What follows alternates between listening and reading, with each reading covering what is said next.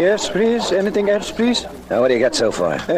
Lady, order 1 chow mein, 1 roast pork, 1 fried rice. What the gentleman have? Tell the cook I want some din yip har. Sorry, please. Din yip har, not a Chinese dish. I never heard din yip har. You tell the cook what I said. Yes, please. I tell him. So, sorry, please. That's all I gotta do, argue with a Chinese waiter. Oh, why should he be different? You argue with everybody. Keep up that kind of talk and I go to work on you, Georgie. Well, anything would be better than just sitting here staring at you. Hey, what is this din yip har you ordered? I never heard of it either. Who cares what you heard of? I bet you never heard of the Declaration of Independence. Sure I did, but you didn't order that. Oh. Johnny. What? What's got into you lately? You're either picking a fight or you clam up so tight I don't know whether I'm better off if you talk or not. You're better off when you don't ask questions. Johnny, what's this din yip har you ordered? What's the difference what it is? You don't have to eat it. Maybe I'd like it. Maybe I'd like to bust that pretty nose of yours, but I ain't going to. And stop battling with me. I got troubles. You got troubles. I got troubles. Living in a crummy flat, eating in a crummy joint. This joint's crummy. You know what that stuff I ordered is going to cost me? I don't know nothing according to you. How should I know? It's going to cost me $15,000. Just for that din yip har you wanted to know so much about.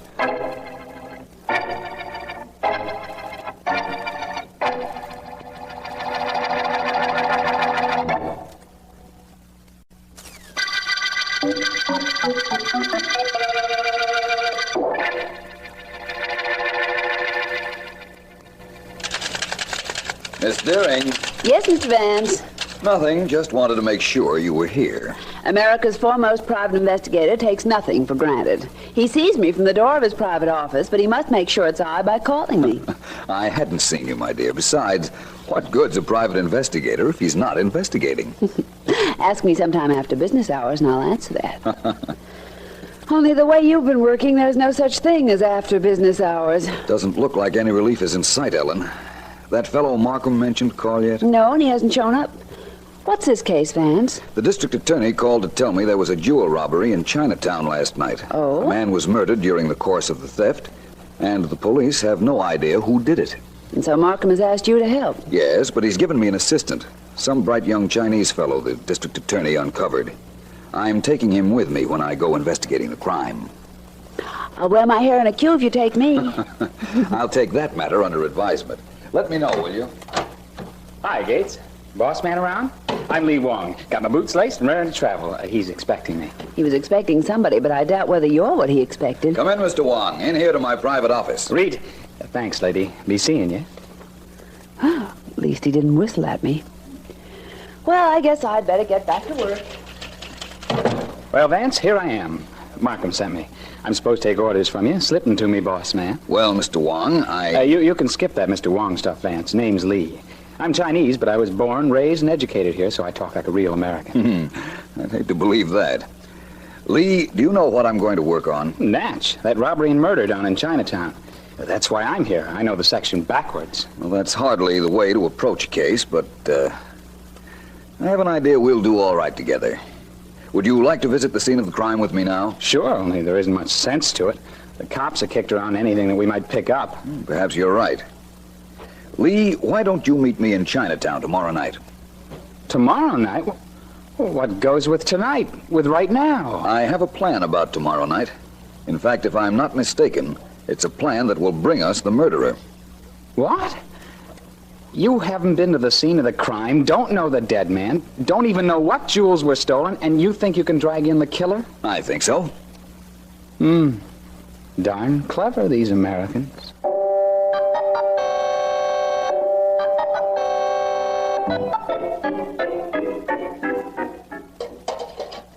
Now, look, Suling, will you stop griping about your cut? We got a good thing going for us. It's a swell place to stash hot jewelry till I get ready to pick it up. But we have a fair deal, I'm not changing it. No? Or maybe you change your mind, Johnny. All right. Nobody'd think of looking in the kitchen of a Chinese restaurant for this stuff, but we'll argue about a better deal later. Right now, I want to test... Waiter coming. Oh. 1 chop suey, 1 mugu pan, 1 lumen. Hola. Chonka hayo kayat. Wela.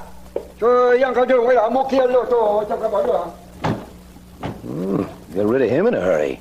That, huila means get lost, doesn't it? Something like that. What is it you want to tell me? Well, just this. I got a real big deal planned for tonight. We'll run it just the same as always. I'll see that the stones get to you. Yes? You hide them till I come in the front of this place, just like any customer, and order din yip har, like always. Can do. What do you steal this time? A 20-carat diamond from one of your merchants. There's a piece in the paper about it this afternoon. Now, you just be ready to grab it when I get it to you. Will do. And, Su Ling, remember, when you get it, keep it for me. Don't hu-hui-law.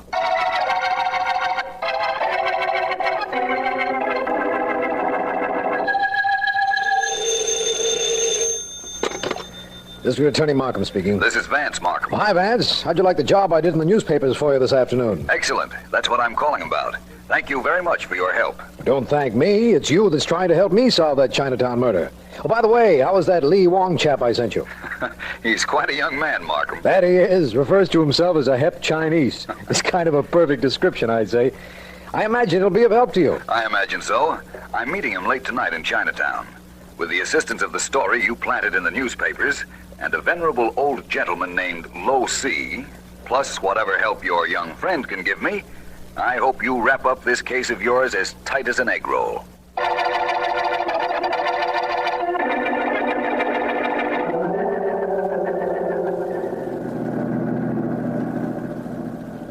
Sure glad that car came past just now, Vance. Was awful lonesome down here in the shadows. I know what you mean, Lee, but hiding here is part of my plan.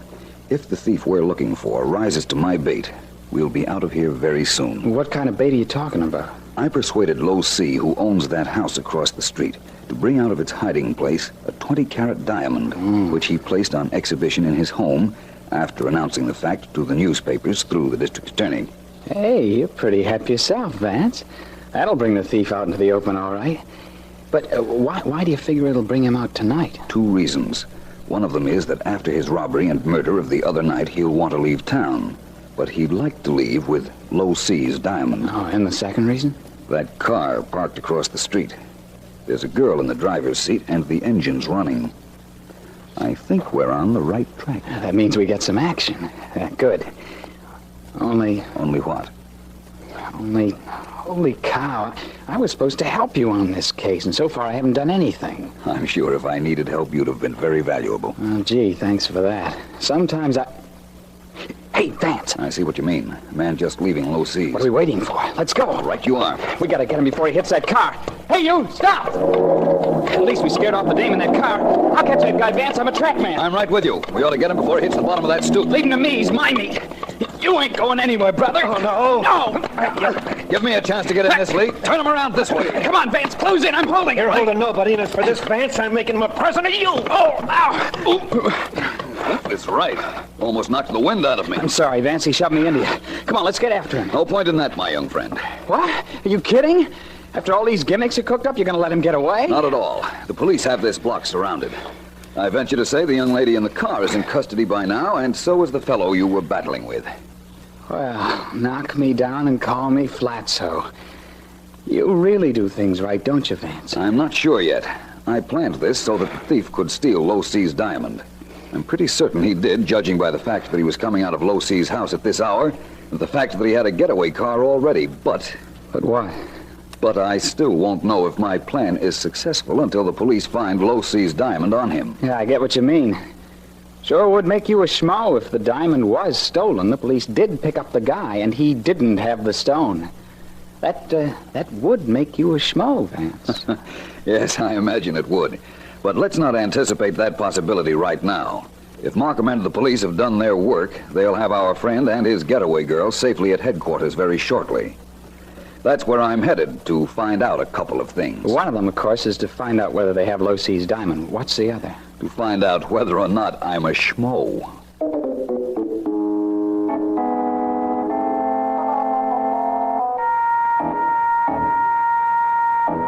Now listen, both of you. We caught you fleeing from the scene of a crime. I've got enough on both of you to send you to jail for 10 years. Listen to the DA rave, Georgie. Yeah. I bet he likes to hear himself make speeches. Apparently talking isn't going to do me any good, is that it? I guarantee if it ain't, it's close. What were you doing running along Chang Street an hour ago? I'm an ex-athlete. I like to keep in condition. You, young lady, what were you doing parked in a car in front of Lo C's house with the motor running? I was taking a nap, and then all of a sudden I discovered I was parked in front of a fire hydrant, so I scram. Oh, what do you want me to do, break the law? I want you to tell the truth. You, Johnny Malloy, you've got a record. That's right. There was a robbery at Lo C's house tonight. You were seen running away from there. Sure. I know the whole thing. I was running away, you caught me before I hit the end of the block, and you searched me. But did you find this diamond that's supposed to be missing? No. Did Lo C, whoever he is, identify Johnny as the man who robbed him? No. The robber wore a mask, but it had to be you, Malloy. We know it must have been you. Then where's the diamond? Well, you might have thrown it away as you were running. Get smart, D.A. Did I know there were cops at the end of the block waiting to grab me? If I made that heist, would I toss that stone in the street? All I know is... Hello, Markham. Vance, come in. Well, Vance, this is the result of your plan. We have this man and his girlfriend. They both deny they had anything to do with the robbery of Lo C, and we can't prove they did have. You didn't find the diamond on him? No, and Lo C can't identify him either. Maybe I can. What? Just how are you going to identify me? You forget I saw you leaving Lo C's house, and that I was standing next to you when you tried to get away from my friend Lee Wong. What do you mean, tried to get away? What's your answer to that, Malloy? Well, I'll tell you. I went to call on Lo C. I rang the bell. There was no answer. I was coming down the steps when two guys jumped me. I didn't know who they were, so I slugged it out with them, shoved one guy into this Vance here, and I beat it. Nice going, Johnny. Hey, thanks. Well, Vance, what do you think? I could lock both of them on suspicion, but I really don't have anything on them that I can make stick. You think you ought to let them go? Well, I don't know what else I can do. Huh? That decides it, then. You know, Vance, this is the first time in all our association that a plan of yours went wrong. I realize that, Markham, and it doesn't make me feel any too good. It makes me feel fine. Your state of well-being is subject to change without notice, Malloy. Markham? Yes? I'm responsible for the loss of Lo C's diamond. Why don't you advertise for it? Maybe some honest guy found it. As I was saying, Markham, I'm responsible for the loss of the diamond. It was I who urged Lo C to use it as bait. And as you were saying, Markham, this is one time where I have been proven definitely wrong. Well, now, Vance, don't feel so badly about it. I feel very badly about it. But I have one more thing to say. It's true that I was wrong. But, Markham, I'm only going to be wrong temporarily.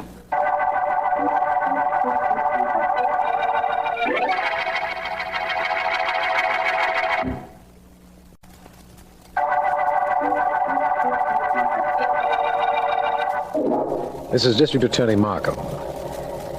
The case we're working on, which Vance calls the Chop Suey murder case, began with the robbery and murder of a Chinatown merchant. In an effort to trap the man responsible, Vance planned a scheme that backfired, and a large diamond belonging to a prominent Chinese was stolen. While we thought we had the criminals in Johnny Malloy and his girlfriend, they had no diamond when we captured them. In an effort to explain, Vance told me he was going to visit Lo C, the man from whom the diamond was stolen. He should be there about... More tea, Mr. Vance? Thank you, no, Lo C. And thank you for understanding how badly I feel about your missing diamond. Was possible stone might have had real value. Was possible stone might have been instrument which brought criminal to justice. Thus, although stone worth many thousands of dollars, it failed in its true purpose. It didn't fail. I did. Oh, many times intentions better than results. Should man be censured for this? I think not. Was possible you erred in judgment, Mr. Vance, but not in motive. Tell me something, Lo C. You've lived in Chinatown for a long time. Many years, my friend. I'm convinced that somewhere between your house here and the corner where the police picked him up, Johnny Malloy got rid of your diamond. Many houses on this street, Mr. Vance. Was possible Mr. Malloy hid diamond somewhere? I don't think he hid it. I think he got rid of it by design, as part of a plan so that if he were picked up getting away from this house, he wouldn't have it on his person. Lo C, is there someone on this block whom you have reason to distrust? Well, many times do I hear stories about some man who worked in Sinyan restaurant near corner. Nothing do I know about it which I find for myself, so naturally I know nothing. I understand. Thank you, Low C. The Sinyan restaurant, eh? I think I'll call my secretary, and if I can find her in, I'll see what we can find out at Sinyan's.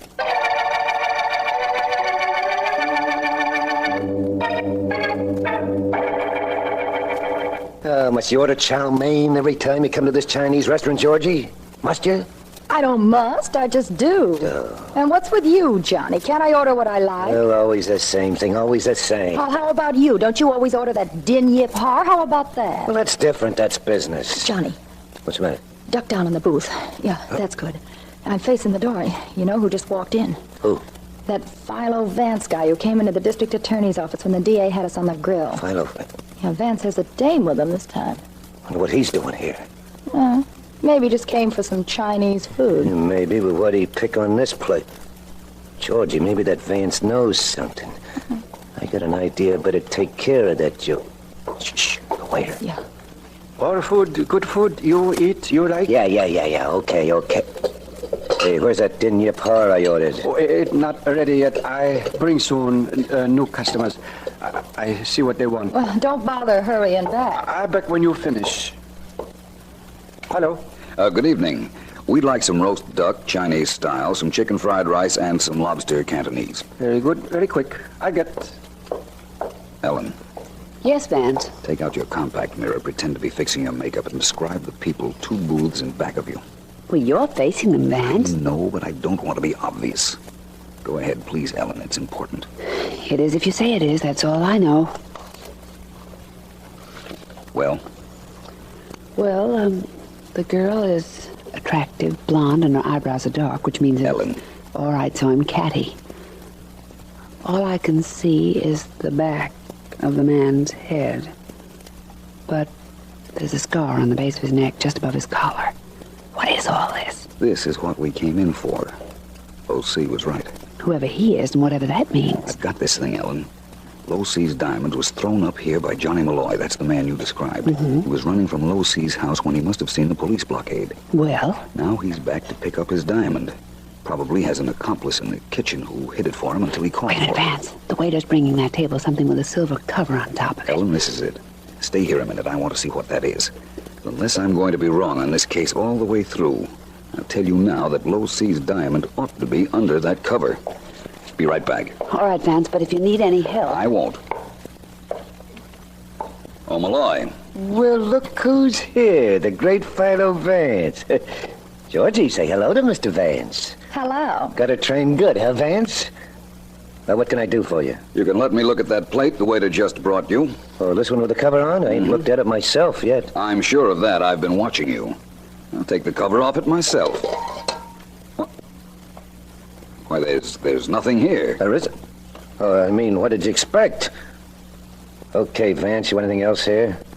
No. No, I guess I don't. You'll both excuse me, I'm sure. Johnny, what happened to what was supposed to be on the plate? I don't know. It's supposed to be Low C's diamond. Something's gone haywire. I'd say that everything was swell. If it was there, Vance would have spotted it. Yeah, I know, but why isn't it here? If that cook is double-crossing me, Excuse please, Miss Malloy? Yes, what is it, waiter? Cook say to tell you he recognized Vance when I come in, so everything okay. Everything okay? Uh-huh. I'd say everything was definitely okay. Tell the cook that he's got good eyesight and very good sense.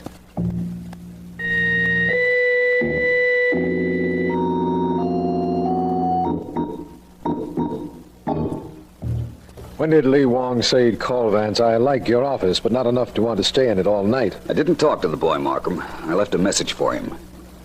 I'm going to need him very badly. I do wish he'd call. He's a nice young fellow, Vance, and he has ambitions of being a private investigator, like you. Oh, not like me on this case, I guarantee that. I'll get it. Vance speaking. Hi, tall, dark detective. This is Lee Wong. Yes, I might have guessed that. Lee, can you get a job as a waiter?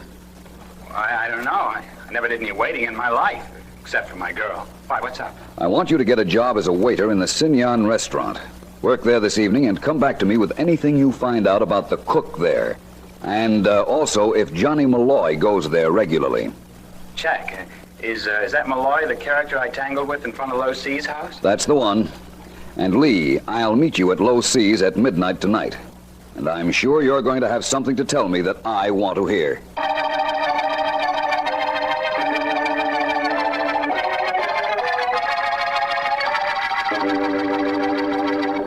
Markham, I'd like you to meet my friend Low C. How do you do? Oh, my humble house is yours, Mr. Markham, Mr. Vance. Please sit down. Thank you. Thank you.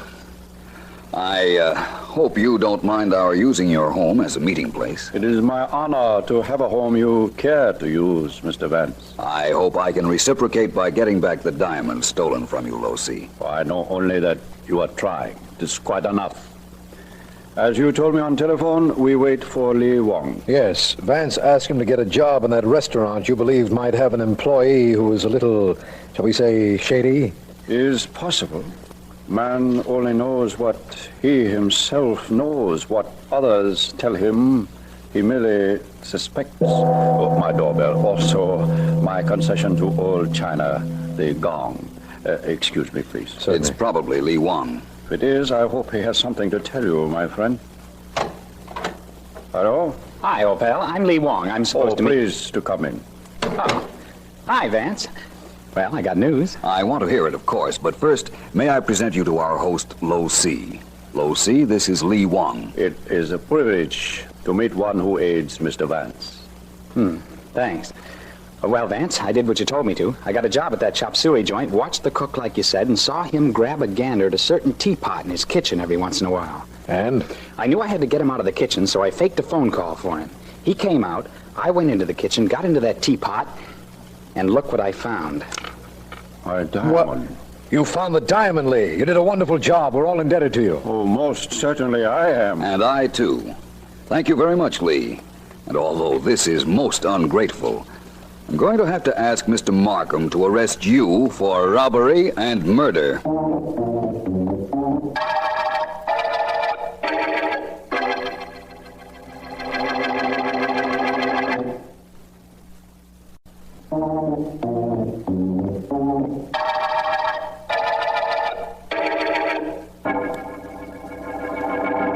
Start talking, Su Ling, and fast. Mr. Markham's waiting to hear what you have to say. This the cook in the Chinese restaurant, Vance? Right. Well, Su Ling? I tell you, Lee Wong steal diamonds, kill man 2-3 days ago. He give me diamonds to hold, I hold them. Later, I give them to man named Malloy. He's talking about the original robbery and murder that happened before I got into this case, Markham. I know. Go on, Su Ling. I tell you this because Lee Wong, he tell you he got Low C's diamond from me. Yes, he got him from me, but he gave it me the night Low C was robbed. Lee Wong has confessed, Su Ling. There was nothing else he could do, considering that Vance knew all about him. By the way, Vance, how did you know? Let's go back to the night of Low C's robbery, Markham. To begin with, I believed the first robbery and murder and this one were done by the same gang. I understand why, Vance. Go ahead, please. Jimmy Malloy stole Low C's diamond, came out of the house, and there we were, Lee Wong and I. Lee had no chance to warn him in advance that we'd be there. Malloy immediately suspected a trap and dropped the diamond in Lee Wong's pocket as they were struggling. That is right, Mr. Vance. Thank you. Now, if Lee Wong turned the diamond in, I wouldn't have suspected him. But he didn't. He waited until he found out that I knew something was wrong at the Sinyan restaurant. And then he decided to bring back the diamond and incriminate Su Ling here. Yeah. I'm still not sure I know why he brought it back. He knew I was close to a solution of this case, and he wanted me off it. Low C's diamond was my personal responsibility, and he knew I'd never stop until I recovered it, but that I might stop if I did. Yeah, well, that makes sense. I see why you didn't suspect Lee Wong right away, too. It was because I sent him to you. Lee Wong go to district attorney in beginning to pretend to help while he find out what progress police were making. That's understandable, Markham, isn't it? Yes, it is. Well, we have Sue here, Johnny Malloy and his girl, and Lee Wong, all in custody. And they'll all pay for what they've done in the end. In the end, and at the end of the Chop Suey murder case.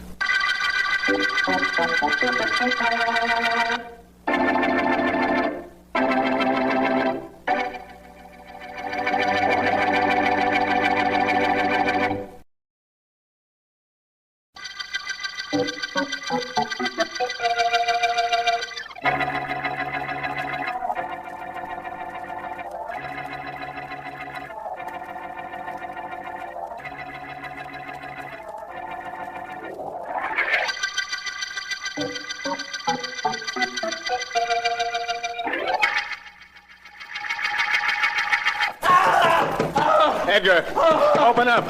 Please, open this door. There's something very wrong in that bedroom, Dick. Something is terrible wrong. I hear Mr. Downey crying out, and I come and get you two right away. Oh, you did right, Matilda. Daddy! Oh, please open this door. Dick, can't we break it down? He's in there. Listen to him.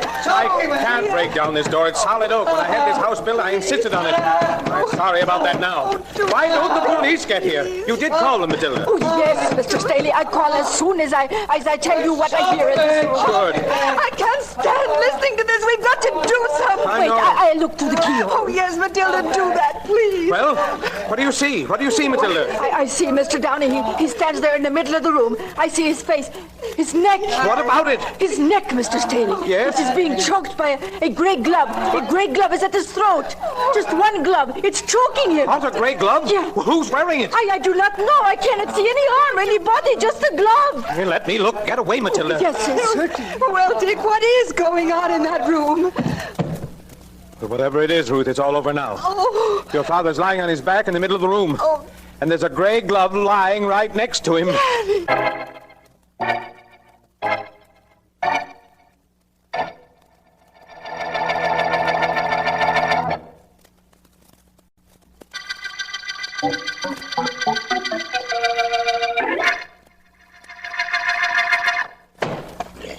A few more with the axe ought to do it, Riley.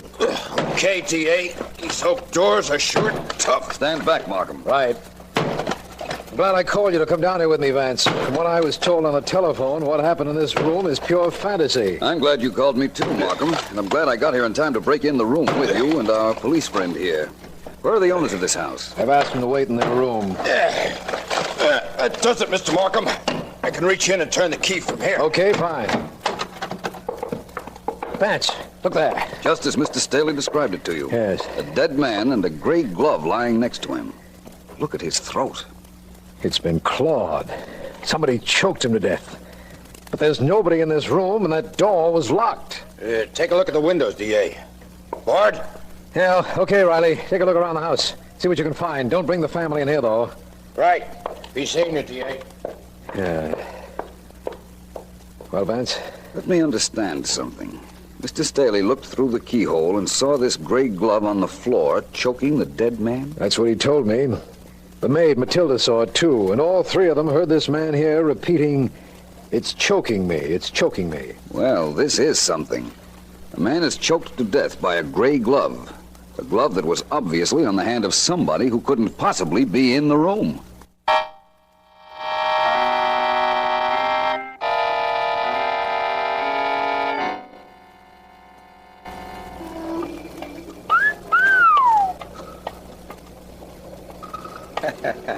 Didn't give you a tumble, Joe. You must be losing your stuff. Kind of nice you was. Who needs her?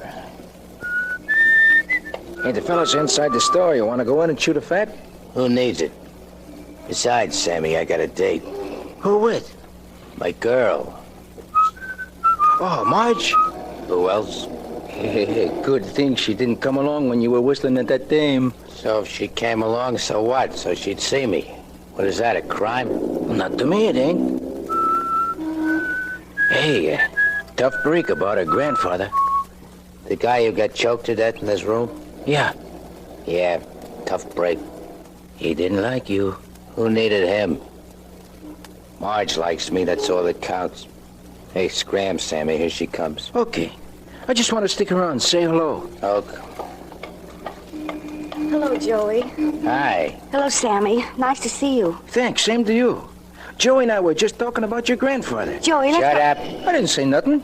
I just said you and I were just talking about Marge's grandfather. That's all I said. Joey, could we go Of course, everybody knows you didn't like Joey here and was raising the roof because you used to meet him on street corners. But I wouldn't say there was any reason to kill a guy, would you, Marge? Joey, please, let's go take a walk or something. Who needs it? Wait a minute. I want this guy to keep talking. Let's go, Go Joey. on, Sammy. You were saying? Nothing much. Just that I don't think you'd kill a guy for not liking you to go out with Marge here. Of course, he wouldn't be the first guy you knocked off, but... I need him. Let's get away from here fast, Joey, before a crowd comes. Please, Joey. Some guys talk too much. Some dames, too. You should remember that, Marge. Please, Joey. People are starting to come around. Let's get away from here. Okay, Sammy will be all right when he wakes up. Hurry up, will you? All right. How do you like that punk trying to say that maybe I killed your grandpa? The guy who'd say a thing like that is stupid. He don't know nothing. Either that, Joey, or he does know something.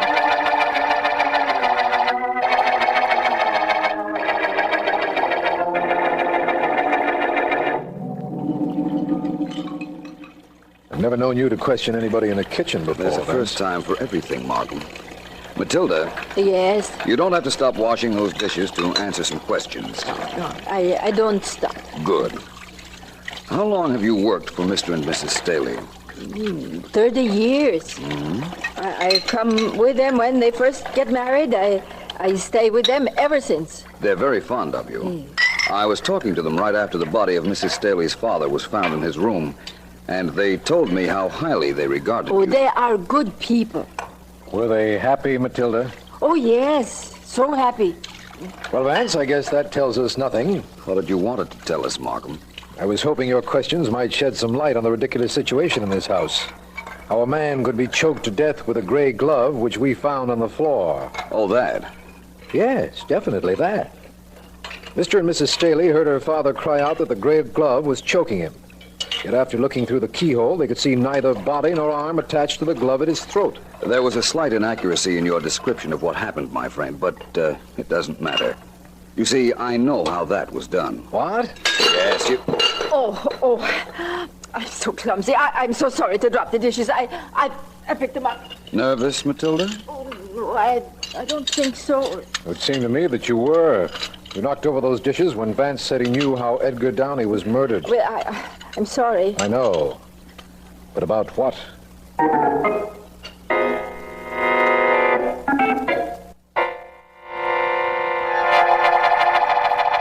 I think, now let me see, I think it's a little tight across the shoulders, Mr. Brooks. Fix it. Certainly. Would you care for a little extra drape in this suit? Who needs it? But, Just Mr. Brooks... make sure there's enough padding in the shoulders. Oh, don't worry, Mr. Brooks. I'll especially see to that. You want the trousers pegged, of course? What else? And see that they come up high enough, you hear? Oh, yes, Mr. Brooks. Okay, that does it. Now, when do you want me to come? Joey, are you in there? Who is that? It's my girl. What's she doing here? In here, Marge. Come on in. Joey, I've got to talk to you. So talk. Alone. Oh, yes, sir, Mr. Brooks. The fitting was about over, you know. I'll see you Thursday. Thank you. Joey. Well, Marge? Joey, what do you think's happened? How do I know? Philo Vance is working on the murder of my grandfather. So, he's got a job. Mm-hmm. Oh, send him a wire of congratulations. Joey, don't fool. This is too serious. Yeah? It isn't only that he's working on the murder, but he's found out something. Lucky him. He was talking to Matilda, our cook, this morning. Oh. The district attorney was there. So? The district attorney said he wished he knew how the murder was committed, and Vance said that he knew. Oh, he did he? Joey, you've got to do something. This is for me. You know about Mother and Dad. What am I supposed to know about him? Well, you know how terribly they quarreled when Grandfather came to live with us. I told you that. So what am I supposed to do? Stick my neck out and get into trouble? Who needs it? Well, if Vance knows how Grandfather was killed, it's going to affect somebody I love. My mother or father or you. Oh, I get the gimmick now. You're scared. You'll think of something to do, won't you? Please. Sure. I think of something. Only don't get into trouble, Joey. I wouldn't want that. I'll try not to. Okay, honey, relax.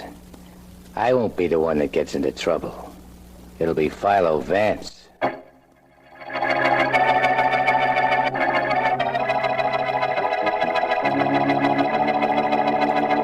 Must we quarrel now, Ruth? Must we? I don't know. I'm so sick of arguing with you, Richard. So am I. Oh, I'm so tired of everything since what happened to my father. Right in front of my eyes. It happened in front of my eyes, too. Don't forget that.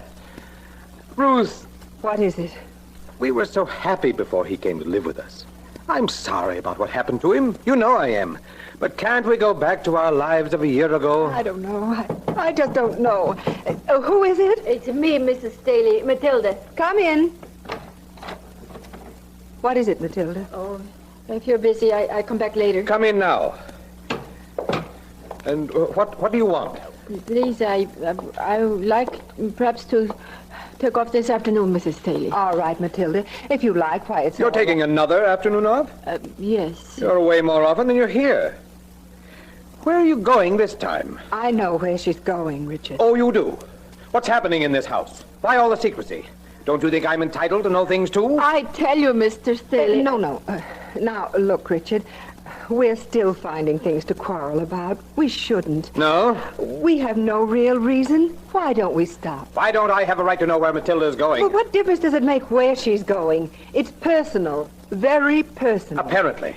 All right, Matilda. Take the afternoon off. Take the night off, too. Don't come back here at all. Richard. Oh, I'm sorry, Mr. Staley. I must come back here. You see, I have no other place to go.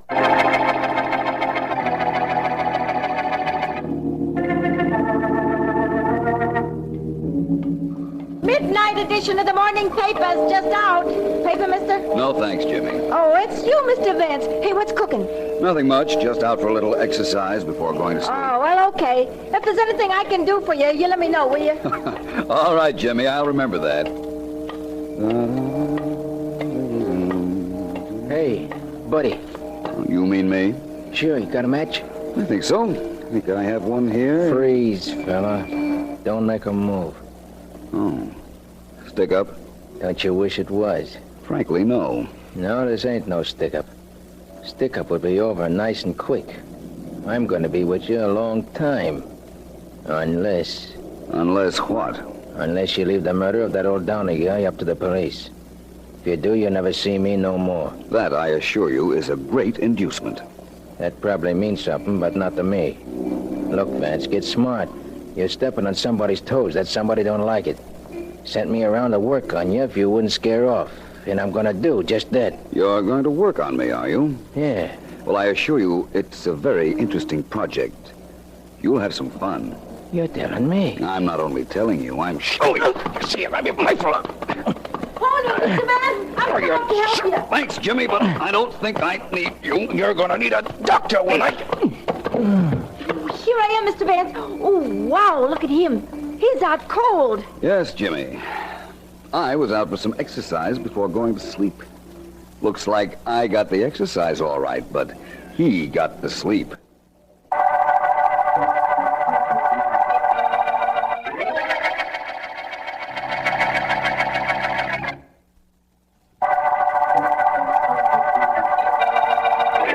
This is District Attorney Markham. The Gray Glove murder case opened when the body of Edgar Downey was found in his locked bedroom.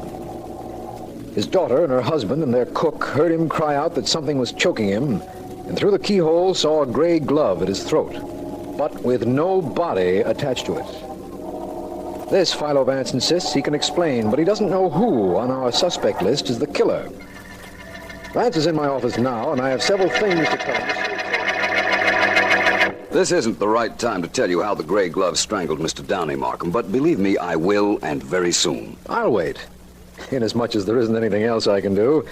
I'm also waiting for the autopsy, as a matter of fact, but I have something to tell you. Going to make me wait, too? No, I know you must have a reason for not talking now, but listen.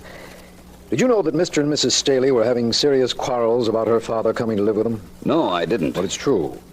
Now, you take a situation of this sort. Two people who get along beautifully for years suddenly have their happiness threatened by a third person. Don't you think the husband might have killed his wife's father? No. Now, Vance. You can build that as much as you like, Markham, but it isn't a motive for murder, in my opinion. Now, the wife might have killed her father. What? Certainly. If the old man were wealthy and had left her his money... I see what you mean, but would a woman kill her own father? And how was it done? I merely offered a suggestion in opposition to yours about Mr. Staley being the killer, that's all. Wasn't my theory. But you do have one? Yes. You see, a rather tough character tried to intimidate me last night as I was taking a walk. Oh? I don't think either Mr. or Mrs. Staley would have hired him. And who did? I don't know. But I have a hunch whoever it was will show up. And very soon. He knows I don't scare easily now. And apparently he's worried. So am I. After what you told me. Don't be. My activities for the next hour or so are very tame. I'm going to take a ride with a lady. Mrs. Staley? No. Her daughter Marge, whom I know you haven't met as yet? No. I'm going for a ride with the one woman in this case who can tell me something important, if I can make her talk. The cook, Matilda.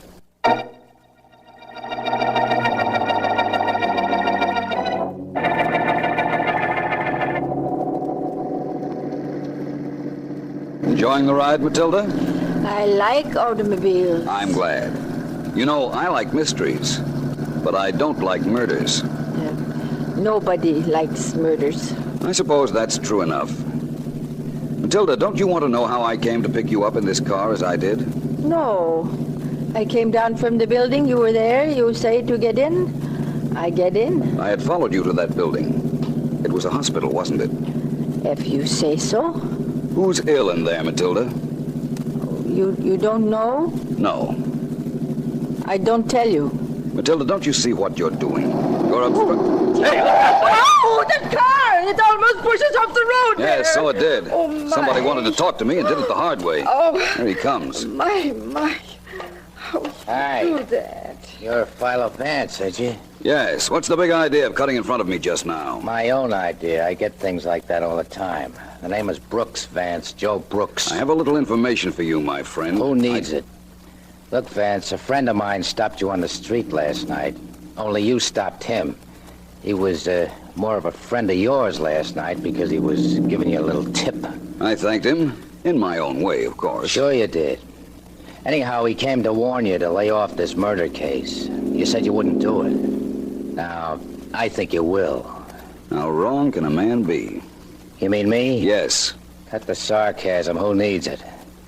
Vance, I'm not threatening you now. I'm not that stupid. Threats don't mean nothing to a guy like you. That's pretty apparent, isn't it? What's your proposition? I'm not threatening you. I'm promising you something. Duck out of this case, or I promise you I'll take care of you personally. And, Vance... Yes? My word's awfully good.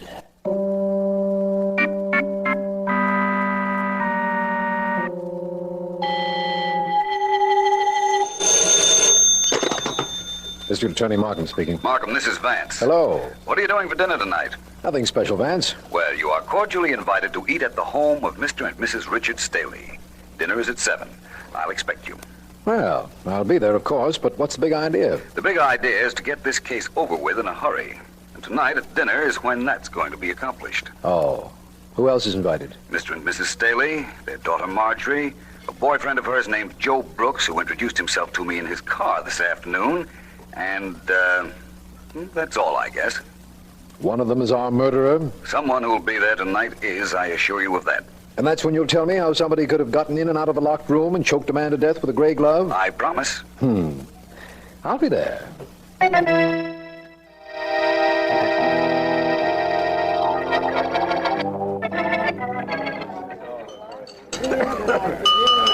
May I please have your attention?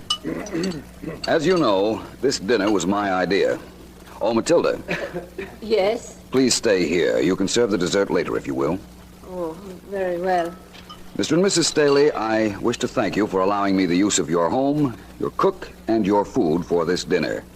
I hope you don't mind Police Officer Riley being here. That's quite all right. We're only too glad to be here. Thank you. Riley. Yes, Mr. Vance? I hope you don't mind waiting. I'm used to it. Good. Now, Miss Staley.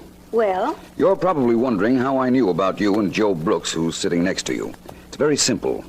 I have a newsboy friend named Jimmy. He saw a friend of Mr. Brooks pick a quarrel with me on the street and identified him for me. You checked on Sammy, found he was my friend, asked questions, and found I went with Marge. Some brain. Who needs it? I do, Mr. Brooks, very much. Now, for the first time, I want to tell all but one of you how Mr. Edgar Downey died. Oh, you mean that? One of you, the murderer, already knows. The others will be very interested, I'm sure. Edgar Downey wasn't strangled. What? He was poisoned. But that can't be. I heard him say it's choking me. It's choking me. And Dick looked through the keyhole and saw the glove at his throat. So did Matilda. Really? It was my understanding that Matilda looked through the keyhole and announced that she saw the glove at your father's throat. When your husband got to the keyhole, Mr. Downey was already falling. Well, I imagine that's right. Let me continue. There are several poisons that constrict the throat. Mr. Downey was poisoned. When the poison began to take effect in his bedroom, he instinctively grabbed his throat. When he said it's choking me, he didn't mean the glove, he meant the poison. Of course. Yeah. No glove was choking him. When you get a report of the autopsy, Markham, you'll find I'm right, that he was poisoned. I don't want to inject no sour note in this, Vance, but what's with that gray glove? Joey, how did you know that glove was gray? Oh, me? Yes. I didn't. I guess most gloves are gray, ain't they, Marge? If you don't mind, I'd like to handle this investigation my way. Now, I want to tell you all this. The same poison that killed Mr. Downey was fed to all of you just now at dinner. What on earth do you mean? Please, everyone. The poison won't take effect for a half hour. And in the meantime, I'm sure I'll have a confession from the guilty person. The one who caused Mr. Downey's death. How are you going to get that confession, Vance? No one is to leave this room, Markham. The guilty person knows what poison was used, and I'm sure also knows the antidote for that poison. I'm quite certain there'll be an effort made to get that antidote. But suppose there isn't. What are we supposed to do? All sit around and die? No, Mrs. Staley. I've made provisions for that, believe me. Wait a minute, Vance. I can't let you do this. After all, I'm district attorney. I represent the law, and what you've done is very illegal, even though it might solve a murder case. That's right. Now, let me ask you something right here. Do you or don't you know who was responsible for Mr. Downey's death? Certainly I know. Now. Matilda, where are you going? I just out to the kitchen for a minute. I come back in. You're not going anywhere, Matilda. Riley, there's our murderer. Take her. No, Matilda is the murderer? I've got to get in there. Take her out, Riley. She's coming, whether she likes it or not. Come on, you. Vance, I don't understand all this, and I'll hire the best lawyers to defend Matilda. You won't want to after I tell you how sure I am of her guilt. In fact, I'm quite certain she'll confess when she gets to headquarters. What about the poison that was fed to all of us, Vance? There wasn't any poison, Markham. What do you mean? Hey, what's with all this mixed-up business? Who needs it? You say we weren't served poison? Then why did Matilda make a break for the kitchen? Vance, what is this? I'm just as confused as everybody else is here. I don't blame you, and I'm sorry. First of all, let me tell you this. Matilda is the one who poisoned Mr. Downey. Oh, no, I thought I could make her try to leave the room on a pretext to get the antidote for the poison she thought was fed her, and I did. You know so much, Vance. Tell me where she was spending all the time she took off from her work. Mrs. Staley, would you answer your husband, please? Matilda had a son who was very ill, Richard. That's why she was taking all that time off. She was going to a hospital to visit him. Oh. How did you know, Vance? I picked her up at the hospital yesterday, Mrs. Staley. Oh. Later, I went back to see her son's doctor. He told me the boy needed very expensive treatments. Then I asked him about a poison that might constrict a victim's throat. And what happened? He told me what types would. And he also told me something very important. He said that a quantity of that poison had been found missing from the hospital immediately after one of Matilda's visits. That was all I needed to know. I prepared this little dinner party, hoping that Matilda would confess. And she will, I'm sure of it. But my father never did anything to Matilda. Why should she want to kill him? What reason would she have? I think I know the reason, Mrs. Staley. What? But I'll have to wait just a little while to make sure.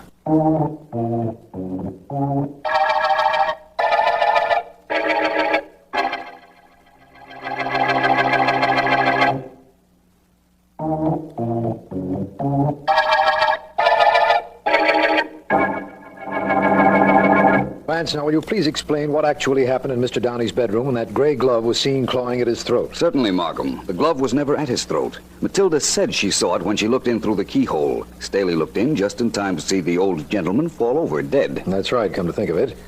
But the gray glove, how did that get on the floor? Matilda had put it there earlier. She knew about the poison, she knew Mr. Downey's habits, and she knew how long the poison would take to work.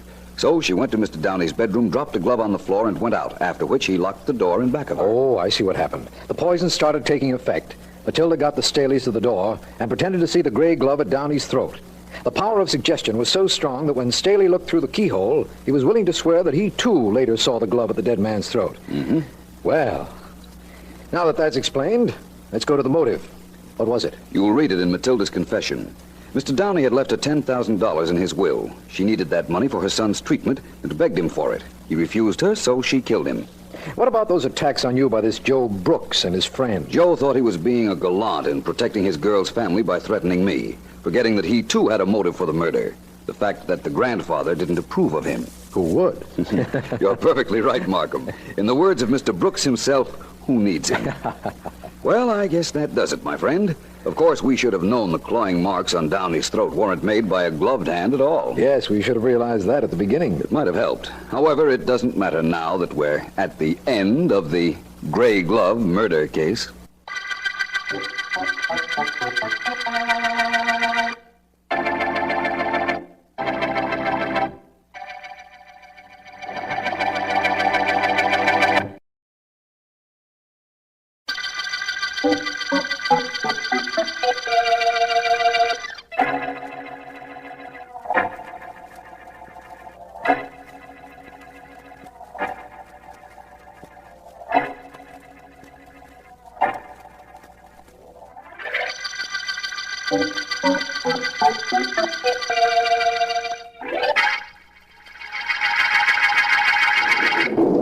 But Uncle David... Now listen, Wanda, stop interrupting me and let me finish. I didn't call you on the telephone to listen to you. Your husband has walked out on you, and it's a good thing. I'll buy him off so that he'll stay away and never come back. That's the least I can do for my niece. And another thing. Oh, hold the phone. There's somebody at the door. Wait a minute. People, if they aren't annoying you, they're interrupting you. Well? Mr. Wilkins, I made you some soup, and I thought you'd like to have... You thought, did you? That's a fine thing. Serves me right. I say good morning to my neighbor once, and she thinks she can barge in here anytime she likes. Well, I wasn't barging in, Mr. Wilkins. I'm not. It's raining. I know you won't go out, so I wanted to see if you'd like some of the soup I made. Soup you made. Soup you made. You said all that when you knocked on the door and I opened it. Yes, I was talking to my niece on the telephone, and you interrupted me. But For no reason. I don't want any soup. I hate soup. Oh, all right, but I But didn't... nothing. Now get out of here and stay out. Can't a man have some privacy in his own apartment? Well, certainly, but all I did... Goodbye. Now, you listen to me, Wanda. Better still, you come over here right away, and I'll tell you the rest of what I have to say in person. I know it's pouring, but you won't get too wet. Better hurry, though, while I still feel like helping you. What a night this is. Really a night for a murder. Night for a murder.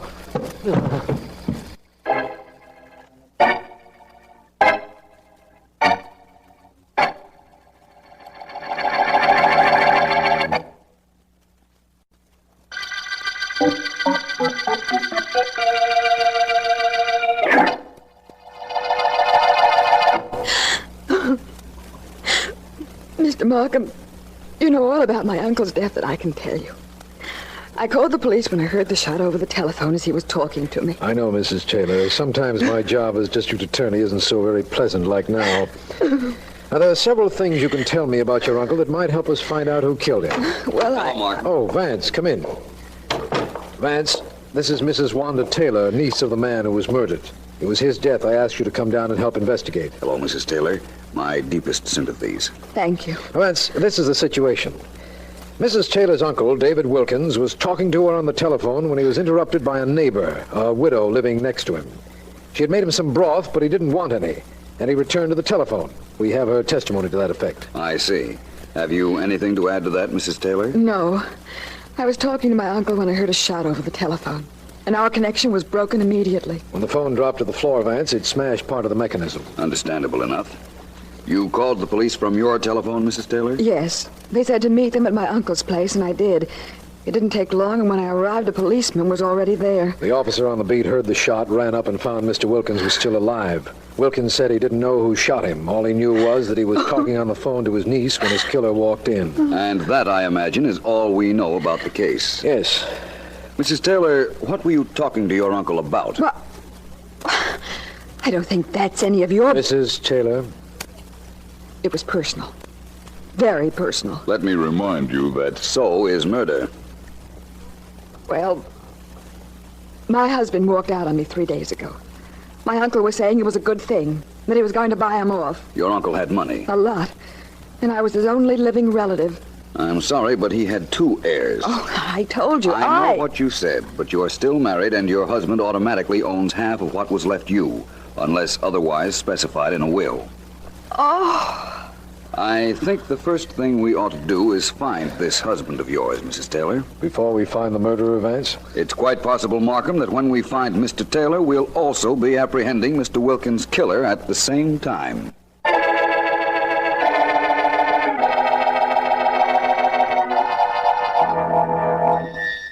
While the police police comb the city to try to find him. High police officials believe the killer of David Wilkins will be apprehended shortly, although they admit they have little... Turn that darn thing off, will you, Betty? All right, George, don't get excited. I'm not excited. I know, you always yell like that. What's the matter? You unhappy because you packed in the niece of that dead guy? Well, I don't know what the matter is. You got something to gripe about. I got something to gripe about. I came here to your new apartment this morning, worked all day marketing because the stores wouldn't deliver. I cleaned this place for you. You're complaining. Yeah. Take it easy, Betty. Take it easy. I'm too tired to do anything else. Georgie, what's the matter with you? You want to go back to your wife. Is that it? That isn't it, and you know it. If I never see Wanda again, that's okay with me. I'm nervous. I want to get out of here. I think the cops might come looking for me. What for? You didn't kill our uncle, did you? Now, look, I'm going to leave town. Now, be a good kid and throw some of my things in a bag for me, will you? How long you going away for? Not long, just till this blows over. Okay, I'll help you. How many shirts you want? 2 or 3. I'll travel light and buy some stuff if I need it. Okay. Why don't you get on the phone and get a train reservation? I'll go by bus. Okay, go anywhere you like. Only, Georgie... Yeah, what is it? Don't forget to come back. 3 shirts, that ought to be... What's the matter? Nothing. Nothing at all. Now, listen, what are you going to do when I'm away? Going back with, Big Johnny Dale? I don't know. Depends on how long you stay away, Georgie. What's the matter with you? You act like you found a bottle of poison or something in my dresser drawer. Poison, Georgie? Yeah. Maybe you better not leave town because maybe I found something a whole lot more deadly than that.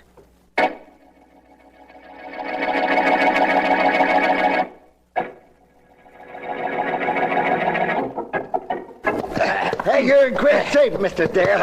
I can't hardly lay a glove on you. You learned me good, Sammy. I was 20 years younger. Maybe I could be a professional. Huh? Sure, only you and one scrap in the ring. That's how I started. Now look at me, broken down ex-pug who keeps guys like you in shape. I take care of you, don't I? Oh, yeah, sure. No complaints. You tagged me with that one. Pretty good, huh? Yeah. Hold it, Sammy. Somebody's at the door.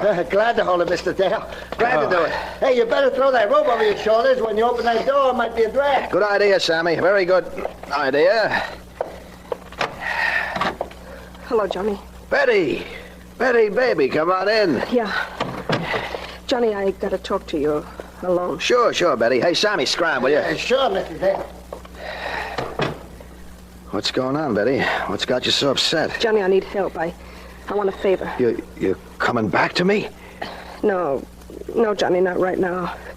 Don't ask me to come back. Wait till I come back by myself. Because if I ever come back that way, I'll stick. Well, you got something there, Betty, baby. Okay, I won't press it. Tell me what's on your mind. Johnny, you know anything about the killing of that David Wilkins guy yesterday? Only what I read about it. Why? Well, this Wilkins was talking to his niece when he was killed. His niece is married to a guy named Taylor, only he walked out on her a couple of days before. Yeah? That's the guy I'm running around with, Johnny. Well, that's a nice, pretty picture. Where do I fit in it? You fit in like this. Hey, kid, that gun, put it away. No. What do you want to point a gun at me for? I'm sorry. Here, I want you to take it. Wilkins was killed with a .38. Here's a .38 I found in this guy Taylor's dresser drawer. 1 shot's been fired. Take care of the gun for me, Johnny. So that's the pitch, huh? Yeah. Your boyfriend knocked off the uncle, stashed the gun in his dresser, and you found it. Yeah. You found it, and you bring it to me to see that it gets lost. You got a lot of nerve, Betty. I got a lot of confidence, Johnny. You'll do it for me, won't you? I don't know. I'm not sure. This sticks me in the middle of something that ain't my business. You know that. I don't want that gun kicking around. This boyfriend of mine wanted to blow town, only I talked him into staying for a little while. But he wouldn't know how to duck a hot rod, and you would. Yeah, I'd know. The cops looking for this new guy of yours? Not that we know of. Only he's afraid of something. Well, he ought to be afraid of me. After all, he took my girl away. He didn't take. She went to him. Well, I guess that's right. Well, okay, Betty, baby. I'll take the gun. Oh. And I'll get rid of it. You got a big heart, Johnny. And a soft head.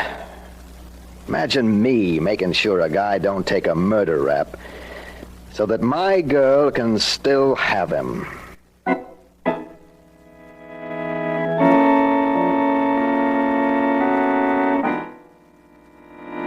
Mrs. Taylor, our purpose here in your apartment is not to ply you with questions or to make you uncomfortable. You understand that.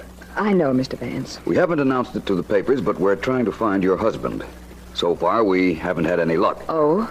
That's the reason Sergeant Heath is inside searching your bedroom. I understand. He's looking for something that might give you an idea as to where my husband might be. Exactly. Excuse me just a moment. Certainly. Find anything, Heath? No, not yet, Vance, but I'm still looking. Keep at it, please, Heath. Don't worry. Now, Mrs. Taylor, I want to know anything that you can tell us that might be a clue as to where your husband is. I haven't any idea. I've given you his picture. I've told you I'm pretty sure there's another woman involved. But naturally, I wouldn't know who she is. Naturally. I want to thank you for being so honest with us. I don't know... Vance, I found the gun. What? I found the murder gun. What? Here it is, Vance, a .38, one bullet missing. What? I'll bet my badge it's the murder gun. Chances are you're right. Well, where did you find that gun? Listen to her. Where did I find that gun? Yes. I found it where you tried to hide it after killing your uncle in a hat box back on a closet shelf. Somebody planted it there. I never saw that gun before. Somebody put it there, I tell you. Oh, sure. Well, Vance, tell him I couldn't have killed my uncle. Tell him I was talking to him on the telephone when he was shot. Tell him that gun must have been planted. You don't have to tell me. I know from the dying man's own testimony that he was talking to you on the phone when he was shot. Oh, well then. Look, all I know is I got a gun here that looks to me like the murder weapon. And, Vance, I got a right to take Mrs. Taylor here downtown. I'm not stopping you, Heath. I'm stopping myself. I don't know how she could have done it. And you know something? I don't care. All I know is I've got the gun, and I'm pretty sure it's the gun that did the job. Now all I got to do is find out who fired it. Well, it wasn't I. You know I couldn't have fired it. We do, Mrs. Taylor? Yes. I don't agree with that at all. Well, now I'm mixed up good. What am I supposed to do now, Vance? Take the gun to headquarters and check it, of course. And what are you going to be doing all that time, Vance? Trying to find two things, Mrs. Taylor. Yes? One is your husband, and the other is a way that you might have murdered your uncle.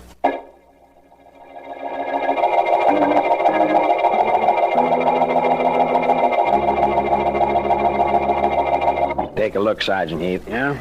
The bullet we fired out of the gun you found in Mrs. Taylor's place and the bullet we took out of the body of her uncle are both under this microscope. Take a look. Sure, I'll take a look. That was the idea of me bringing you those two bullets. The markings are pretty close, wouldn't you say? Close? No, they're not close, Sergeant Heath. Fine guy we got in charge of the police laboratory. I'm looking at the two bullets. I see the markings, and he says they're not close. I looked at them, too, you know, when I set the microscope for you. And you still say those markings are not close? They're not close at all, Sergeant Heath. They are identical. Without any question, the gun you found in Mrs. Taylor's apartment is the gun that murdered her uncle.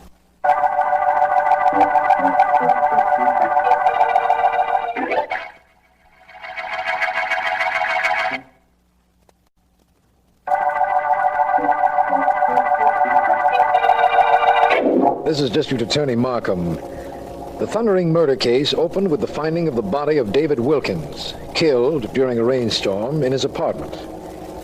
Investigation proved that he was talking on the telephone to his niece, Wanda Taylor, at the time of his death, and Mrs. Taylor's husband is missing. Philo Vance believes that Taylor might be an important factor in this case, and so do I. But while we're searching for him, Sergeant Heath has found the murder gun in Mrs. Taylor's apartment. Vance and I are in my office. Despite the evidence of the gun in Mrs. Taylor's place, Markham, I still want to find George Taylor, her husband. And for a very good reason, Vance. Mrs. Taylor couldn't possibly have killed her uncle. Even though she did gain appreciably through his death, he left everything to her. Yes, I know. But I don't agree that she couldn't have killed him. At the moment, I don't see how she could have done it, but it's possible she might have. Everything is possible, of course, but there certainly is nothing to support the theory that she's guilty, Vance. I agree with that, too. And I know you agree that we ought to do something about finding George Taylor. This is the photograph Mrs. Taylor gave me. Yes, I've seen it. Taylor was quite good-looking. Perhaps too good-looking, Markham. But I don't care half as much what he looks like as I do where he is. There's nothing in the photograph that would tell us that. No. I just noticed something. Look at what's on his lapel. That emblem? Mm-hmm. That's an indication that he's a member of some kind of a club or an order of some sort, isn't it? Yes, that's the Roster Club emblem. Roster Club? Yes. Let me see now. Taylor doesn't know we're looking for him, does he? Why, no. You asked me not to tell that to the newspapers. Good. Now, so far as Taylor knows, his wife never indicated to us that he walked out on her. Therefore, there'd be no reason for him to be in hiding, would there? Oh, I see what you're getting at. I'm sure you do. If Taylor belongs to the Roster Club, and apparently he does, and inasmuch as he wears the emblem in his lapel, he's probably an active member, there's no reason why he wouldn't attend a meeting, is there? None that I know of. In fact, the chances are he would attend a meeting just to keep up appearances. Just so nobody would suspect that there was any reason he didn't attend. A reason such as a split-up between him and his wife. Vance, I think you've done it again. I think your logic has enabled us to find Taylor. You know, it sounds incredible that sitting at this desk with me, you could indicate where a missing man might be. I should have used that logic yesterday. Then perhaps he wouldn't have had a chance to plant that gun in his former apartment, if he planted it. Well, what's our next step? Check the Roster Club. Find out when their next meeting's to be held. And at its conclusion, you and I will be waiting outside to pick up George Taylor.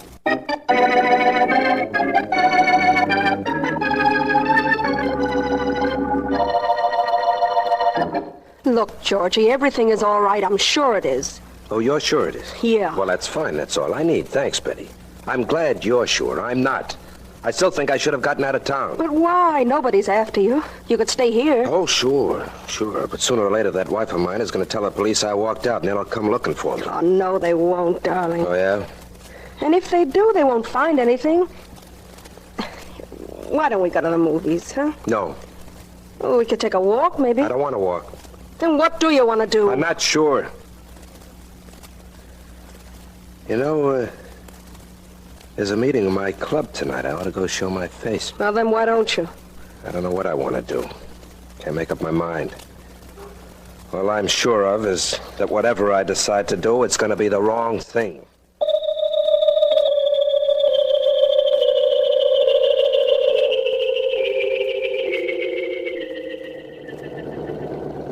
It's almost 11 o'clock, Markham. That Roster Club meeting ought to be breaking up any minute now. We could have gone into the club rooms to see if Taylor was there. Yes, but this way is just as easy and a whole lot less conspicuous. We'll stay here in my car and spot our man when he comes out. If he comes out. Vance, I can't help feeling that there's someone else involved in this case that we don't know about. It's very possible.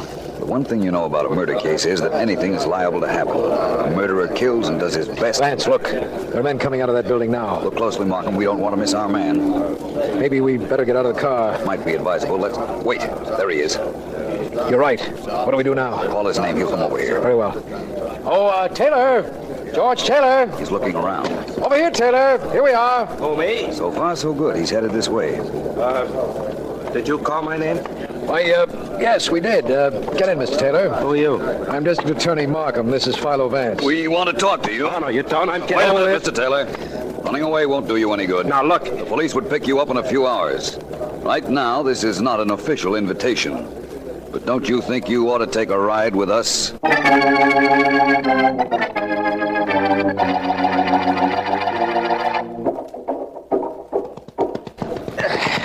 I'm pretty good with this punching bag, huh, Vance? Not bad, Dale. Oh, I suppose you could do better. I don't know. I haven't tried in years. Well, go ahead and try. Here, take a crack at it. Let's see you make it do tricks. All right, Dale. Well, you're all right. Thank you.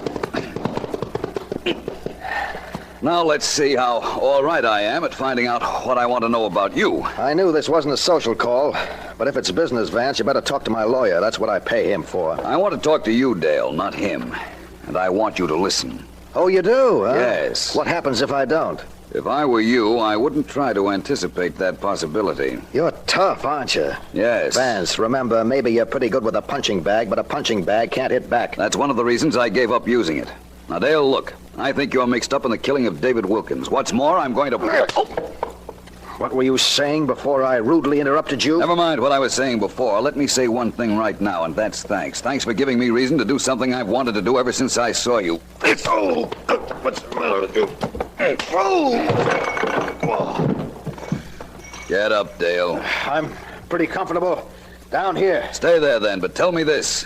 What do you know about the Wilkins murder? Nothing. Not a thing. I never met the old guy. You know a girl named Betty Steele? Sure I know her very well. What about it? She's going now with a man named George Taylor. Taylor's still married to Wilkins' niece. We picked him up last night, and he told us about Betty and you. If you framed Taylor, maybe you'd get your girl back. You know, you've got something there, Vance. I wonder why I wasn't smart enough to think of that. I wonder if you were.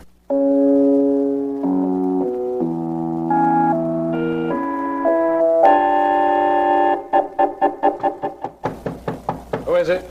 Me, Markham. Sergeant Heath. You sent for me. Oh, yes, come in.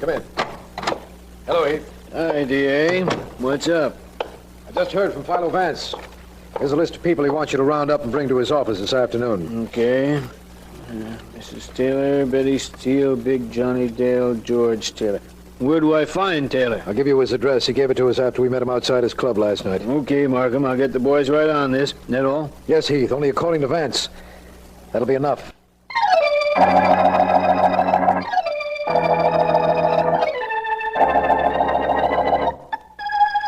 I want to thank all of you for coming here to my office. It's nothing. Don't thank me. Cops practically dragged me here. I'll thank Sergeant Heath when he comes in for that. You, Mr. Taylor, and Miss Steele. Yeah. I'm glad to see you both. Well, at least somebody's glad we're here. And Mrs. Taylor, I think I can promise you that your uncle's murder will be solved in a very few moments. I hope you're right, Mr. Vance. To begin with, Dale. Yeah? Where were you the night Wilkins was killed? I'll help you. It was this Monday night at 8 o'clock. I knew you'd ask me that, Vance. Really? I was out at a driving range knocking out some golf balls. I like to keep in shape. Thank you. Miss Steele, where were you? I was watering the lawn in front of my own house. Mr. Taylor? I went out for a walk. Hi, Vance. Oh, come in, Sergeant Heath. Here's that report you asked for. I just got it from the Bureau. Thank you, Heath. I have here a weather report for this territory on the murder night. Oh, Mrs. Taylor, I'm afraid I overlooked asking you where you were. Well, you know where I was. I was at home talking to my uncle on the telephone when the shot was fired. Of course. Now, everybody listen. This weather report states that there was a thunderstorm Monday night. Yet Mr. Dale, Mr. Taylor, and Miss Steele all say they were doing things which they wouldn't be doing in the rain. Listen, I'm telling the truth. Just a moment. The thunderstorm I talked about took place only in a very small district. That isn't too rare a phenomenon with storms. Sometimes it rains on one block and not on the next. Sure, I've seen that myself. Thank you, Heath. And now, everybody, let me tell you all that the storm in this one particular neighborhood doesn't explode your alibis. It's possible you were all doing what you claimed. Oh, that's nice. Mr. Vance, you promised you'd tell me which of these people killed my uncle. Which one did? One question more, please. Well, all right. Mr. Taylor. Yes, sir. You knew David Wilkins. Sure. Ever talk to him? Talk to him? Nobody could ever talk to him. All you could do was listen. The guy talked a blue streak. He never stopped. You couldn't get a word in edgewise once he started. That's true, Mrs. Taylor? Yes, I suppose so. Thank you, Mrs. Taylor. Thank you for telling me that you killed your uncle and how you did it.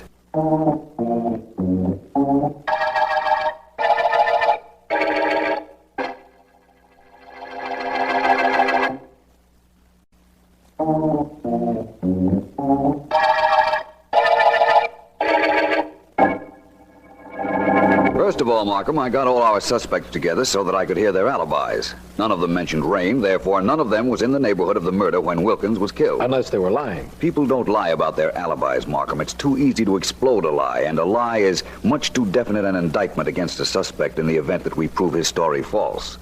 No, I was sure they were all telling the truth. Let's take that slow, eh? Very well. We know it was raining in Wilkins' neighborhood when he was shot. Yes. If any of the suspects were in that neighborhood, naturally, they would have denied killing the old man, but they would have mentioned something about rain. Oh. They wouldn't know it wasn't raining in other sections of the city. I understand now, but Vance, Mrs. Taylor was on the telephone with her uncle when the shot was fired. She was at home. We're sure of that. Yes, but do you know where her home was, Markham? Less than a block from Wilkins' apartment. She told us that in your office right after the murder. That's right. What happened was this. Her uncle called her. She let him talk, ran over to his place, and shot him, knowing that once he started, he'd talk for at least a minute, and she could be there and back by then in time to call the police. We know her motive, of course, but what about the murder gun? What happened to that? That was the only complicated part of this case, Markham. In making her confession, she said she followed her husband one day when she happened to see him on the street after he walked out. He went to his new apartment, and she broke in there later to plant the gun. Which was found later in her husband's apartment by his new girl. Right. Betty Steele found it, gave it to Johnny Dale. This Dale told me just a little while ago. You see, Betty thought that Taylor had killed Wilkins, so she wanted Johnny to get rid of the gun. He, of course, planted it in Mrs. Taylor's apartment, where Heath found it. Well, that gun really did some traveling around, didn't it? No more than I did on this case. Only I went in circles until I got all our suspects together. It's funny how a situation develops, isn't it, Vance? Yeah.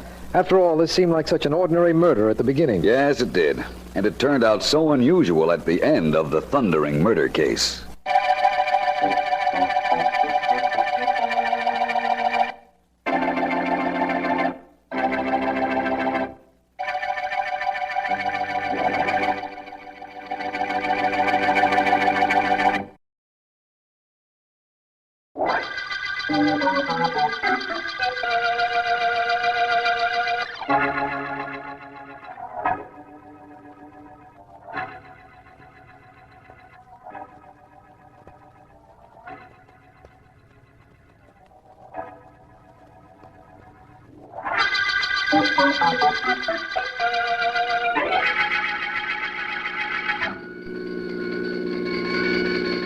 Nothing much wrong with the guy we're carrying, is there, Doc? Oh, not too much, Steve. Fracture of the right arm and right ankle. I had more trouble with his wife and two partners. They wanted to ride along to the hospital in this ambulance. That's all I need, passengers. Yeah. What happened to the guy we got in back? Auto accident. He had his wife and two partners in the car and tried to wrap it around an elevated pillar. He's a funny guy. He fought against my giving him a hypodermic. I wonder why. No reason. No good reason, that is. He kept saying, "No hypo. Please, doctor, I'll be murdered before I get to the hospital if you give me a hypo." That's nothing, though. Shock hysteria brought on by the accident, that's all. I wonder why a guy would think someone was going to kill him. He didn't know what he was saying. He kept mumbling about no hypo right up to the time we closed the doors in the back. Don't you remember? I remember him saying something, but I didn't pay any attention. Well, here we are. Yep. I'll have this back door open in a jiffy and our friend fixed up before he knows it. He thought somebody was trying to murder him. EW, Doctor? Emergency ward, Steve, sure. What else could it be? Well, I'll hop in and grab the top part of the stretcher. Now, stay right here and get ready to grab it, Steve. I'm ready. Shove it down. Oh, Steve. Steve. Yeah, Doc? What is it, Doc? We don't mark this case EW for the emergency ward. He's got a knife stuck in his right side. He's DOA. What? Yeah. Dead on arrival.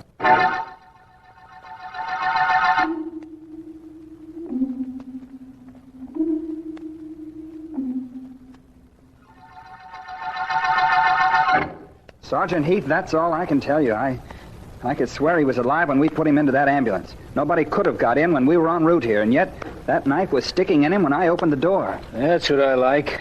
A nice, simple murder. Why did I have to be a homicide detective? Hey, Chief, the district attorney just walked in. That's all I need. Okay, Doc, you can go. Stick around in case I need you. Yes, Sergeant, I'll be here. Hello, Heath. Hi, Mr. Markham. Well, we got another one. I know, I've got the whole story.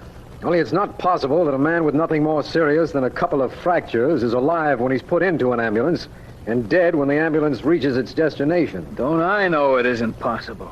Sure, we got suspects. We got the guy's wife and his two partners, but how can I tell who if I don't even know how?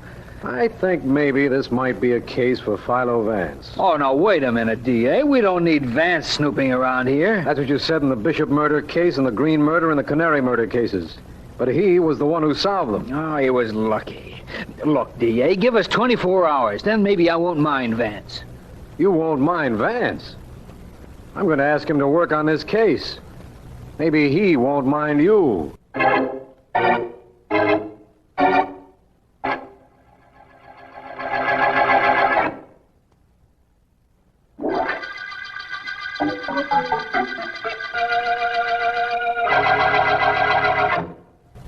What time is it, Miss Deering? 1 minute to 5, Mr. Vance. Thank you, Miss Deering.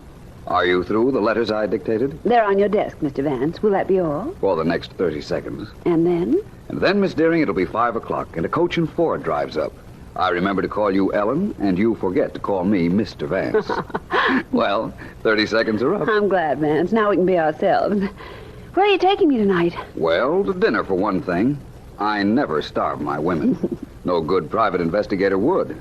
It might lead to a private investigation. Hello, is anybody home? Oh, sounds like your friend the district attorney's in the outer office, Vance. Markham, we're in here. Hello there, you two. How are you? Hello, Markham. Well, Ellen, I see it's after 5 o'clock. Because I'm sitting on Vance's desk, I always sit here. Chairs are so uncomfortable, Markham. And incidentally, how are you? Incidentally, I'm fine. Actually, not so good. Problems? A problem. Vance, will you help us on a case? Police are puzzled in mysterious murder. Now, look, Vance. A man named James Dalton was driving his car this afternoon when he had an accident. In the car were his wife and his two business partners, Ed Edwards and Bill Graves. Mm-hmm.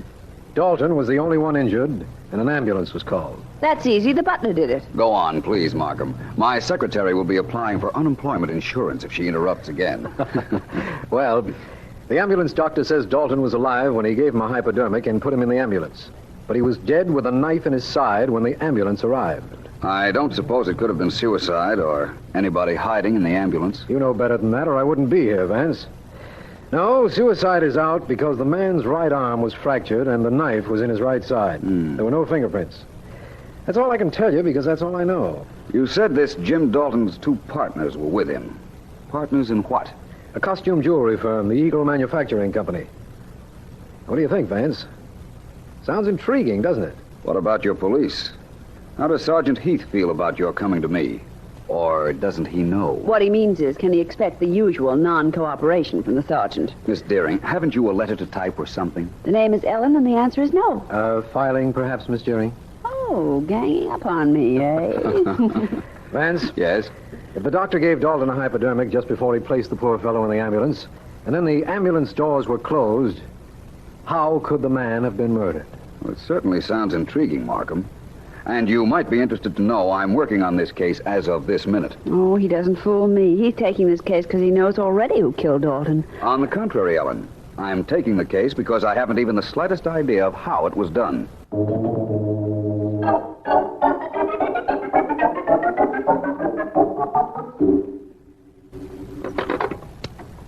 Mr. Edwards and Mr. Philo Vance would like to see you. Yes, sir, right away. You may go in. That door there. Thank you. Mr. Vance? Yes, Mr. Edwards, I suppose. How do you do? How do you do? And, how can I help you, Mr. Vance? Mr. Edwards, you're one of the partners of the Eagle Manufacturing Company. That's right. I'm investigating the murder of your partner, Jim Dalton. Well, what do you want of me? Just some information, that's all. I'm trying to figure out how he was killed. I've told all I know to the police, and all I know is nothing. I told the cops I had no idea who could have killed him, and I don't.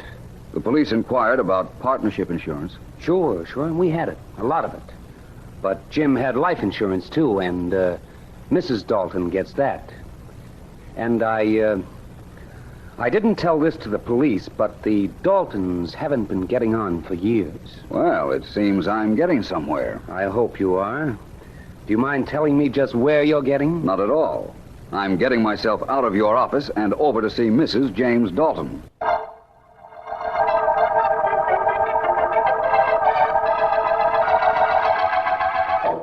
Why don't you stop bothering me? Why? Haven't I had enough with the police all afternoon? Mrs. Dalton, I'm not here to bother you or anybody. I only want to do what I can to find out how your husband was killed and to see that his murderer doesn't go unpunished. You say the police don't know how the murder was committed. Well, neither do I. Ed and Bill and I saw poor Jim last, but it couldn't be either of them. They both loved Jim almost as much as I did. According to them, maybe that wasn't so much. What? Well, Mr. Edwards seemed to think there might have been trouble between you and your husband. He told you that? All right, there was. Now I'll tell you something. They both wanted to get Jim out of the firm. They needed his money to get them started a year ago, but they're doing well now and didn't need him at all. And they hated him. Both of them did. Why didn't you mention this before, Mrs. Dalton? Because I didn't believe that... I didn't know what to believe. All I wanted was to be let alone. You haven't been very helpful, Mrs. Dalton. I believe the murder was the result of coincidence. How it was done, I don't know.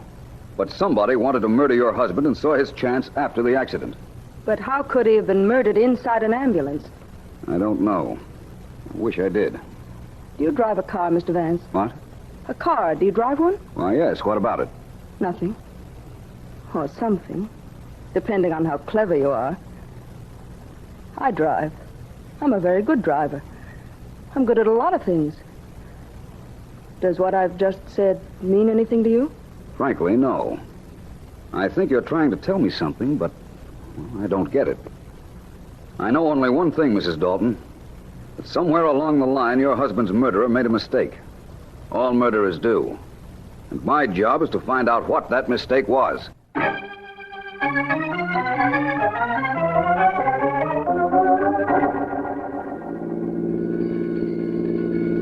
Does Steve always drive this fast, Doctor? Well, ambulances are made for speed, Mr. Vance. You're not nervous, are you? Nervous? No. Anxious. Anxious to get some information and then get out of here before we have an accident and need an ambulance. Well, you grabbed me just as we got this emergency call, Mr. Vance. It was your idea to come along, you know. I know. The least I should get out of this mercy messenger, which rides more like a roller coaster, is some information. Well, I don't know a thing, Vance. Nobody seems to know anything on this case. Doctor, you're interning at the hospital, aren't you? Yes, part of my training before I go out to practice. You don't make much money, do you? That's a pretty stupid question. Of course I don't. And look, Vance, you're wasting your time with me.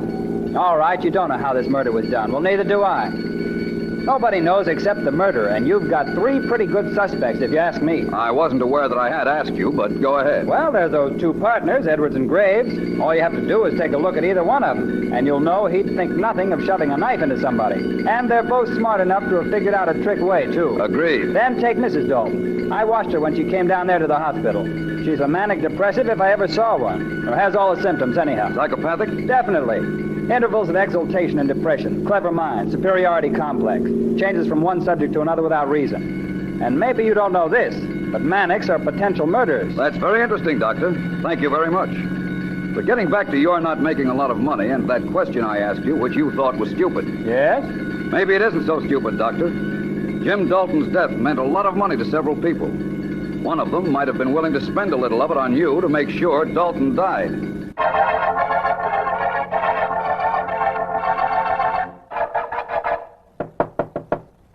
Wait a minute.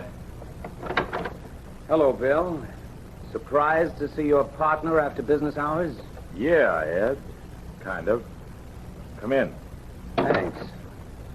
I came by to congratulate you, Bill. It was a nice, clean job you did on our ex-partner. I don't know how you did it. Frankly, I don't care. You think I killed him? I know you did. Couldn't very well talk about this at the shop, what with cops and that Vance guy hanging around, but I can now. So, congratulations and thanks. I could say the same thing to you, and mean it more, Ed. I know you killed Jim. That's all right, kid. I don't blame you for not admitting it to me.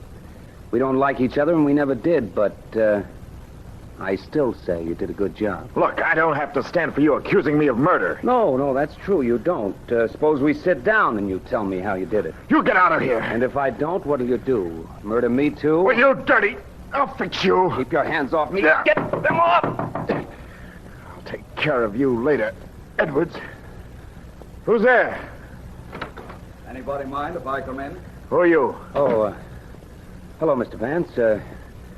Bill and I were just talking. You, know my partner, Bill Graves, Philo Vance. How do you do? Hi. You mentioned, Edwards, that you and Graves here were just talking. I'm sorry, but I couldn't help overhearing, even a block away. Having trouble, boys? Nothing we need you to fix. I only dropped in to talk to you a minute, Mr. Graves. You see, gentlemen, I expect to have a solution of the Dalton murder by morning. Is it just barely possible that one of you won't sleep so well tonight?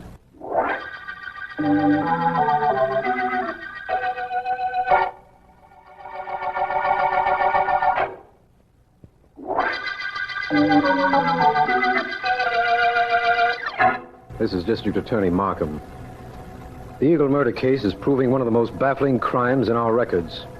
Even Philo Vance, whom I asked to take the case last evening, has been able only to corroborate what we already know. That James Dalton was injured in an auto smash-up, that his wife and 2 business partners were in the car but were unhurt, that an ambulance doctor administered a hypodermic against Dalton's wishes, that he was alive when placed in the ambulance, and dead with a knife in his side when it reached the hospital. Vance told me he was going to spend last night reading up on the case, but I haven't any idea what he meant.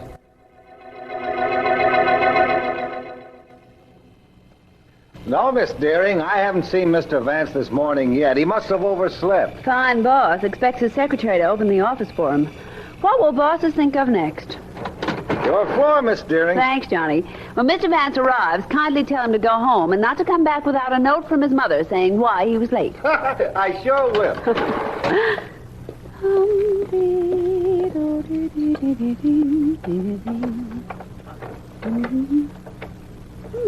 It's unlocked.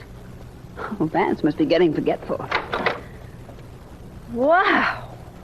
What hit this place? A cyclone?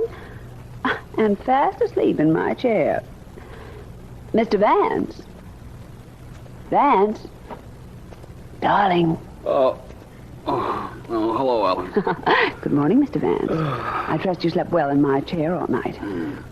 What happened here? It looks like a literary version of a pillow fight. Who's been throwing books around? I have. That is, I haven't been throwing them around. I've been reading them. All night? Practically. Very interesting books. Psychiatric studies. Psychiatric? Mental cases, Miss Deering. Preparing an autobiography, Vance. Mr. Vance? It's after 9 o'clock, remember? And the answer to your question is no. I've been doing some very interesting, if as yet unproductive, research. Take a letter, Miss Deering. I will if you'll let me borrow my chair and desk. Sorry. Here you are. Sit down. Thank you. And now, Mr. Vance? Letter to F.X. Markham, District Attorney. Usual heading, Dear So-and-so. Dear District or Dear Attorney? Dear Frank, here are the facts I've uncovered in the Dalton murder. Got it. Go ahead. I wish I could. I haven't even a theory. Well, that's just as well, because I can't take theories in shorthand. Let's see. The ambulance doctor could have killed Dalton. Edwards might have, Graves might have, and Mrs. Dalton might have. But how? You're in a rut, Mr. Vance. I'm in a dilemma, Miss Deering. All four had possible motives, but none of them had any opportunity to stab Dalton inside that ambulance. Not even the ambulance doctor. He wouldn't have had time enough. Apparently, it was impossible for anyone to stab Dalton after he was put in the ambulance, so... Ellen! Miss Deering, please. Ellen, I've got it. What? Dalton wasn't stabbed after he was put in the ambulance. He was stabbed before. Before? Ellen, get this picture. Dalton is on a stretcher. Yes. He's just had a hypodermic. He's just about to pass out. His two partners are on one side of the stretcher, his wife on the other. Just as Dalton is lapsing into a coma, one of them sticks the knife in him. Vance, it could have happened that way. Listen, it could have been done without anyone seeing it, too. Ellen, that's it. Well, maybe, but it only eliminates the ambulance doctor, that's all. That's right. Now, let's see. Let's take the partners. Edwards and Graves have violent tempers. They were almost at each other's throats when I saw them yesterday. Mrs. Dalton, unless the ambulance doctor and I are very much mistaken, is a manic depressive. What if? Manic depressive. Oh. A form of psychopathic instability. She's got some of the symptoms, jumps from one subject to another for no reason, overdeveloped sense of superiority, morbid, depressed. That's what I was reading up on last night. And are manic, whatever they are, murderers? They could be, according to what I've read about them. They can be switched away from murder, though, to another thought in a second. Maybe Mrs. Dalton forgot to throw the switch. Maybe. But it might not have been Mrs. Dalton at all. Dalton was stabbed in the right side. We know now he was stabbed just before he was put into the ambulance. Whoever was on the right side of the stretcher did the stabbing. Vance, you're wonderful. I'll never commit a murder while you're alive. Thanks. You may now tear up your notes, Miss Deering, and get Mr. Markham on the telephone. Ask him to please have everybody concerned in the same place on the same corner where the accident happened yesterday.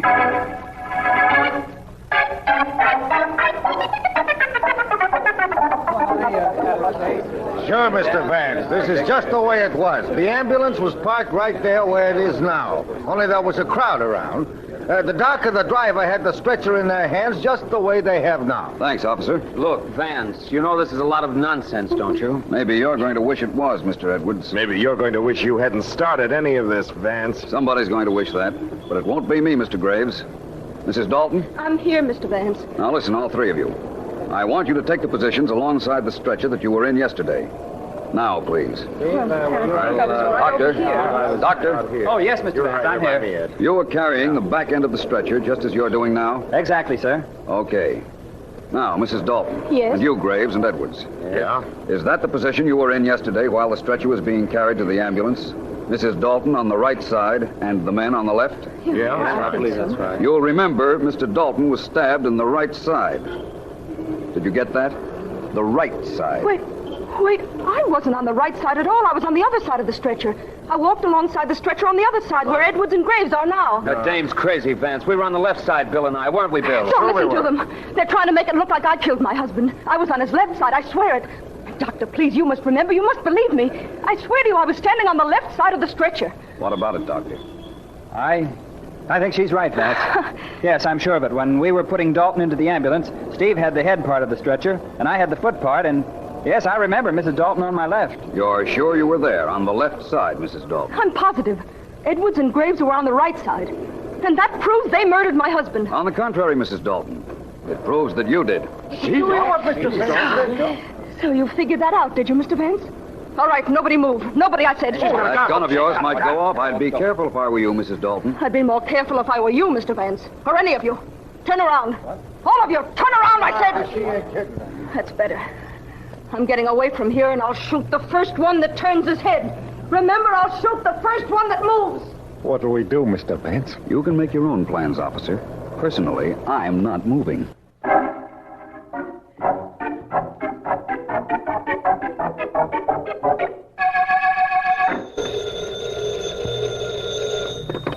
Hello, Vance speaking. Vance, this is Markham. Just wanted to tell you that we haven't been able to pick up Mrs. Dalton yet. You will. She can't get very far. But aren't you worried? Don't you think she'll try to kill you? After all, you spoiled her perfect murder. She won't come up here, Markham. Her first job is to keep out of the way of the police. She won't waste time looking for revenge. Good night, Markham. Good night. I'll let you know if anything happens. So I won't waste time looking for revenge, Mr. Vance. I don't consider it a waste of time.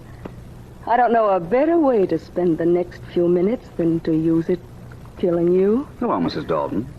Pretty gun you have there. You don't fool me any with that unconcerned way of talking. I'm going to kill you, and you know it. You know, of course, that people who are going to commit murder don't generally talk to their victims. They just shoot. I don't care about people, generally. I'm an individual. Smart enough to have committed murder and gotten away with it if it hadn't been for you. And smart enough to have slipped in here, kill you, and still get away. It wouldn't do any good for me to say, I don't think so. Not a bit. I didn't think so, but it was worth a try. Your hands are shaking, Mrs. Dalton. They're as steady as a rock, and you know it. I have complete control over my nerves. Manic depressive. Exactly what I thought. Overdeveloped sense of superiority. Manic depressive? Certainly, all the symptoms.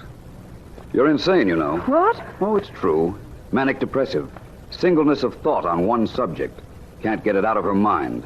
Acute concentration. You mean if I came here to kill you, I couldn't change my mind? You couldn't even talk about anything else. Fashions, for instance. What about fashions? That dress you're wearing. It's an original. I designed it. You know, at first I wanted it to have pleats down the right side. See? I can talk about something else. I'm not insane. I'm not, I tell you. I hear you, Mrs. Dalton. This dress is my favorite. I designed it first with pleats on the side. I'll show you how it would look with them, but you won't like it. I'd planned them down here. I won't need this gun. And you can see for yourself that it throws the lines of the dress off. There. Admit it. The pleats wouldn't be right, would they? Your gun's on the floor, Mrs. Dalton. Of course it is. I threw it there. Those pleats, Vance, they wouldn't be right, would they?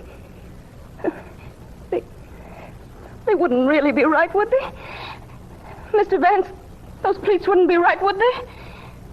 Answer me. In a second, Mrs. Dalton, as soon as I pick up your gun. There. Now about the pleats. I'll tell you what I think about them on the way downtown. You won't answer me. You tricked me. I came up here to kill you and you tricked me. But it doesn't matter. You can take me to the police, but I'll find a way of getting out of jail. I'm clever. Believe me, I can do it. Can you? Well, the sooner we get you into jail, the sooner you can try. Shall we go, Mrs. Dalton?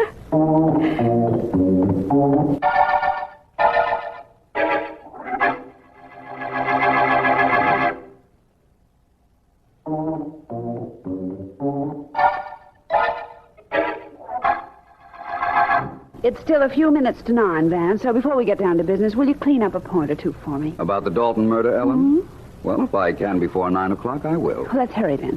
When Mrs. Dalton came up to your apartment to murder you last night, what made her change her mind? The characteristics of a manic depressive, Ellen. They can be led easily from one subject to another. I told her that she was a manic, but I lied a little. I said Mannix couldn't ever change their minds. Oh, so to prove to herself and you that she wasn't crazy, she did exactly what you wanted her to do. Forgot about murder to talk about something else, not knowing she was proving your point. Not to mention saving my life. Anything else, young lady? Oh, it's nearing 9, I can tell by your voice. One other question, Vance. Let's go back to the murder scene. Now, you told me that whoever stabbed Dalton had to be on his right side, yet Mrs. Dalton was on the left side of the stretcher. That's correct, Ellen. Now, look, this desk is a stretcher. Yes? I'm lying on it. Uh-huh. Now, where's my right side? On the right side of the desk. That proves that Mrs. Dalton didn't do it. On the contrary. You see, poor Jim Dalton wasn't lying on the stretcher the way I'm lying on the desk. His head was at the top of the stretcher, where my feet are. I'll show you what I mean. I'll reverse my position. There. Oh, golly. When he was on the stretcher lying like you are now, his right side was on the left side of the stretcher. Certainly. Mrs. Dalton saw what I was getting at, knew I had her cornered, pulled a gun, and got away, temporarily. Darling, you're wonderful. I don't think so, but then, what's my opinion against so many other people's? Take a letter, Ellen, darling. You mean Miss Deering. It's after 9 o'clock. So it is. Take a letter, Miss Deering. Yes, Mr. Vance. Dear Ellen, this winds up the Eagle murder case.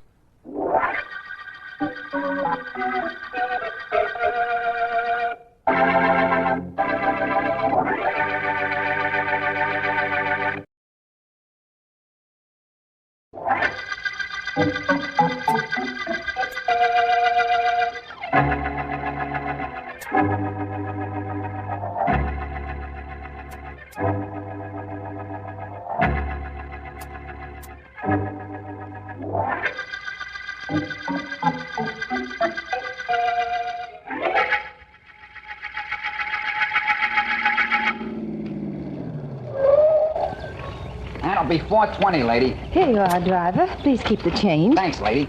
You're quite welcome, I'm sure.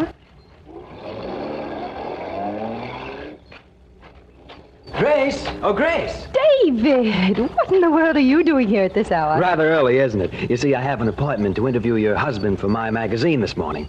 Where did you come from? Oh, I've been away for a few days. My train just got in a little while ago, and I took a cab from the station. Really, darling? The fare from the station is about $2. Didn't the driver say $4.20? Did he, David?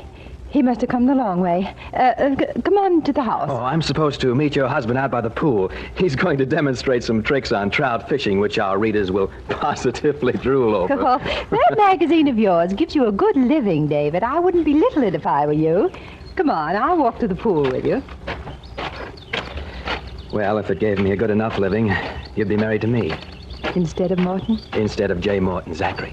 You think it's his money I married? It certainly wasn't because you were in love with those specimens of deep-sea fishing which are mounted in his den. Or with the fact that he was perhaps the leading authority on the use of wet coachman flies for trout fishing. You're quite sure I would have married you if you'd had Jonathan's money? Reasonably. You know, Grace, I don't think I'll ever change about you. I think I've loved you from the first moment I saw you. Thank you. Well, here's the pool. You know, it's a sort of symbol of this whole place, all white and large. David! I see it, Grace. There's a body floating in the middle of the pool. Come on. It's Jonathan. Look what's lying on the edge of the pool. A fishing rod. A trout fishing rod. And the hook is attached to Jonathan. David, do something. I can't very well, Grace. There's nothing anybody can do for him now.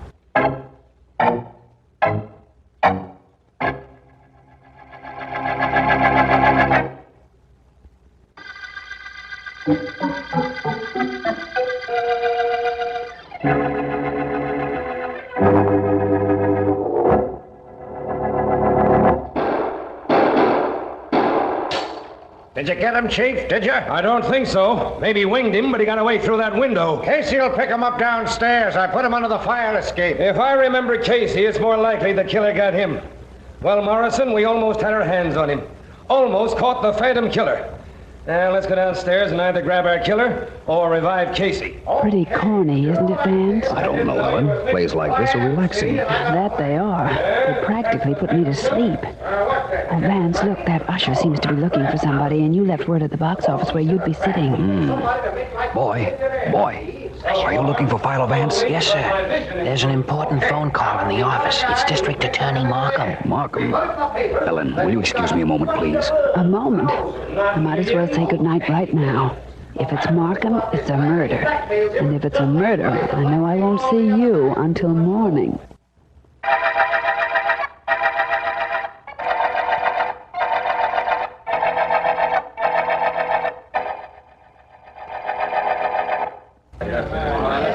All right now.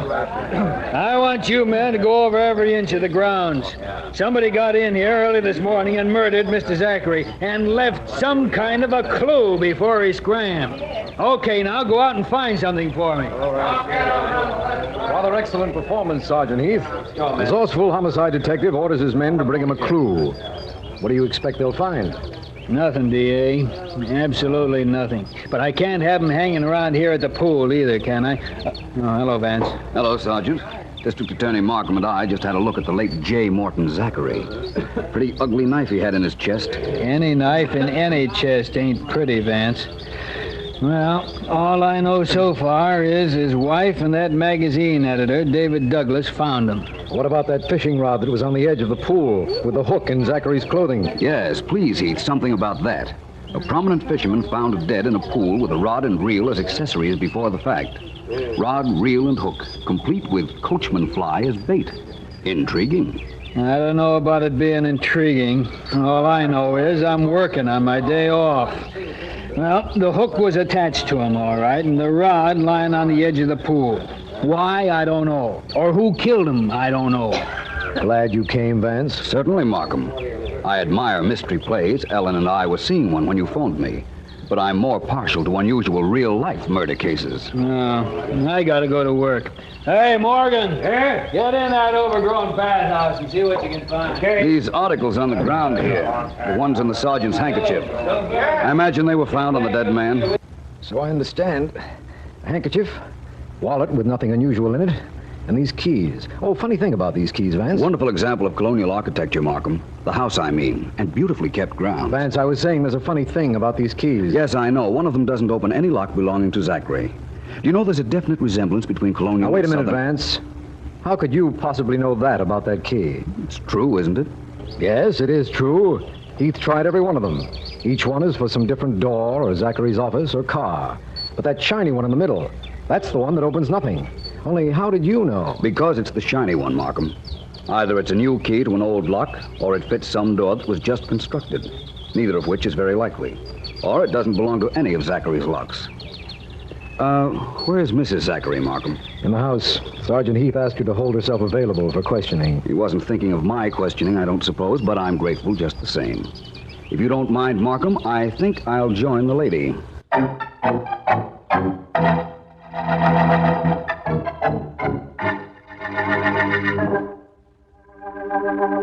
You were away for 3 days, Mrs. Zachary. Came home this morning.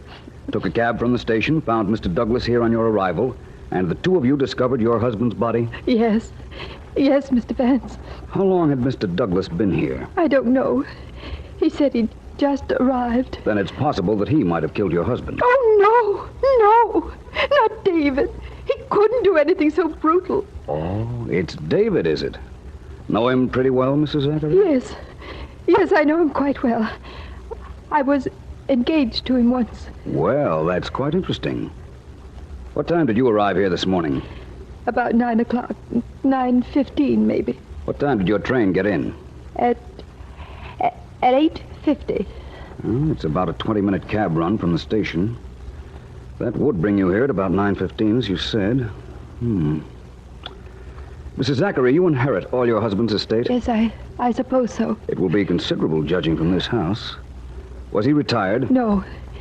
He was the head of a number of corporations, something to do with the manufacture of rayon. You can find out all about that at his office. I'm not particularly interested at the moment, Mrs. Zachary. Where can I find David Douglas?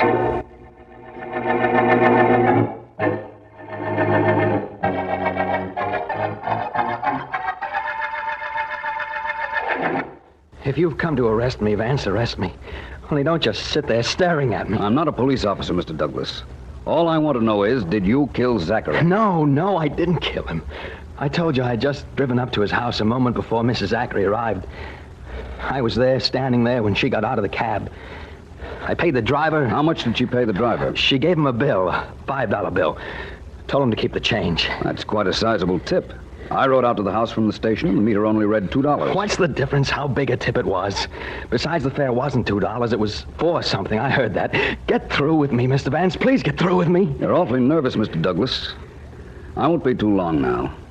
Coincidentally, I know that you were once engaged to Mrs. Zachary. Yes, I was. Vance, listen, I know the police let me go, but that they're watching me, waiting for me to make a false move and daring me to make one. I can't stand this anymore. I can't, I tell you. I'm gonna If you kill yourself, Douglas, it's practically confession that you murdered Zachary. Do you want that? Oh, no, I don't want that. I don't know what I do want, but it's not that. Here. Take the gun, Vance. Take it and go away. Please go away. Please leave me alone.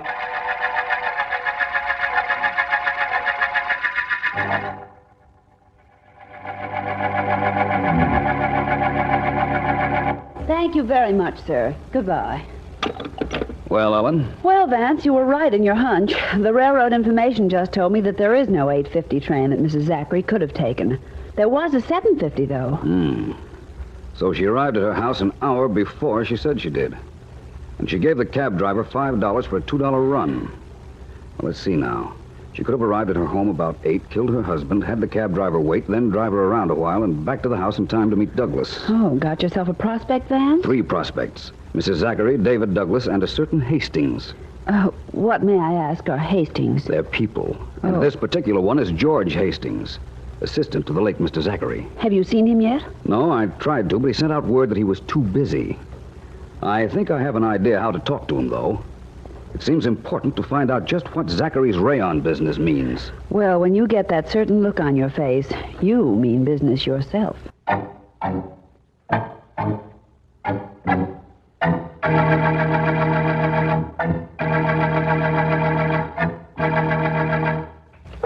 little bit higher, Frankie. Up around the shoulders. That's better. Nothing like a massage to keep you fit, is there? There certainly isn't.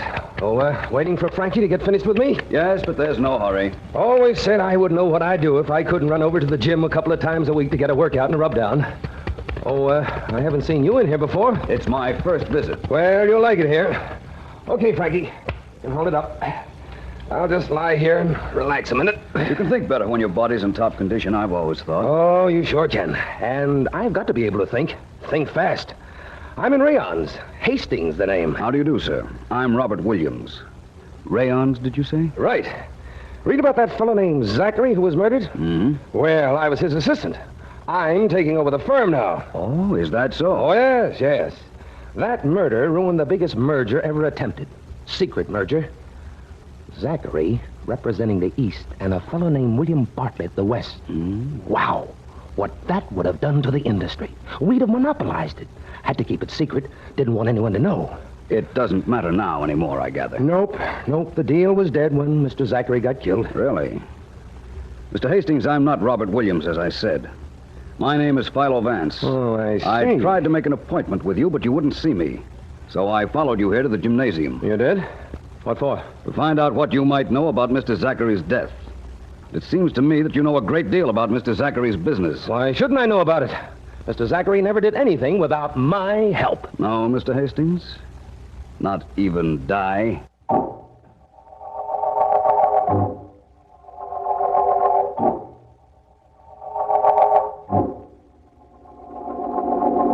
I'm glad you came with me to pick up this David Douglas, D.A. I like having you along on cases when Vance isn't along with you. I don't know why that is, Heath. Vance never objected to you. Why should he object? I never outsmarted him, did I? This is the Douglas apartment right here. Wait a minute. I'm pretty sure he did it, D.A. Just found out he was engaged to Mrs. Zachary before she married her husband in that rod and reel business. That'd be right up his alley. Come on, open up in there. Open up. Oh, that shot came from Douglas' apartment. Break down the door, Heath. Here, I'll help you. Right. Once more, and I think we've got it, Heath. All right. They're in, D.A. A little late. Look at him. Still holding the gun, too. Yeah, look around the apartment, Heath. And while you're at it, You might look around for another suspect who had as good a motive and opportunity to kill Mr. Zachary as the late David Douglas.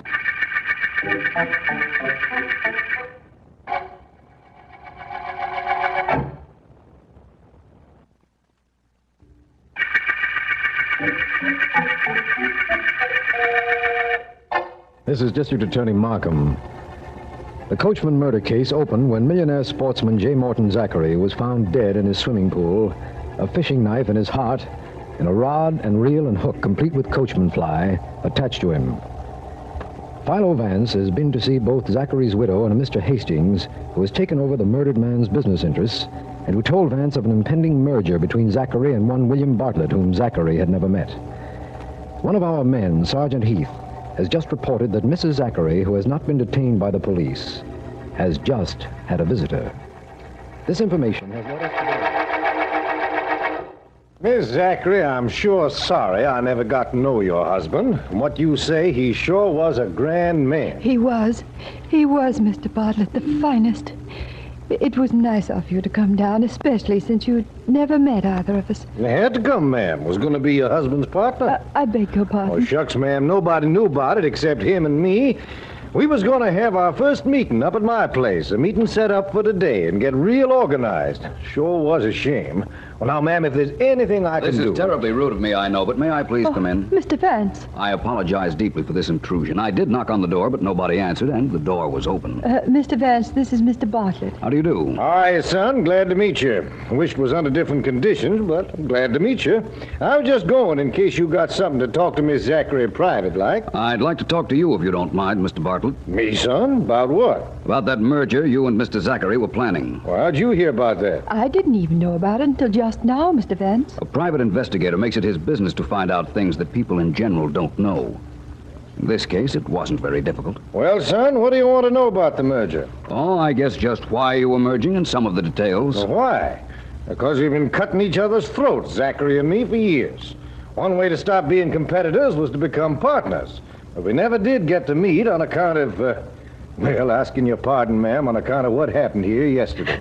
You'd never met Zachary, eh, Bartlett? I wanted to be sure of that. Nope, never. And now I'll be going. Now, please call on me, Miss Zachary, if there's anything I can do for you. Thank you very much. Bye, Mr. Vance. Nice to have made your acquaintance. Thank you, Mr. Bartlett. It was nice meeting you. Now, Mrs. Zachary, I think it's time you and I had a little understanding. According to what I've found out, you arrived here yesterday morning a little after 8 o'clock, not 9:15 as you said. You found that out? Yes. I also found the cab driver who took you out here from the station. He said he drove you here twice. Once about 8, then he waited for you, drove you around a while, and then back, at which time you met Dave Douglas here. Well? I want to know why the double cab trip, and why you told me your train arrived at 8:50. Very well. I told you that because I didn't want to be suspected. I did get here earlier. I went into the house. I looked out, and I saw Jonathan's body in the pool. And all I thought about was to get away so fast and as soon as possible. The cab was waiting, so I got in. I rode to town, and then I came back out here again. I believe that David Douglas thought you killed your husband, Mrs. Zachary, and committed suicide in the belief that he was taking suspicion from you. He must have loved you very much. He always said he did. But taking his own life was so unnecessary. I didn't kill Jonathan. I didn't. I tell you I didn't. Perhaps you didn't. Perhaps the explanation of who did lies in that shiny key, the fishing rod, the reel, and the hook we found attached to your husband's clothes. We'll see, Mrs. Zachary. We'll see. And now, if you don't mind, I'd like to call Mr. Markham and have him invite some people to a meeting at your swimming pool.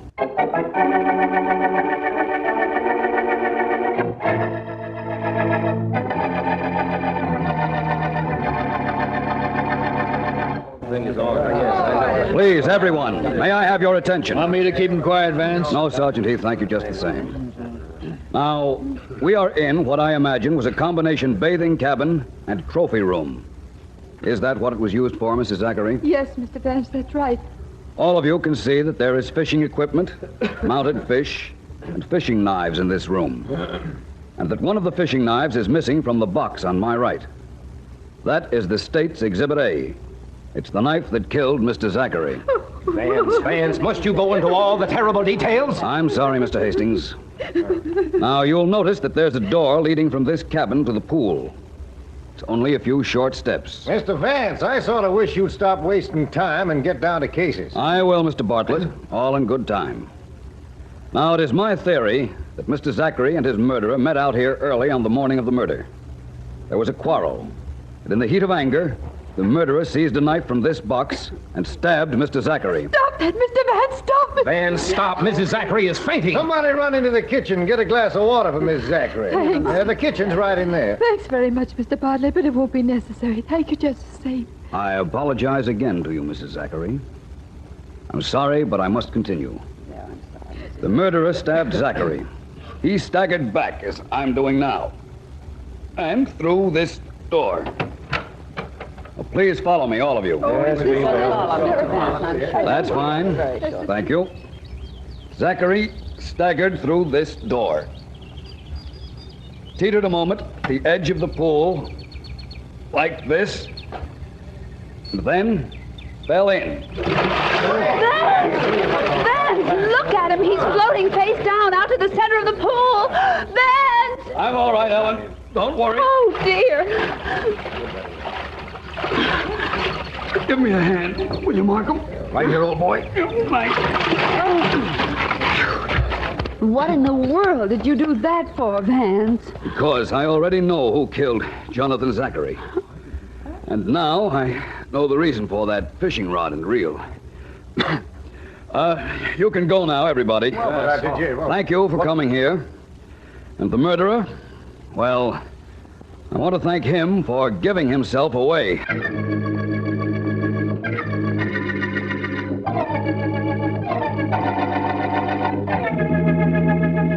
Well, Vance, we're here. You said to drive you here, and I did. Now tell me what this place is. It's the place, Sergeant Heath, that's going to give me the proof of who murdered Mr. Zachary.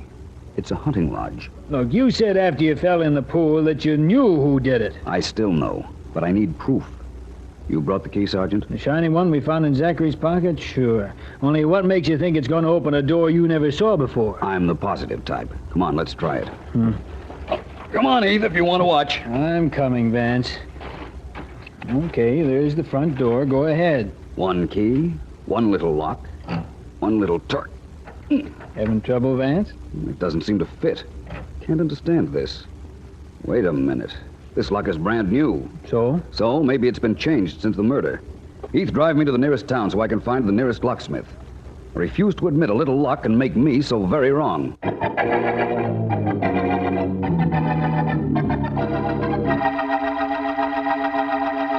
Yes, sirree. Did put a new lock on that front door. Did it yesterday. Why'd you want to know? Why? Well, I can't tell you, but I can tell you this, that I am completely indebted to you.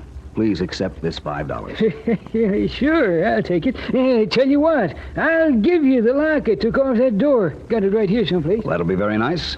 Thank you very much. I assure you, I'll never forget you for this. And I'm equally certain a certain Mr. William Bartlett will never forgive you for it.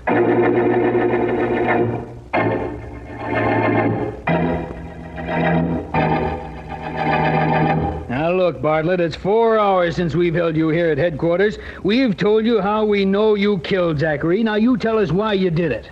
I don't see why the why is bothering you so much, Sergeant Heath. Bothering me? Of course it's bothering me. We know you got down to Zachary's early on the morning you murdered him. You do, eh? Sure. And after you stabbed him and the body fell into the pool, you remembered that the key to your hunting lodge was in Zachary's clothes. So you grabbed the rod and reel. It was only a trout fishing rod, but you figured it'd be strong enough, and you threw the line out toward the body. Did I? Yeah, you did. The hook caught on Zachary's clothes. You started to reel in the line when you heard Mrs. Zachary arrive, so you dropped everything and ran. Why would I go through all that procedure, Sergeant Heath, just to get back a key?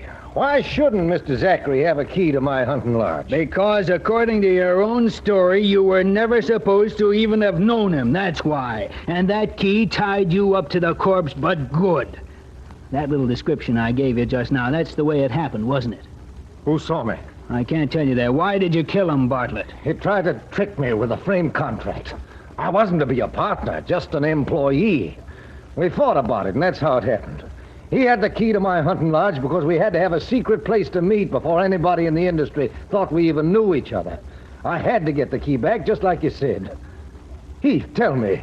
Who was it saw me? Mrs. Zachary? Tell you the truth, Bartlett, nobody saw you. Nobody? But they must have. You knew the whole story. If nobody saw me, how'd you know? I didn't know. Philo Vance knew. But how he knew? Well, you can search me.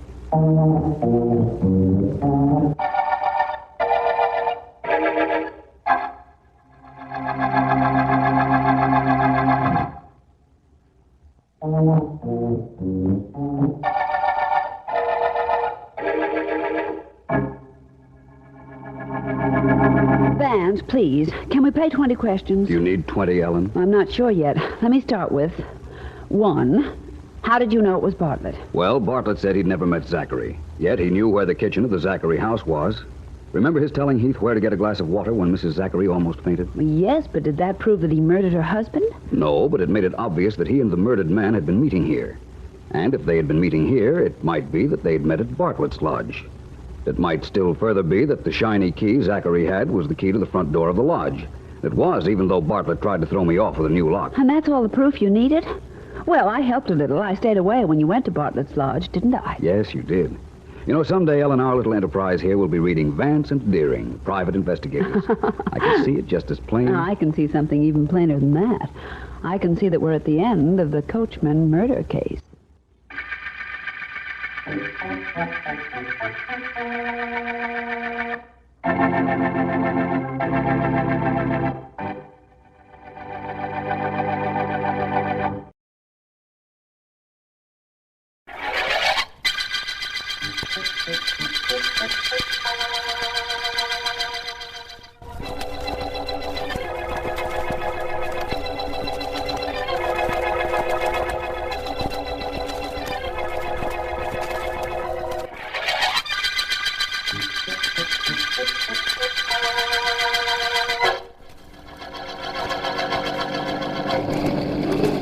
Can't you go any faster, driver? We've got a train to catch. You'll make it, Mac. Don't worry. Relax, Markham. There's really no use in starting off a vacation weekend by worrying about anything. You know, Vance, I still don't believe we're going. I imagine that nobody has ever started a vacation without that immortal line marker. You're quite certain no murder case came up this morning that you're running out on? Now, you know better than that, Vance. I know you're too good a district attorney to walk out on a crime just to rest, even for a weekend. I'm satisfied we're missing nothing. And I'm equally satisfied that we'll find nothing exciting up at Northville, Vance. It's lumber country, peaceful country, very rarely any trouble. Perhaps you're right. I certainly hope I'm right. Well, there we go, Markham, starting off a vacation weekend with entirely different viewpoints.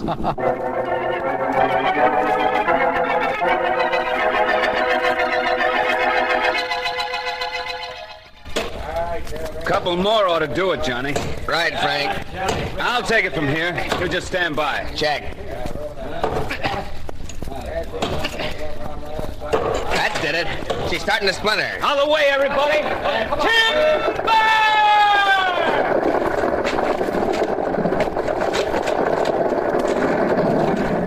Yeah, that's that. In an hour, she'll be hauled down to the stream and be on her way to the mill. I'll get down there this afternoon and look things over. Haven't been down there this week. Don't let the boss find that out. Like as not, he won't like it. Bill Avery? I don't think I care whether he likes it or not. Hey there, you two. Speak of the devil, you can talk to Bill if you like. He makes me sick. Got some checking to do, Bill. I'll get to you later. I'm just as glad Johnny left, Frank. Don't think he likes me. Like as not, he don't. Well, I'm not very worried. Want to talk to you anyhow. Not right now, Bill. I got lumber to look at. Do it later. Anybody wants to know why you're not working, tell them boss wanted to talk to you. I am the boss, remember, Frankie. You never were one to let anyone forget it.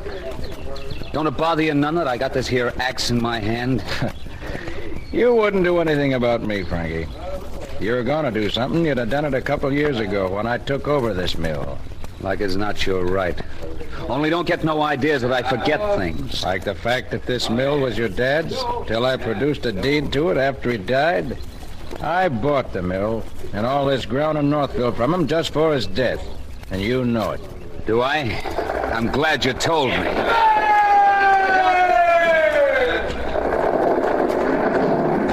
Well, there goes another one. I get a swell feeling when a big one like that gets cut down and crashes.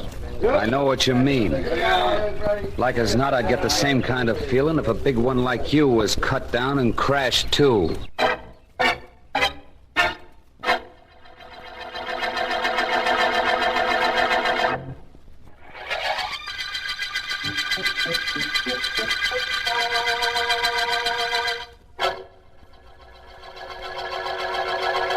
Everything all right at the mill today, son? Yeah, Mom. Everything is all right. William, Look, Mom, keep knitting, will you? Leave me alone. I want to read the paper. The mill's shut down for the day. I don't want to talk about it. I've been meaning to talk to you about something else, William. About Doris. Well, what about her? She called a little while ago to say she was on the way over. Doris is a nice girl, William. You've been seeing her for 5 years. You should be married to her. Oh, I should I? Just like that, huh? Just because you say so. Well, Okay, now I'll tell you something. I'm not going to marry her, ever. And I just assume we didn't discuss it any further. Don't talk to me like that, William. Why not? It'll make you feel any better. I've taken care of Doris in my will. Taken care of her very nicely for these 5 years, but I'm not going to... That's probably Doris now. Yeah. Come in. Good evening, Miss Avery. Hello, Will. Good evening, Doris. Why, hello, Johnny. What'd you bring that brother of yours along for? Bodyguard? Maybe she isn't the one that's going to need one, Bill. Evening, Mrs. Avery. Johnny. I want to talk to you, Bill. Johnny, you promised me you wouldn't start nothing. You promised, Johnny. Isn't anything I'm starting, sis. Something I'm finishing. Mrs. Avery, would it be putting you out too much if you went upstairs with Doris? Hey, what is this? Hey, it wasn't none of my doing, Will. Honest, it wasn't. Johnny just made up his mind to come with me tonight. And you know Johnny when he makes up his mind to do something. Come on, Doris. I'll show you the scarf I crocheted. Finished it this morning, and I'm starting on a sweater for you. All right, Miss Avery, I'd love to see it. Maybe you show me that cross stitch you did. Yes, I'd like Okay, Johnny. What's this all about? It's right simple, Bill. Like you suppose, it's about Doris. You've been seeing her for 5 years, keeping every other fellow away. When you gonna marry her, Bill? Suppose I tell you I'm not gonna marry her. Then I'll tell you that that's something you should have decided 4 or 5 years ago. Little late for that kind of thing, I'd say. Well, go ahead, say it. If you have anything else to say that too and get out. I haven't anywhere to go. You haven't, huh? All right, then I have. And right now. A man can't stay in his own house without being hounded to death. Tell my mother and your sister that I've gone out. Sure, I'll tell them. Only you're not going very far, Bill. Fact is, you haven't got very far to go at all from now on. Okay,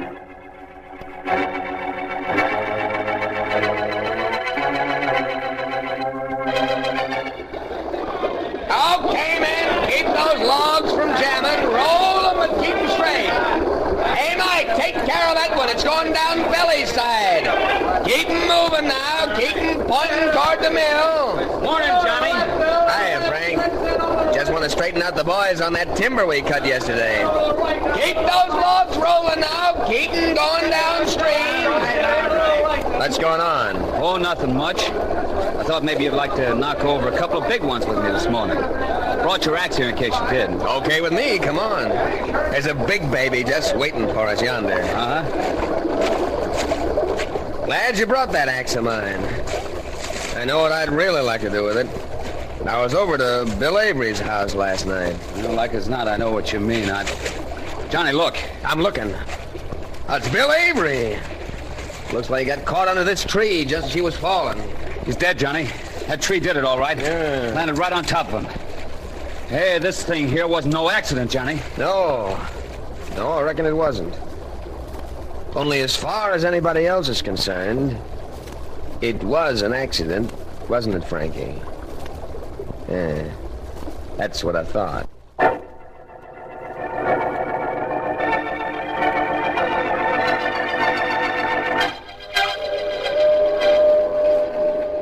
Better wake up, Markham. We're almost there. When? Sorry, Vance. Must have dozed. Dozed?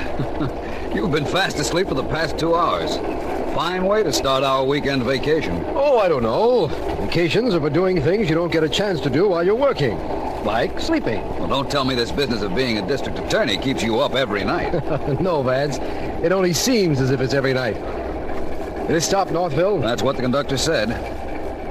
Well, let's go, Markham. Our bags are at the front door already. I'm ready.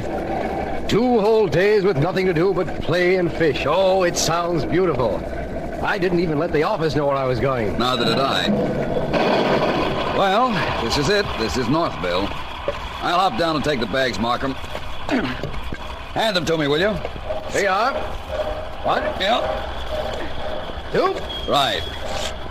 Well, nobody else seems to be getting off this train. Good. At least we know we've not been found. The only person in sight is that old fellow over at the station window, Markham. What's more reasonable, then, that we talk to him? Nothing. Let's do it. We've got to talk to somebody, I suppose. We've got to find our hotel, get those bags moved, get directions to the fishing ground. Hello there. How do you do, sir? Hello, Sonny. Who's your friend? Well, let's say his name is Smith. Well, if that's the way you want it, it's okay with me. What's you want it for? Horse stealing? I was, but they dismissed the charge. Where is everybody? Here I am. What's on your mind? Well, we'd like to know where our hotel is. What happened, Sonny? Lose your hotel? Dang careless of you. Oh, brother. Look, my friend, we had a reservation at the Northville Mansion House. Now, how do we get there? Take a cab. And where do we find the cab driver? That's me. Well, that's fine. Now, can we get the baggage agent to move our bags? Sure. That's me, too. Versatile, aren't you? How do we find the way to the fishing grounds? Get a guide. And that's... Nope. That's my brother. And where is he? He's to the funeral. Everybody in town's to the funeral. Bill Avery. Never saw a town so happy a fellow was dead. Owned the mill here, did. Only got it in a swindle. Hires lots of folks from around here. Only don't pay him hardly nothing. Weren't very well liked, I can tell you that. Everybody disliked him, eh? Yep. What did he die of? Vance? Oh, we're still on vacation, Markham. I didn't mean anything by it. Want to know what he died of, huh? Well, a tree fell on him. Of course, somebody had to cut that tree down, but somehow nobody bothered to figure that out. Well, here goes our vacation. I can see that. I think I'll send a notice to the fish around here saying, we're busy. Don't bother biting. What's that you say, mister? Well, You know, you talk awful funny. You're the type of fellow they call character, ain't you? Oh, no.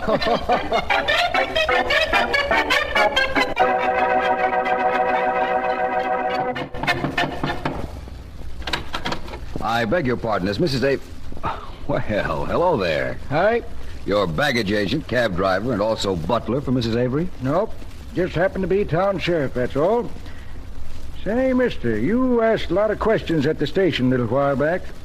I'd like to know why. Certainly, Sheriff. You see, I'm Philo Vance. Philo Vance? The investigator? That's right. Mountain High Moses. I read about you. Come on in. Miss Avery ain't at home, but come on in. She'll be back soon. Come Thank on. you. Yeah, Miss Avery stayed a little extra while at the funeral. Doris came here to fix her some tea, so it'll be here when she got home. Oh, Doris, come here. Yes, Clem, I'm coming. You want me about something? Doris, this here is Mr. Philo Vance from the city. How do you do? Hello, Doris. I'm going to wait for Mrs. Avery, but I'd like to talk to you. All right, Mr. Vance. You were engaged to Mr. Avery, weren't you? Well, I guess you couldn't hardly call it that, Mr. Vance. It's something I'd like to think, though. You must feel very badly about the accident. No, now you come to say that, and I come to think of it, I don't feel bad at all. Oh? Can't understand why either, Mr. Vance. Oh, there's Miss Avery now. Someone to see him, Miss Avery, Mr. Philo Vance. Oh, good evening, Mr. Vance. How do you do? Hello, Clem. Hello, Miss Avery. Won't you please sit down, Mr. Vance? Thank you. I'll take your hat and coat, Mrs. Avery. Your bag and gloves, too, if you like. No, just my coat, please, Doris. I'll keep my hat and gloves on. Going out again soon. Yes, ma'am. I'll take it in the next room with me. Thank you, dear. And now, Mr. Vance, how can I help you? Miss Avery, this Vance here is a private investigator. Oh? I know this isn't any of my business, but I thought that if there were any doubt about your son's death being an accident, perhaps I could be of assistance. Well, excuse me. I'll go get Doris, fix a cup of tea for me. All right, Clem. You're a stranger in Northville, Mr. Vance, yet you've already heard that my son's death might not have been an accident. Yes, I have. Do you feel that it was? No, but I haven't any idea who might have killed him. I've heard the names Frank Joyce and Johnny Stanley mentioned in that connection. Yes, and I can understand why. Maybe you also heard Doris's name mentioned, Mr. Vance. My son wasn't very good to her while he was alive, even though she is taken care of in his will. Really? But cutting down a tree, could a girl? Do that? I wouldn't know, really. But women in this part of the country are very strong, Mr. Vance, and very active. I'm sorry I can't tell you anything that might help you. I'm sorry, too. But I take it that's a signal for me to go. Oh, if you don't mind. Very well. Goodbye, Mrs. Avery. And if I didn't know better, I might think that you didn't want whoever murdered your son to be caught. I'm not surprised that you say that, Mr. Vance. As a matter of fact, I don't.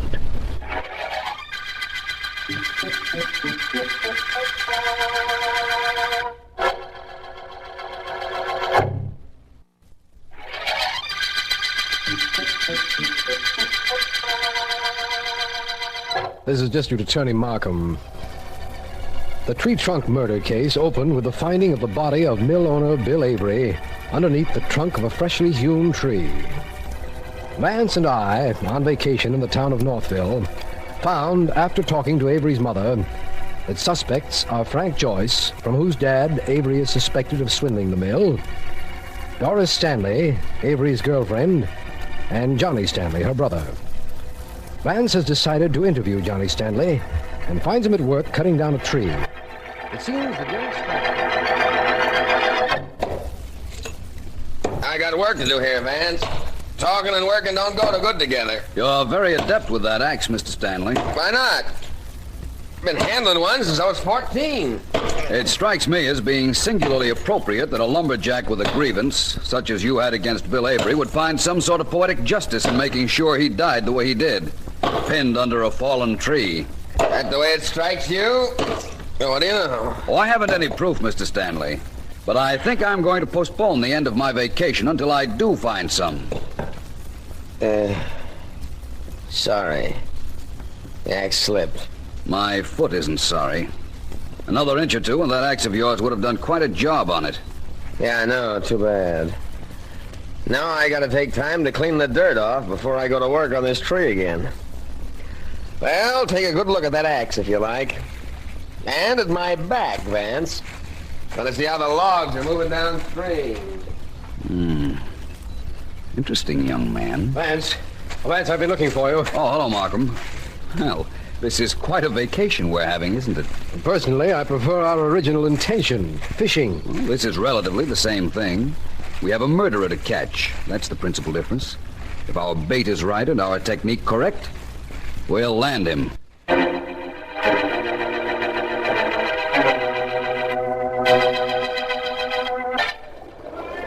Hey, Frank! Frank! Hey, Johnny! Hop over here, will you? I want to talk to you. Those logs are going downstream, okay? Check. Like as not, they don't need me to send them down the mill anyhow. What's up?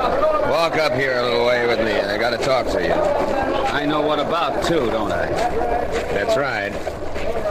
It's about Bill's death and those two city fellas who've been buzzing around. You mean Vance? Yeah, he's one of them. Talk to you? A little while ago. Had an idea I knocked over a tree so that it fell on Bill. He's got an idea everybody around here knocked over that tree. Make a deal with you, Frank. Like as not, I'm going to say okay. That's what I want to hear. Look, Frank. Whatever we know about Bill Avery's death, we keep to ourselves. You keep your mouth shut, and I'll do the same. Well? Suits me fine. Never did like strangers butting in the business of us peaceful folks at Northville.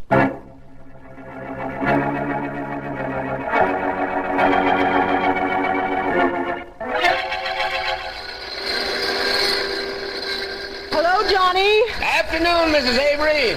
Looking over the mill? Yes, I am. Awful hot for you down here, ma'am. Ought to take off that coat. I don't mind. Suit yourself. Only you couldn't get me to wear a coat nor gloves on this job. Roast to death. At least take your gloves off. I really don't mind, Johnny, honestly. And Johnny, I've got to talk to you. It's about Doris. Wait till I turn off this saw. There. Now, what about Doris, Mrs. Avery? She been carrying on over Bill's death? She's been crying all morning. Keep saying it's her fault. Johnny, what does that mean? You know as well as I do. Only we're the only ones that are going to know. Well, somebody's over by the door, Johnny. Yeah, I know, Mrs. Avery. Whoever it is, come on in. Is that Mr. Vance again? Good afternoon, Mrs. Avery. Oh. Hello, Johnny. Good afternoon, Mr. Vance. Vance, what do you want here at the mill? More of your stupid questions, because if you do, I got no time to listen. I got work to do with this saw. Excuse me, Mrs. Avery. Johnny, it isn't stupid questions that I want. I want some intelligent answers. Would you mind turning off that saw? All right. Thank you. Well, let's get this over with. I got work to do. You want me here, Mr. Vance? Very definitely, Mrs. Avery. You can help me a great deal. You see, my investigations find nothing except that a lot of people wanted to see your son dead. Yes, that's probably true. In view of that and the fact that this case has been singularly unproductive of results, I wanted both of you to know that Mr. Markham and I are leaving here in the morning. Good. You're leaving Northville tomorrow, Mr. Vance? Yes, I am.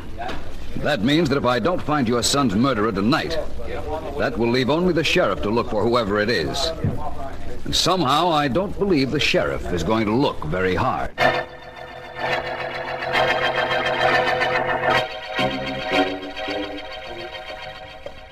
I'm playing a long shot, Markham.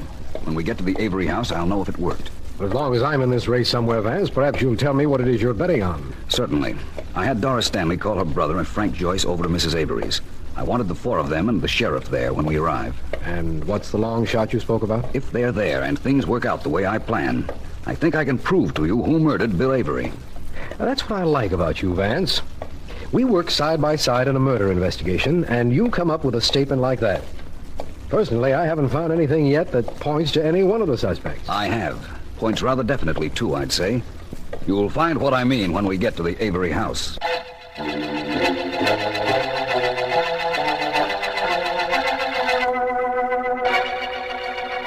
Can I get you something, Mrs. Avery? No, thank you, Doris.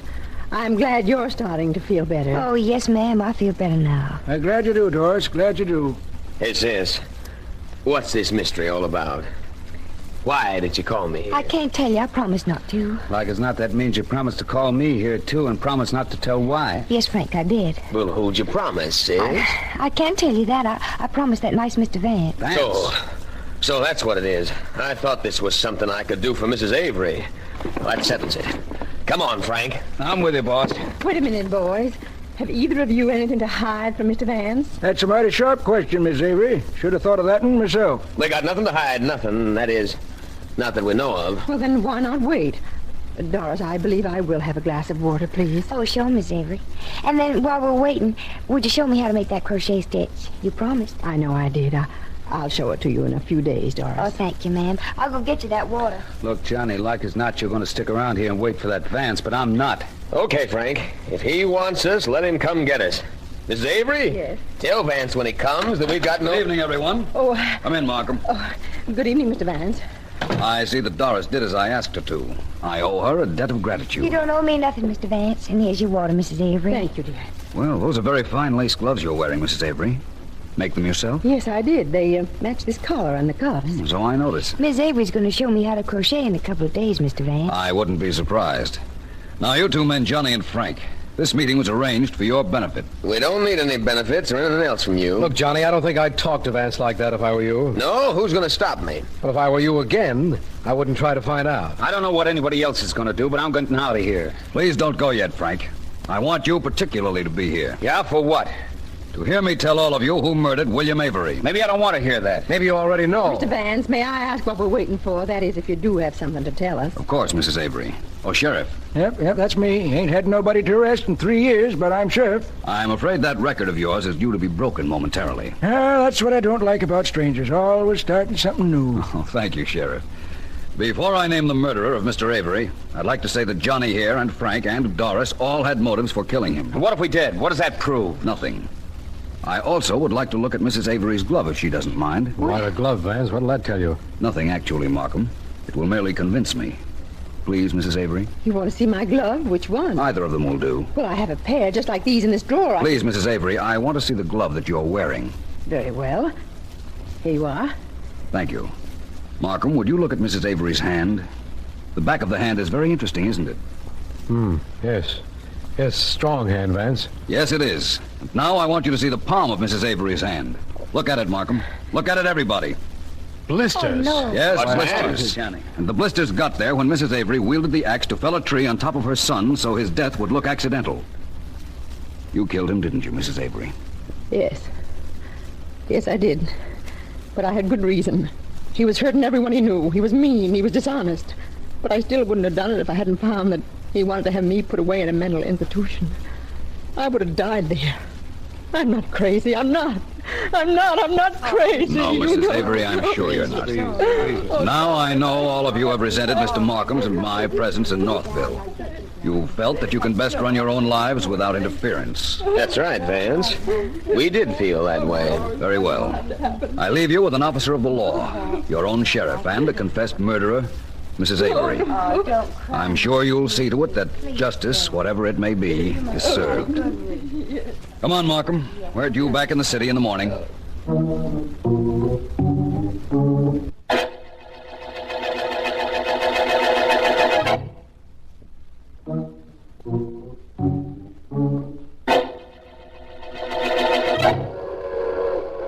Vance, now that we're on our way home, how did you know Mrs. Avery committed the murder? Well, every time I saw Mrs. Avery, she was wearing gloves. No matter what the occasion or lack of occasion, she wore gloves. She had also promised to show Doris how to crochet, but she postponed the instructions. Why? Well, because her hands were blistered from the axe, just as you said. And how simple it all sounds now. Mighty strong woman she was to be able to cut down a big tree, Vance. Yes, that's true. She did have strong hands. Too bad she tried to take the law into them. Well, Markham, our vacation is ended. Yes, it is, Vance. And so is the tree trunk murder case.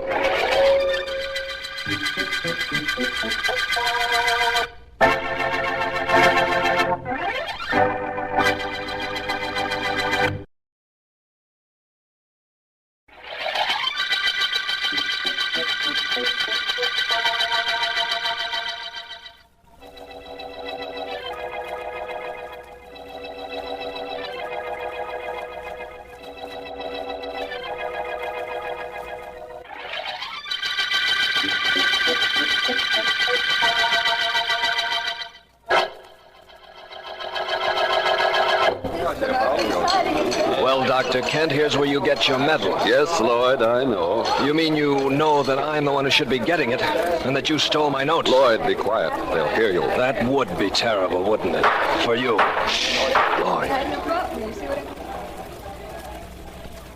Ladies and gentlemen, as president of the International Astronomical Society, it is my privilege to introduce our guest of honor at this banquet, the eminent astronomer, Dr. Humphrey J. Kent. Dr. Kent. Thank you, Dr. Hall. Ladies and gentlemen, permit me to thank you for this testimonial dinner and for the honor you have paid me in tendering it. It is an occasion for which I am deeply grateful and which I will long remember. I thank you. Before Dr. Kent returns to his seat, I should like, on behalf of the Society, to present him with this medal for his long and successful search for the first new planet to be discovered since Dr. Lowell brought to light the planet Pluto. Allow me, Dr. Kent. Thank you. Congratulations. Thank you very much on behalf of my two colleagues and myself. This has been a very great honor. This medal is not very heavy, but it carries a weighty responsibility. I think that perhaps I had better sit down.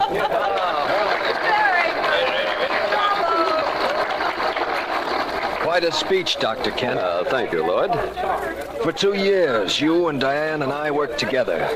For 5 years before that, ever since I got out of college, I worked on finding that planet. Lloyd, we'll talk about this some other time. Why? Because you're afraid of what I might say? Well, don't worry, I won't expose you. Not here and not now. I'll wait. I waited 7 years to find that planet. Maybe I'll wait just as long to find a way of making you pay for stealing it. Or maybe I'll do it in 1 second. With a bullet.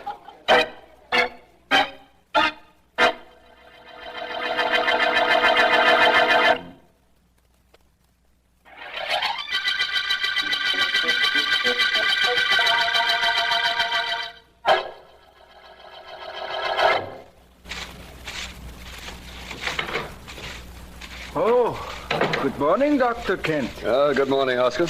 You do not mind if I finish sweeping, Dr. Kent? I will not be too long. No, go ahead. Doesn't matter. Oh, something is wrong. Yes, Oscar. Too many things. This morning, I read. Last night they give you a medal because you find a new planet. Yes, they gave me a medal. For a new planet, the medal. For me, a broom, a dustpan, a mop. Dr. Kent, I too know the heavens. Maybe I do not use a big telescope like that one there, but I know the heavens. I know them very well. Yes, I'm sure you do, Oscar. Now, please, there's something on my mind. That I know, too. The heavens tell me things. They told me that. It is because of the sign, the astrological sign. You are a Pisces, born in February. For the next few days, you are to be careful, Dr. Kent. Very careful. Oscar, I've told you this before. I tell you again now. Astrology is nothing but hokum. It's sheer hokum bunkum. Completely false and with no foundation in fact. To you. But to me, it is a science. The only true science. Wait, you will see. Remember, you are a Pisces. So for the next few days, you are to be careful, Dr. Kent. Very careful. The signs could mean death.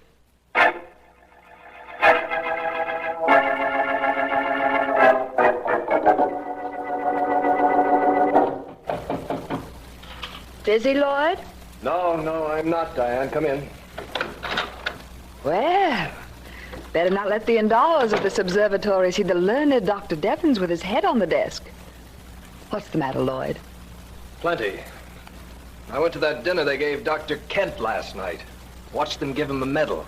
Saw the smug look on his face when he accepted it. On behalf of my 2 colleagues and myself. Well, so we got a medal by proxy. I'm just as happy. Scientists work for science, not recognition. Recognition never hurt, though. Let me ask you something, Diane. Dr. Peters, please. It's working hours. Oh. Lloyd, why don't I see you after hours anymore? I'll get around to that, Diane. Diane, did you notice Oscar snooping around my desk at any time? The janitor? Yes. What would he be doing at your desk? Oh, pretending to clean, but actually to spy. You know he's very sold on astrology, don't you? Yes, but I'm more concerned at the moment with you and me. What's happened to us, Lloyd? What's happened? Nothing's happened. I'm tired, Diane. I'm tired of this place, of working, of Dr. Kent. And of me, eh? I said of everything, and I meant it. Leave me alone, will you? Just like that. Leave you alone. And I'm supposed to pack my things and walk out. Well, I'm not built that way, Lloyd.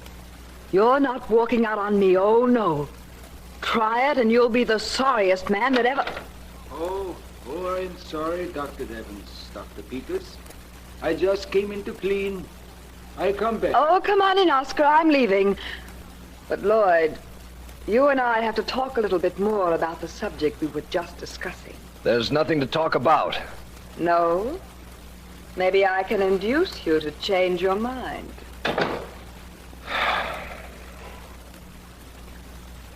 Well, Oscar, you said you came in here to clean, so clean. I only say that because Dr. Peters was here. Actually, I come to talk to you. About what? About $300. I need $300, and you are going to give it to me. I'm going to give it to you. What makes you think that? Many things. I must have an operation, they tell me. Operations cost money. You will give me the money. I'll give you the money. Are you crazy? Get out, Oscar. Get out now. I have to clean. Not now. You don't have to. Get out. I want to be by myself to think. Think if you want to. Think about many things. But also think about the signs. You too are a Pisces. And for the next few days, the stars say there is trouble. There is more than trouble, they say. There is death.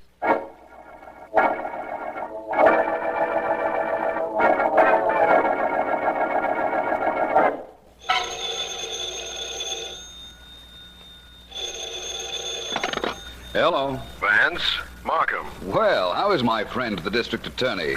How did you know I was home? I called your office and Miss Deering told me, Vance. She's been very conscientious since coming back to work, hasn't she? Ellen's always worked all hours. She says she likes it. That might be. And I have something you might like, Vance. How are you fixed for murders? Committing them, knowing of any, or investigating them? Investigating them.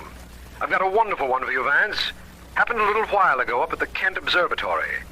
You know anything about astronomy? A little. I know that Dr. Kent, head of the observatory, got a medal last night for finding a new planet.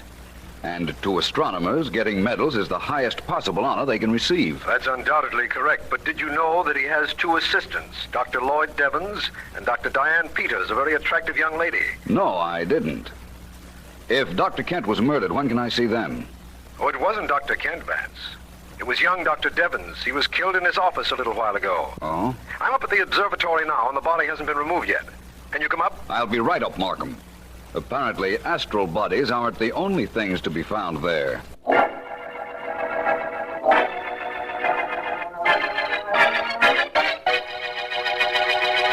Vance, this is Dr. Kent. Dr. Kent, Philo Vance. How do you do? How do you do, Mr. Vance? Dr. Kent, how long was Dr. Devons your assistant? For several years, Mr. Vance. He was a brilliant scientist. His experiments with the spectroscope will be studied for many years. Spectroscope, Doctor? Well, yes, it's used to study stars, find out what they're made of, and to break them down into colors. Oh. I see.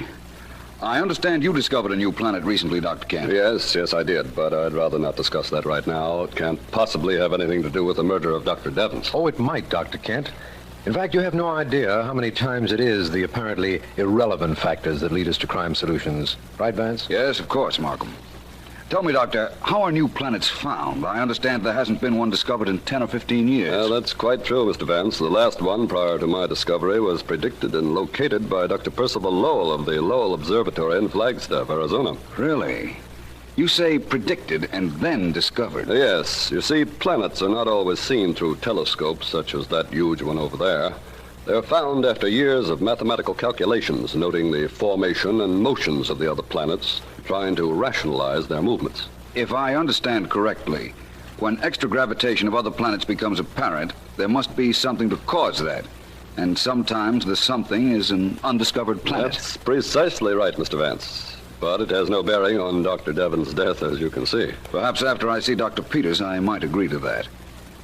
Anyone else you might suggest my talking to, Dr. Kent? No, I don't think so. Yes, there is, Vance. You might see Oscar, the handyman here. He predicted there might be a death in this observatory, although, frankly, I thought it was my death he was talking about.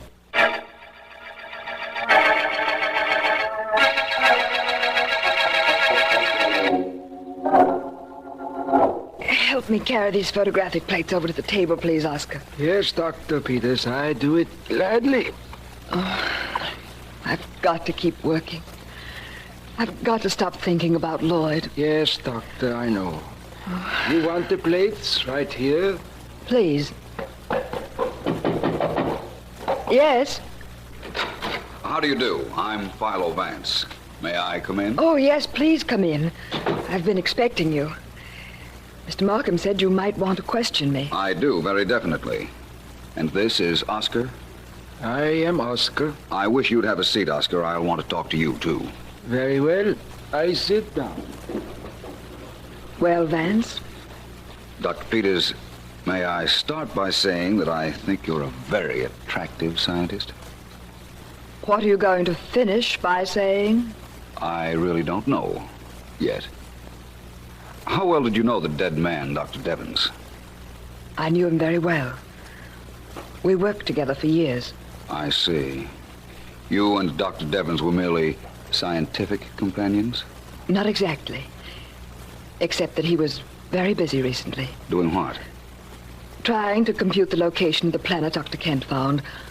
Only his notes were stolen. His notes were stolen, eh? And Dr. Kent then discovered the brand new planet? Well... Well, what, Mr. Vance? It's a little too early to tell yet, Dr. Peters. The dead man's notes were stolen. Mine are not yet complete. Oscar. Yes. Yes. What do you want with me? I'm not sure yet, beyond the fact that I'd like to know how you could predict death as you did yesterday. How I could do it? Anybody could do it. Anybody who knows how to read the stars correctly. By that, I suppose you mean astrology? Of course. These are troubled days for everyone born under Pisces. Dr. Devens was a Pisces. I understand your original indication was that it was Dr. Kent who was to die. I do not indicate anything. The stars, they indicate everything. And the stars do not make mistakes. Possibly not. And from all I've been able to find out on this case, neither did our murderer.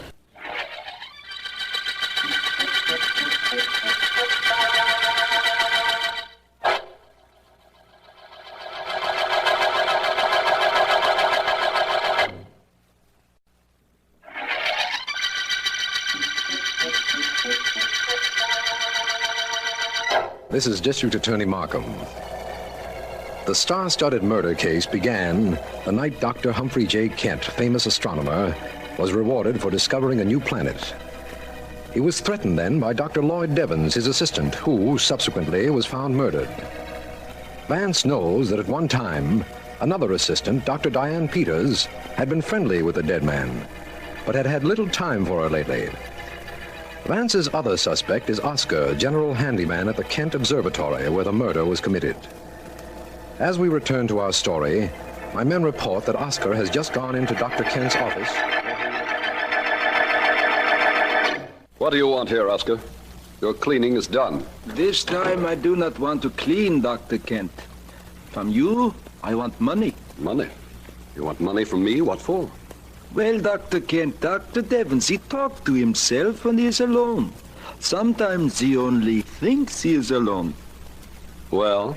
Just before he is killed, he talked to himself. He say, he stole my planet. That planet was mine. I find it, but he steal it. He was talking about you, Dr. Kent. That is nonsense. Maybe. And the police will not think so. You dare to come here and threaten me? To try to blackmail me? It's you pay me. I do not tell the police. I do not You'll tell nobody, and I won't give you a cent. You understand? You won't talk, and I won't pay you nothing. No, don't hit me. I'll do more than that. I'll choke you. Dr. Kent! He hit me, Dr. Peters, just because I hear Dr. Devens say... Oscar. I don't care. I hear Dr. Devens say that it was Dr. Kent who steal the planet from him, that he find it, and Dr. Kent gets the medal. I hear him say this before he get killed. This man doesn't know No, what Dr. Kent. Perhaps you and I better talk this over. Oscar, don't say anything about this to anyone, will you? Not just yet. Not if you ask me not to, Dr. Peters. Thank you. You leave, Oscar. Dr. Kent and I want to discuss this more in detail. Don't we, Doctor?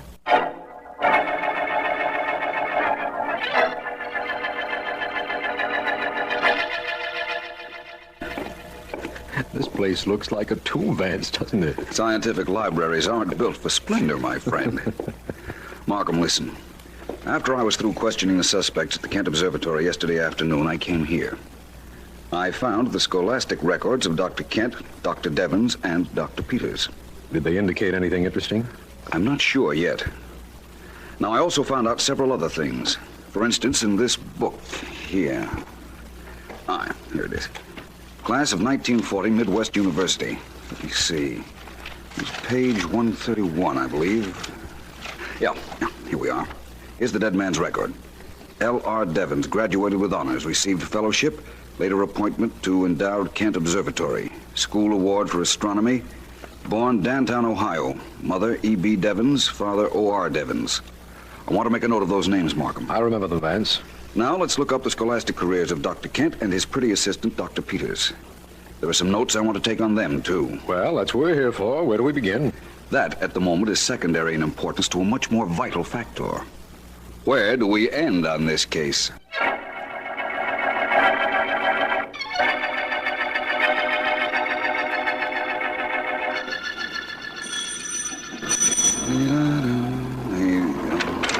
Mr. Mr. Vance. Oh, sorry to disturb you at your home, Dr. Peters, but it's a matter of necessity. May I come in? Well, I have company. I won't stay long. Thank you very much. Dr. Peters, I've found something very interesting at the science library this evening. What's that, Dan? Oh, Dr. Kent's voice, isn't it, Dr. Peters? Good evening, Dr. Kent. It's Philo Vance. Come in, Vance. Thank you. How are you, Dr. Kent? I'm well. I was just leaving. Oh, please stay. Dr. Peters, I came to tell you I want you at the observatory at 10 o'clock tomorrow morning. And I'd like you there, too, Dr. Kent. Would you? Why? A very obvious reason. I've been doing some research. Dr. Kent, I've found out several very interesting things. For instance? Well, from what I learned from Oscar, I believe Dr. Devens died believing that you, Dr. Kent, had stolen his research information on the new planet. That's preposterous. Is it? Perhaps. Dr. Peters. Yes? You mentioned something to me earlier which I haven't thought much about, but which perhaps you might clarify just a bit. I will if I can. What is it? I had asked you if you and the late Dr. Devens were purely scientific companions. You said, not exactly. What did that mean? It meant just that. Not exactly. You saw him socially? At one time. And then? Then I didn't. Who lost interest, Dr. Peters? You or Dr. Devens? He was working very hard on his notes. And had no time for you. Look, Mr. Vance, don't try to shape a woman's scorn angle to fit me. Do you know what Dr. Devens believed about Dr. Kent here? I know about Dr. Kent here, all about him. I'll meet you both tomorrow morning at the observatory at, shall we say, 10 o'clock.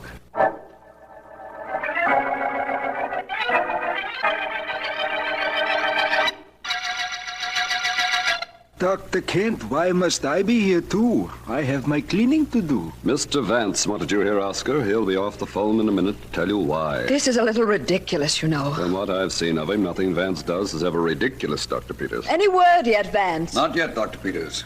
Mr. Markham is still on the long-distance phone at his office checking some facts. He'll be back on this one in a moment, I'm sure. Well, hurry. Perhaps you'd care to... Oh, excuse me.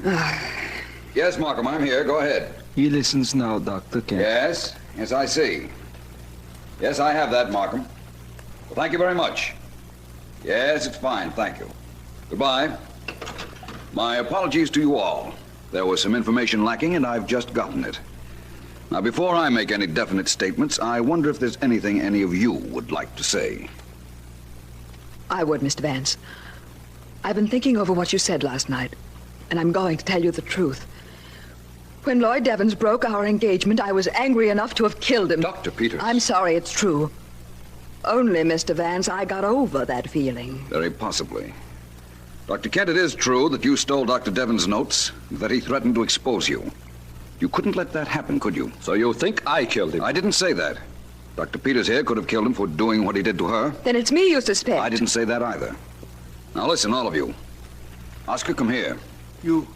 You want me? I most certainly do. Your last name is Devens, isn't it, Oscar? Well, isn't it? That is my name. Lloyd Devens was your son. You don't have to admit that. Mr. Markham got a description of Lloyd Devens' father from your hometown, and it fits you perfectly.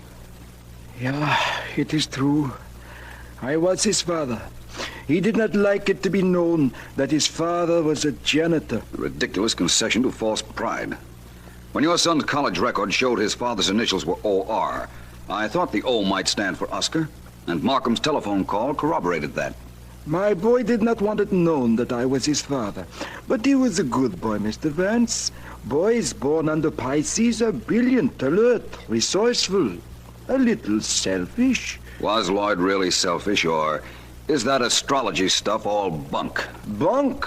Of course it isn't bunk. My boy, he was selfish. He refused me money. All I wanted was a few $100, but he refused me. You see, he was selfish. That proves it, doesn't it? You told me your son was a Pisces, and that these are troubled days for people born under that sign. Yes, that I told you, because that is true. Trouble, and sometimes death. The stars say that. Rubbish. Stars can't predict anything. That's ridiculous. Ridiculous? You say that is ridiculous. My boy say that too. I wonder whether he would say that now if he were alive to say it. When did he say it was ridiculous? When I warned him. When I warned him that his selfishness might lead to death, he looked at me. He laughed at me. He laughed at the stars. He was laughing even at the stars when I killed him. What? Oscar. Oh, Oscar, no. Oh, so you were clever, Mr. Vance. You tricked me so I tell the truth. But it does you no good. I go out that door, and nobody stops me. Nobody. I shoot whoever tries to stop me. You even, Dr. Peters. Oscar, don't be a fool. The police would... Police? They are smart, maybe. But I am smarter. I have the stars to tell me things, to tell me everything. But I kill anyhow anybody who follows me. Let's get after him. It's quite unnecessary, Dr. Peters. I'd asked Sergeant Heath of the police to wait downstairs and arrest anyone who left here. If I know Heath, he has Oscar by now. Oh, what a terrible thing this has been. But I suppose I ought to thank you, Mr. Vance. You can in a moment. Dr. Kent, don't you have a medal given you by the International Astronomical Society that belongs to the late Dr. Devens? Yes, I guess it actually belongs to him. Don't you think you ought to write a paper for the Astronomical Magazine giving him full credit? Well, partial credit, anyhow. Perhaps. Yes, I'll write the paper and my resignation together. That's what I thought you'd do. Well, I'll leave you now. Thank you, Mr. Vance. Thanks very much. For Lloyd. It's quite all right, Dr. Peters. I guess Oscar thought he could get away with murder, but it just wasn't in the stars.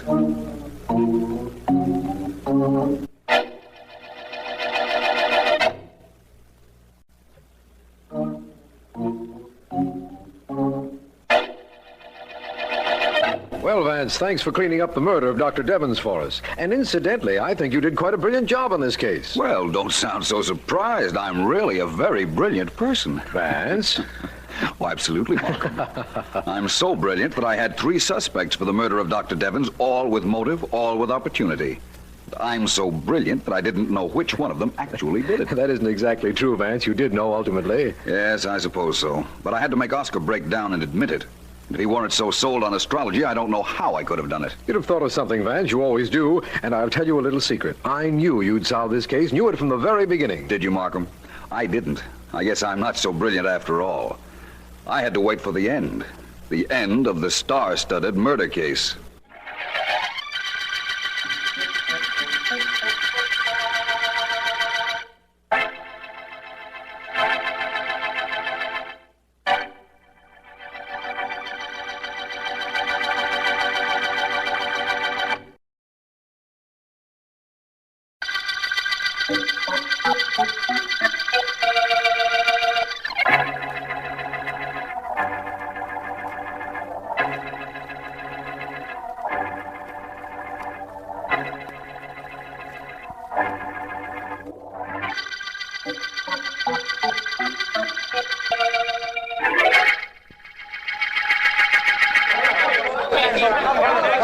Listen to me, men.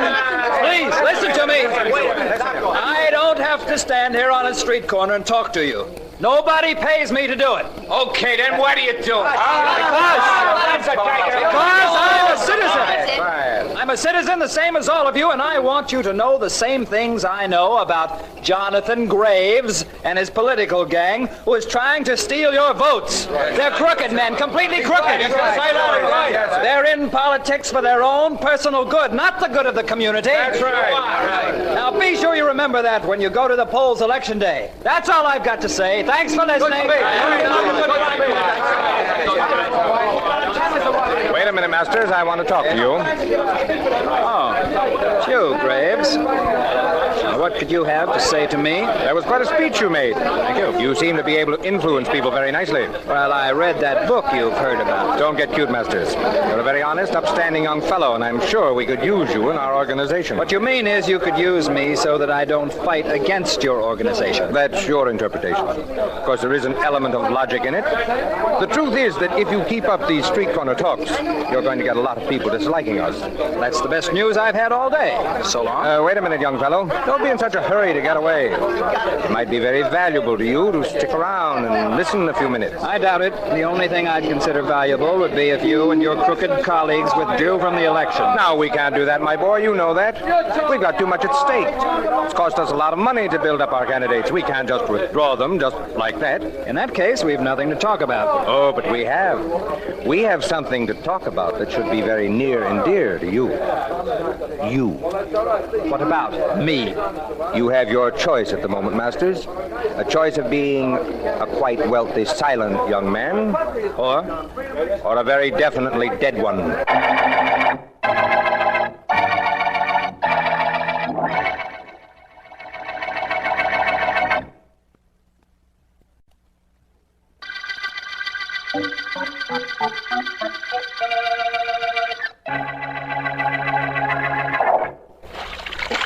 Come on in, Eddie. The water's fine. Well, move over. Give the guy room to die. Okay. You want all the water in this pool for yourself? Hello, boy. Welcome to Poolville, Eddie, old pal. I'll race you to the end. No, Bill, I just as soon splash around a little. Relaxes me better. Whew. A little tightened up from those street corner talks you've been making, huh? No, not particularly. And incidentally, I'm getting results from them. Old man Graves is a little worried about my activities. He heard my speech this morning. Well, don't stop, Eddie. This town will go on the rocks if Graves and his gang get in. No, and I know it. Only that isn't what's really bothering me. Huh? What is? Remember Joe Cates? Yeah, vaguely. Why?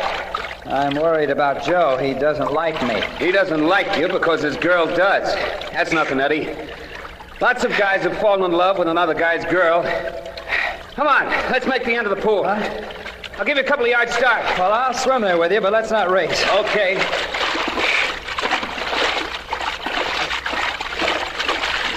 I'd rather talk. Look, talking and swimming aren't for me. Let's sit up the edge of the pool if you want to gab. Good enough.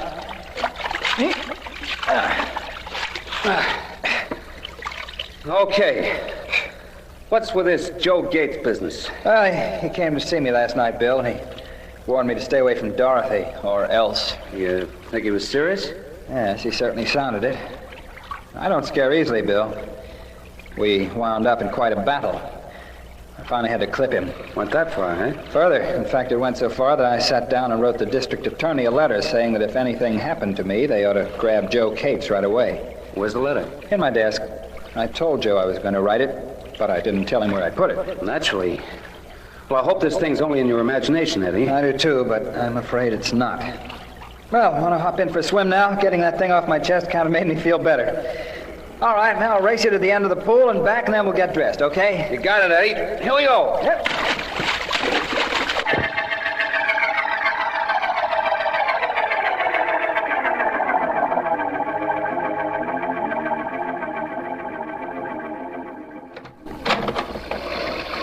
Wow, look at it come down, Eddie. Bad. I guess old Joe Pluvius didn't think we got wet enough in the pool. Probably. Lucky I don't live very far. Wait with me out here and I'll get a cab and drop you off. No, by the time you get a cab, I'll be home in bed. All I have to do is walk to the corner, turn it, and I'm practically on my front doorstep. Lucky you. Yeah. Okay, Eddie, I'll be seeing you. And don't worry about Joe Cates. I'll try not to. Hope you get that cab in a hurry. Thanks. Night. Night.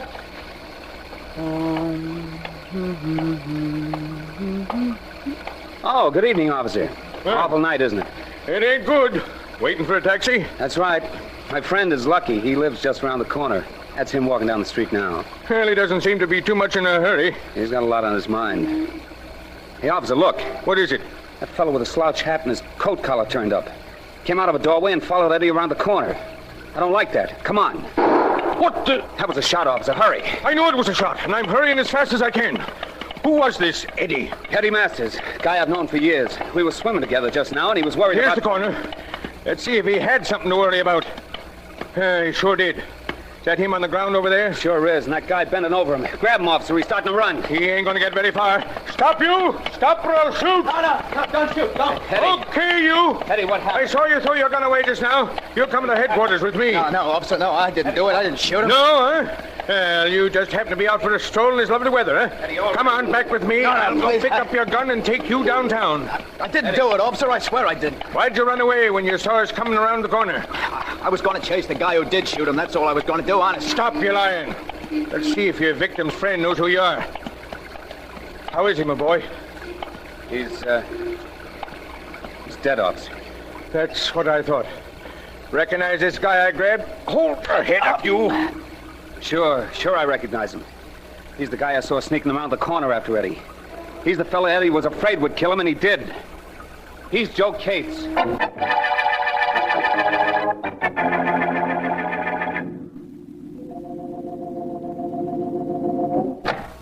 Hello, Miss Morgan. Oh, Mr. Vance, please come in. Thank you. Is Mr. Markham in? He's in his private office. He's been trying to reach you. Yes, I know. I phoned my office and they gave me the message. Is that you, Vance? That's right, Markham. Please come in here, will you, Vance? Well, the command of the district attorney permits no pleasantries between you and me, Miss Morgan. Excuse me. Of course. Hello, Markham. How are you, Vance? Fine, thank you. And you? I'm not sure. Sit down, won't you, Vance? Yes, thanks. I have something on my mind, something important. Of course. Does it have anything to do with the trial you're conducting? Everything. Vance, I left that courtroom today knowing definitely I can get a conviction in the state's case against Joe Cates. And that bothers you? Yes. Every bit of evidence points to Cates being the killer. Yet when we adjourned today, for the first time in my life, I was sorry that I'm the district attorney. Well, this sounds serious, Markham. Tell me about it. I'll tell you as much as I know. Joe Cates was picked up near the spot where Edward Masters was murdered, and we rushed the case to trial, as you know. Tell me the things I don't know, Markham. Perhaps that would be easier. All right. A witness, Bill Miller, saw this Joe Cates follow the victim around the corner. Then Miller and a policeman heard a shot and found Cates bending over Masters' body. The newspapers say Cates threw away his gun and started to run, but the policeman overtook and overpowered him. That's the way it happened, isn't it, Markham? Yes, and despite a letter in which Masters wrote he feared Cates, I'll tell you something, Vance. Cates denies shooting Masters, and I don't entirely disbelieve him. No? No, despite this letter the victim wrote naming Cates as the man who had threatened him. It seems there's rather a complete case against Mr. Cates, but you say you don't entirely disbelieve Cates' claim that he didn't kill Masters. Why? I don't know why. Call it a sixth sense, call it anything you like, but I don't think he did it. Everything points to him, and I'm sure I'll get a conviction when the case goes to the jury. But I don't believe he did it. Well, perhaps he didn't. Perhaps someone else did murder Mr. Masters. He had political enemies, I believe. Yes, but Vance, it's the ballistics report on the gun that the police officer picked up that proved our conclusive evidence against Cates. The officer saw him throw it away. And it's the murder gun, all right, a pearl-handled automatic, a .45. I know why you tried to reach me. As the district attorney, there isn't anything you can do to prevent Joe Cates from being convicted. But as a man, I'm sure he didn't murder Masters. And tomorrow I've got to put him on the stand and convince the jury that he's guilty. I know how you feel. Let me see. There are 3 reasons why Cates is believed guilty. The witness who saw him trail Masters around the corner, the letter written by Masters and indicting Cates, and Cates' gun which the officer saw him throw away and which has been proved to be the murder weapon. That's right. Combined, they form irrefutable testimony against Cates. But you're not too happy about the certain proof you have that Cates is a murderer. Definitely not. Only there isn't anything I can do about it. I don't like to see you unhappy, Markham. Maybe there's something I can do about it. I'll be at the trial tomorrow.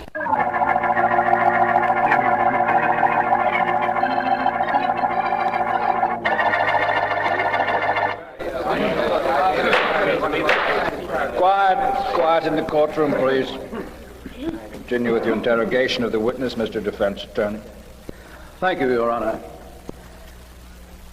First, I'd like him to identify this photograph. Excuse me. May I... Pardon me, please. I've saved the seat for you, Mr. Vance, here. Thank you, Miss Morgan. Well, how is Mr. Markham doing? Wonderfully. He can't miss getting a conviction. The defense attorney is questioning the main witness now, but it won't mean a thing. Listen. Now, the photograph you just looked at, Mr. Miller, shows the scene of the crime, Blake and Daggett Streets, and includes the spot where you were standing. Is that correct? That's right. Now, you say you saw a figure whom you identified as Joe Cates turning the corner after the victim, Mr. Masters, had passed. That's right. Now, do you mean to say that you could definitely identify a figure in a pouring rain late at night? A figure with his coat collar up and his hat pulled down at so great a distance? Yes, I do. I'm positive it was Joe Cates. The street lights were bright enough for me to see him. I even knew what color suit he was wearing under his coat. I could see the color of his trousers. That's how bright it was. That's all. Your witness, Mr. Markham. No questions. See what I mean, Mr. Vance? Mr. Markham has a cinch in this case. So it appears. Your Honor, I wish to call back upon the stand my client, Mr. Cates. Very well. Mr. Cates, please. Will you take the stand? Yeah, I'll do it. Okay, now what?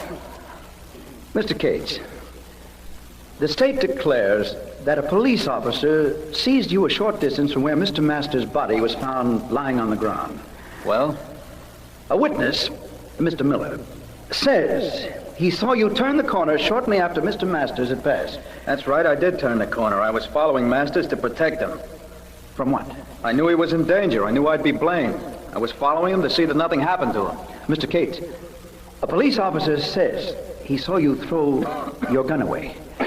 Is that true? Yes, I did throw my gun away. I didn't want to be caught with it on me. The state says that gun the officer picked up, the one you threw away, killed Edward Masters. I know. I've heard it a dozen times, only I can't help what the state says. All I know is I didn't do it.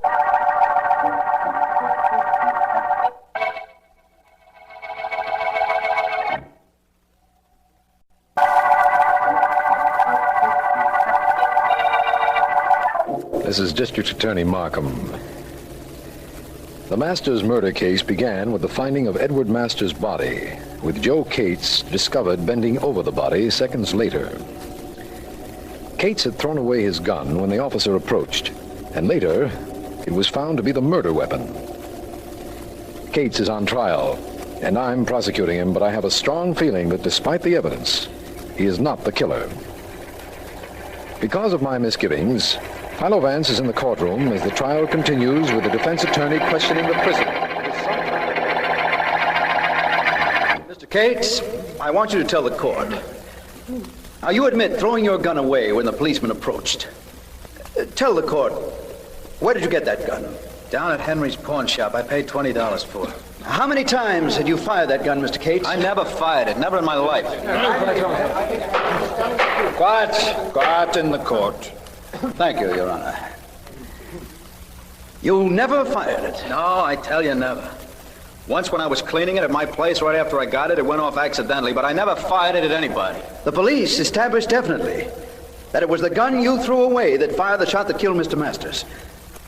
Now, how do you explain that? I'll tell you how. I'm being framed, that's how. I never fired that gun. I never aimed it at anybody, and I never murdered Edward Masters, but it doesn't look to me like anybody's gonna believe that.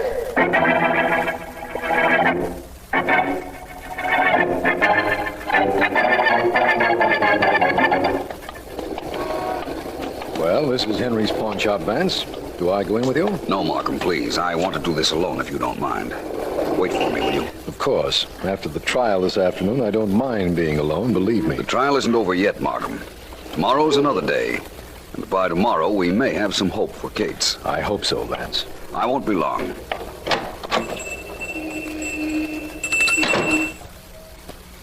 Yes? Yes? What can I do for you, sir? I'm not sure. Can anyone hear us? There's no one here, sir. Nobody but the two of us. What is it you want? A gun. I'm sorry, sir. Guns do not sell. If you have something to pawn, I'll gladly look at it. If you wish to purchase something, I'll gladly sell it. Except guns. Guns I do not sell. I've got a lot of money. Money wouldn't help me if I went to jail. A lot of money, you say? That's what I said. What kind of a gun? How much do you want for a .45 automatic, pearl-handled? With a pearl handle, it'll cost you $100. Without, it's less. How much less? I have a foreign pistol for $20. I have them for any price over that. Thank you. That's what I wanted to know. I'll be back. When they say they'll be back, they never come back. Plenty of money, huh? Good day, sir. Well, Vance, what'd you find out? Nothing definite, Markham, but something that insists that I continue on this case. I don't know how I'm going to prove it at the moment, but I think that I can blast the most incriminating evidence against Joe Cates. Possession of the murder gun.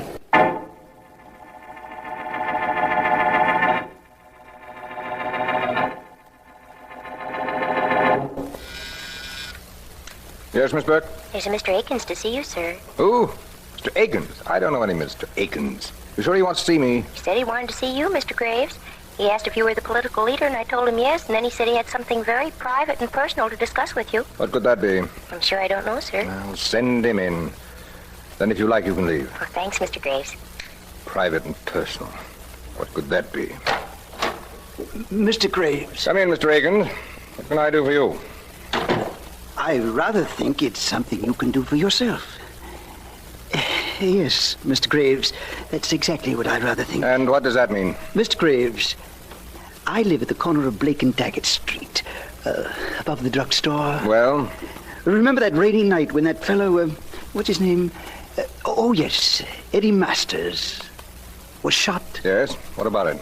Well, I was standing at the window, looking out. I like to look out when it rains.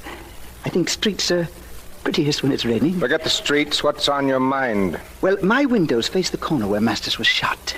And I saw who shot him. I rather think it was you, Mr. Graves. I've seen your pictures in the papers often. Yes, I rather think it was you. Oh, you do, huh? Oh, yes. I was going to mention it to my wife, but I said to myself, no, I said, I'm going to see Mr. Graves himself. I'm sure he'll give me something for not saying anything about this to anybody. You see, I was rather sure you would. You were. You were sure you were going to get something to keep your mouth closed.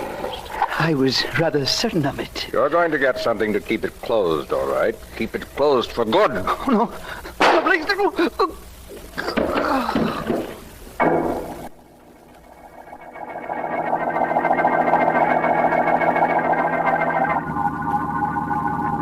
This, Markham, will prove something to us or nothing, but it must be done. Granted, it must be if you say so.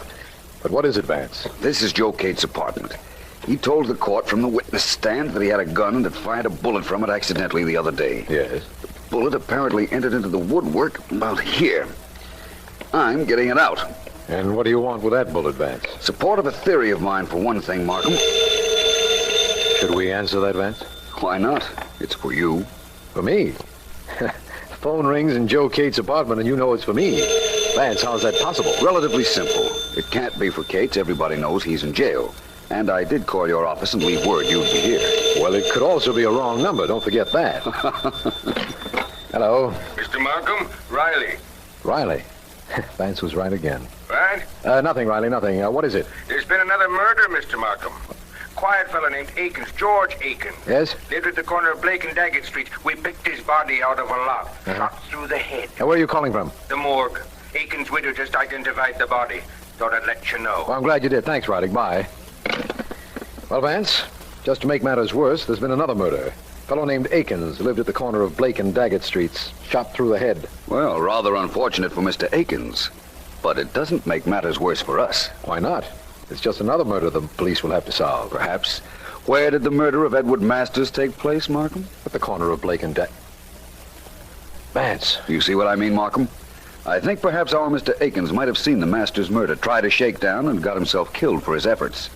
Sounds reasonable, doesn't it? Well, it can't be coincidence. That's the way I feel about it, too. Now, Markham, there's something I want you to do for me. I want to be present when the bullet taken from Akins is compared with this bullet I just took out of the wall in Cates' apartment. All right, Vance, but why? Because the answer to that question is the answer to the Masters murder, Markham.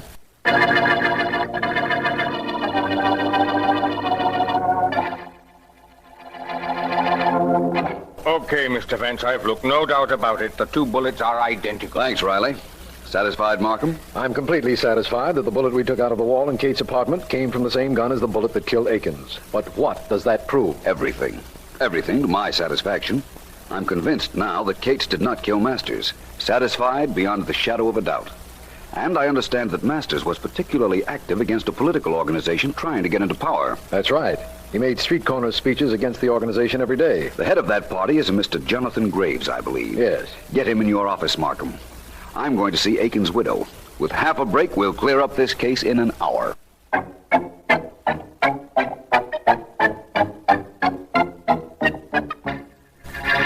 I'm a busy man, Markham, a very busy man. What's the idea of getting me down here to your office? Well, to tell you the truth, Mr. Graves, it's Philo Vance's idea. Vance? Well, if it's his idea, where is he? On the way here, I hope. He went to see the widow of that fellow Aikens, the one whose body the police picked up a little while ago. What's that got to do with me? I'm afraid Vance will have to tell you that when he gets. I'm here to tell Mr. Graves right now. Thank you, Markham, for getting him here. If you're Vance, don't thank him for getting me here. Thank me for coming. My thanks to both of you. Mr. Graves, I've just come from seeing the widow of George Aikens. So Markham was telling me. She told me a rather strange thing. She said that her husband was going to see you just before he was shot. Maybe he was. He never got to my office, though. That's still stranger. The young lady in your office told me that she showed Aikens in to see you. That's the reason I was delayed, Markham. I saw both Mrs. Aikens and Mr. Graves' office assistant. Okay, so he was in to see me. What about it? He left. I never saw him again. Mr. Graves, you made a terrible error, leaving your gun in your desk drawer. You don't trick me, Vance. I didn't leave it in any drawer. I've got it with me right here. Thank you. I'll just take it if you don't mind. Come now, Mr. Graves. You have no reason for not giving it to me, have you? No, of course I haven't. No, I won't do it. I won't give it to you. Oh, yes, you will. I'm taking it from you. Stop it, you breath. There, you've got it now. What do you want it for? For a wonderful reason, Mr. Graves. It's undoubtedly the gun that killed Mr. Aikens, for one thing. You think my gun killed Aikens? No, but this is not your gun. I think your gun killed Edward Masters. It was Joe Cates' gun that killed Aikens. But you fired both guns, Mr. Graves. Markham, when Cates' trial is resumed tomorrow, ask that the charge against him be dismissed and that Mr. Graves be held for Masters' murder.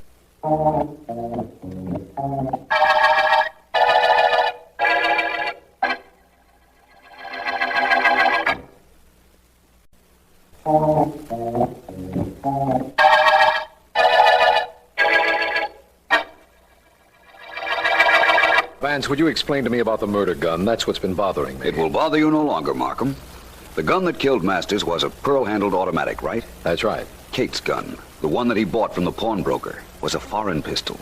Cates told me he paid $20 for his gun. You can't buy a pearl-handled automatic for $20. Oh, I see now. The police officer picked up the murder gun, all right, but it wasn't the gun Cates threw away. That the murderer himself came back to find after the crowd had dispersed. Give me that slowly, will you, Vance? Please? Certainly. Cates threw his gun away when the policeman arrived. Yes. The murderer, Graves, saw him do it. Uh-huh. Graves had previously thrown his gun away when he was running with Cates after him. Oh, I see now. Graves came back to pick up Cates' gun and keep it. Keep it until he had to use it to kill Mr. Aikens. Uh-huh. Apparently, my idea as to why Aikens was killed was correct. He saw Graves kill Masters. I don't see why Graves didn't get rid of Cates' gun after he picked it up. No reason for him to, Markham. That gun hadn't killed anyone until he himself used it on Aikens. Then he didn't dare get rid of it because if it were ever proven that it was Cates' gun, Cates would be absolved of the murder of Masters and the real murderer sought. This has really been a beauty, hasn't it, Vance?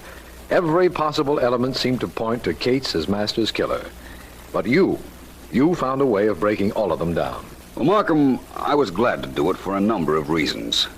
One of them is that all this publicity after Graves' indictment will mean that his crooked political machine will be at an end. That's quite a coincidence, Vance. Yes, the end of the machine and, of course, the end of the Masters murder case.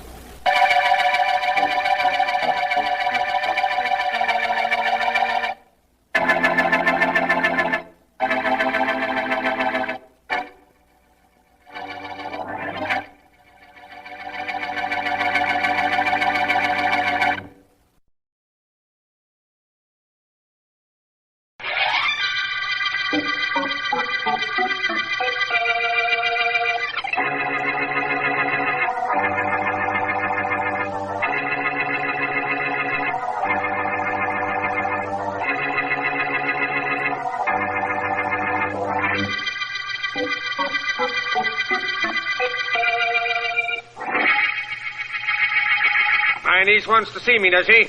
Yes, she does. What's the matter? Isn't she contented just to live here? Must she intrude even when I'm trying to read? She say for me to tell you this. I tell you that is all I know. All right, Dora, let her come in. But you are to do something for me. Yes, Mr. Benton. Whatever it is, I do it. You are to listen outside the door when Irene comes in. Listen.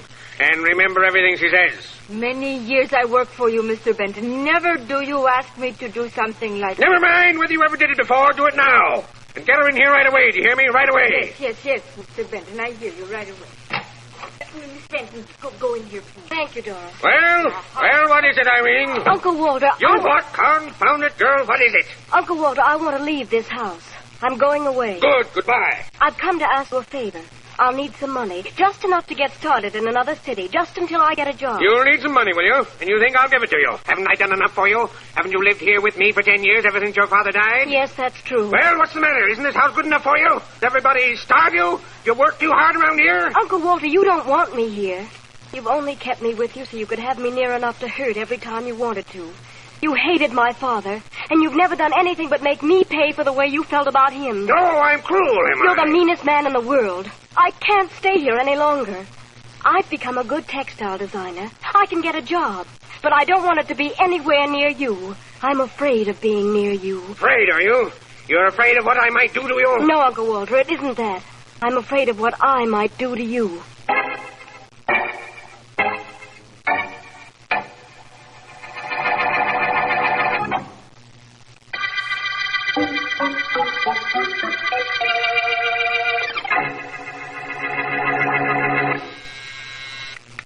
Yes, Miss Thomas, what is it? Mr. Benton is still waiting to see you, Mr. French. All right, send him in. French, what's the idea of keeping me waiting? Sit down, Benton, and don't scream at me. I don't scare easily. Oh, you don't, huh? Good. French, you put in a bid for the Cooperated Industries construction job. Lowest bid they got. You're going to get the order. Well, what about it? You're going to get the order, but you're not going to take it. Oh, I'm not, eh? And why not? Because my firm made the second lowest bid, and when you tell Cooperated you won't take the order, it'll go to me. And I want it. What makes you think I'm going to tell Cooperated that? A little information I happen to have about you and what you were before you came to this city. I said I don't scare easily, Benton, but I want to add to that. I don't bluff easily either. Bluff? I'm not bluffing, French. I never bluff. Let me read you a report. A report I assure you I'd have no hesitancy in reading to Mrs. French and your children if you forced me to. I'm listening. Washington, D.C., December 1918. This is a clipping from a Washington paper, French. Listen. Washington, D.C., December 1918. The State Department today released a list of men who were wanted for draft evasion in the World War. Men who so far have not been apprehended. Wait a minute, Benton. How'd you get that clipping? A friend of mine got it for me. I had to pay him a lot to trace your background, but he did, and he got me this. And, French, I intend to do just what I said I would. If you don't... Get out of here, Benton. Get out. Get out? Sure, I'll get out. I'll get out when you tell me you aren't accepting the cooperated order. I've got to take it, Benton. I put every dime I could lay my hands on into a plant that could handle that assignment. I can't give it up. No? Well, I'm not an unreasonable man. I'll give you until tomorrow morning to decide which it is you can't stand. Bankruptcy or disgrace. You mean that, don't you? Of course I mean it. You know me well enough to know I mean it. Yes, I know. One thing I don't know, how a man like you is allowed to live. I don't know one other thing either. And that is, why don't I do something about that?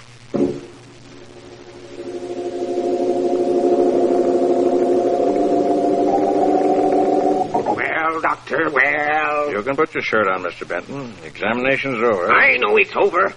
And I know I can put my shirt on if I want to. I know what's wrong with me. Am I improving? That's what I want to know. I'm not sure. You're a doctor, aren't you? What do you mean you're not sure? I need some time to check some laboratory reports. Can't tell you anything definite right now. Can't tell me anything definite? What kind of a doctor are you? I was a good one, till I accepted you as a patient. Now, I'm not so sure. You're not sure about anything, are you? Aren't you forgetting a little conversation we had when I first came to you? Very well, then, stop stalling. I want to know how I'm getting on and how long I have to live. You really want to know? Yes. Well, Mr. Benton, in my opinion, you may not live until morning. But your death may not be from natural causes.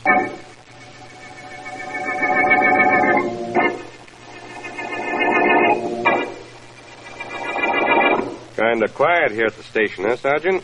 Yeah, Kelly, but I'm not complaining. When'd you go out on your beat? Oh, I got another 10, 12 minutes yet, Sergeant. Want me to run out and get some coffee? No, thanks, just the same. Here, Kelly, take a look at my book. All that's happened since I came on duty is one woman who lost her husband, one woman who lost her dog, and 2 traffic accidents. Slowest night I can remember. Hey, look at that guy who just came in. Look at the way he's walking. Man. Hi, you. What's the matter? You in trouble? Yeah. Yes, officer. I am Walter Benton. I want to report a murder. Murder? Who's dead? I am.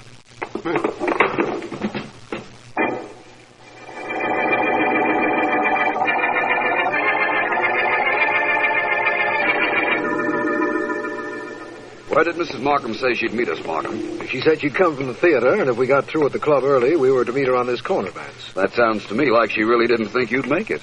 My, such doubts for a wife to have about this city's rising young district attorney. Oh, she doesn't doubt me, Vance. She knows that when you and I start talking, neither of us realizes the time. Markham, you're my most loyal adherent and staunchest ally. Was kind of good to get away from crime for one evening, wasn't it? Excellent. That is, if you hadn't treated a chess game the way you treat a murder.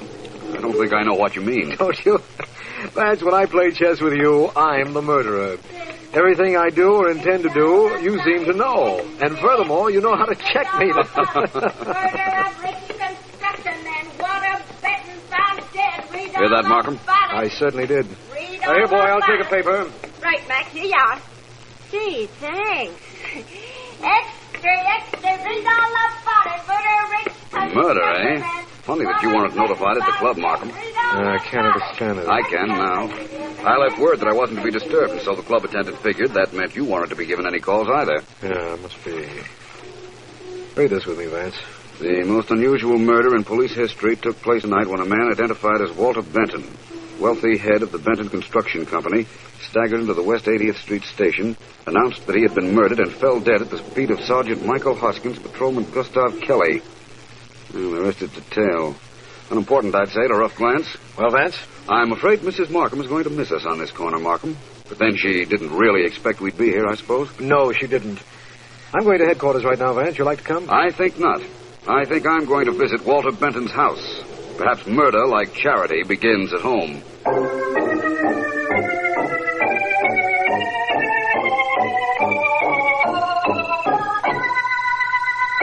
The police, they were here. You are more police? No, my name is Philo Vance. I'm a private investigator. I'd like to ask you some questions. No.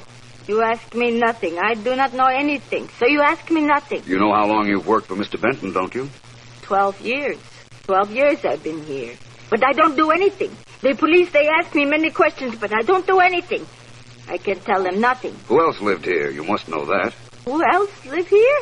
I live here, Mr. Vance. I heard you questioning Dora. I know. You were standing outside the door, and your shadow was very evident across the threshold. I was just wondering how long it would be before you announced yourself. You may go, Dora. Oh, go? Oh, yes, I go. I fix some soup for you, Miss Irene. Thanks, Dora. Miss Irene. Irene what? Benton. Walter Benton was my uncle. His father and mine were brothers. You live here? Yes, I have since my father died. You don't seem particularly concerned about your uncle's death. My uncle was the meanest man in the world. He deserved to die. I hardly think that's your decision to make. Or was it? Excuse me, Mr. Vance. Hello? Hello, I believe Mr. Philo Vance is there. May I talk to him, please? This is Mr. Markham. Just a minute. For you, Mr. Vance. Mr. Markham. Thank you. Hello, Markham. Vance, we've just discovered the cause of death in the Benton case. He'd been poisoned, loaded with poison, the medical examiner says. I just thought you'd like to know. Thank you, Markham. What kind of poison was it? Carborium chloride. Any developments on your end, Vance? Not yet. I'll be in touch with you, Markham. Good enough. Bye. Goodbye. Nice chicken broth I made you. Come have it while it's hot. Thank you, Dora, but I think I'll go up to my room. I hope you'll excuse me, Mr. Vance. I really don't have any choice, do I? Oh, Dora. Yes? Don't you leave me. I'm not quite through in this house, and I'd rather not be alone. Well, what is it you want? I might be interested in some of that chicken broth you made. That is for Miss Irene, not for you. What is this great power I have over the opposite sex? Dora, what was that? Sound like bottle break. Sounded like that to me, too. Where is Miss Irene's room? The top upstairs. Thank you very much. Where you go, Mr. Vance? Where you go? Miss Benton. In there, eh? Well, what have we here? Besides a couple of broken bottles. Been pouring the contents of them down the drain, haven't you? What about it? Supposing I have. The bottles are broken, but the labels are intact. Well, let's see now. Carborium chloride. You have excellent hearing, Miss Benton. I don't know what you mean. I think you do. I think you overheard Mr. Markham telling me on the phone just now that your uncle died of poisoning and that carborium chloride was the poison used. Yes? Yes. You knew that you had carborium chloride in your room, so you ran up to dispose of it before I'd find it. I see by the designing equipment in this room that you had a use for the carborium. Handy in textile dyeing, wasn't it? So what if it was? And what if I did try to get rid of it just now? Do you think that proves I killed my uncle? You did overhear what Mr. Markham told me. Yes, I did. I heard him say that carborium chloride killed my uncle. And you did catch me trying to get rid of that carborium I had here. But do you think that proves I killed him? No. No, Miss Benton, I don't think it proves that at all. In fact, I think it proves you didn't.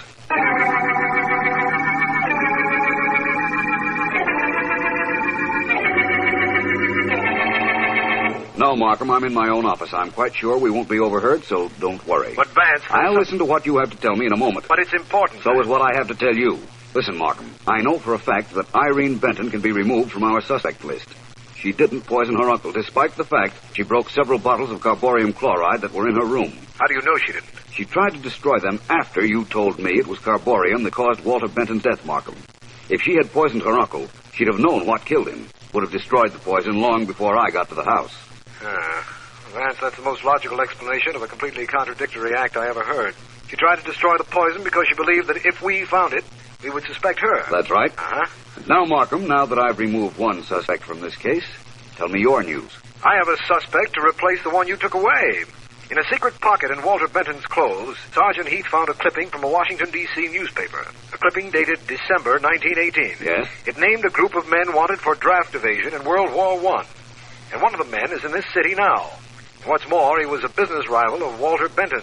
His name is Martin French. Apparently, Benton was using the clipping to blackmail him. Apparently. You know, Markham, Irene Benton told me that her uncle was the meanest man in the world. I'm beginning to think she was right. But we've still got to find out who killed him.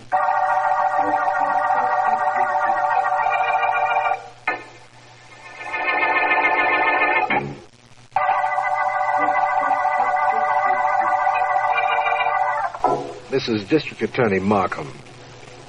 The Meanest Man murder case began when Walter Benton announced he'd been murdered and then fell dead in police headquarters. Benton lived with his niece, Irene, and a housekeeper, Dora, but neither has been of any help to either Philo Vance or the police in establishing who poisoned Benton. However, we have uncovered a suspect in Martin French, an industrial rival of Benton's, whom we suspect Benton was blackmailing. The man we have watching French has reported to us that he was last seen entering the office of Philo Vance. We don't know what he's doing there, but we do know... Mr. Vance, this is a strictly business proposition. I'm a businessman. I want to pay you to establish my innocence in the death of Walter Benton. If you're guilty, you couldn't pay me, Mr. French. If you're innocent, you won't have to. Oh, don't beat around the bush, Vance. I'm a prize suspect, and I know it. Now, Benton knew something about me I didn't want known. Now that he's dead, it'll come out. I know it will. And I'm not prepared to face going on trial for Benton's death. I didn't kill him. You've got to help me prove that. I'm not an attorney, you know, Mr. French. Yes, I know. You're a private investigator, the best in the business. And I want to hire you to prove I didn't kill Benton. Hire you to prove who did. Put it that way. Maybe that'll sound better to you. You don't have to hire me for that. I'm trying right now to find Benton's killer. By the way, did you see Benton the day of his death?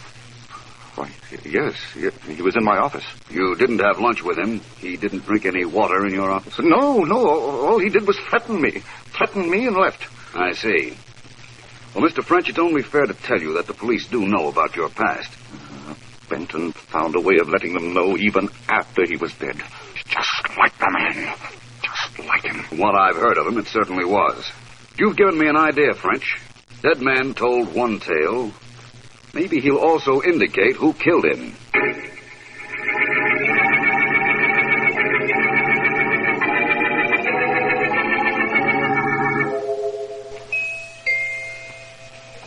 Coming. Oh, Dr. Larkin, I'm so glad you've come. It's Dora. She's lying on the bed in her room and she's hysterical. Glad you called me, Miss Benton. I'll go see her right away. Which room is hers? The room right next to the library. You remember the library? Certainly. I used to examine your uncle there.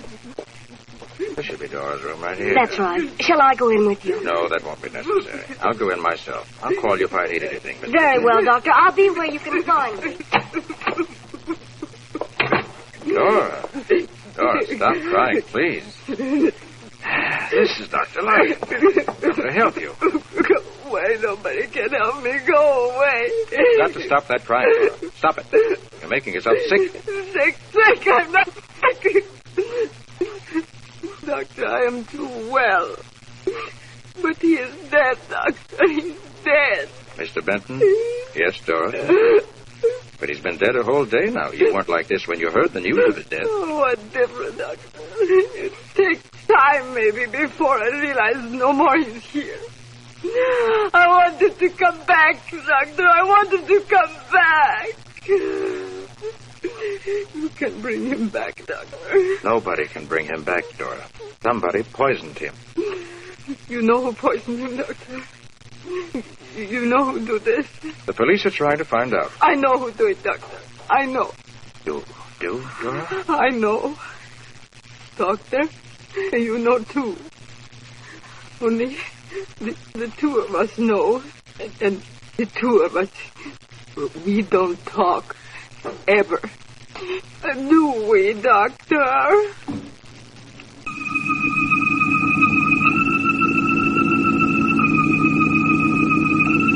Passengers from Flight 87 leaving at Gate 4.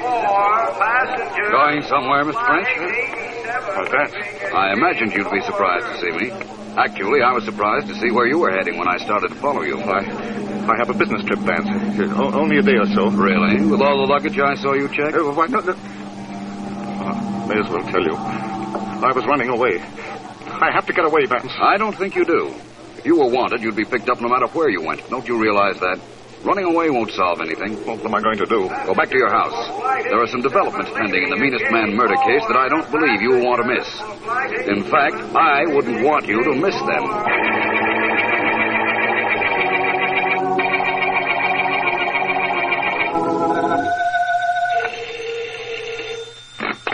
Dr. Larkin speaking. Dr. Larkin, this is Philo Vance. Walter Benton was a patient of yours, was he not? Yes, he was, Vance, for many years. Many years. What was the matter with him? He was a sick man. His case history is here, if you care to look at it. Not right at the moment. In fact, I didn't find out you were his doctor until a few minutes ago when I called the Benton home. Miss Benton referred me to you. Is there anything else I can do for you? Yes, if you will, Doctor.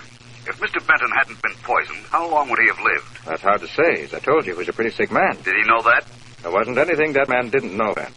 Have you or the police any idea who murdered him? I don't know about the police, but I have a pretty good idea, I think. If you want to know how good, meet me in my office in about an hour. I'm going to have a Mr. French, Miss Benton, and the maid Dora there. And I'm sure Mr. Markham will be on hand. I see. But I'm particularly anxious to have you. So you'll be there, won't you?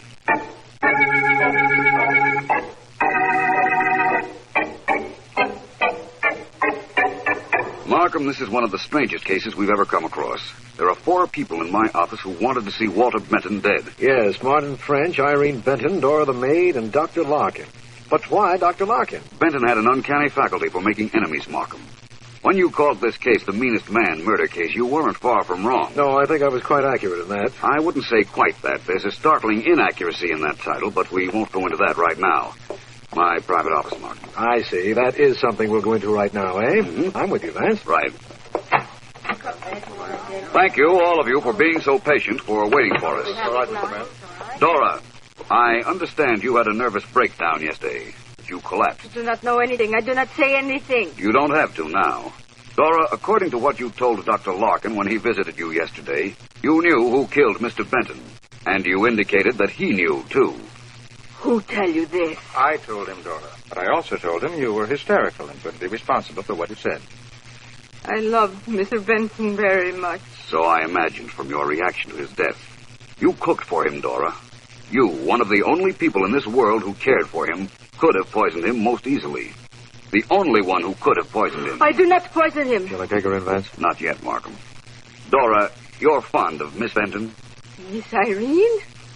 She's like my child. My child. I bring her up. I figured that, too. Mr. French, Miss Benton, Dr. Larkin.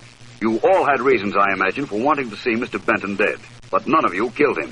What do you... Well, that Vance, what are we waiting for? You say that Dora could have poisoned Benton very easily. That's right. She had the opportunity while cooking for him. The poison in Irene Benton's room was available to her, and she had a motive. He was being even more cruel than usual to Miss Benton. That's right, isn't it, Miss Benton? He does not have to answer. I tell you that he was even more cruel than usual to my Miss Irene. This I cannot stand. I love him, yes, but I love her too, even more than I love him. I go to her room. I get bottle marked poison.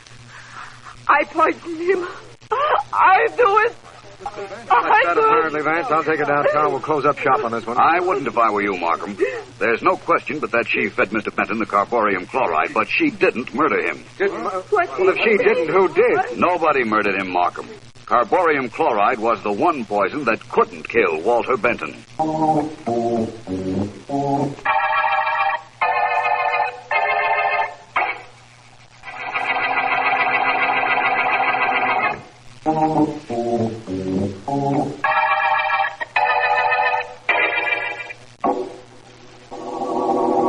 It was a little unkind of you to make me wait an hour before you'd clear up this meanest man murder case, Vance, but it was worth waiting for. Now, what was this all about? Here are the facts, Markham. Benton knew 10 years ago he was going to die someday from an incurable illness that he had. Dr. Larkin is my authority for that statement. I'm not questioning it, then. Very well. Benton, however, was too mean to just plain die. He wanted his death to look like murder, and he wanted his niece to appear to be the murderess. But why, Vance? A grudge he held against her father for some reason or other. That's not important. But this is. Dr. Larkin told me that his laboratory tests indicate that 10 years ago he started taking carborium chloride in small doses, increasing the dose every week. His body thus became immune to it. Immune to poison? That's right. I checked it thoroughly. There are two kinds of poison, Markham. Cumulative and non-cumulative. In one of the classifications, the human body can build up an immunity if subjected to the poison in tiny doses at the beginning. Later on, the dose can be increased without danger to the subject. Right here in a book on toxicology, if you'd care to read it. I'll take your word for it. Oh, thank you. Anyhow, Markham, when your medical examiner found a quantity of carborium chloride in the dead man, he made the very natural assumption that it was the poison that caused death. What happened was this. Benton felt himself dying. Excuse me for interrupting, but how is that? Again, Dr. Larkin is my authority. Dr. Larkin told me he had told Benton that death in his case would be preceded by a sharp pain, a sort of warning a few hours before death was to occur. I see. Then Benton did know he was about to die. Right. And knowing that he had a quantity of carborium chloride in him, made the dramatic entrance and exit from this world at the police station. He knew then that he was accusing his niece of murder without ever indicting her. Why the niece particularly? Because she used carborium chloride in her work in textile designing. Used a lot for dyes. In fact, Benton used Irene's own chemicals when he began systematically building up a resistance to the carborium. It was quite a clever plan. We're lucky it didn't work. We most certainly are. You were the reason it didn't work, Vance. You were the only way we'd ever have known that the meanest man murder case wasn't a murder case at all.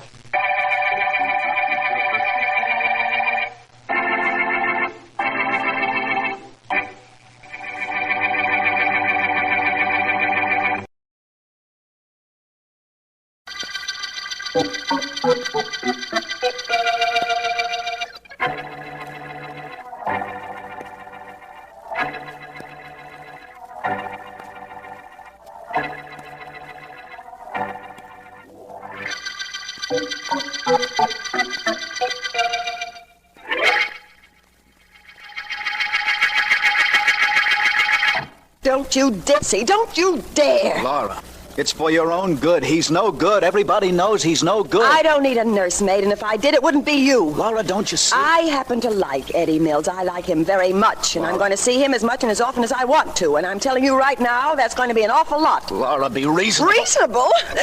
What makes you think you're reasonable? What right have you to dictate to me? John, I've got to look out for myself. All right, you love me, so you say. I do. Laura, listen. All right, you love me, you want to marry me. How much do you make as a chemist? $3,000 a year, but I've been promised... $3,000 a year, but you've been promised a raise. Well, that's fine. That's great. Eddie Mills makes $3,000 a month. But he isn't for you, Laura. Can't I make you see that? Don't you realize he... Oh, stop the lecture for a minute. Hello? Laura, this is Eddie. Oh, Eddie. Hello, honey. What's going on that I should know about, Laurie? I can't tell you. It'll flatter you too much. Take a chance. Come on, tell me. Can't. Somebody there? That's right. That jealous boyfriend of yours? The first part's right. But you've taken over the second part. Well, thanks. Say, what's he look like, this chemistry genius? I'll tell you when I see you. He wanted to know the same thing about you. Get off that phone. Maybe I can meet him someday. Oh, shut up, John. I'll see you later, Eddie, and I'll talk to you then, okay? Sure, baby. Anything you say. I'll be over the usual time. Bye. Bye. Laura, listen. I don't want to fight with you. All I want to do is show you how wrong you are about Eddie Mills. He's not serious. You're just another girl in his life. You think so? Of course, he'll throw you over as soon as a new girl comes along. I don't believe it. But he better not. He knows what's good for him. He better not. If you know what's good for you, you'll stay out of my affairs. I'm not interested in what's good for me. I only care about what's good for you, and it's not Eddie Mills. And I'm going to do something about it.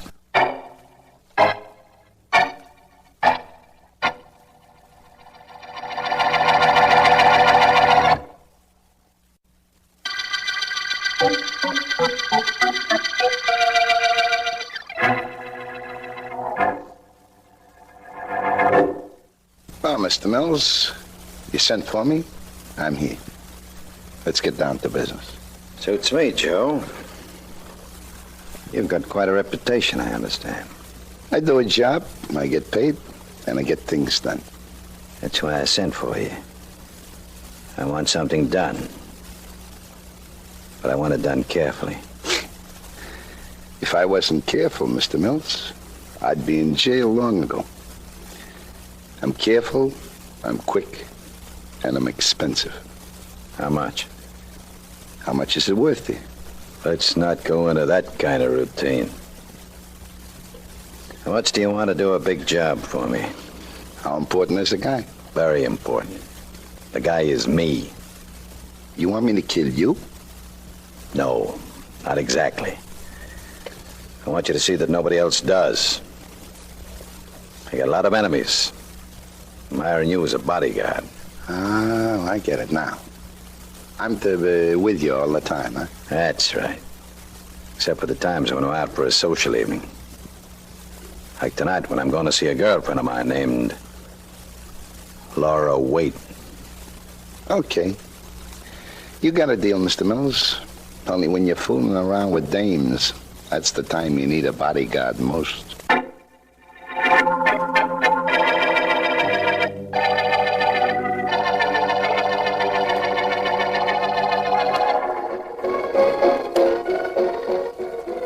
Evening to you, Tony. Good evening. How you was it, Pat? You want to turn into crank on this organ of mine for a while? No, thank you. Got my own job to do, Tony. The only difference between you and me is that your arm gets tired and my legs get tired from standing out in front of this apartment house. You keep it busy tonight, Pat? Don't think I've called 3 taxis for people all night. 200 apartments in this building, but very few people going in or out this evening. It looks like it's going to be a mean night, Tony. Hey, the stormers are coming up, Pat. You hear that? Yeah. Stormers are coming up as sure as I'm talking to you. It's more than a summer storm that's giving me this creepy feeling, Tony. It's like something closing in on the street. So hot, close. That's right. Can't tell exactly what it is. Well, I wouldn't worry about it too much, Pat. Guess I just waited this hurdy-gurdy mine down at the block a little.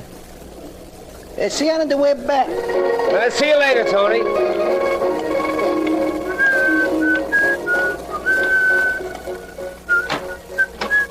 Oh, evening, sir. Get your cab? Not right now. Whew. Close out tonight, isn't it? 'Tis that. Say, you're Mr. Mills, aren't you? That's right. You got a good memory. Sure. I've I've seen you call on Miss Waite lots of times. I always remember names and faces. How is Miss Waite? Haven't seen her tonight. Well, she was all right when I left her just now. I think I'll smoke a cigar. You got a match? Sure. Never mind. I got some of my own. Pretty sure I have. I forgot for a minute.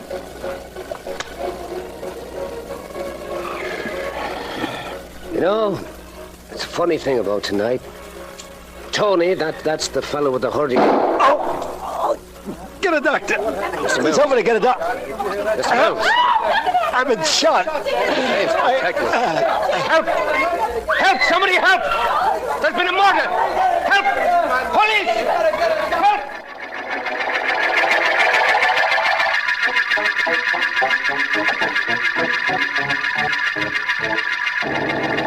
Miss Deering? Yes, Mr. Vance. Ready to continue with the notes on the butterfly murder case? Not at the moment.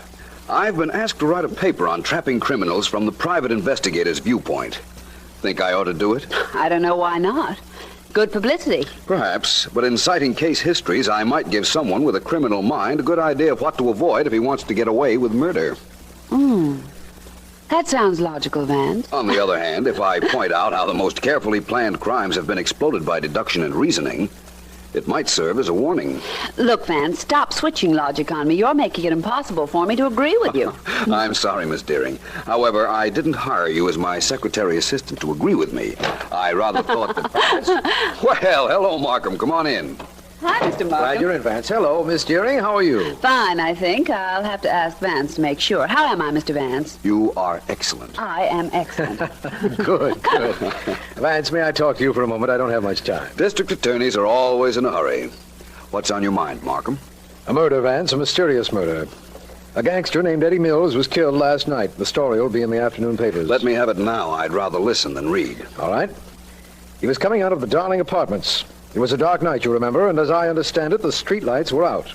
Lightning had hit the power. Well? Mills came out, spoke to the doorman a moment, lit a match to apply it to his cigar, and a shot rang out from somewhere and killed him. I see. The light from the match showed Mills' face and the killer shot. That's the normal explanation of what happened, Vance. But our police experts have figured that the killer stood far down the block, too far for him to recognize Mills' features. Oh? Well, then there's the possibility that Mills was killed by mistake. That's rather a remote possibility. Too many people wanted him dead.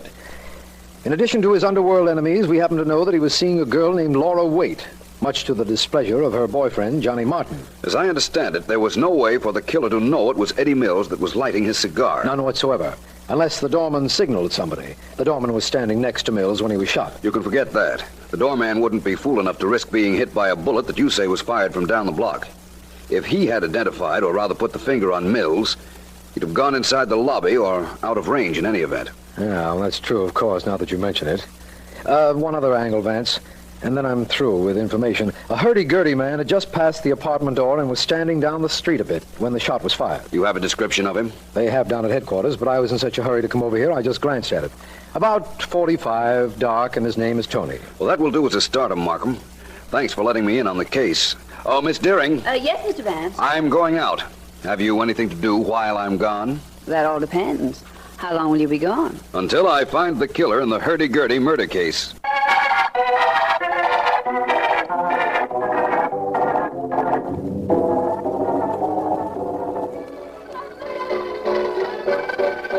at that cute little monkey the organ grinder has. Wait a minute, I want to drop a coin in his cup.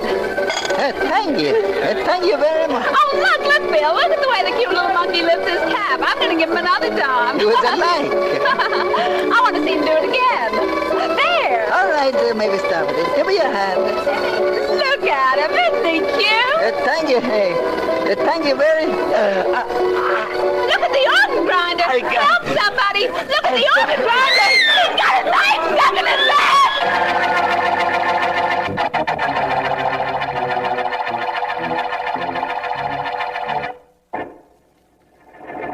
Look, Miss Wade, I've come to your apartment because I'm convinced you can help us.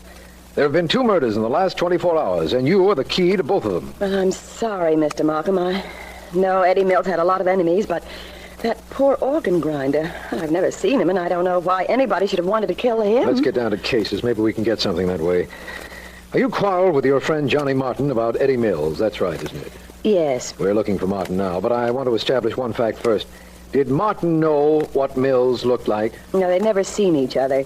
Johnny asked me for a description of Eddie, but I wouldn't give it to him. You wouldn't tell him what Mills looked like because you were afraid of what Johnny Martin might do? Yes. Johnny insisted that Eddie was no good for me, and how right he was. What do you mean? Eddie Mills came to see me the night he was murdered to tell me that he couldn't see me for a while, that he was going to be too busy. Oh. Mm-hmm. Is there a back exit to this apartment? Yes, there is. It's through the kitchen. Then you might have gone out the back way, slipped down the stairs, and... Oh, hello, Vance. Hello, Markham. And this is Miss Laura Waite, I imagine. That's right. I'm Philo Vance, Miss Waite. Uh-huh. I heard your voice in here, Markham, so I came right in. It's all right, Vance. It's all right. While the police are looking for John Martin, I decided to question Miss Waite again. Only to find she claims to know nothing about the murder of either Eddie Mills or the hurdy-gurdy man. So far. I'm inclined to believe that when we pick up Martin, we'll start getting some results. Perhaps. But I'll tell you where Martin is right now if you want to know. Want to know? Of course I want to know. Where is he? At headquarters. What? Oh? I was at headquarters in the fingerprint department when they brought Martin in. I guess they didn't know where to reach you. Well, that's a relief. I was afraid for a moment that was going to be another of your long-range predictions. Oh, no, Mark. As I understand it, they picked Martin up as he was leaving his chemistry shop. I was more interested in whether any fingerprints were found on the knife that killed Tony, the organ grinder. Don't tell me there were. Were there, Mr. Vance? No, but that may mean something just the same. Right now, I'd like to know this. Granted that Eddie Mills was not shot by mistake, how could a killer know it was he who stood outside this apartment building? He might have had a description of Mills. It would do no good at the distance the killer stood when he fired. No, it was something else. When I find what that something else is, I'll know better what my next step is. What interests me is why the organ grinder was killed. Anyone could have done it. There was a crowd around him, and anyone could have slipped a knife into him without being seen. But why? Why kill the organ grinder? That seems quite simple on the surface, Markham. He was on the street when the killer fired the shot that murdered Eddie Mills. The organ grinder was removed because the killer believed the organ grinder had seen him. But that's impossible, Vance. Is it? I don't see how. The organ grinder couldn't possibly have seen the murderer the night before. Because the night was black and the street lights were out? No, Vance. Because the hurdy-gurdy man was totally blind.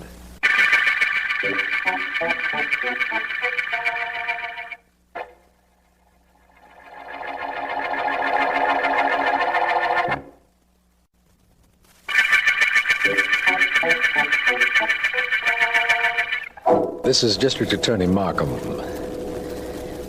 The hurdy-gurdy murder case opened with the shooting of Eddie Mills, racket chief.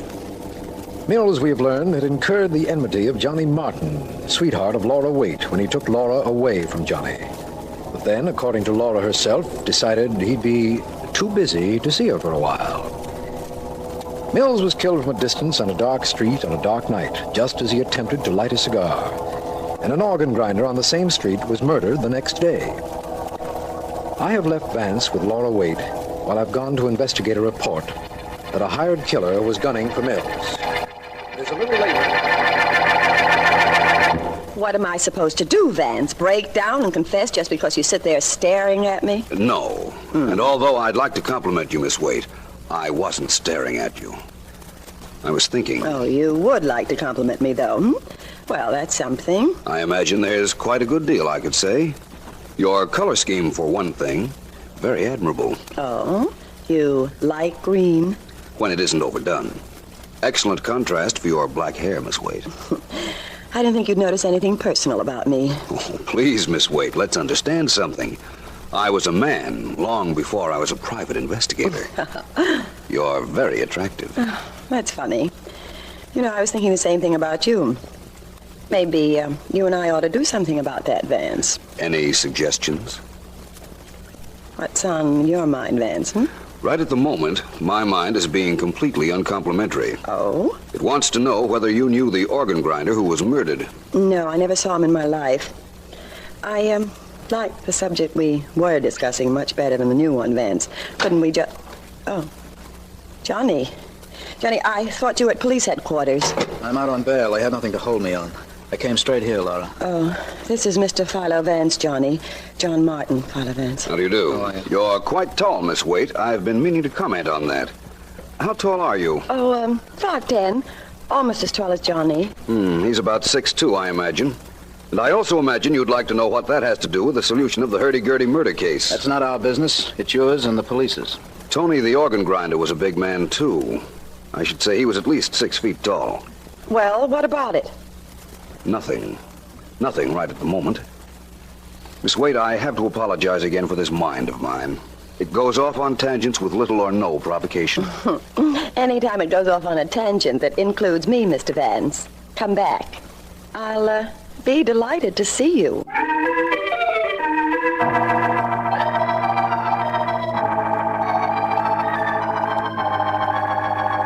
Well, Vance, we got one break on this case anyhow. That's the reason I phoned for you to come right down here. What happened, Markham? You know that Eddie Mills had a lot of enemies, underworld enemies. In fact, he'd been threatened, we understand. Now, we've picked up a hired killer named Joe Egan, and we're holding him inside. Really? How tall is this Egan? Oh, I don't know, 5'5" or so.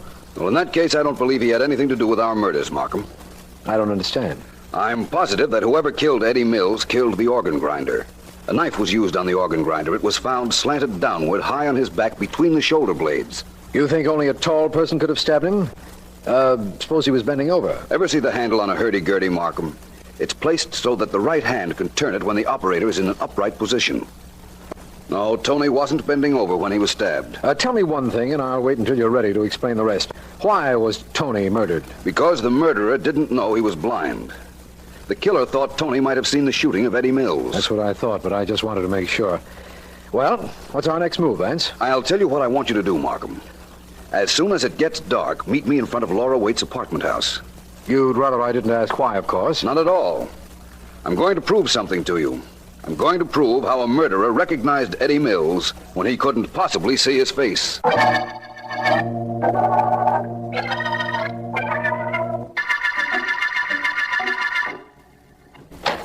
Johnny, you busy in the laboratory? A little bit. Why? A fellow named Philo Vance out here. He wants to see you. Oh, let him come in. Thanks. You can go in, Mr. Vance. Thank you very much. Hello, Mr. Martin. Vance? Tracking down the wild chemist in his native haunts? Something like that. Quite a laboratory you have here. It belongs to the firm. I only work here. How can I help you? I want you to check some facts. Are you familiar with salt of barium nitrate? Reasonably. Why? What would happen if it were placed in combination with red phosphorus, Sb2, S3, and a combustible like potassium chloride? You're a clever man, Vance. What can you prove now that you know? Nothing yet, Mr. Martin. But you said I was a clever man. So you wouldn't want to wager I won't be able to prove it, would you?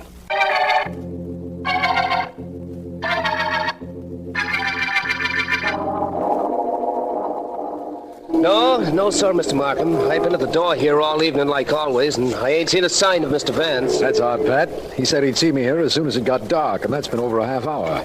I guess he'll be along soon, though. I guess so. Yes. You ever get bored standing here at night, Pat? Oh, sometimes. Sometimes some of the tenants come along and we talk. Sometimes visitors stop to chat a while.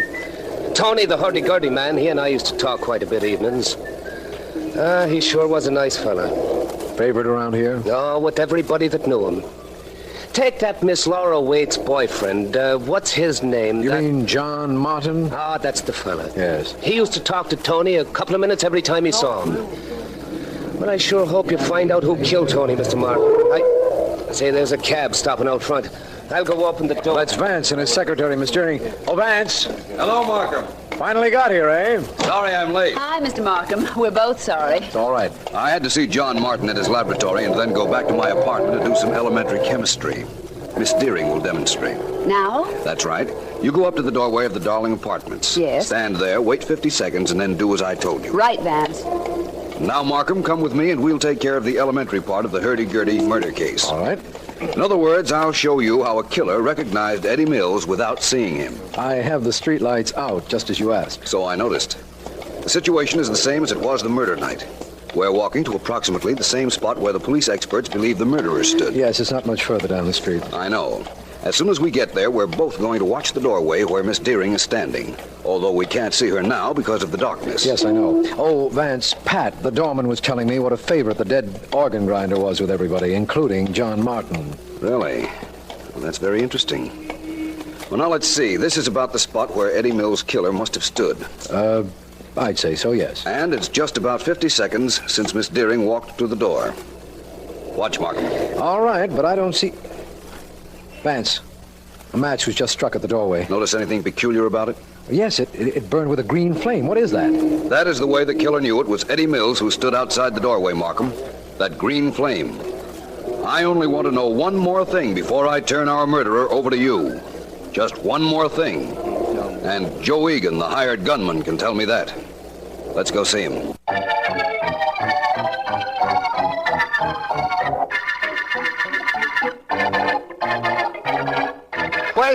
Questions. All I hear is questions. 5 hours now, and cops just ask me questions. They get the same answers to the same questions, but they ask them over and over again. And you're no better than them, Mark. Now, Joe. You ask the same ones they did. Maybe I'll ask some different ones. You're no better than the cops, Vance. You and your reputation. Joe, Mr. Markham has your record. You're wanted in 3 different cities. So? You're going to be sent back to one of them. All I'm asking is this. Were you ever in Miss Waite's apartment? That I'll answer. No, I never was, and that's no kid. That's what I thought. And now, Markham, one more visit to the girl's apartment and you can have your killer and the proof you'll need for a conviction.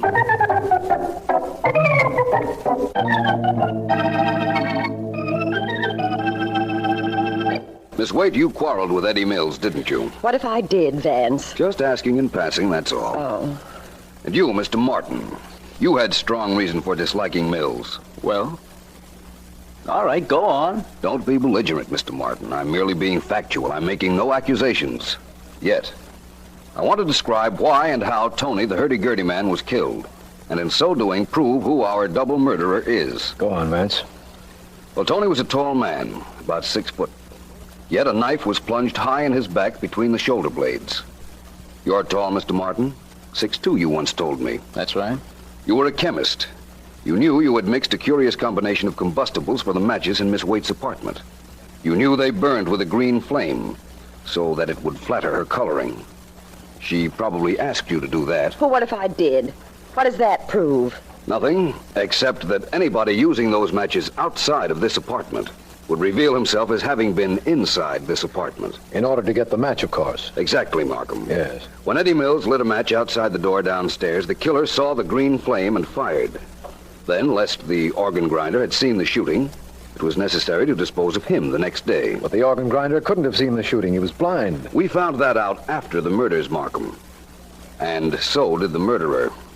That's why our killer has to be Miss Laura Waite.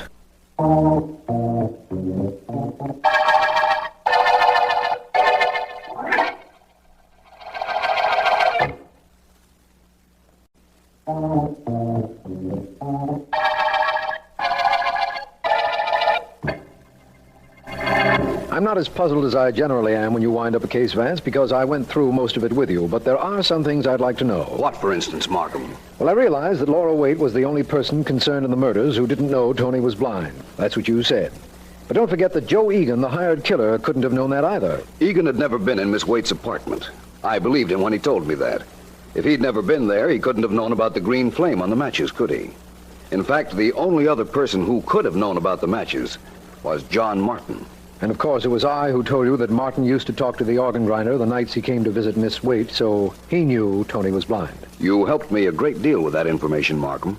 All the facts pointed to one big fact, that the killer was Laura Waite, who was tall enough and strong enough to have put the knife in Tony's back. Yes, her confession proves you were right, Vance. She's reached the end of her murdering string now. She's reached the end of her string, and we've reached the end of the hurdy-gurdy murder case.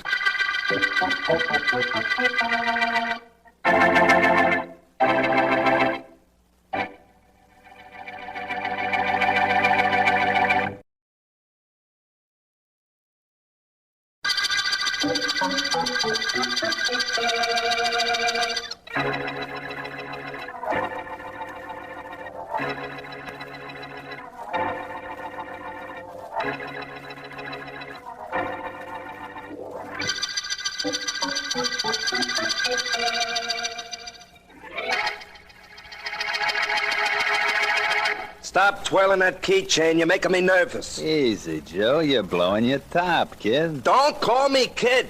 Now, look, Eddie, I'm trying to be calm. Trying to be calm ain't easy with a guy like you. Now, tell me what happened and tell me fast. Solid. Nothing to get excited about, kid. Don't call me kid. Now, look, I'm your boss, Joe D'Angelo. You call me Mr. D'Angelo or Joe. But you don't call me kid. You get that? Okay, kid. What? You want a report? Here it is. I passed 2 of the $100 bills you're making in competition with the government. No trouble. You like that? 2 of them, huh? And it's good where? One of them I got rid of down at the restaurant on Green Street. No trouble. The other I got rid of at the haberdashery. Guy looks the bill over good, and he gives me the change as nice as you please. We're in business, Joe. Yeah, you bet your life we are. Only this local stuff is small time, see? Tell you what I want to do now, Eddie. Yeah? I want you to make contacts in different cities. Sell them the counterfeit bills I make. Can you do it? Natch. Pushover. What do you want for 'em? 25%. I want $25 of good dough for every $100 phony. Can you get it? I'm gonna get more than that, kid. I'm getting $30 instead of 25. Okay, I could use the other 5. Yeah, maybe you can, kid. The other 5 goes to me. That's my commission. Don't start anything, Eddie. Remember now, you just work for me. You do like I tell you. Yeah, who takes the risks of passing the queer? You? No, me. And I'll get what I can for you here. Don't you forget, the FBI would like to know what you're doing. Now that that's settled, I think... Wait a minute. Georgie! Georgie, come in here. Hey, what is this? You'll find out. Come in, Georgie. Really, Mr. D'Angelo, I wish you wouldn't scream my name. It's disturbing. Well, what is it you want? Georgie, Eddie here is, getting ambitious. Might have expected something like that from him. Look at what he's wearing. The suit coat is 3 inches too long, that keychain is in horrible taste, and the color of that suit, midnight blue. Hey, what is this, a lesson in what I should wear? What do you want with Georgie, Joe? You'll find out. Georgie, you're a good boy. So I'm gonna let you have some fun. Right now. Hey, let go of my arm. Joe, Mr. D'Angelo, Go ahead. Let go, will you? Georgie, I can't hold this character all day. Joe, let me go, will you? That it? Of course Joe. I have. Right here. Joe, let me go. I'm ready to use it. Joe, no!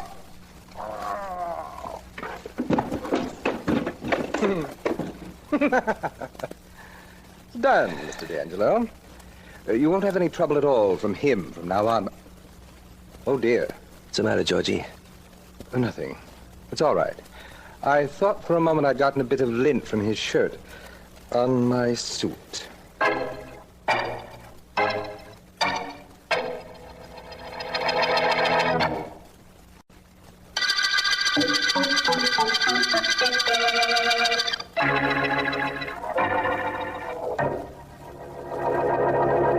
But, Mr. Markham, my boy is gone. And he was a good boy, Mr. Markham. I'm sure he was, Mrs. Macon, but there isn't anything I can do. Oh, you can't... I'm district attorney. You want the police department, Bureau of Missing Persons. No. I'll get them on the phone for you. No. It is not them I want. You and your friend Philo Vance, I hear about Mrs. you. Macon, I read about the 2 of you. And now my Eddie is missing.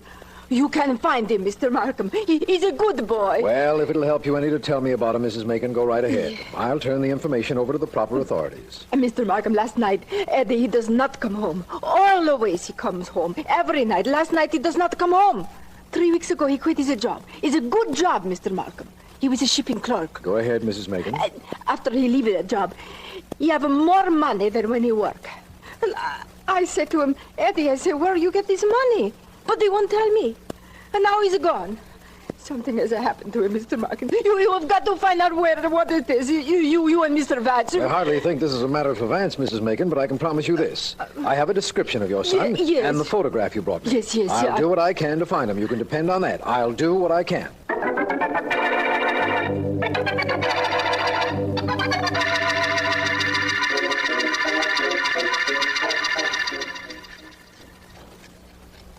Again, you're filing your nails, always filing your nails. Put that file away, Georgie. Certainly, Mr. D'Angelo. You sound upset. There's something wrong? That kid. That Eddie Macon we knocked off. We don't need him, I assure you. I'm quite capable of passing all the counterfeit bills you make, and of making connections to have them passed in other cities. So why worry about him? Oh, yeah? Suppose they find his body. Suppose they trace it back to us, then what? My dear Mr. D'Angelo, don't be ridiculous. First of all, they'll never find his body. It's down at the bottom of the lake, very carefully weighed with a very heavy stone. Second of all, even if they did find it, there is nothing that will lead the police to us. Absolutely nothing. What are you going to do now? Gonna go to work on this press. Might as well get some of those bills moving, in case we have to blow town in a hurry. Ridiculous. We'll be here as long as we like. See you later. Where are you going? Out of here. I simply won't be able to stand the sound of that printing machine.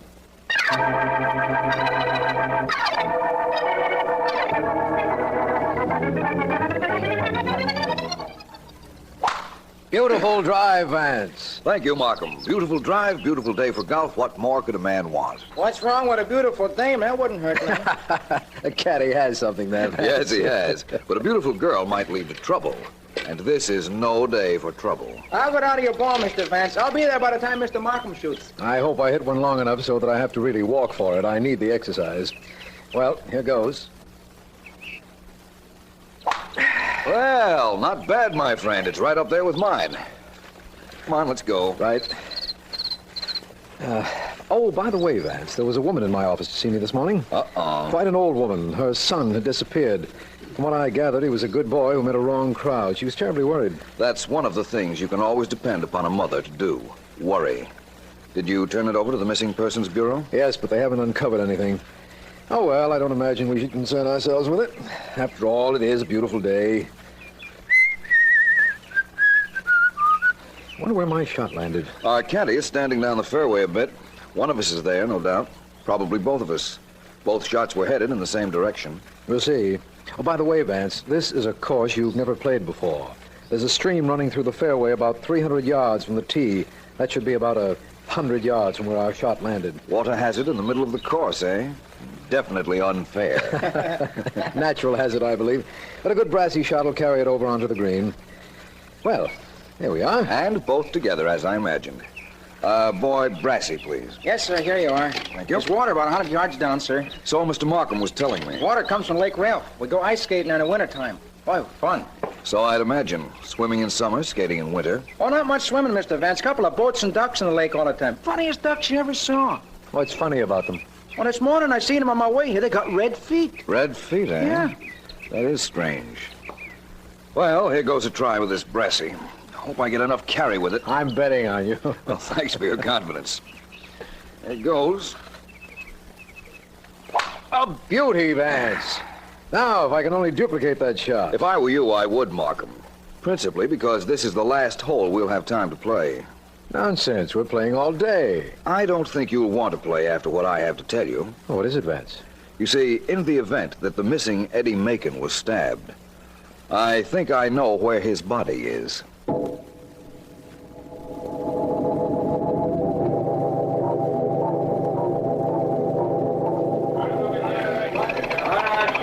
Well, Vance, the police driver found Eddie Macon's body at the bottom of Lake Ralph, and it'll be brought to the surface any minute now. But how did you know it would be there? The clue of the red ducks, Markham. Remember what the caddy told us? The only thing that would account for red feet on ducks would be blood in the water. And blood in the water could come from a body if it had been stabbed. Wait a minute, Vance, please. If there were blood on the water, it would have been noticed, wouldn't it? Certainly. But the blood became dissipated in and by the water, Markham. Only before it had, the ducks swam over the spot where the body was located, got blood on their feet, and then went on land. I'm enjoying this, Vance. You're even able to trace the movements of ducks. What a man. Well, it's reasonably simple. On land, the water from the duck's feet would dry, but the blood would cake and be retained in the webbing. I suppose that's right. In fact, I know it's right now. Now, we've got men going all through those bushes on shore here looking for some tie-up with the crime. I hope they find something. Merely getting the body will tell us nothing, I'm afraid. I'm going to enjoy working on this case even more than I usually enjoy working on a murder case. Why? Because the killers spoiled our golf game? Yes, that and the fact that we're not going to have very much to work with, if anything. You're a strange man, Vance. The tougher the problem, the greater pleasure for you. Most of the time, it's the other way. Well, that's Sergeant Heath's voice. Over here, Heath. From the tone of the sergeant's voice, I'd say he'd found something. I certainly hope so. Hi, Mr. Markham. Well, hello, Vance. You're here on this case, too, huh? That's right. It's because of Vance that we're here on this case, Heath. What's up? Well, one of my men was beating around the bushes, came up with this glove. It's all blood-stained, but All identification's been removed. Let me see that, will you, Heath? Sure, here you are. Thank you. Hey, what are you turning it inside out for? I told you all the marks have been removed. Yes, you did. Oh, even the button's been yanked off.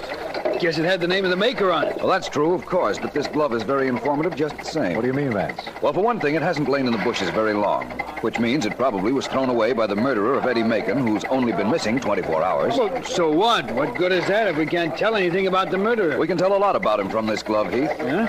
If I were you, I'd send out an alarm for a tall, thin man, about 6'2", immaculate in dress, left-handed, carries a walking stick, and, yes, he's blonde. Huh? Vance, how in the world do you know that? Let's get in your car and drive over to see Eddie Macon's mother, Markham. I'll tell you all about it on the way.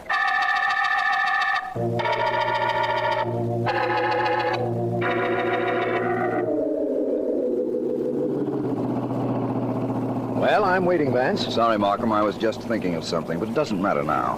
What you want to know is how I got the picture of our murder suspect just from looking at a blood-stained glove. That's right. Well, it's reasonably simple. The glove was a large size, leading me to assume that the murderer was a tall man. However, the fingers on the glove were very narrow, hence the killer was thin. But the way he dressed and the fact that he was left-handed and carried a stick. Most men who carry a stick are meticulous in dress, Markham. And the glove was a little worn between the index finger and the inside of the thumb. Only a stick would cause a worn spot, such as I noticed in that particular place. Well, granting all that, what about the fact that he was left-handed, that he was blonde, that he was well-dressed? Left-handed? Well, the glove we found was a left glove, and apparently he carried his stick in his left hand. Blonde? I saw a very small blonde hair on the inside of the glove. The police laboratory would have detected that, I'm sure. And what about the business of his being well-dressed? There were traces of liquid nail polish on the tip of the inside of the fingers, Markham. Apparently, after his most recent manicure, he was in a hurry and didn't give the polish a chance to dry. That's all there is to it. That and the fact that most men who carry a stick are well-dressed. It certainly sounds simple the way you say it. And it's just as well that the explanation's over, because here's Mrs. Macon's house. Oh, she knows about her son? Yes, Heath telephoned her. I imagine she's all broken up. She was almost hysterical when she came into my office to report him missing. We'll soon find out. Coming, Markham. Of course.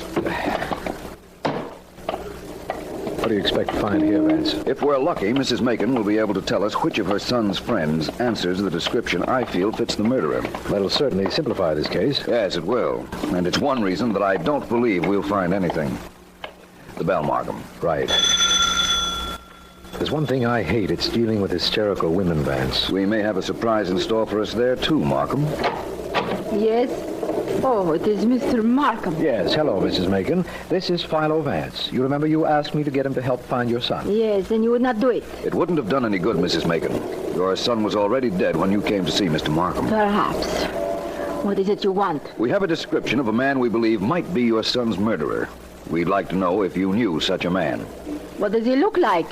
He's tall, blonde, dresses very well, carries a walking stick, quite thin. I don't know anybody like that. And neither did my son. You can't help us? You could not help me. I cannot help you. Good day, gentlemen.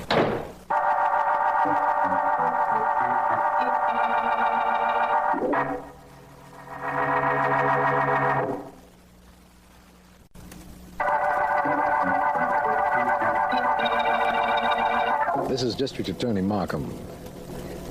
The Red Duck murder case began with the finding of the body of Eddie Macon, who had been stabbed. From a glove discovered near the scene of the crime, Philo Vance has constructed a detailed picture of the killer. So far, we have been unable to find a man answering the description. At this time, he might be almost anywhere. In a taxi, in the park, in a shop. Come, my man, please, just wrap it up and give it to me, and I'll take it with me. I have my car outside. Just one moment, sir, please, if you don't mind. One moment? What for? I'm in a hurry. Yes, but you've given me a $100 bill. I'll have to get the change from the back of the shop. I won't be but a moment, sir. Very well, but hurry. I don't have all day. Fine thing, shopkeeper who can't keep change for 100 in his register.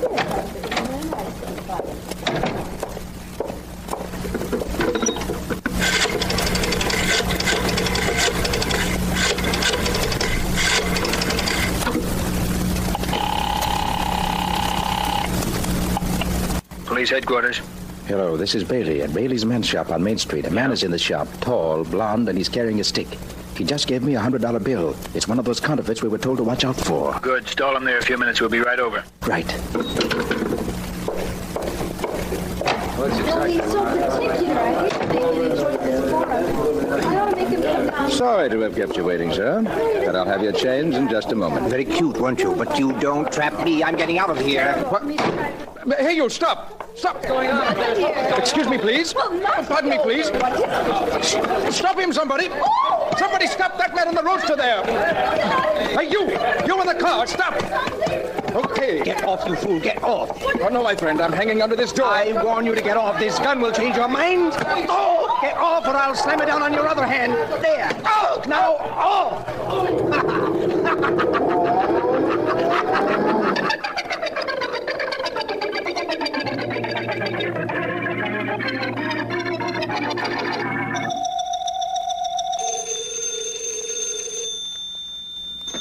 Markham speaking. This is Vance, Markham. Vance, I've been calling you all over town.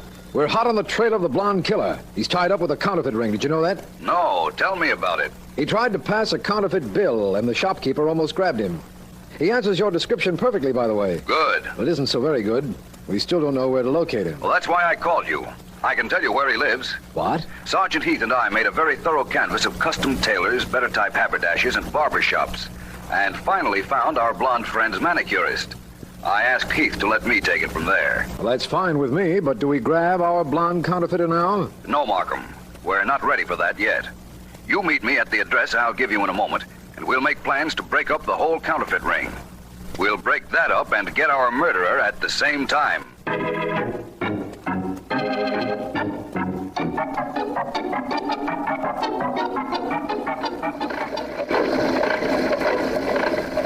Please, Mr. D'Angelo, please turn off that printing press. Now, take it easy, Georgie. You file your nails, it gets on my nerves. My press gets on yours. Same difference. Please turn it off, won't you? Okay. Only every time it makes a noise, we make another load of dough, Georgie. Don't forget that. I know. And money is terribly important. It buys clothes, handmade shirts, this Hamburg hat. Yes, I must have money, Joe. Oh, you're going to roll in it in another week, Georgie. I know, Mr. D'Angelo. You and I are very clever, aren't we? We're the best, Georgie. The best. I make 'em, you pass 'em. When there's trouble, we handle it. You should have seen the face of the fellow I pushed off my car. Any chance of his tracing the car, Georgie? None at all. I had a rag over the license plates. Horribly dirty rag. Yeah, did an awful clean job for us. Don't forget that. No, that's true. Mr. D'Angelo, nobody is any closer to us than they were before we killed Eddie Macon. We're completely in the clear, and we'll stay that way until we leave town. Right? Right. One more week and we'll have enough counterfeit money made to start our own treasury department. Then, a month to drop it off in different cities.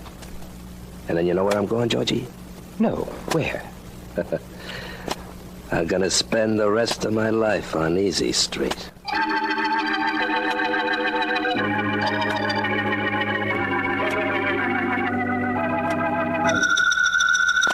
Any answer yet, Markham? No, Vance. I'm still holding the phone, and the operator's still checking for the address. Quite a nice apartment the blonde killer has, isn't it? Excellent taste.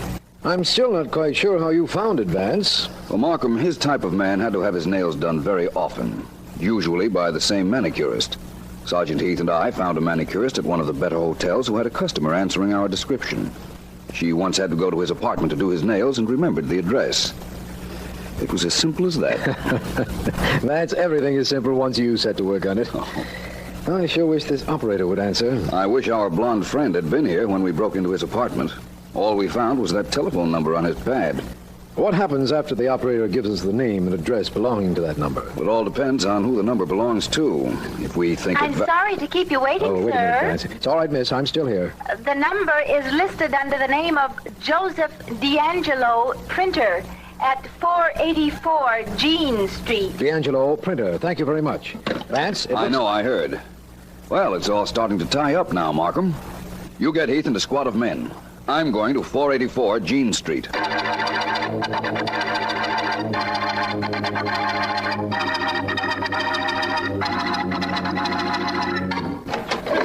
Mr. D'Angelo! Huh? What's the matter, Georgie? What's going on? We've got to get out of here. Wait till I turn off this machine.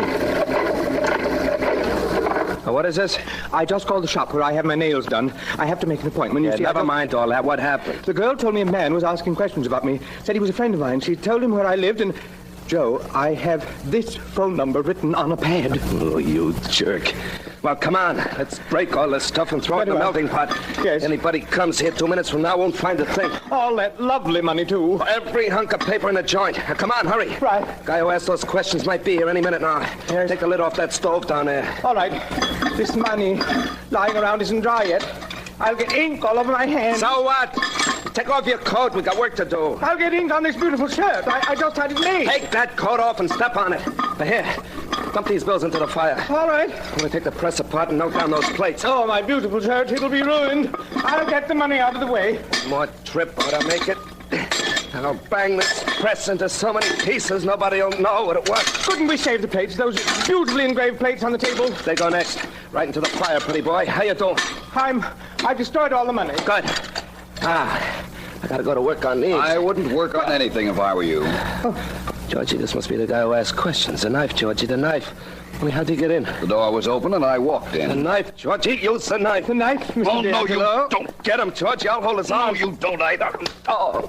Trying to do that more often. You'll never do anything again, ever. This knife will... Drop that No, knife. my arm. My arm. Drop it. Let go. Go. I'll drop it. But I'll get out of here. You'll never catch me. Never saw a man so wrong in my life. Your friend's out cold, and I'm holding you here until the police come. Stop it. Stop it and let me alone. You stay right here against this table. No. No, you don't. No. Don't try to get away. Gun, eh? Stop it. You're breaking my back. Yes. Breaking my back. I tell Breaking you. my heart. I'll... Oh, thank you, Mr. D'Angelo. He didn't hit you as hard as you thought. I got a tough chin. Now, listen, Georgie. That guy I just slugged's Philo Vance. That means the cops will be here soon. Now, come on, help me break up this engraving plate on the table, and when the cops get here, nobody will know what we've been up to. There won't be a trace of anything. But what about Vance? He's yours and your knives. Good. In that case, let's hurry and break up these plates. I can take care of this alone. You go on over and lock the outside door so we don't have no more company. Sure, I'll do that, Mr. D'Angelo. All locked, Mr. D'Angelo. What do we do now? Nah, just about taking care of these plates. That does it. Now we get to work on Vance. Open up in there. Open up. Right. Cops, they're breaking in the door, Mr. D'Angelo. What shall we do? Get out of here the back way and fast. No, not yet. I've got to take care of Mr. Vance. I've got to be... Well, come on, then. All right, both of you. Hold it right where you are. Take your hands You off had me. to take care of Mr. Vance. We could have been out of here. All right. They're both yours. All right, Mr. Markham. Hey, look at Vance on the floor. Vance, are you all right? Okay, Vance. Come on, you're going with us. What, boy? What do you got on us? We saw this guy break in and we slugged him. We thought he was a stick-up guy. Mr. Markham? Don't try anything funny, D'Angelo. We know you've been counterfeiting and we can prove it. Yeah, how? See any phony dough around? Any plates? Markham, Mr. D'Angelo is right. Vance, can you get up all right? I'll be all right in a minute. What I was saying is that Mr. D'Angelo is right. There's practically no evidence of counterfeiting in this place now. Hey, you say, what did I tell you? Yes. Do you see what Mr. D'Angelo told you? I said there was practically no evidence. Turn around, my blonde friend. Turn around and show the district attorney indisputable evidence that not only was there counterfeiting going on here, but that you and Mr. D'Angelo were doing it.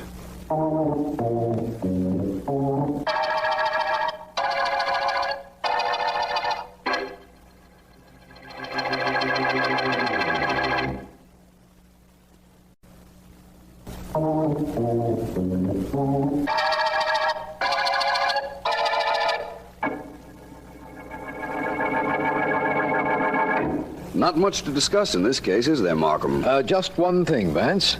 Our blonde friend George in the back of his shirt. Oh, that. Well, I suspected that D'Angelo and George would break up their plates if they succeeded in overpowering me.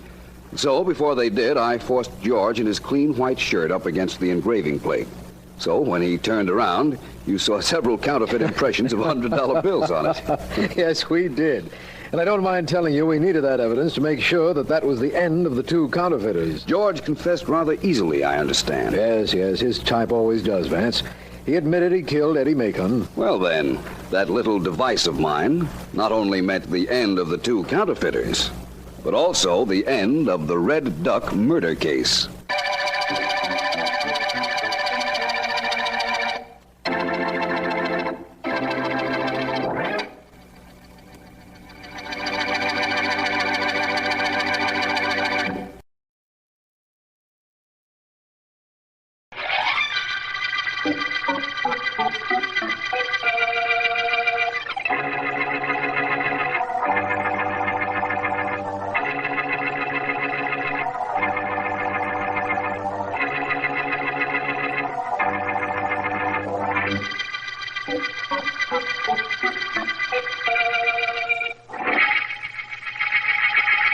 Sorry, Sergeant Heath, I still say we must send for Philo Vance on this murder case.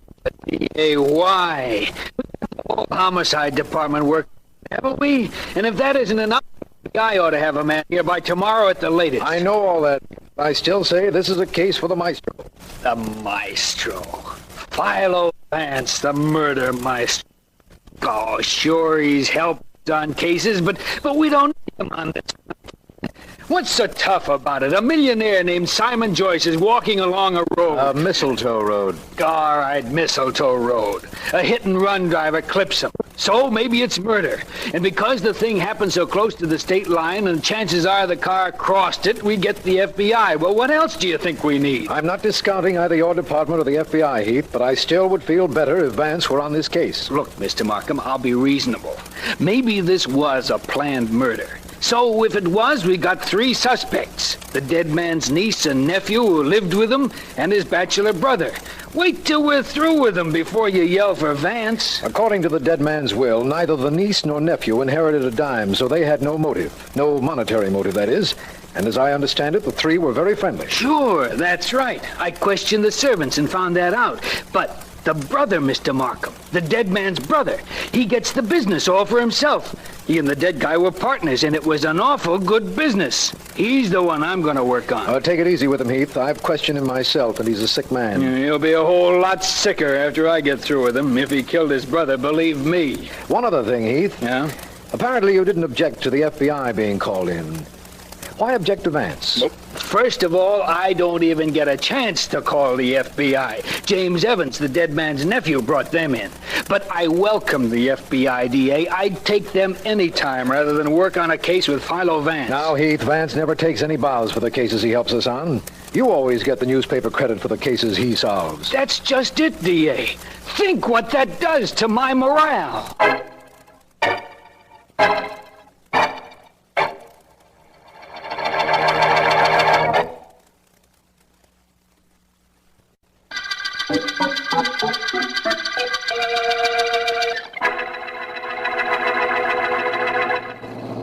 How much further, Markham? Not too far. It's around a bend in the road up ahead. That's the spot where Mr. Joyce's body was found, eh? That's right. Knocked in a ditch on the left side of the road. The reason I'm certain it was premeditated, Vance, is that from what I understand, Mr. Joyce always walked at the very edge of the road. If he were that careful, he'd walk on the left side of a road, facing any cars that might be approaching. Our examination showed that the car that hit him was coming toward him, Vance. That's what bears out our theory. Sorry we're getting out here so late in the evening, but I couldn't reach you before. I was busy cleaning up another case. By the way, you realize, of course, Markham, that we're being followed. Oh, yes. Well, my turn to be surprised at you, my friend. I got a little tired of having you do that to me on every case we work on, Vance. You don't mind, do you? Not a bit. I promise to do it to you again on this one, too. Providing you'll tell me who's in the car in back of us. It's Dan Stevens of the FBI, Vance. He was on his way out here, and Heath told him we were coming out, so he said he'd follow us. Any objections? Of course not. He said he'd wait in his car until we were through examining the scene of the crime. He said he didn't want to get in the way. What he meant was that he wanted to make his own observations. But that's perfectly all right with me. Here we are, Vance. Here's the curve, and there's the spot. Mr. Evans was found across the road, eh? That's right. A little way down from that big tree. Very interesting. If your theory is correct, and the car came down this road the way we came, intent on hitting Mr. Joyce, he'd have to come very close to that tree as he made the turn. I wonder. You wonder what? Come with me and see. Better get out my side. All right. Yeah. I'm right with you, Vance. Well, I see our FBI friend has stopped, Markham. He's keeping his word not to interfere till we were finished. Well, here's the tree, Vance. Tell me what there was about it that made you think. Made me hope, my friend. Hope that perhaps the murder car grazed it. And took some paint off, you mean? Mm-hmm. That wouldn't do us much good. As soon as the driver noticed it, he'd have the scratch repainted. Oh, of course he would, but... Oh, you found something on the tree, Vance? I most certainly have. A bit of paint. Dark green paint.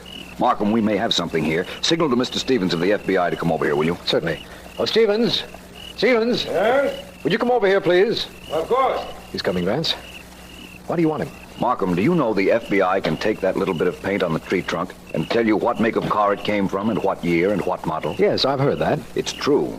J. Edgar Hoover, head of the FBI, mentioned it in a speech the other day. They can do the same tracing with a fragment of glass from the headlight and sometimes from a windshield. Oh, hi there, Markham. You yelled for me? Yes, I did, Stevens. I'd like you to know Philo Vance. The private investigator? My pleasure, Mr. Vance. Thank you. It's a privilege to meet a member of your great organization. Now we can consult the corpus juris secundum together. Latin wasn't my star subject in college, Vance. What does that mean? Nothing important, believe me. What is important is this. Mr. Stevens, I want you to look at that bit of paint on the tree. Where? Oh, yes. Yes, I see it. I understand the FBI laboratories can tell what make of car that paint came from, the model of the car and the year. That's right. I'll just take my penknife and remove that paint and a bit of the wood it's on. That won't hurt the tree any.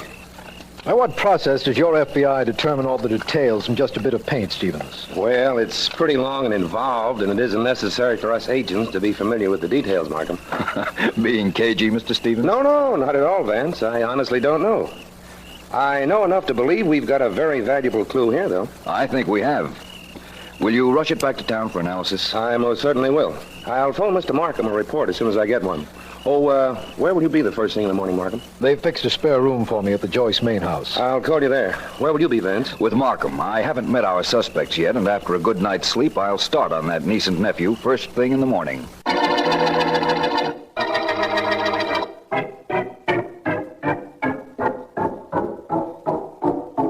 Well, Vance, this is the room they've given us, according to the butler. Shall we go in? Might as well, Markham. Just one moment, though. I want to fix the floor plan in my mind. All right. Now, James Evans, the dead man's nephew, has the room next to ours, right? Yes, and according to the well-informed butler, he's retired. Sally Evans, his sister, has the room down the hall, but she hasn't come home. That came from that room. It must be the nephew, James Evans. Come on, Vance. Right. Mr. Evans, what's wrong? What's wrong in there? Wait just a minute. Oh, Mr. Markham, thank goodness it's you. This is Philo Vance. What happened to you, Evans? Nightmare? Nightmare? It sure wasn't any nightmare. Somebody climbed in the window and tried to smother me with my pillow. Whoever it was went out the window when I yelled for help. Vance, what are you looking for over there? Just looking out the window of Mr. Evans' room, Markham. Somebody did climb up here and apparently down again within the past few minutes. This leaf I picked up from the floor was only recently torn from the vine. Mr. Evans, I'll have the police double the guard around this house. You can go back to sleep. Oh, thank heavens. I guarantee you'll be safe from the man who just tried to smother you. Man, Markham? The attempt to smother Mr. Evans here wasn't made by a man.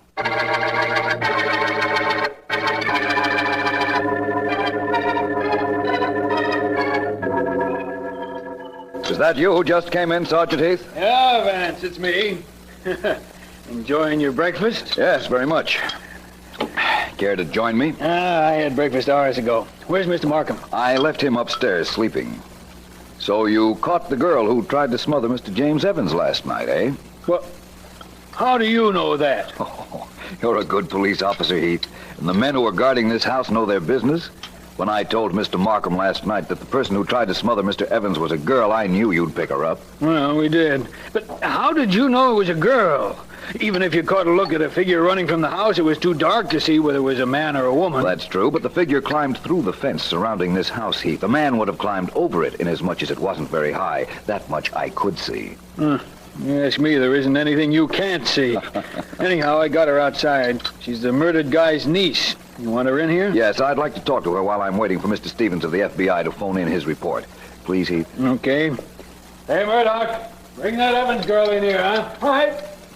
You getting anywhere on this case, Vance? In distance, nowhere. In intensity, I'm doing very well, I think. Well, what is it you want with me? Miss Evans, I believe I'm Philo Vance. I'm delighted. Well, the words are right, but the tone is wrong. Heath, do you mind? No, Vance, I'll leave you to. Yell if you want something. Right, thank you. Miss Evans, why did you try to smother your brother last night? Excuse me, please, I'd better take that. Philo Vance speaking. Vance, Stevens of the FBI. I got a laboratory check of that paint from the tree. Comes from a 1942 Plymouth.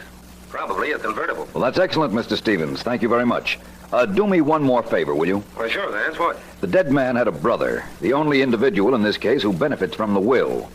Meet me at his office in an hour, will you? It's in the Wilcox building. I'll be there. See you later, Vance. Goodbye. Goodbye. Now, Miss Evans, as I remember it, I had asked you why you tried to smother your brother last night. I did it because I loved my Uncle Simon. Am I to see the connection between my question and your answer? Of course. My brother killed Uncle Simon, so I wanted to kill him. So your brother killed your uncle, eh? Yes. Can you prove that? No, I just know it, that's all. Well, that, I'm afraid, isn't enough. Miss Evans, what kind of car do you own? I have a convertible. Plymouth, 1942? Yes. How did you know? That was the car that ran down and killed your uncle, Miss Evans. Right now, I have a clue I want to run down. Then I'll be back to you.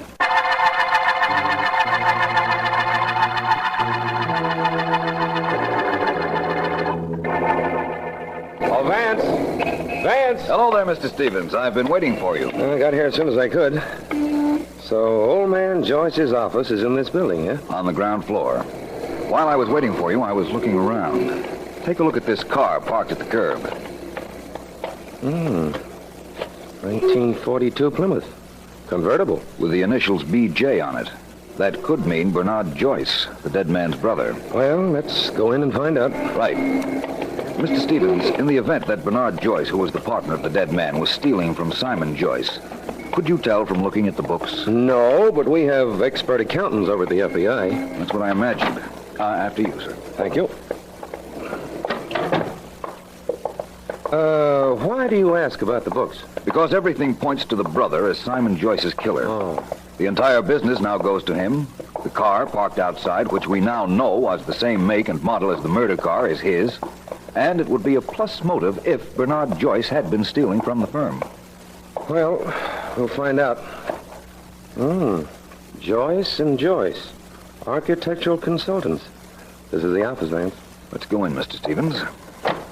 Well, what do you two want? What do you want? Excuse us, please, Mr. Joyce. My name is Vance. I'm a private investigator. This is Mr. Stevens of the FBI. Don't care who you are, who he is either. I'm a sick man. Hand me that water pitcher. Time to take one of my pills. I'll pour it for you. That's enough. That's enough. What are you trying to do? Give me enough water to drown me? I'm sick enough as it is. Mr. Joyce, where were you when your brother was murdered? He wasn't murdered. He was out walking. He was hit by a car. It was an accident. Very well. The accident occurred early on Tuesday morning, about 8:30 a.m. Where were you at the time? 8:30 Tuesday? I don't know. I was driving around somewhere, I imagine. No place definite. Wanted to pick up my nephew, James. A fine boy, James. Only he wasn't home. His sister's a devil. He's a fine boy. Now, be quiet now, both of you. This is a business I'm trying to run. Hello? Hello, this is District Attorney Markham. Is Philo Vance there? Oh, Vance? That's my name, sir. Yeah, he's here. Wait a minute. Are you? Is there an extension I can use, Mr. Joyce, where I won't be overheard? What's the matter? Afraid I'll hear you? Yes.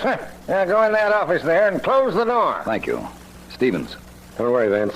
I'll see that Mr. Joyce hangs up the minute you pick up that phone. Thank you. I won't be long, gentlemen. Take your time, Vance, old man. Right. Markham? Hello, Vance. What was that sound? Somebody listening in? That was Mr. Joyce hanging up the phone in the next room. What's bothering you, Markham? Vance, I'm completely restless about this case. Nothing's happening. I was wondering if you'd found out anything. I think so, Markham. For instance, I know who killed Simon Joyce, and I know why he was killed. But unfortunately, I can't prove a case against our murderer, yet.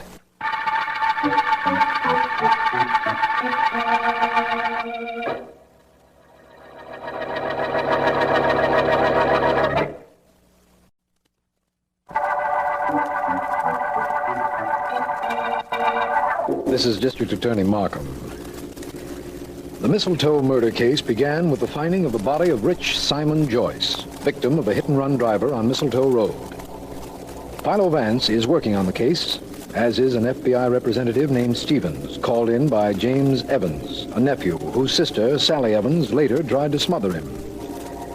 The dead man's fortune went to his brother and business partner, Bernard Joyce, from whose office Philo Vance just told me he knew who had killed Simon Joyce but couldn't prove it. Our men watching the Joyce home report that Sally Evans and her brother are in the living room. So, you tried to kill me, did you? Tried to smother me while I slept. I tried once, and I'll try again. Only this time, I'll do it. Look, you little hellion, I'll teach you not to... Come one step nearer to me, and I'll let you have it with this lamp. You don't scare me. The place is full of policemen. You wouldn't dare. Oh, wouldn't I? Just try it and see. Why shouldn't I do it? You're a murderer. You killed Uncle Simon. Stop acting. You did it and you know it. Don't try to make it look like me or I swear Don't do it, I'll... James. Don't touch me. I'll make you sorry you ever... Hey! What's going on in here? What does it look like, Sergeant Heath? Looks like I hit my brother with this lamp, doesn't it? Yeah. Well, that's exactly what I did.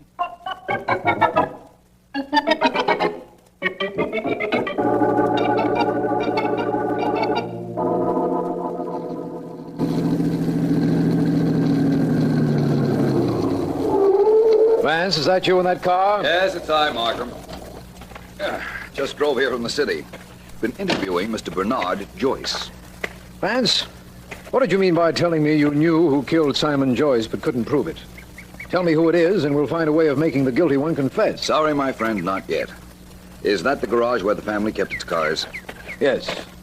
Is that where we're heading? That's right. How many cars in the garage, Markham? 2, both Plymouth convertibles.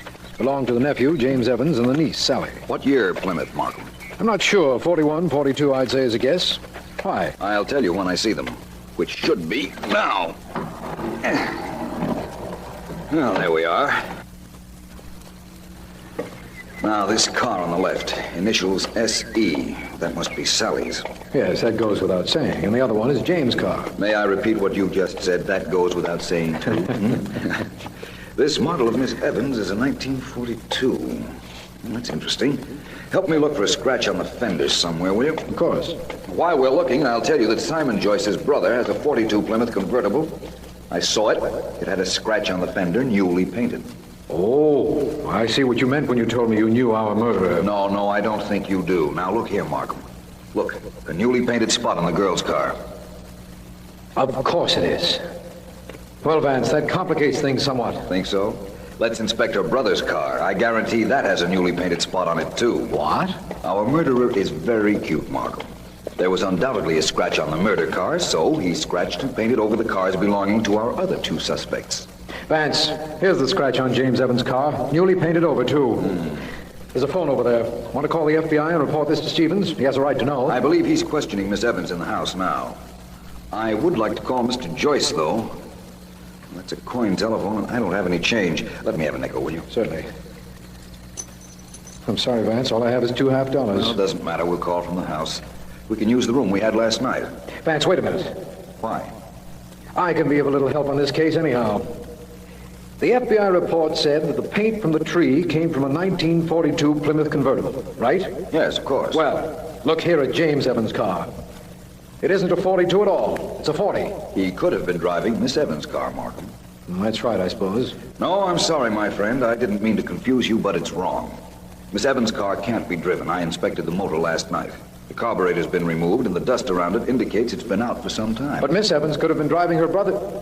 No, I'm sorry. She couldn't have. That's a 1940. I found that out myself. Confused, Mark? Confused is a charitable word. Well, you won't be in that state much longer. No longer than this evening, believe me. By that time, I'll have this entire case ready to lay right in your lap.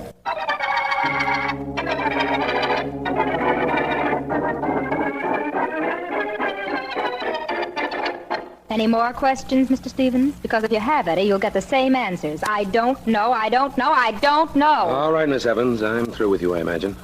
Where's your brother? He left here for town about an hour ago. He'll be back for dinner. I hope you don't intend to leave the house. He can go and I can't. I wasn't able to see him to tell him that he couldn't leave.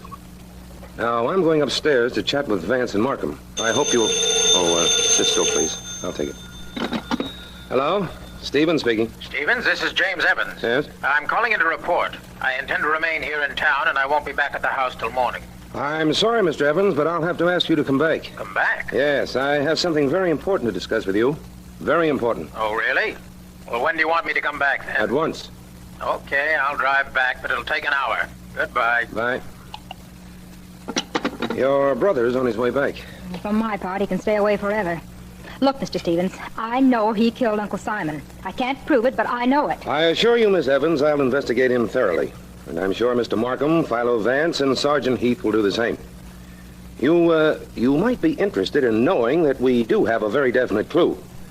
It seems that the car that killed your uncle... Help! Help, Mr. Markham! Vance, help! They're coming down, Miss Evans. What happened here? What happened, Miss...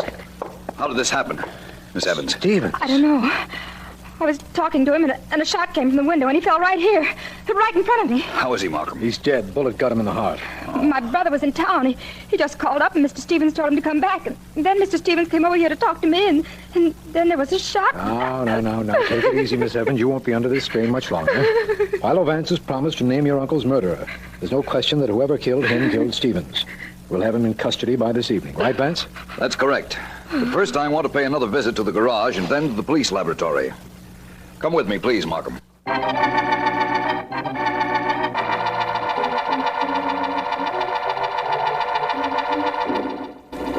Mr. Vance, Mr. Markham, you'll soon see how we bring out fingerprints that are not entirely visible under a microscope. Now, this telephone dial you brought me... The one I took from the telephone in Simon Joyce's garage, Doctor. Yes, of course. Now, over it, I break this small vial. Here. The vial contains iodine crystals. The fumes from the crystals are invaluable in bringing out latent fingerprints. In a moment, we may even be able to see them with the naked eye. Vance, if we were looking for fingerprints, why didn't we take the telephone receiver from the garage? If your theory is right, we could have gotten excellent prints from that. Our murderer is clever, Markham. If, as I imagine, he used the phone in the garage, he would have worn gloves to hold the receiver. But he'd never have seen the necessity for wearing them when he dialed a number. Besides, gloves are unwieldy when you're dialing. Prints are coming up, gentlemen. Just the tip of the finger, but prints just the same. You have the fingerprints of the girl, her brother, and the dead man's uncle to compare those with. Yes, these I have. Sergeant Heath got them early in this case. Now, I compare under the microscope. I'll tell you whose prints they are. Man, if you could tell us, why did we go to all this trouble? It's the proof we need, Markham. But Vance, if you had told us the murderer before, the FBI man Stevens would be alive today. The FBI was never on this case, Markham. Stevens was not an FBI man. He was an imposter. That's the reason I knew that the murderer was the man you told me had called the FBI. Markham, arrest James Evans for murder.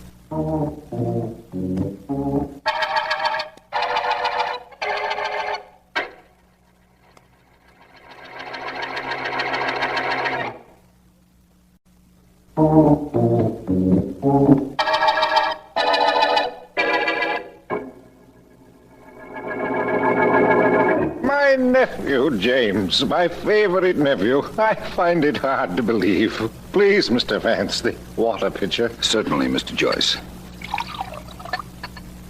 Mr. Joyce, it was because James was your favorite that he killed your brother.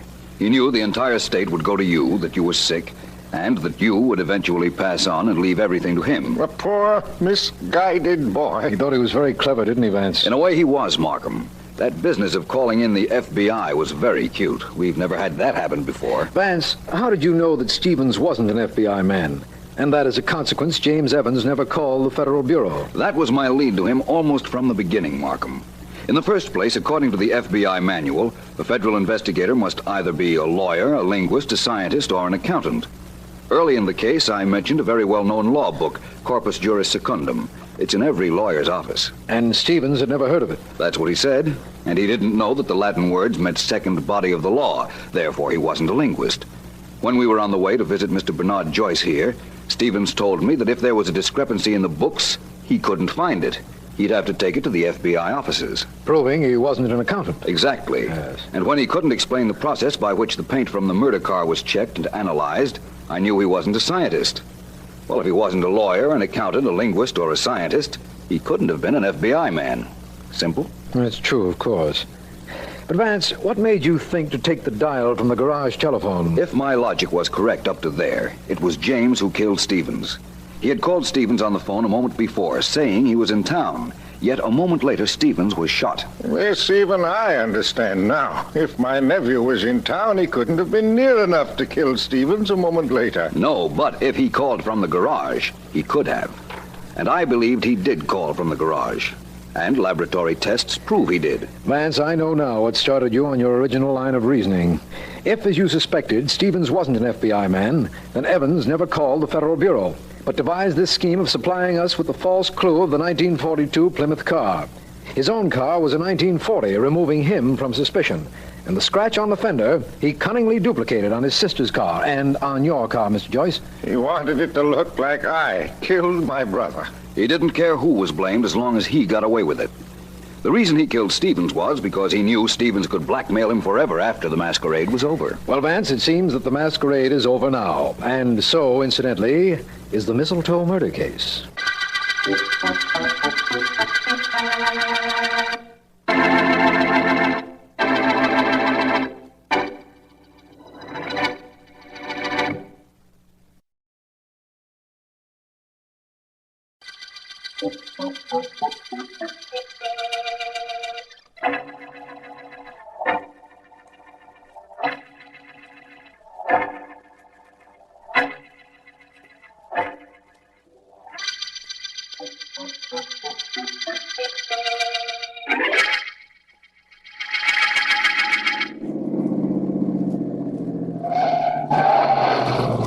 the car in the garage for me, Jonesy. Right-o, Miss Dixon, right-o. I'm finished with the lawn anyhow.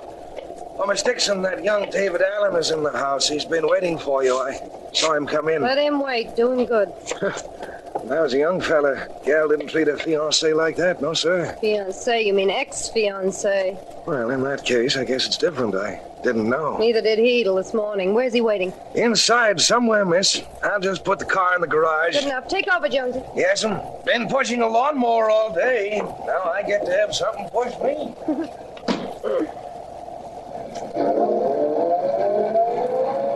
Now for a session. That you, Joyce? Yes, it's me. I'll be right in. There you are, Joyce. I've been waiting for you. Whoever would have guessed. What's the matter? Didn't you get my letter? Yes. Came this morning. First thing this morning before I left for the office. Well, if you got my letter, what are you doing here? It said pretty plainly that you and I were washed up, didn't it? Because if it didn't, I'll tell you now. We're all washed up. Now beat it. All right, Joyce, I'll go, but tell me why. What have I done? Done? You haven't done anything wrong, if that's what you mean. Except for the fact that you have no money, and that doesn't matter because I've got plenty. You're perfect. You're good-looking, normal, and your nails are always clean. There's nothing wrong with you except that you're dull, that's all. So because there's nothing wrong with me, there's something wrong. Well, maybe there is something wrong with me. Something that you don't know anything about. Oh, this I've got to hear. Look, Joyce, I know where you get your money. I know that you don't own an honest dollar. Why shouldn't you know that? You work for the man who takes care of my business. You realize that all I have to do is tell what I know about where your money comes from, and you'll go to jail. Oh, now we're getting around to blackmail, are we? Well, that's a point in your favor. I'd never tell unless you make me, unless you do what you said you were going to do in that letter. And then what? Then I'll see to it that I'm not the only one that's hurt. Joyce, you've always had everything your own way. It's about time you were paid off. You've been getting away with murder all your life. Oh, I have I? I've been getting away with murder all my life. Yes, you have. Keep talking, Ellen. You're giving me an idea.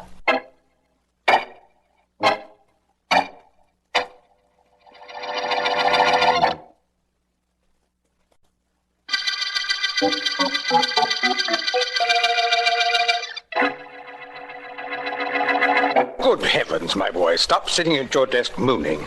What if our beloved client decided not to marry you? Forget it. I can't, Mr. Stone. You know, there's a strange philosophy employed by young men. Unless they garb their thoughts in the deepest black when a romance is done, to their minds the romance was not worthwhile. Come, boy, we have some figures to go over. Now, Miss Dixon's income for last week from the two gambling houses was... Now, let me see how much...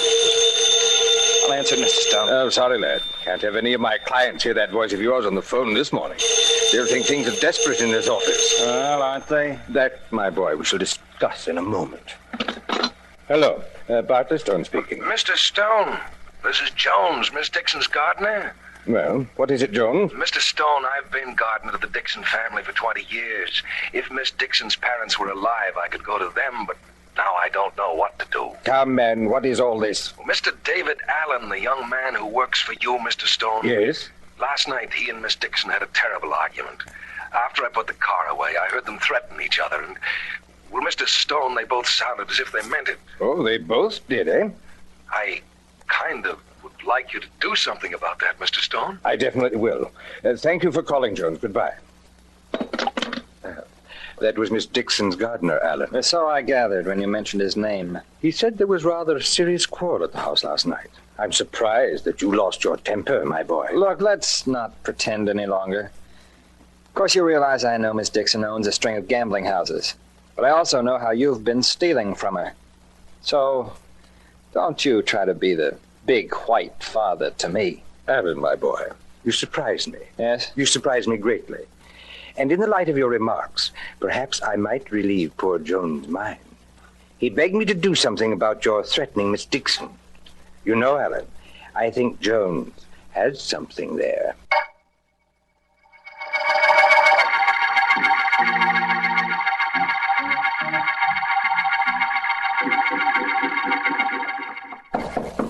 Come.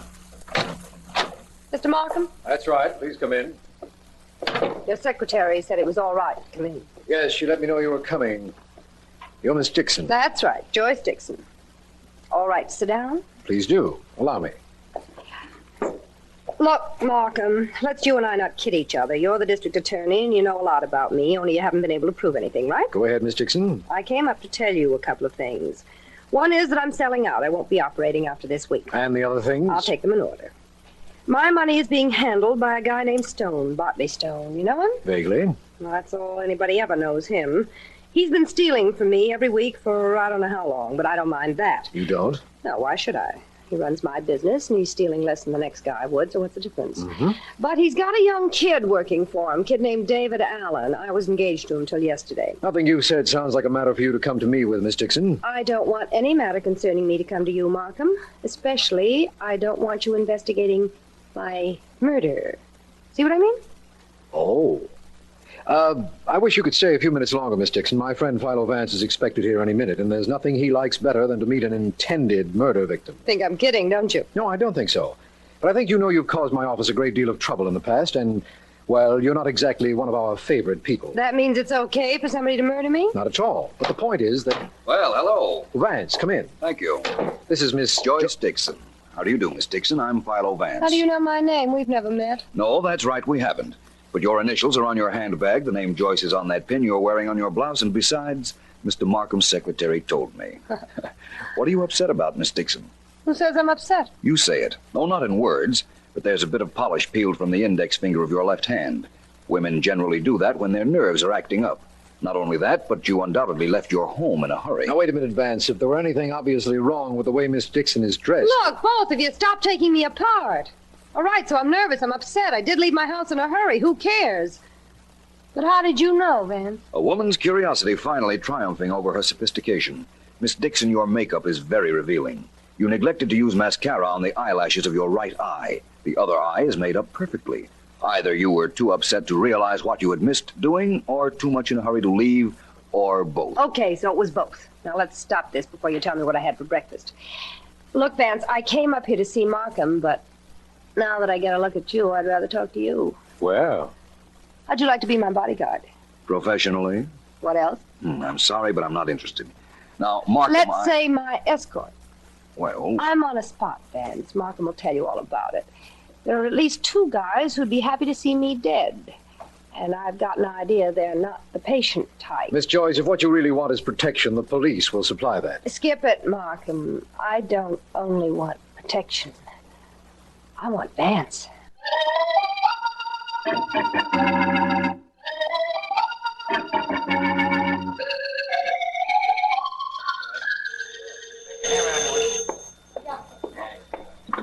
Hello, Joe's Diner. Oh, hi. This is Dave Allen, apartment 3A in the boarding house on the corner.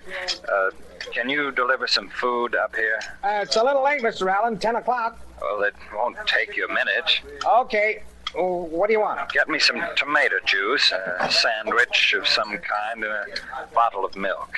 What kind of a sandwich? We got all kinds. Oh, I don't care. Anything. How about a combination sandwich? Okay. Have it up in 5 minutes. Tomato juice, sandwich, and a bottle of milk. Anything else? Yes, but it's nothing you can do anything about.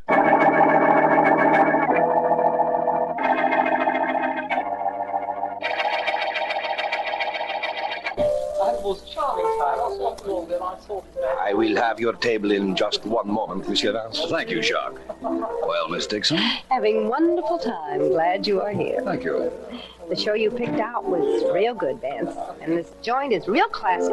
In any event, you have been safe all evening. That I have. Well, you brought me up to date on your situation, Miss Dixon, but you haven't told me too much about your ex-fiancé, David Allen. How about that? But Dave, well, let's see. He's tall, blonde, wears heavy glasses, eats only what's good for him, salads, stuff like that, drinks milk all the time, and wears 3-button suits, only he buttons all 3 buttons. You know the type? Quite well. Sounds rather conventional. That in itself is enough for me to dislike the guy. Oh, here's the head waiter. Right this way, if you please, Monsieur Vance. I think I have your Vance. papers. Vance! Oh, excuse me just a moment, please. I'll be right there, Markham. Markham, wonder what he wants. Jacques, would you please escort the lady to my table? My pleasure, Monsieur. Don't be long, then. You should have enough conceit to believe that I'll want to hurry. Excuse me, please. This way, if you please, Miss Dixon. The table is right this way. What is it, Markham? Vance, I'm glad I found you. Your very efficient secretary told me you were here. A very efficient employer always gives her his itinerary, Markham. What's the matter? Vance, David Allen, the ex-fiancé of the young lady you've been escorting all evening, was found shot to death an hour ago. Really? Where? In his room.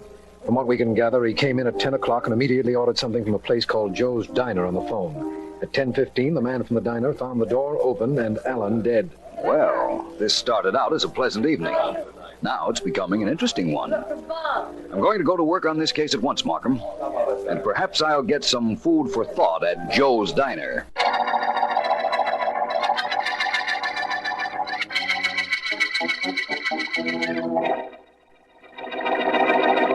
Only to me a thing like this happens. Only to me. You realize why I'm asking you these questions. No, I don't, Mr. Vance, and I don't care. Only to me does a thing like this happen. 10 o'clock, I'm ready to quit work, and I got to take an order from a guy who gets killed a couple of minutes later. Now, let me get the facts straight. Mr. Allen called you at 10 o'clock. On the nose. He orders tomato juice, a combination sandwich, and a bottle of milk, and he hangs up. Only to me does a thing like this happen. Then he gets killed. Yes, and only to him did a thing like that happen. Well, thank you very much.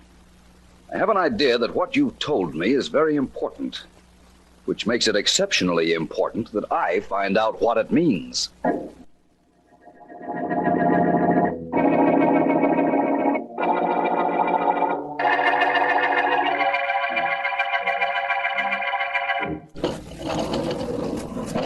Vance, there are too many things about this case I don't understand. No explanations yet, Markham.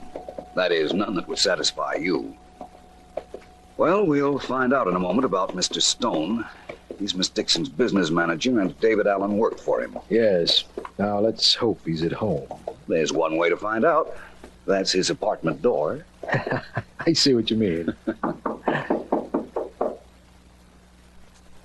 I don't hear anything from inside, Vance. I don't either. You know, it is possible that Mr. Stone isn't at home, even though it is 2 in the morning. Yes, it is. No question about it. It's also possible Mr. Stone took a sleeping pill, fell asleep, and is too drowsy to hear our knocking. Oh, please, Vance, stop being so logical. All right. I'm coming. Oh. Who is it making all that?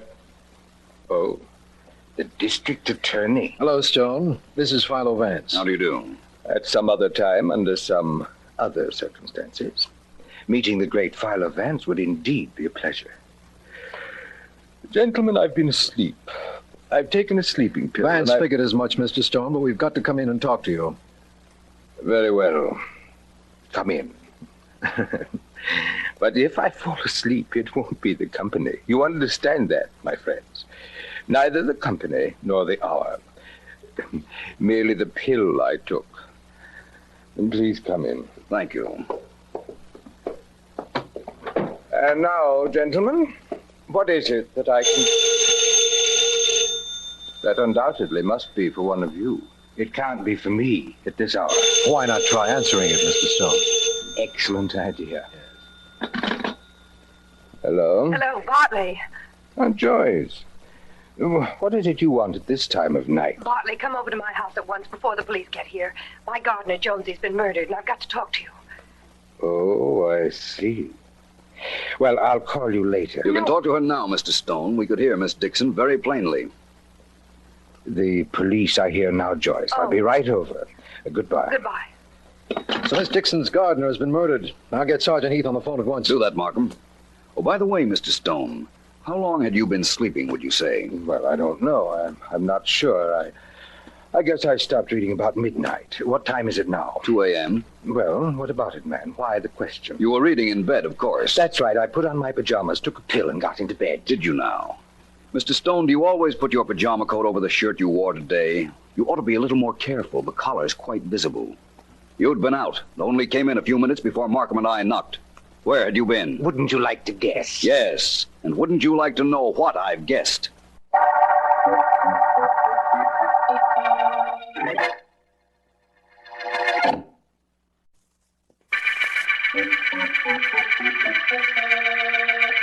This is District Attorney Markham. Philo Vance says to call this the combination murder case. It opened with a completely conflicting situation. David Allen, former fiancé of Joyce Dixon, was found dead in his room at 10:15. And a nearby restaurant reported he had ordered a light snack at 10 o'clock. While the medical examiner is conducting his investigation, Vance and I have learned of the death of a man named Jones, Miss Dixon's gardener. My men report that Bartley Stone, business advisor to Miss Dixon, is at her home now. Now let me see, my dear. This is quite a problem. Quite a problem. I don't need you to tell me that. Listen, Bartley. I have an alibi for Dave Allen's death. I was with Vance. But I was at home when Jonesy was killed in his quarters. Why did you kill him, my dear? I kill him? Why should I kill him? I don't know. But if you didn't, why send for me? Now, look, Bartley, let's not get cute with each other. I don't want any investigations around me. I can't take them, and nobody knows that better than you. Well? You've got to do something for me. If anybody asks you any questions, you can tell them that you were with me. That you met me as soon as Vance left me at the Golden Eagle nightclub. You were with me for hours. Preposterous, my dear, preposterous. Vance and the district attorney were at my apartment when you phoned about Jones' murder. I've told you that. Yes, but you also told me that Vance figured you weren't asleep at all, but had just come in. Okay, so you admit you just came in. You were with me. That's all there is to it. I admit that sounds very good for you. Why should I lie?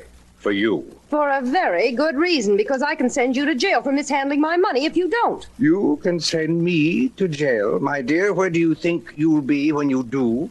All I have to do is talk, you know. You won't talk, and you'll say what I told you to. Now, Joyce, put down that ashtray. Put it down. We can discuss this reasonably. You'll tell Vance you were with me, do you hear? Now, Joyce, listen. Keep away from me. You and I can make a deal. Put that ashtray down. You'll tell Vance we were together? No. You practically sent out an invitation for this, Bartley. You begged for it. No, don't.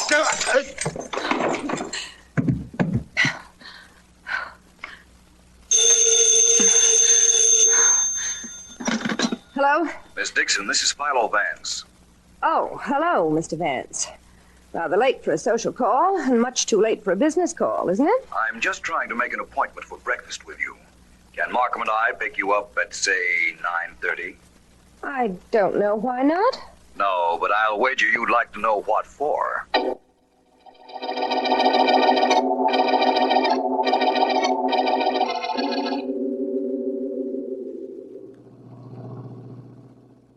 Now, Markham, please stop concentrating. It's a beautiful morning, and we're on the way to the home of a very definite suspect, Miss Joyce Dixon. Suspect in which murder, Vance? Both murders. She has a slight alibi for the time when Dave Allen was murdered. She was with you. So it would seem. But I'm not certain she was. Well, we know Allen came into his room and ordered something to eat at 10 o'clock and was found dead at 10:15. Or do we? The murderer would like us to believe that, I'm sure. In fact, that might be the reason poor Jones was murdered. Vance, you're going much too fast to suit me. And much too slowly to suit me. Drop me at the corner of Miss Dixon's house, Markham. I'd like to go in there alone, if you don't mind. I'll do it on one condition. Tell me when this case will be over, and why you think that Allen might have been killed long before 10 o'clock, at which time we think he called Joe's Diner. All right, Markham, I will. Wait a minute. What is it, Vance? I've just thought of something. You drop in on Miss Dixon, Markham. Stay with her all day if you have to, or get a police guard for her. What's going on, Vance? I'm going on to see Bartley Stone again. One piece of information, and by this evening, Markham, I think I can promise you, this will no longer be an unsolved murder case.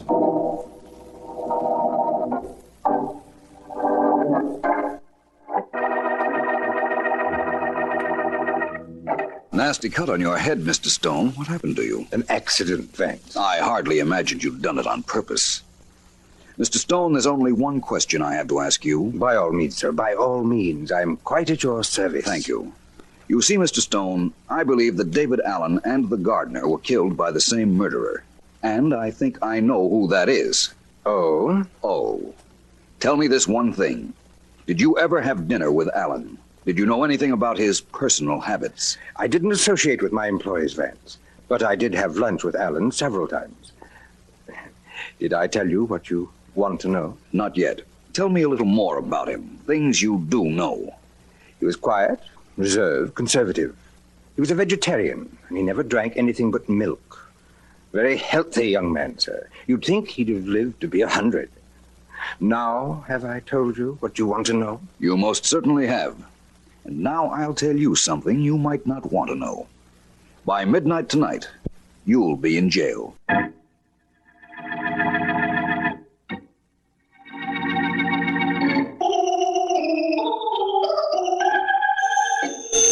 Don't get up, Miss Dixon. I'll answer the phone. It's my house, Markham, or am I under arrest? No, not yet, but I'll still answer the phone.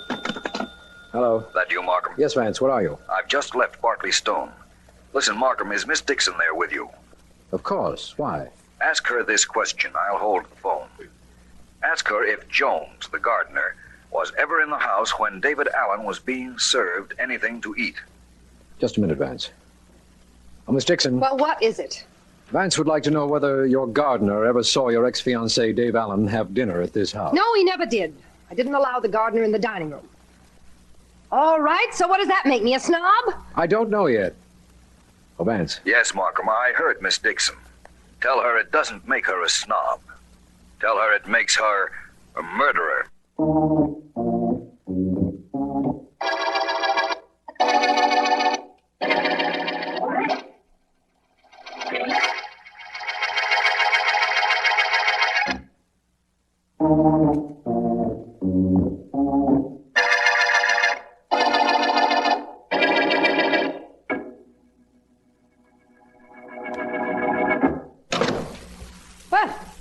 About time you got here, Vance. What's the idea of having me held here in my own house? That was my idea. It was to prevent you from killing anyone else, Miss Dixon. Oh, really? And just who am I supposed to have killed? Your ex-fiancé and your gardener, and I don't doubt that you might also try to kill Bartley Stone, which is one reason I thought I might have to confine him to jail for safekeeping. Philo Vance, the great mastermind. You stand there and tell me I murdered a man who was killed at 10 o'clock at night while I was with you at 10 o'clock.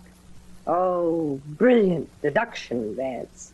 Don't understand how you do it. David Allen wasn't killed at 10 o'clock. The police believed he was because of that phone call made to Joe's diner.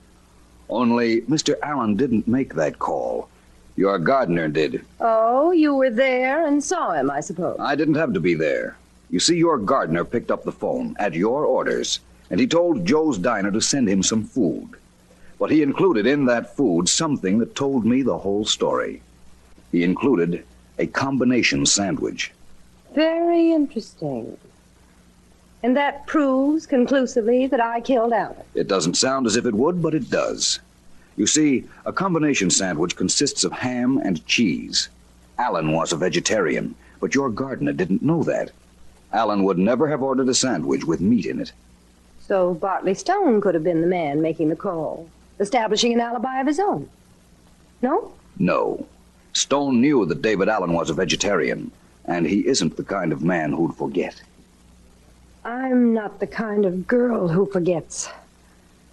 You know, you really are brilliant, Vance. By the process of elimination, you figured I killed Allen, then killed my gardener so that he could never say he covered up for me. Exactly. And right now, you're imagining you're going to kill me. No. It's more than imagination. I'm going to do it. Right now. Please put down that gun, Miss Dixon. Mine is pointing directly at you. Markham, where did you come from? I'll take that gun, young lady. And in answer to your question, I've been in the back of the drapes in this room. Vance asked me to be on hand. I'm very glad I did. Well, now you know I killed 2 men. I made the mistake of practically admitting it. Vance, what made you suspect me? Tell me that, and it'll make me a little happier. What made me suspect you? Merely the fact that you wanted me around the night David Allen was killed. You wanted it to be known that you were with me at 10 o'clock, at which time you had your gardener presumably establish the time of death. It was a little too rigged. Didn't strike me right. That's fine. You get a hunch, I get a murder rap. Well, that's the way things go, I suppose. I'd like to know one thing, Miss Dixon. Why did you kill your ex-fiancé? He was going to turn rat. Tell what he knew about me. Just to convince me he wasn't such a goody-goody. That was the end of him, even though he didn't know it at the time. Yes, Markham, that was the end of him. That also was the end of a faithful servant who tried to cover up a crime for Miss Dixon. And this is the end of the combination murder case.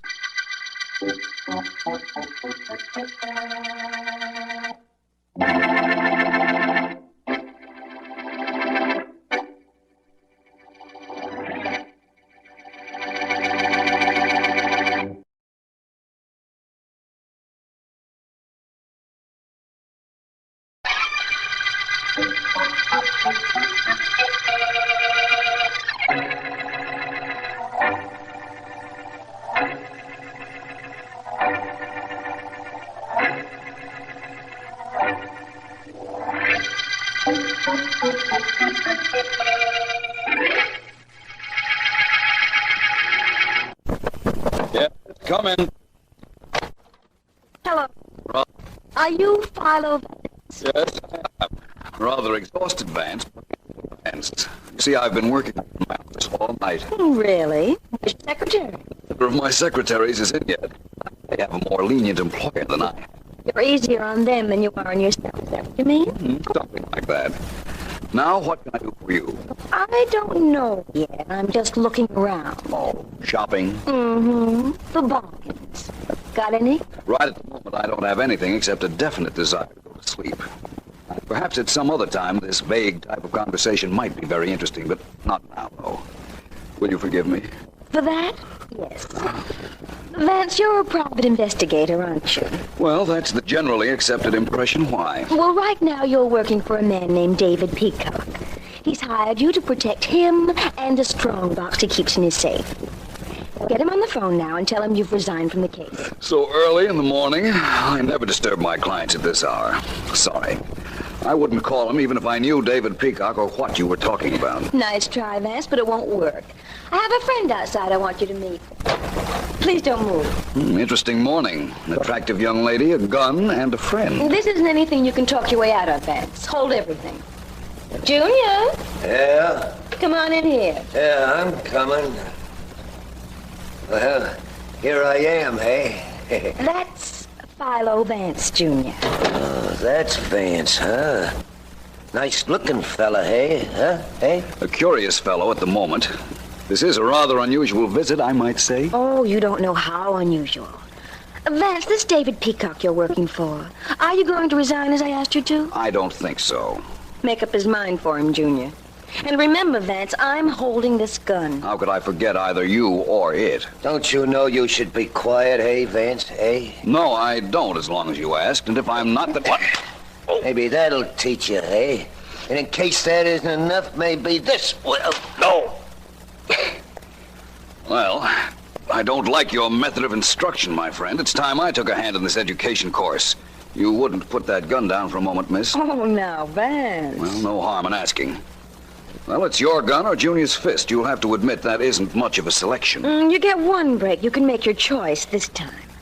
But if you don't quit working for David Peacock, remember, this is just a sample. My dear young lady, whoever you are doesn't matter, but this does. I told you before I don't even know David Peacock. But this afternoon, I'm going to see him and apply for the job you're so sure I already have.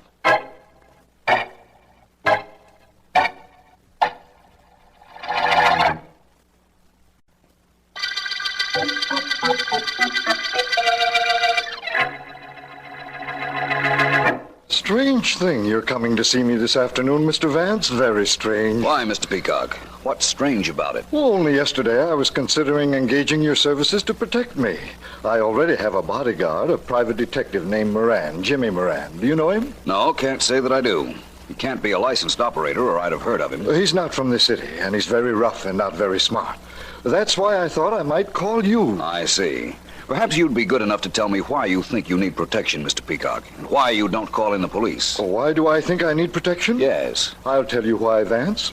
In this house, there's a strong box in my safe. The safe has an unusual combination, and I've been assured that it's burglar-proof. I'm the only one that knows the combination. I'm listening. The safe is in a room for which I alone have the key. Yes, and I've been informed also that the room is burglar-proof. That's quite necessary, you see, because my entire fortune is in that safe. And you wanted to hire me to protect you and it, right? Well, I was considering it, as I told you. I haven't quite made up my mind. Though how you happened to come down to see me this afternoon is more than I can understand. I could explain that, but I'd rather not. Mr. Peacock, who gets all your money when you pass on? Well, my niece, a very charming, well-bred young lady. Wait till you meet her, Mr. Vance. You'll like her. Does she live here with you? No, but she visits me every day. Wonderful girl, wonderful. Completely self-reliant.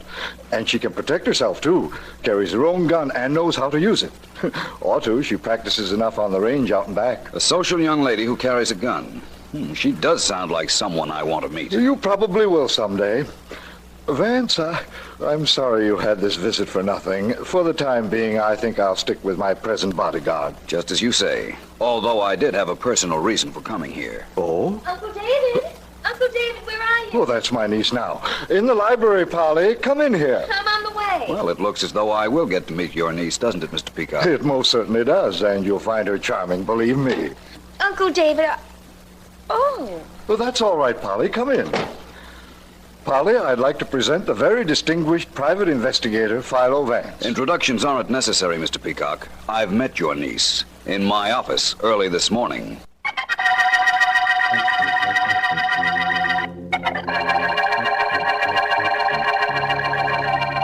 Look, hey, do you have to stare out the window?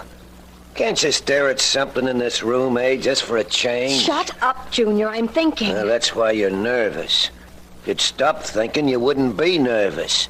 That's why I'm never nervous, eh? Philo Vance followed me here from my uncle's house, Junior. I know he did. So what if he did? So I'll give him another treatment like I gave him this morning in his office. Then we keep him here. That means your uncle is alone with that guy Jimmy Moran we planted in his house. That's what we want, ain't it, hey? Yes, sure it is. But I don't like it. With Vance in the picture, it changes things too much. Maybe we could buy him off. A guy you can't scare off, you can't buy You off. don't know how true that is, Junior. Oh, so you came back for a second lesson, huh, Vance? Hey? Okay, I'll give you a little homework this time. This time you'll learn something. This time I'm failing out the assignments. Well, young lady, that takes care of your friend, Junior. He and I are even. But how about you and me? Feel like talking now? Not especially. There's one thing you ought not mind telling me. What is it? I know you always carry a gun. How is it you didn't use it just now when I was evening up matters with Junior? You are on his side, aren't you? I'm not on anybody's side, Vance. All I want is to be on the winning side. Remember that. It might explain a lot to you later on.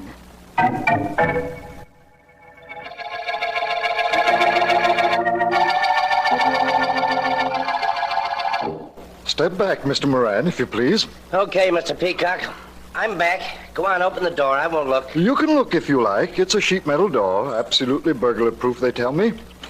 No harm can come in your watching me open the door. But the safe I can't watch, huh? Well, you know better. I have a fortune in money and jewels in this box I'm carrying. I just made sure everything is intact. Now I'll return it to the safe. Come with me, please. I'm a real bodyguard. When I'm on duty, where you go, I go. That's why you're being paid, young man. Here's my wall safe. Please hold this box while I open it. Go ahead. Turn your back, please. Okay. I'm turned. I trust you, you understand, but no one knows this combination but me, and I'd prefer that situation to stay just as it is. What was that? Sounded like a shot. Shall I go see? No. Please stay where you are. You may turn around now and hand me the box. Okay. Here you are. Thank you. There. A few spins of the dial. There we are. Well, Mr. Moran, your work is practically over for the day. Nobody can get in the safe. Nobody can even get in this room after I close and lock the door. So that's that. Your job isn't very difficult, is it, Mr. Moran? No, Mr. Peacock? That's what you think.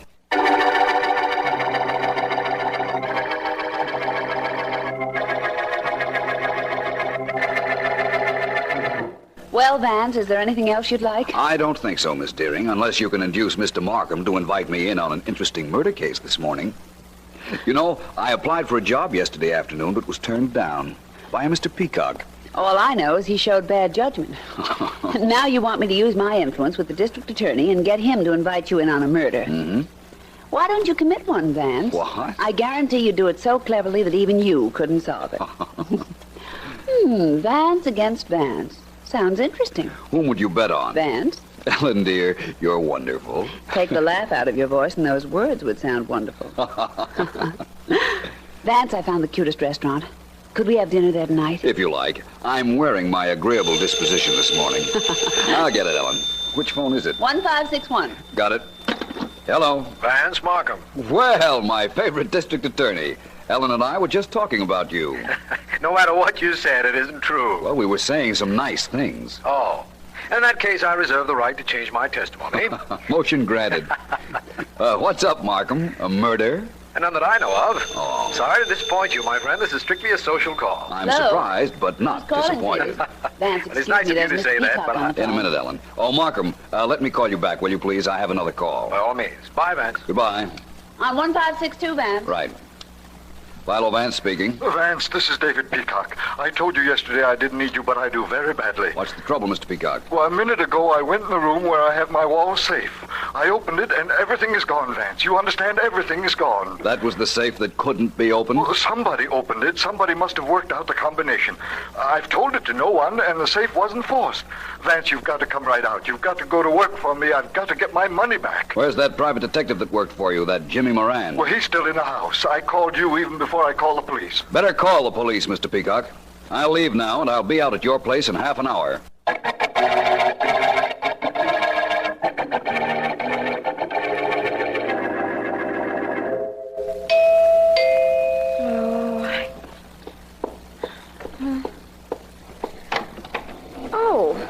Oh, it's you, Vance. Good afternoon. Nice to see you without your friend Junior around. Is your uncle in his study? He's expecting me. I suppose that's where he is. You don't learn very easily, do you, Vance? I'm a very apt student when I'm learning the right things. You needn't bother to come with me. I know the way. I was here yesterday. I remember. Very well. Thank you. You know, of course, that your uncle's safe has been robbed.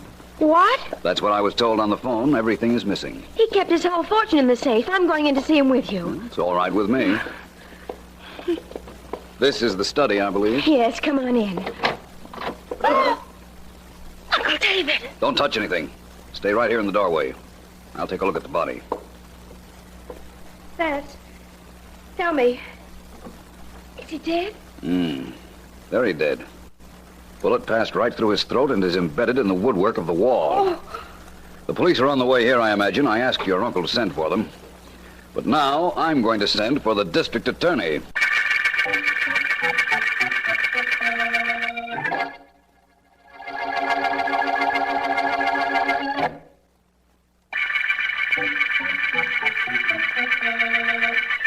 This is District Attorney Markham. The Peacock murder case opened when Philo Vance found the body of David Peacock, immediately after Peacock had reported his burglar-proof safe had been opened and a strong box inside rifled.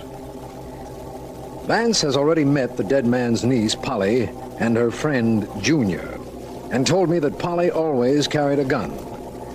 From the shooting range at the rear of the Peacock house, we took a bullet that had been fired from her gun and have sent it to headquarters to be compared with the murder bullet. Vance and I are in the murder room examining the bullet. Markham, who removed the bullet from this wall? Sergeant Heath.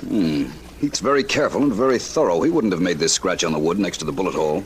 Would that be important, a little thing like that? In covering up a crime, a murderer generally knows enough to wipe out the big clues, Markham. Well, that may be headquarters. I've been waiting for a report on the bullets I sent them. I'll answer that. Markham speaking. Walter's Police Laboratory, Mr. Markham. Oh, yes. Just want to let you know the bullet we took out of the wall and the bullet you told us came from the gun belonging to Peacock's niece were both fired from the same pistol. Thanks, Walters. Bye. Hear that, Vance? Yes, I did. I'm glad I told you about the shooting range the girl used. Of course, you're holding her, Markham. Of course. Good. Before we go any further on this case, I want to pay a visit to a friend of hers. A strange young man named Junior.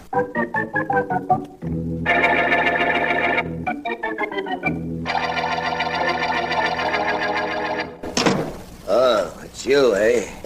Moran the private dick. What do you want here? Sit down, Junior, sit down. I got an idea you and I are being setups for a gal. Both of us being played for patsies. Peacock was murdered, you know that. Yeah, I heard. The stuff was missing out of his safe. Did you take it? No, and I didn't knock him off either. Neither did I. I got an idea your friend Polly cut this cute caper herself. What? And she rubbed him out and is going to make it look like I killed him. Or you did. You get that? Maybe you did kill the old guy, eh? How stupid can you get? The finger would be on me right away, wouldn't it? Well... Who was in the house? Well, me. Who's got a record if they go back far enough? Well, Me. Look, Junior, I was working for that dame and so were you. So we're all in this together. Only I'm not going to be tagged with a bum murder rap, you get that? Don't bother me. I'm thinking, hey. That ain't good. It makes me nervous. It makes me so nervous. You know what I'm going to do, hey? Even if you had a mind, I couldn't read it. What are you going to do? I'm going to give you 1 minute to scram out of this joint of mine. And if you ain't out in here by then, I'm going to toss you out on your ear. And the way I feel about you, I hope you make me do it. Do you hear, hey?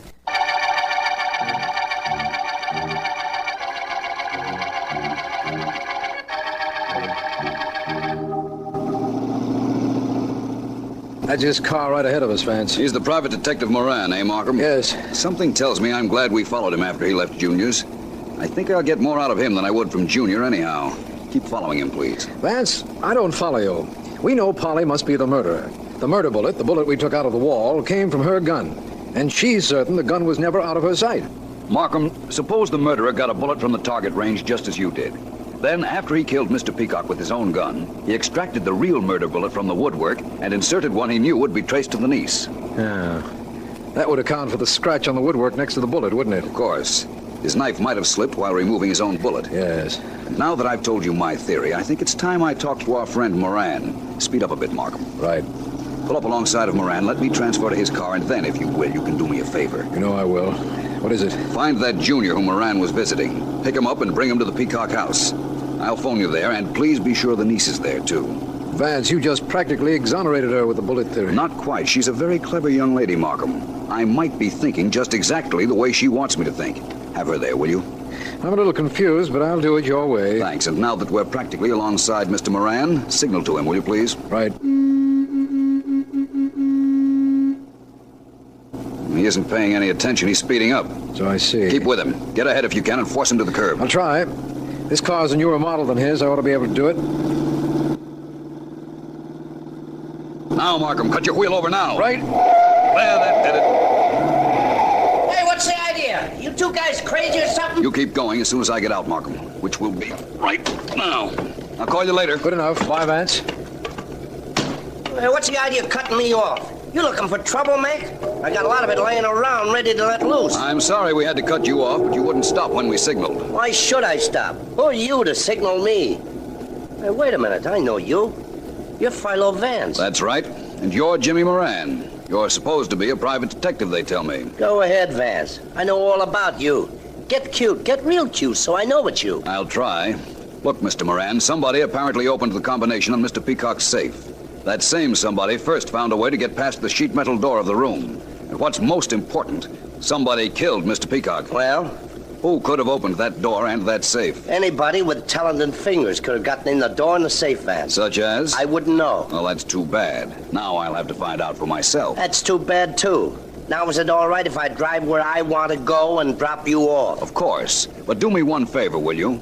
Meet me at the Peacock house in 2 hours.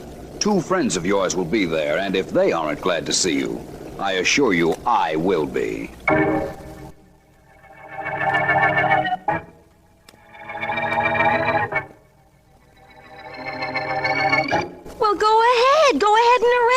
the district attorney. Yes. You know my gun killed my uncle. You know I'm supposed to inherit from him, so arrest me. Go on. But see if you can prove why or how I'd open a steel door and a safe and grab everything in that safe, especially when the stuff would be mine anyhow. You have a point there, and it's one of the reasons you're not being arrested yet. You might be interested in knowing that we've picked up a man known as Junior. Well, what about... And in another room in this house, we're holding a private detective named Jimmy Moran. Well, what's next? Well, right now, we're waiting for Philo Vance. He wanted all three of you here when he arrived. Which is right now. Good evening. What's good about it? Hello, Vance. That remains to be seen.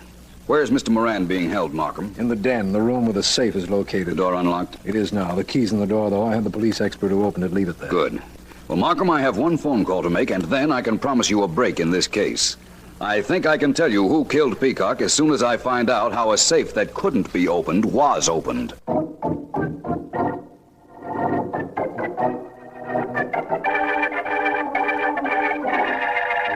It couldn't be opened, Mr. Vance, not without the combination. We guaranteed that safe when we made it. Of course, if an acetylene torch was used, that would be different. No torch was used. The safe is in perfect condition.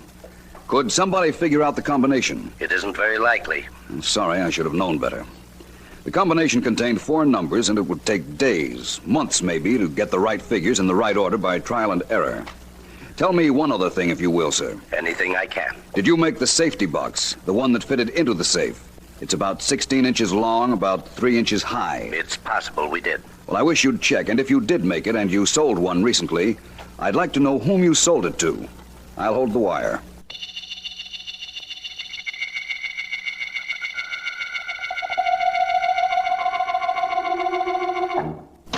Hello, Moran. Okay, Vance, I'm here like you asked. Now give me the sales talk and keep it clean. What's this all about? I need help. I just made a phone call, and I know who killed Mr. Peacock and who robbed the safe in this room.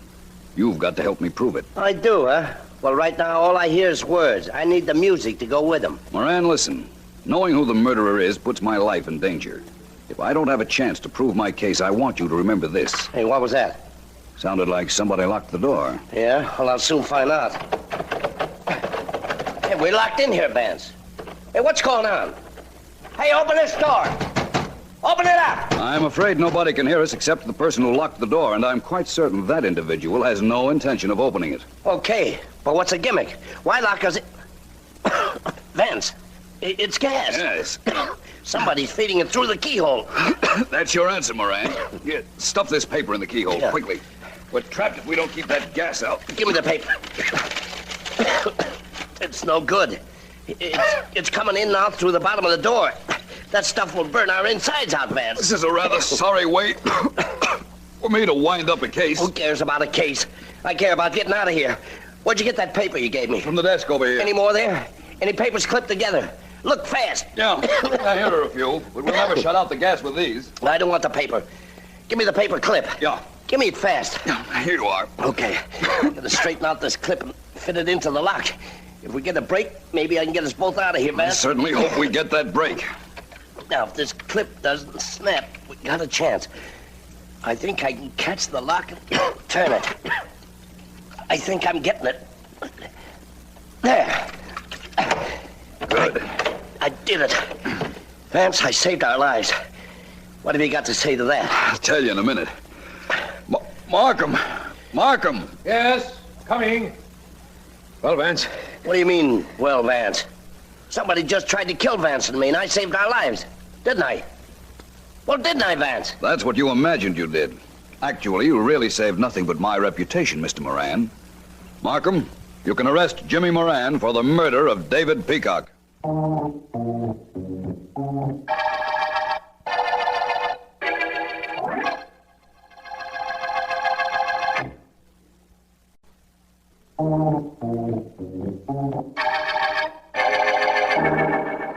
Hello, Vance. Sorry I kept you waiting. How late am I? Not very, Ellen. It's only a few minutes past 8 o'clock. Sorry. I had a lot of trouble with this hat. Just couldn't get it to sit right. Oh, its posture is perfect now. Good.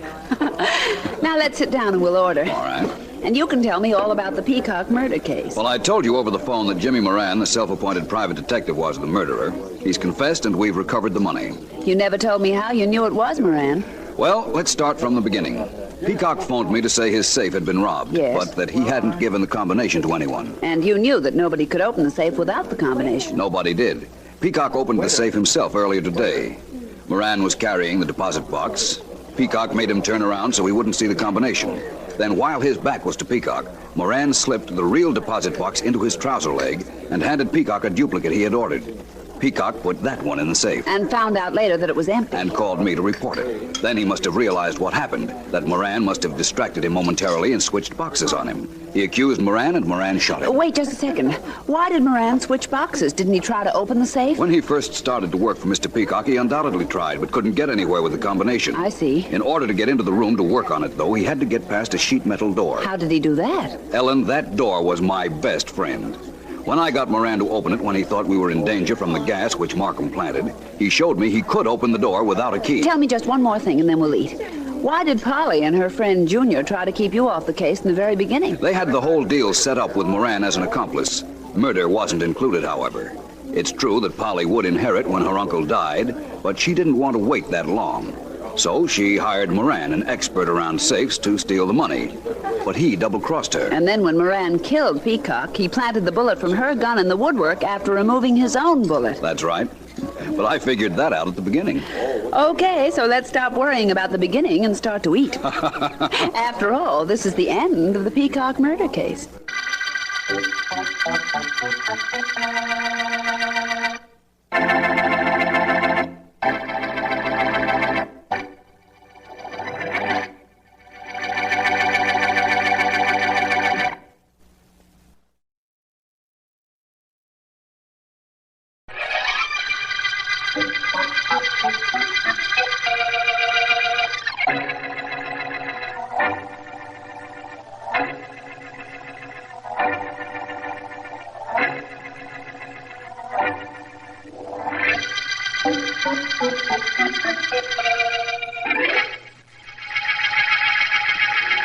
As we go into the final laps of this race, ladies and gentlemen. Duke's in the lead. Yeah. Rousey can only hold it. One more lap and he'll cut the flag sure, Joe. Come on over here away from the rail, Tony. We can see if he wins it from here.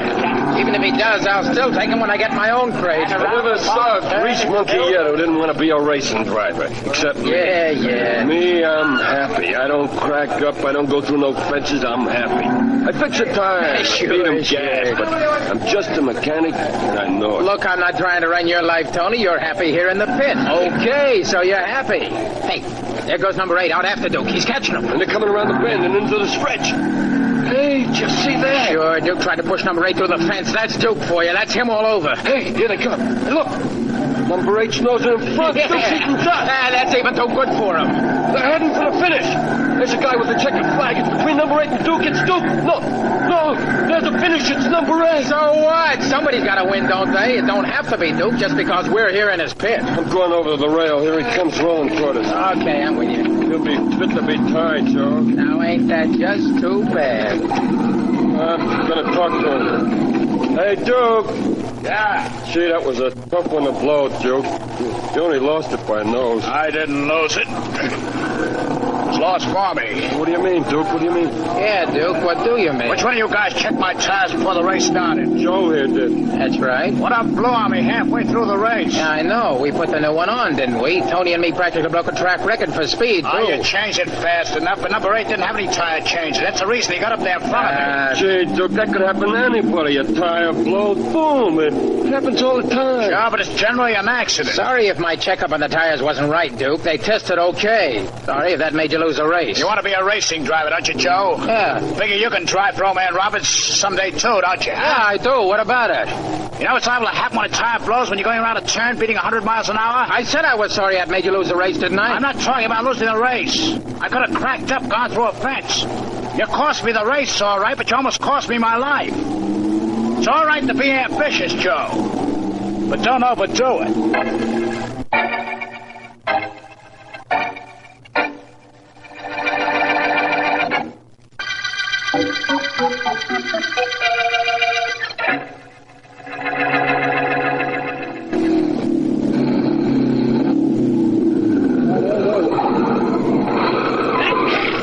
Hey, Chicky, what was my time? Hold it, Joe. I'm on my way over. Oh, you did great, Joe. Just great. Yeah? What did I do exactly? You did it a minute faster than number 8 that topped the big race on Saturday. The one that beat out Duke. Yeah, good. That means I entered this crate for the next big race. You know, this little supercharger of mine really went to town. This thing was hopping all the way. Joe, you're going to beat Duke when you go up against him, aren't you? Oh, you know I am, honey. I've been mechanic for that guy for a year. I know him inside out. I'm going to beat him all right. Before the year is over, I'll be the top driver for old man Roberts. Oh, you bet you will. That's my guy who said that. And that's my girl who says that. You really have forgotten all about Duke, haven't you, Chickie? You made me forget him, Joe. I've forgotten him. But not what he did to me. You've got to run him into the ground at the next race, Joe. You've got to beat him. Don't worry, Chickie. I'll beat that guy. One way or another.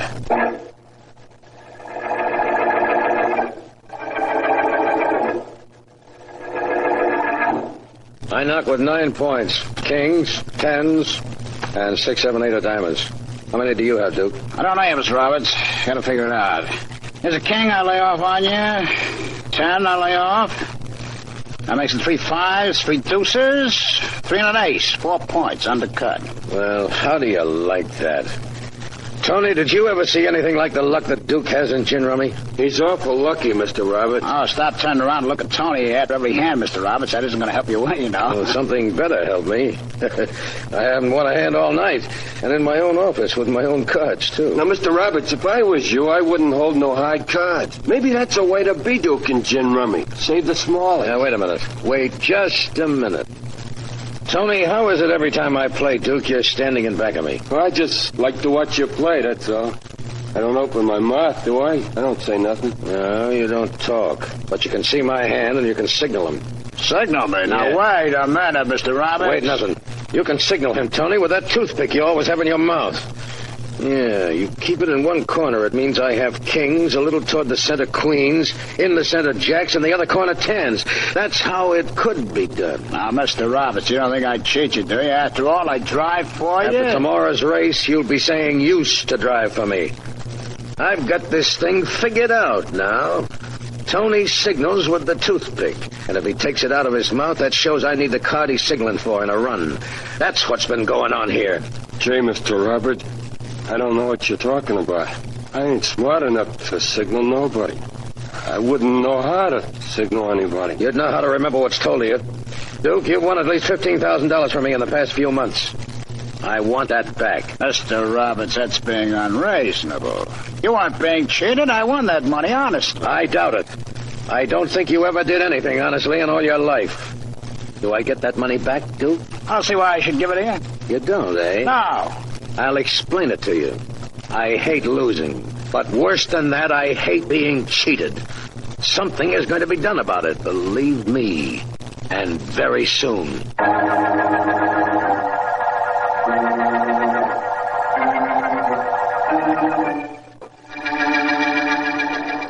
Ever been to one of these auto races, Markham? No, never, Vance. I've seen the standard motor car races, but never these midget jobs. Does you good to get away from your office once in a while. You're too conscientious a district attorney. You never have any fun. Look who's talking. If I were on a case at the moment, I wouldn't be here, but neither would you, Vance. Well, concentrate, Markham, because there's the... Sprint of the day, ladies and gentlemen. Making the first turn, it's number 6, 8, 7, and 12. The rest of the cars bunched in back. They're heading into the first stretch now with the leaders still in the same position. Number 3, driven by young Joe Turner, starting to come up. Wide of the pack, and number 7, that's Duke Wilson's, keeping him on the bank and preventing him from getting up top speed. Wilson is crowding number 3 to the rail, and 3 drops back. Here they come past our broadcasting booth. And number 6 is giving way to the speed of it's number 4. Number 4 is coming up from nowhere on the near turn, and he's leading all the cars with number 7 in back of him now, and number 3 laying back in 3rd position, waiting an opportunity of getting between them. There they go, hub to hub, making the turn and coming around at top speed. Here comes number 3 making his bid. Number 7, that's Wilson, tries to crowd him off. Wilson's tugging the steering wheel. He can't seem to straighten it out. There he goes! Through the fence! He's turned over. The officials are running over to the Wilson nasty accident, wasn't it, Vance? It was nasty, all right, Markham. But I'm not so sure it was an accident.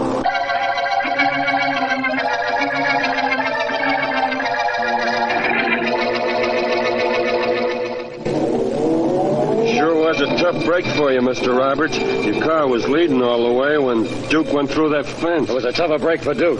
The ambulance doctor said he doesn't have a chance. Yeah, that's what happens in this racket, Mr. Roberts. You never can tell when you start a race where you'll end up. That's the reason I don't want never to drive. Me, I'm grease monkey. I'm no auto racer. But I still say it was a tough break for you, boss. How do you figure that? You got kind of sore at that game last night. You promised Duke something.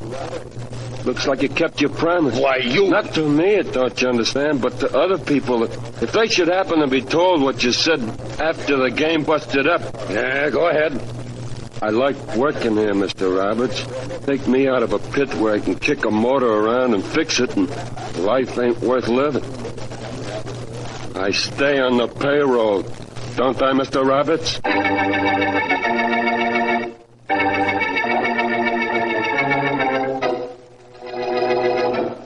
Hello, Mr. Roberts. Who are you, and what are you doing in my office? My name is Vance, Philo Vance, and I've been waiting in your office for you. I'd like to talk to you. About what? Well, originally it was because Duke Wilson, who was killed at the racetrack this afternoon, drove one of your cars. And I suspected it might not have been an accident that caused his steering wheel to go haywire. Yeah, go on. Police investigations showed that the steering mechanism had been almost severed, so that a yank at the steering wheel would throw the car out of control. I didn't know that. As I said, that was the original point in my coming to see you. Since I've been here, I happened to notice this gin rummy pad on your desk, with the score of an unfinished game and scores of a lot of games that you did complete. What about it? Someone with the initials EW won all of the games, and was winning the game which you quit on. Would that be Duke Wilson? I've played with him quite a bit. I've never heard of a gin game being called off before it was over unless it was interrupted by someone or something like a quarrel. And after looking at these scores, I can see what you might have quarreled about. Didn't you ever win? No, as long as you asked, I didn't. What about it? Who's there? Me, Mr. Roberts, Joe Turner and Miss Dale. Turner won today's race, didn't he? Yes. Please ask him to come in, Mr. Roberts. Come in. Mr. Roberts, I didn't know you were busy. Come on in. This is Joe Turner and his girlfriend, Chickie Dale. Philo Vance. Hi, How do you do? Mr. Vance. Congratulations on winning that race, Turner. Nice driving. Thanks. Mr. Roberts, I came up here to see if you could use a guy like me, testing your stock cars and driving for you, now that Duke's not around anymore. You didn't waste much time, did you, Joe? Huh? Do you know Vance and the police think Duke was murdered? Murdered? The steering wheel was fixed, so the first yank at it would send the car out of control. You were a mechanic, I understand, Joe. Yeah, that's right. Were you near Duke Wilson's car before the race started or late last night? Of course not. Are you sure? Well, I was in the garage, just getting some tools of mine. I used to work there. But I never went near the car. Perhaps you didn't. Don't believe him, Vance. No. Well, it seems that we have a young man with opportunity and motive right here in the office. What do you mean? Quite interesting. It's a good thing for you, Miss Dale, that you had no reason to hate Wilson and that you weren't near his car last night. Good thing? It's a bad thing. I used to go with Duke, only he threw me over. And I was in the garage last night. I went there with Joe, only I was walking around while he got his tools. So nobody can say I didn't fix Duke Wilson's wagon either.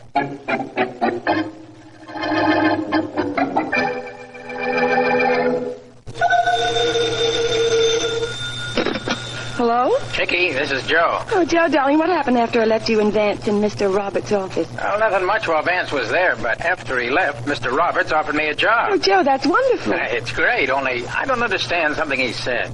Well, tell me about it. What was it? Well, he said that starting right away, I could start driving for him, providing that I forget about what I saw last night. Uh-huh. But, honey, I didn't see anything last night.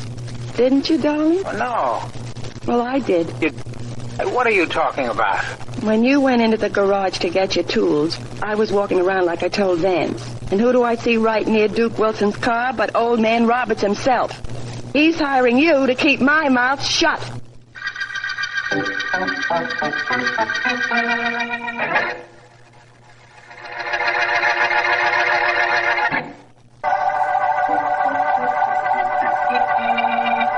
This is District Attorney Markham. The motor murder case opened when Duke Wilson was killed while driving his racing car. Later, the steering wheel was found to have been tampered with. Vance has discovered that Wilson won a lot of money from George Roberts, car manufacturer, and also that he had made enemies of Joe Turner, recently a mechanic but now a racing driver, and Turner's girl, Chickie Dale. Vance has told me that he's on the way to a private garage to see Tony, Duke's mechanic, and he should be there about now.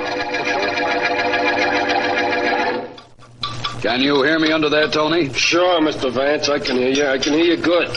I gotta get this private bus fixed for a friend of mine, or I'd come out from under this car and talk to you. Go ahead, I can listen, okay? Tony, you were Duke's mechanic. Did you want to be a driver? Who, me? Nah, not me. I'm a guy who likes what I'm doing. Were you and Duke friendly? In a way. I was with him last night, Vance. Where was that? Old man Roberts' office. Wait a minute, I'll slide up. Oh, I sure am a mess, ain't I? Well, that's what overalls were made for, isn't it? Yeah, it sure is. Well, listen, like I was saying, I was in Roberts' office, and there was a gin rummy game going on between the old man and Duke. And it wound up... in an argument because Duke won so consistently. Who told you that, Roberts? No, he carefully refrained from going into that subject, but I gathered he believed Duke was cheating. You gathered? Brother, he really told Duke off, but good. Tony, do me a favor, will you? Sure. What do you want? There's a telephone pay station right over in the corner. Here are 3 nickels. Wait till I wipe my hands. What do you want me to call? 3 people. Chickie Dale, Joe Turner, and Mr. Roberts. Okay. What do I say when I get them? Tell them who you are, and tell them you know something they wouldn't want you to talk about. Then tell them you are leaving town for a day or so, and we'll call them when you get back. Okay? Right. Here we go.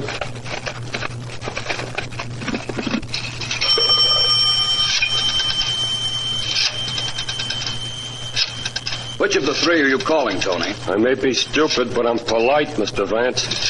I'm calling the ladies first.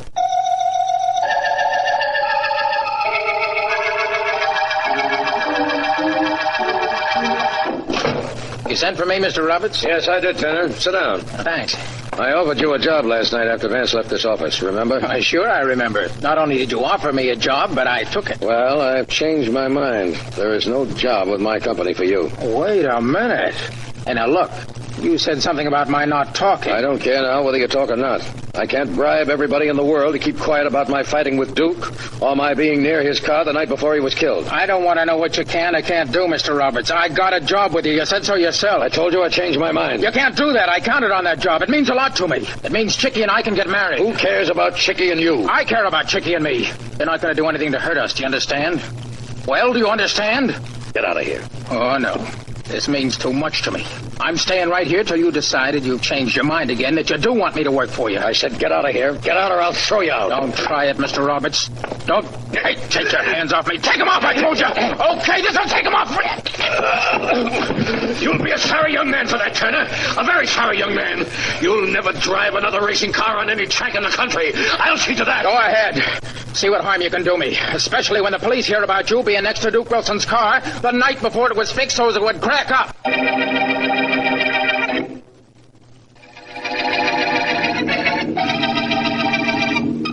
I don't understand exactly why Vance wanted me to see him here, Miss Dale. I hope you don't mind our using this apartment for a meeting place. I don't mind anything. I've got worries. Really? Tell me about them. Spill to the DA? Not me, Markham.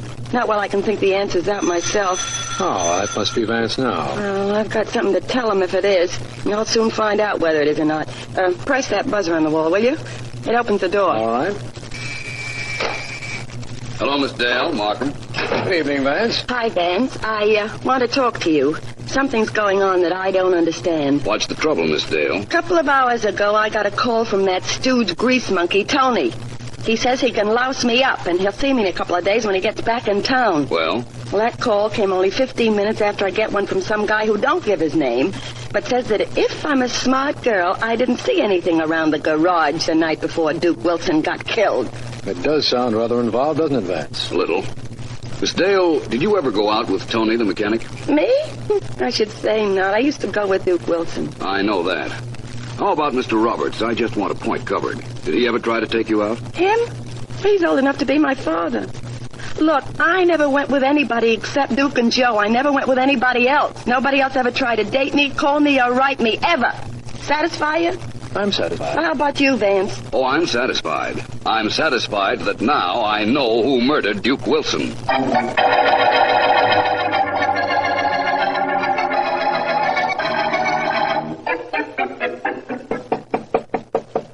Come in. Well, hello, Mr. Roberts. Well, what do you want, Miss Dale? And make it quick. Oh, take it easy, Mr. Roberts. I came here to make a deal, not to start a fight. What deal would I possibly want to make with you? Oh, let's put it this way. Vance and Markham just left my apartment, but they left after Vance insisted he knew who killed Duke Wilson. How can that possibly affect me? Oh, stop kidding, Mr. Roberts. You're not talking to a dope. I've been around, which isn't important, but I was around the garage the night Duke's car was gimmicked, and that is important. I went through all that with your boyfriend, Joe Turner. Yeah, he told me. Look, Mr. Roberts, Vance maybe knows who fooled around with that steering wheel, but he can't prove anything because he wasn't there the night before Duke went through the fence, but I was. Somebody else was there, too, apparently. Somebody who called me up and threatened me. Tony. That was a gag, a trick of Vance's. He tried it on me, too. Mr. Roberts, Joe Turner's got to have that job if I'm going to keep my mouth closed. You'll keep it closed. You've got nothing to say except that you saw me in the garage. That could be enough. You won't say that to anybody, Miss Dale. You won't tell it to a soul. Because what I was doing there had nothing to do with Duke Wilson's death. But it might look as if it did. So you'll keep your mouth closed, Miss Dale. You'll keep it closed or I'll close it for you.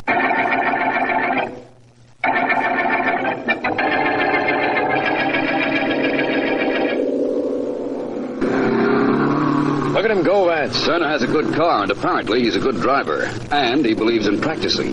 That's important. Think he practiced murder before he killed Duke Wilson? I didn't say Joe Turner killed Duke, Markham. You didn't say he didn't either.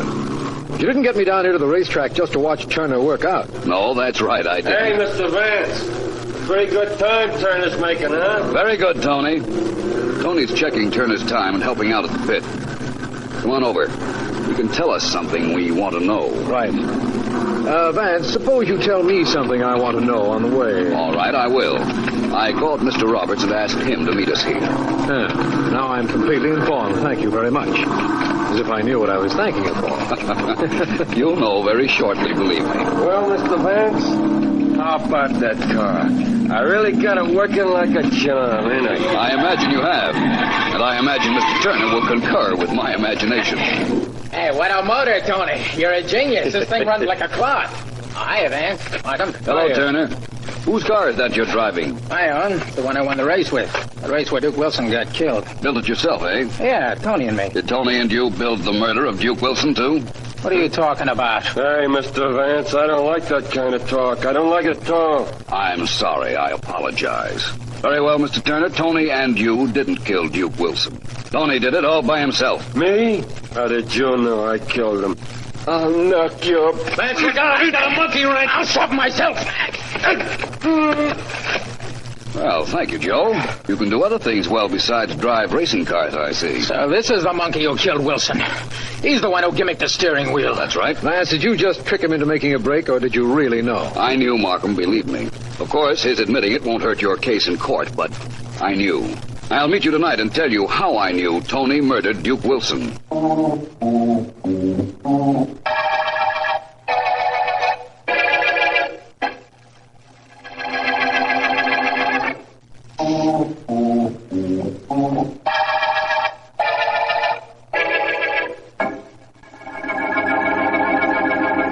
It was really very simple, Markham. The only complicated part of this case was that there were 4 suspects.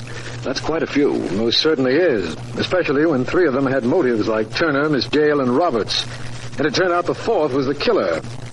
Why did Tony want Wilson dead, Vance? Apparently because he was Wilson's partner when they both were cheating Mr. Roberts at gin rummy. Apparently Wilson wouldn't split with him.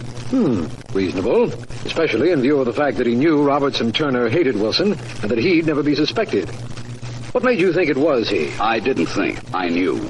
Remember, Markham, when we were in Miss Dale's apartment, she said she had received 2 phone calls. One from Tony, and one a quarter hour before that from somebody who threatened her if she told what she'd seen in the garage the night before Wilson was killed. Oh, yes, I remember that. Well, there's no question in my mind but that the first call came from the real murderer who knew Miss Dale was at the garage that night and thought she might have seen something. Second call did come from Tony, and he made it at my request. Well, who made the first call? Tony, only I didn't know anything about that one. All I did know was that he dialed Miss Dale's number without having to look it up in the phone book when I asked him to get her on the phone. Oh, which means that he'd called the number before. Very shortly before. Yes. After Miss Dale told me he'd never called her previously, never had tried to date her, then I knew that the only way he could have known her phone number was if he'd just called it. And if he had called it, he was the murderer. Well, you certainly call that, Vance. Congratulations. Thank you. And you know something? I never suspected Tony, not once. Not even in the beginning. The beginning isn't important, Markham. What is important is that this is the end of the motor murder case.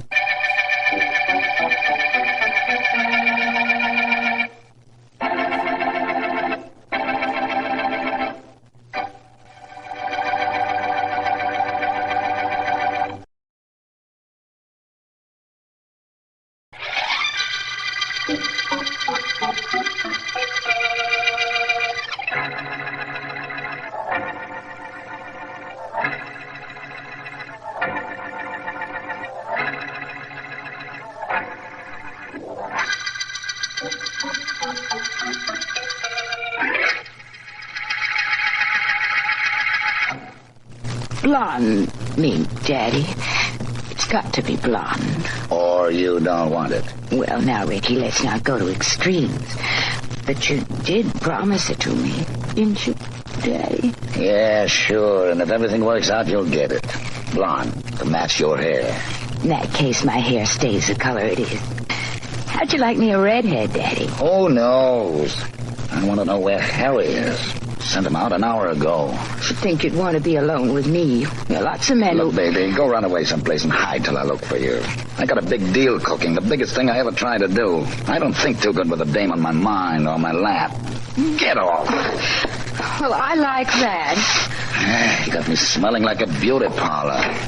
Boss, I gotta talk to you. I've been waiting for you, Harry. Come on in. Goodbye, baby. Far be it from me to interrupt an important business conference. Goodbye, baby. Okay, Ricky, I'm going. That mink, Daddy. Just make sure it's blonde, will you?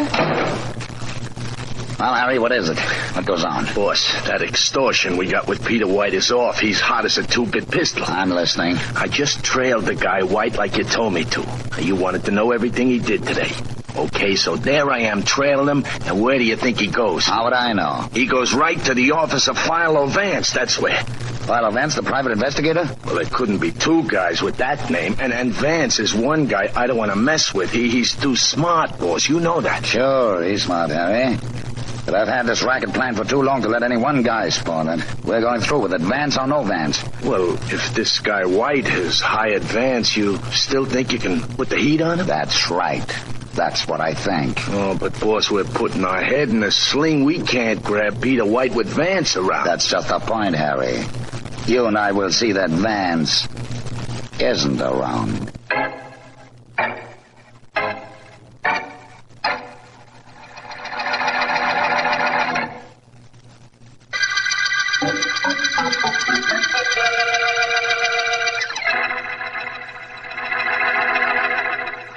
Now, look, Ricky, I work for you, but hiding in back of these bushes with no idea of why ain't my idea of fun. Tell me what this is all about. Just as soon you saw, Harry.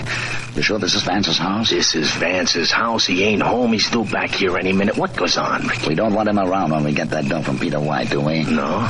We're going to do that later tonight, but we're just going to make sure Vance won't interfere. We're going to kidnap him first. Oh, boy. It guarantees our operating without interference, Harry. Got to do it. Well, is it all right with you if I say I don't like it? Say whatever you... Hey, there's a car pulling up. And that's Vance in it. And that's Vance getting out of it. You ready, Harry? My gun is, if that's what you mean. That's what I mean, all right. Okay, this is it. Hold it, Vance. There's the... Well, good evening. Aren't you two a little out of your territory? Guns and handkerchiefs over faces belong exclusively in Western movies, don't they? Maybe. Maybe we're looking for a screen test. Okay, Harry, the blindfold. Right. Perhaps I'm only a disinterested party in this endeavor, but I might like to know what's going on regardless. Yeah, I got the blindfold on, boss. The gag, Harry. Really, now, let's stop this melodramatic... That's enough.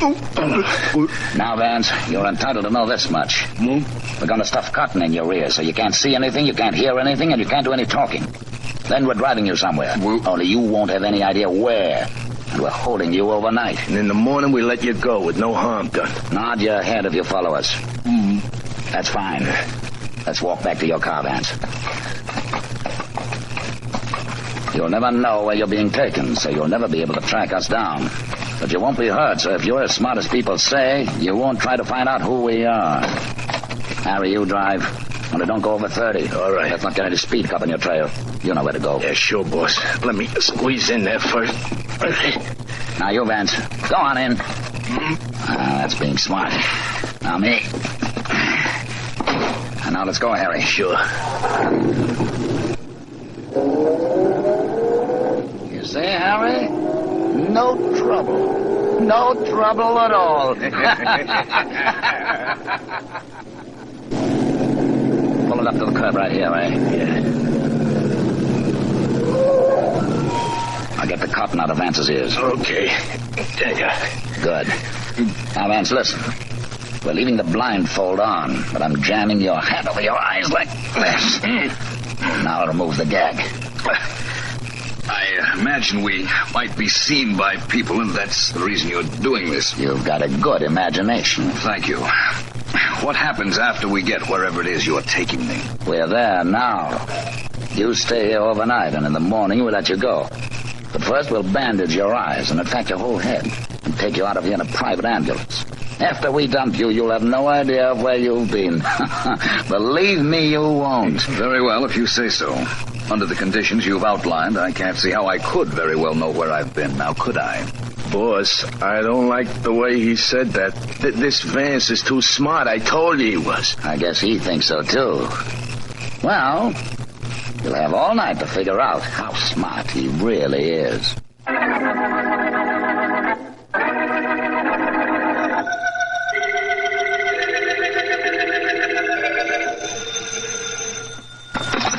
Hello, Philo Vance's office. Hello, Vance, come in yet? This is Markham. Oh, hello, Mr. Markham. No, we haven't heard from him. His secretary, Miss Deering, has gone up to his apartment to see what she might find out there. It's quite urgent I talk to him. You know, this isn't like that. Oh, no, sir, it's not. I'll have him phone you the minute... Miss Henderson? Oh, he's here now, Mr. Markham. Just a minute. Markham on the phone for me. I'll take it in my private office. Just a minute, please, Mr. Markham. Mr. Vance will pick up his call. I've got it, Miss Henderson. All right, Mr. Vance. Hello, Markham. Vance, where have you been? This is the third time I've tried to reach you this morning. Well, I had a rather unusual experience last night, Markham. I was kidnapped, but I don't know why or by whom. Kidnapped? Don't let it concern you. I've been released, and I'm completely unharmed, except for the fact that I haven't slept. I'll tell you all about it when I see you. Why have you been trying to get me? Well, there's been another murder, Vance. Peter White was killed. You know him? No, he was in my office yesterday, but I was out. I spoke to him on the telephone, though. He told me that he'd been threatened by extortionists. I advised him to go to the police. Well, he never did. And it's too bad he didn't, because there was a terrible struggle at his house sometime after midnight, and he's dead. Any clues, Markham? None of any importance. We know he drew $100,000 in cash from the bank yesterday, and that's gone. And we picked up his brother, who claims not to have seen the dead man in years. That's all. That might be enough. You've had a tough night, Vance, but are you too tired to meet me at Mr. White's house? There's been a murder, hasn't there, Markham? Believe me, I'm not a bit tired now. But I have another stop to make first.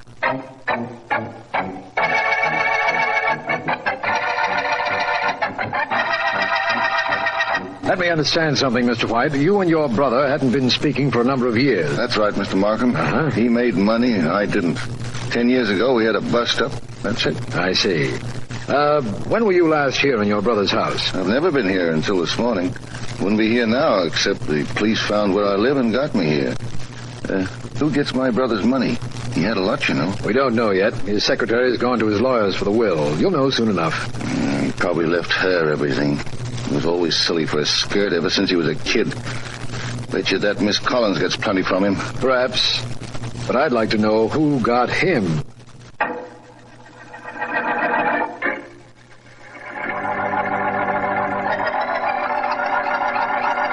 Well, Daddy, I'm here. You said to come early today and you'd surprise me. I'll surprise you, all right. Blonde mink surprise, Ricky? Maybe later on, baby, but not now. I'm waiting for Harry to show up, and he's late now. When he comes, do I get the mink? Could be. Oh, Daddy, you're wonderful. What you mean is I'll be wonderful when Harry gets here. If he gets here. I may be getting double-crossed. What happens then? You know what mink coats are made of? Well, Little pieces. sure. That's the way they're gonna find Harry if he crosses me.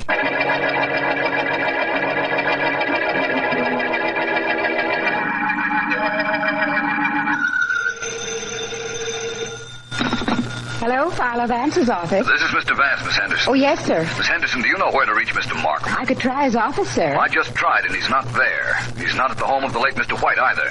In the event that he calls in, ask him to do me a favor, will you? Oh, of course, Mr. Vance. What is it? Ask him to find out what business the dead man was in. I've been checking all over town, and nobody has any idea how he accumulated all his money.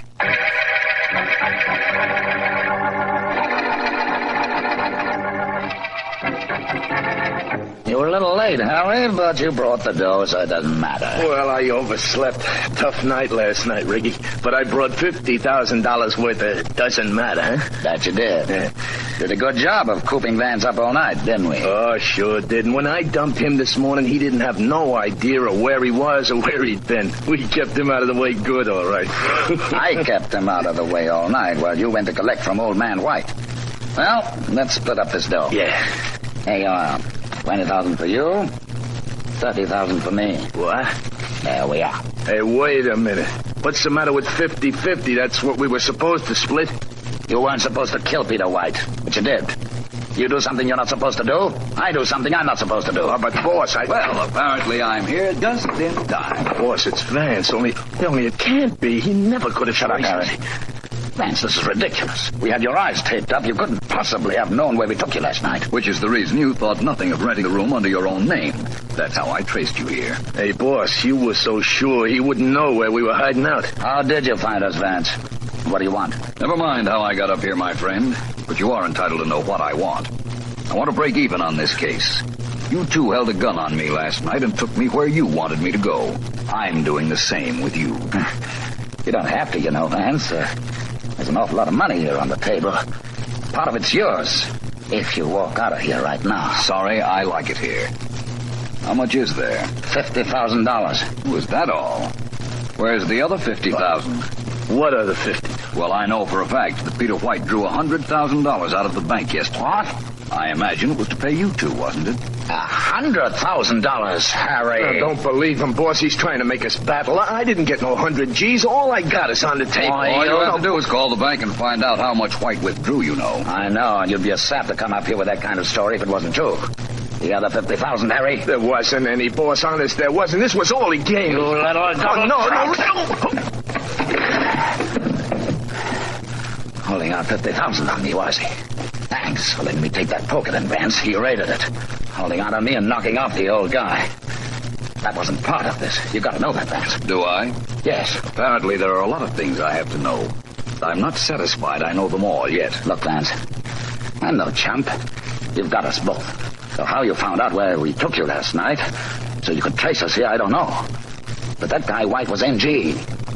You know where he got his dough? No, but the district attorney will be delighted to find out. I'll save him trouble. White was a racket king, Vance. He backed tough guys who wanted to set up gambling joints. The talk I hear is that he crossed the last guy and was on the spot. Now you're trying to tell me that a racketeer killed White. I'm not telling you anything. Chances are this punk Harry killed him, I don't know. Giving you information and trying to make a deal. You're wasting your time. Pick up your friend Harry and we'll get going to police headquarters. Okay, Vance, but... Well... This is different. What is? Well, there happens to be a very good friend of mine in back of you right now, Vance.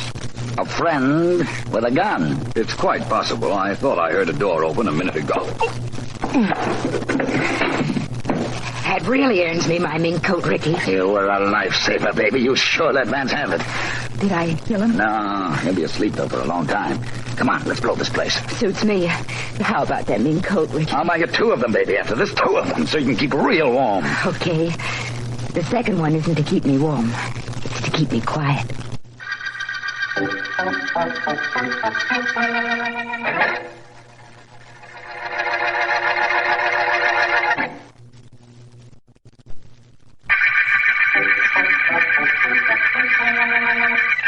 This is District Attorney Markham. The White murder case opened when Peter White was found dead. His murder undoubtedly the work of extortionists whom he feared. While White was being killed, Philo Vance was kidnapped but released in time to start on a mission which resulted in a telephone call to me a few minutes ago. Apparently, Vance was hit on the head while tracking down his own kidnappers, and when he recovered, it was to find that one of them, named Harry, was unconscious on the floor beside him. He has brought Harry to headquarters, telephoned me, and I am about to meet Vance in the prison corridor right now. As soon as I get through this door, Vance, hello, Markham. Glad to see you. I'm delighted to see you. I've got so much to ask you and to tell you. Ask first, if you like, and then we'll go see this Harry I brought here. What I want to know is how you ever found the men who kidnapped you. You were blindfolded and shoved in a car, and yet you knew where you'd been taken. Yes, I did. Fortunately for me, the car went straight south. I knew it was going 30 miles an hour, and I knew it stopped exactly 5 times for traffic lights. I drove my car at 30 miles per hour, and after I'd stopped for 5 traffic lights, I knew I was in the general vicinity of the place where I was held. Did you see anything familiar that might have helped you? Yes, I saw a hotel. And I was brought up in an elevator the night I was kidnapped. During that elevator ride, I counted the seconds from the ground floor to where we stopped. I duplicated that procedure at this hotel and came to the 9th floor. But the room, Vance, how did you find the room they held you in? My sense of direction after I got off the elevator. I found the right room, Markham. I knew I was right because I'd scratched the woodwork while I was being held there. I found the scratch, found who rented the room, and arrived at the office of a man named Ricky. Vance, you continue to amaze me. Honestly, you do. The rest you told me on the telephone, so I know how you got here. Now, let me tell you what I know. Please do. The dead man's brother doesn't expect to get a dime from the murder victim. He thinks all the money and property will go to White's secretary, a girl he called Miss Collins. That's all? Yes, I guess so. What does this Collins girl look like? I don't know. I've never seen her. Sergeant Heath questioned her before I got to White's house this morning, before they brought in White's brother, too, as a matter of fact. I see. Well, let's go talk to this Harry individual, Markham. He's in the 2nd cell right over here. I'm with you, Vance. This cell, eh? This cell, and that is Harry. Harry, do you feel like answering some questions? What kind of questions? You and Ricky were trying to extort money from Mr. White, correct? What do you mean, trying? We did it. And killed Mr. White in so doing. Now, look, once and for all, let's stop that killing talk. I didn't kill nobody. I got the dough from the old guy, and I scrammed. He was alive when I left him. Oh, of course. Now, look, you, whoever you are, I said I left him alive. Remember that. Ricky didn't believe me either. That's why he poked me one. Still sore. Ricky ran out on you, you know, Harry. Yeah. Left you on the floor unconscious so I could bring you here. Don't I know it. And ain't I sore about that, too. Angry enough to tell me where I might pick him up? That I wouldn't know. All I do know is that he promised to buy his gal a mink coat. And Baby ain't the kind of gal you say you'll do things for and then don't do it. Baby? That's right. She's the dame that tipped us off to old man White. She worked with us on account of she was sweet on Ricky, and he promised to buy her a fur coat at Bixby's. We don't have very much there to go on, do we, Vance? No, but it may be enough. Markham, would you let me borrow Sergeant Heath for a while, please? I'm sure he'll be anxious to cooperate, Vance. What do you want him to do? I want you to go back to Mr. White's house while Heath and I go on a shopping tour.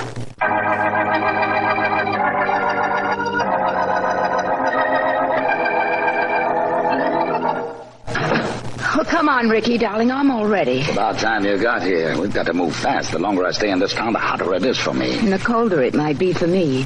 The mink coat, remember? Baby, I've been thinking. What about, Daddy? Harry was awful sure he only collected $50,000 from old man White. We know he drew $100,000 from the bank. What happened to the other 50 G's? Why ask me, Daddy? Oh, come on, let's go buy that coat you promised. Baby, maybe Harry was telling the truth. Maybe he didn't kill old man White. Maybe you did. And grabbed the other 50,000 for yourself. Rick. Don't Ricky me. You could have done it. You planned this White thing with us. You knew the score every step of the way. Oh, baby, did you kill White? Now, Daddy, you know better than to think that Did you do it? You do! Daddy, please, you know I wouldn't do anything like that to you. You knocked out the guy and kept the other 50 grand, didn't you? Didn't you? Oh, Daddy, Ricky, please. How could I cross you? You know I wouldn't. Oh, Ricky, darling, hit me again if you want to, but you gotta believe me. Okay. Now, we gotta blow out of here. Everything looks all right, but I've got a feeling. Come on, let's go. Sure, Ricky, like you say, let's go. But let's get that mink coat first, okay?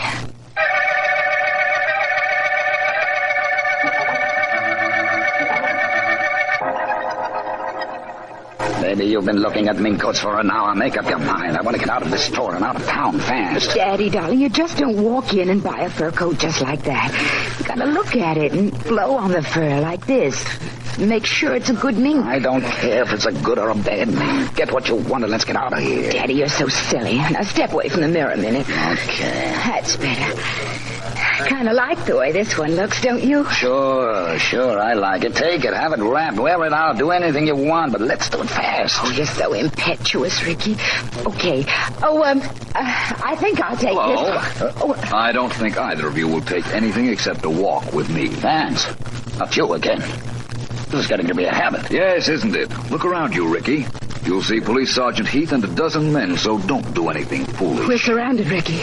Yeah. You and your mink coats.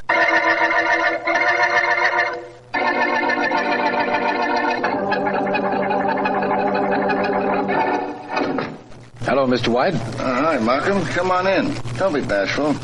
This was my brother's house, but you and the police have been practically living in it anyhow. I don't imagine I'll be here long. Philo Vance just telephoned me that he's brought a couple of suspects down to headquarters and is on the way here. By the way, we've found your brother's will. Oh, really? Yes. Where do I fit in it? You don't. You get exactly $1 after the estate is sold. The rest of the money goes to charity. It's just like my brother. Strangers get his money. Me, I don't get a buck. Well, you were wrong about his secretary. The Miss Collins you mentioned got nothing. Well, in that case, I feel a little better about the whole thing now.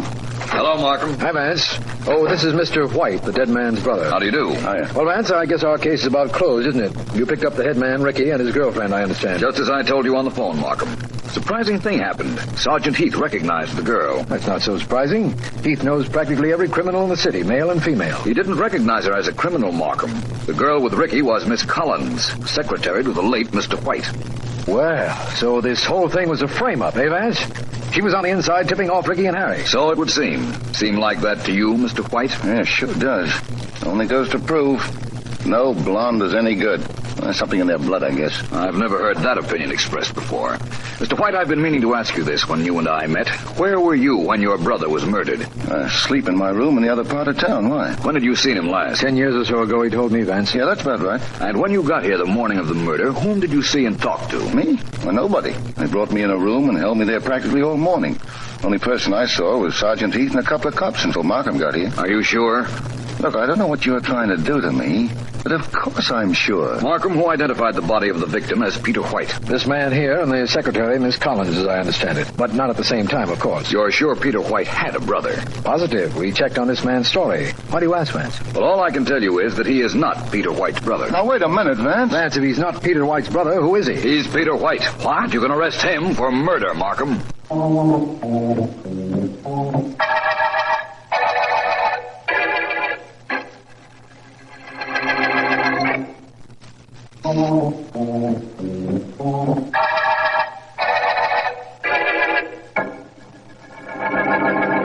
Further notes on the White murder case, please, Miss Henderson. I'm ready, Mr. Vance. Right. When Peter White was first threatened by extortionists, he formed a plan. In order to understand this plan, it must be known that White knew he was going to be put on the spot by a racket leader he had double-crossed. Our friend Ricky informed me of that just before his blonde girlfriend hit me with a gun. I've got that, Mr. Vance. Good. To continue. The extortion threat Mr. White received proved a wonderful out for him. He decided to send for his brother, whom he hadn't seen in years, murder the brother, and leave the body to be identified by his secretary as his own. Mr. Vance, excuse me for interrupting, but didn't I understand that the secretary was working with Ricky and Harry? White allowed her to do that. He wanted to make sure they would extort money from him, you see. Actually, she was double-crossing Ricky all the time. Oh. Mr. White drew $100,000 from his bank in cash. We knew that. $50,000 of it he paid to Harry, the extortionist sent by Ricky. The other $50,000 he hid so that when the case was over and he was declared legally dead, he could have enough money to make a new start in another city. I'm sorry to keep interrupting, Mr. Vance, but with all that property and everything Mr. White had, why would he give that up just like that? He'd rather have his life than his property, Miss Henderson. And his plan guaranteed the underworld would think him dead. Now to continue. He paid Harry the $50,000, killed his brother whom he had sent for, and then went to the brother's room and waited for the police to call. I guess I'm learning fast, Mr. Vance. In other words, he figured the police would find out about the extortion and believe that the extortionists killed him after he paid them the money they wanted. He took no chance on the police not knowing. He came to me with his case, remember? I sure do. There's one thing I don't know, though. What made you so sure that Peter White was posing as his own brother? Well, Miss Henderson, that was rather simple. He knew Peter White's secretary's name, yet according to his own story, he had never met her, seen her, or heard her discussed. He knew also that she was a blonde.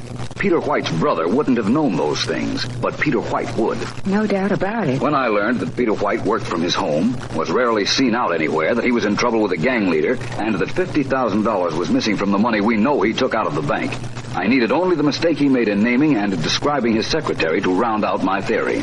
Awful good theory it was, too, Mr. Vance, now that the secretary confessed and everything you imagined was actually the truth. Not a bad day's work for you, Mr. Vance. Not bad at all. Thank you, Miss Henderson. Thank you very much. Now we've come to the end of our notes, the end of the day, and the end of the White murder case.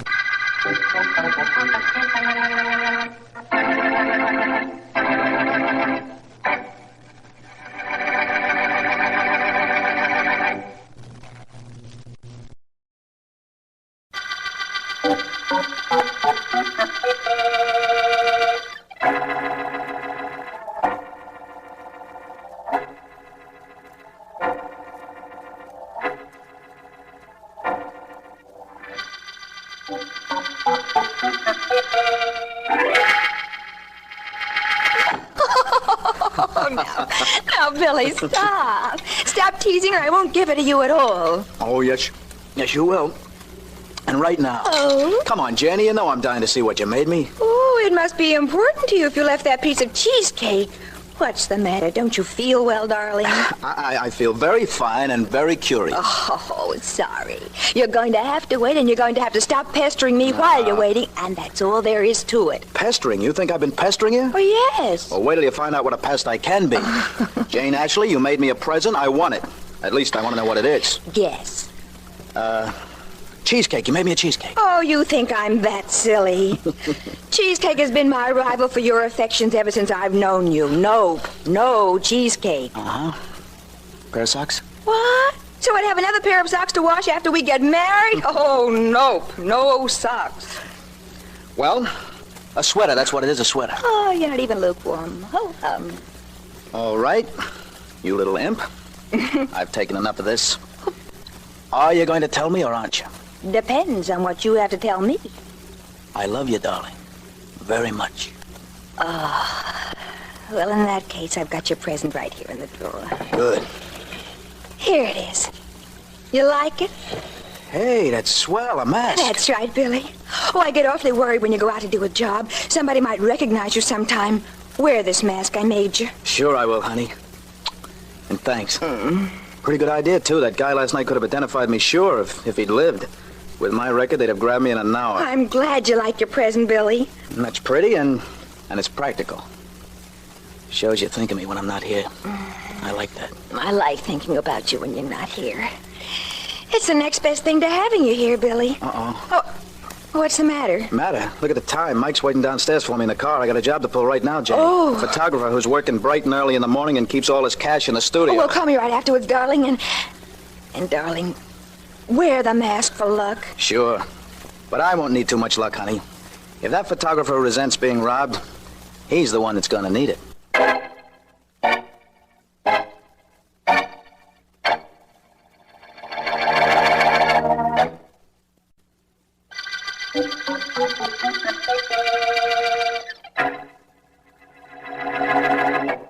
Tired, Sally? Bored. It's a little trying being Miss Outdoors at 7 in the morning. Just hold that tennis racket a little higher over your head, honey. Uh-huh. That's good. When I get this picture, it'll be the last one. Morning sun is just what I need. Beats artificial lighting a mile.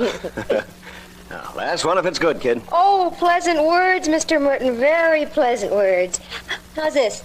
Fine, but just tilt your head up a little bit. Huh? Good. Keep your left hand away from your legs. Gotta have legs in the picture or the clients won't buy. Neither will the customers. What would I do without legs, I wonder? I spend hours every day making up my face, going to beauty parlors about my hair, and what's the most important part of the picture? My legs. Mr. Merton, you're a pretty wealthy man. Why do you work this hard and this early? Well, Sally, I'm like my clients and their customers. I like legs, too. Now hold it just that way while I take a look in the camera. All right. I've got a hunch that this is... Okay, Rembrandt. Hold it just where you are. Well, what have we got here? A guy, a gun, and a mask. Oh, Mr. Merton, You please. sure you're in the right place, buddy? Don't you wish I weren't? Oh, don't point. You over there in the stand. Stop the yapping. You won't get hurt. You won't either, Sonny, if you're a nice guy and hand over the dough in that safe over there. Stick up, huh? Okay, come on over and get it. That was the general idea of my coming here. Now, don't try anything cute, pal. Just hand me the dough that's in there and I'll get out of here. Well, what are you waiting for? Just till I get near enough to you to... Oh, sucker! Dirty!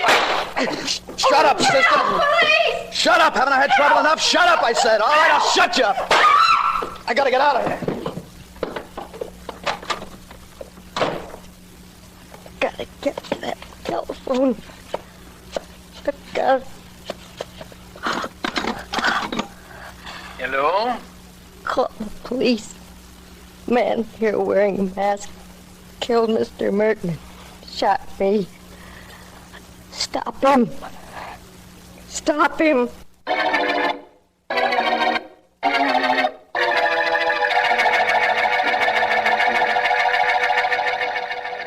Hope you don't mind dropping into this hotel lobby, Vance. No, not at all. My secretary was to leave an envelope for me at the desk so I wouldn't have to go all the way downtown to my office this morning. I don't mind, Markham. We still have an hour before court opens. Will you be long? Just long enough to pick up the envelope so I can have it with me in court. That's the trouble with being a district attorney. You have to spend so much time in court. Personally, I prefer trying to find criminals whom you can take to court. It's more exciting, more of a challenge to the imagination. You ever hear of murderer's alibi, Vance? That's generally the height of imagination. But today's case isn't a murder. It's a case where two men... just a moment. Markham on the telephone, please. Phone call for me? Apparently. A boy. Oh, boy. Yes, sir? Hi, Mr. Markham. There's a call for you in booth 3, sir. Oh, thank you, boy. Just a moment. Here you are. Thank you. Come on, Vance. It's probably my secretary just telling me that she didn't finish the papers in time and that she'll bring them directly to court, but we'll see. I hope that isn't what the call is, Markham. You'd like it to be a murder, wouldn't you? No, but if there were a murder, I'd like to be in on it at the beginning. Here we are, Markham. Booth 3. Here it is. Excuse me, Vance. Certainly. Hello, Markham speaking. DA, it's Sergeant Heath, homicide. Your secretary told me where I could reach you. What's up, Heath? Murder, DA. Stick up and murder. Guy broke into the studio of a rich photographer named Merton early this morning. Shot him when he tried to resist. Merton? Yeah, he's dead. Guy also shot Merton's model, but she was able to call downstairs to the switchboard. Go on, Heath. Well, the switchboard guy tried to stop the killer, but he took a smack on the head from the guy's gun instead. Staggered out front in time to see the guy race away in a sedan. Got the license number and called it in. Good. We get one break on the case anyway. We get more than one, DA. Just got a call at headquarters that a radio car spotted the sedan and is chasing it. Thought you'd like to know. I certainly would. I'll come down to headquarters with Philo Vance, Heath. Wait there for me, will you? Sure. Oh, look, do you have to bring Vance? This is no case for a mastermind, DA. If we get the car, we'll get the guy in it that shot Merton. Why bring Vance in on this? I'll tell you why, Heath. He and I were going to court. As long as we're together, and as long as there's been a murder, there's no way I know to keep Philo Vance away.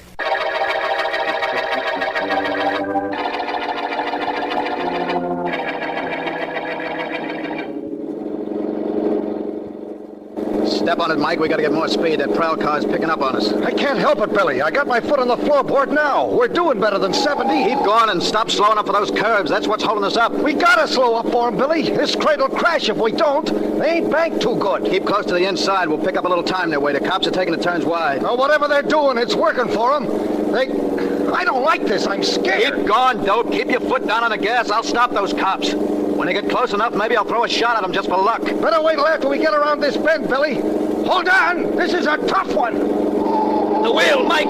Stay with that wheel. The curve. We gotta... Mike!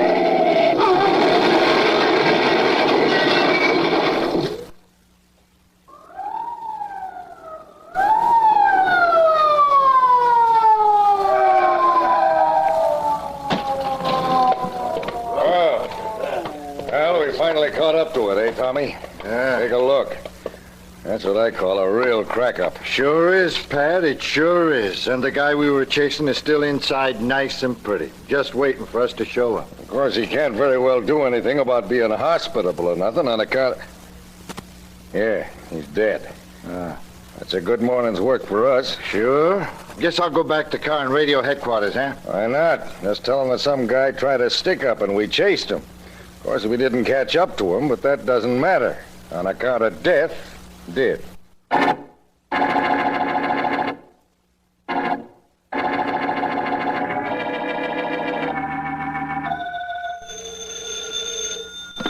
Hello? Hello? Janie? Oh, Billy, I've been so worried. That radio said that That was Mike, Janie. He drove me from the studio after I killed the photographer. Oh. And when our car crashed, I got out and planted a gun and mask on him and beat it just in time to duck the cops. Oh, Billy, I'm so glad you called. I've been absolutely frantic. No need to be, Janie girl.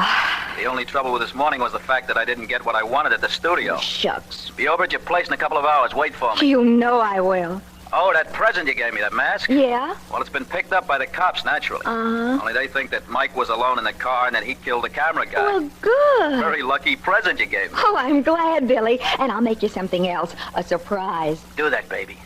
Make it a cheesecake surprise. I had to leave a nice, fresh cheesecake I bought in the car when Mike got killed. Isn't that a shame?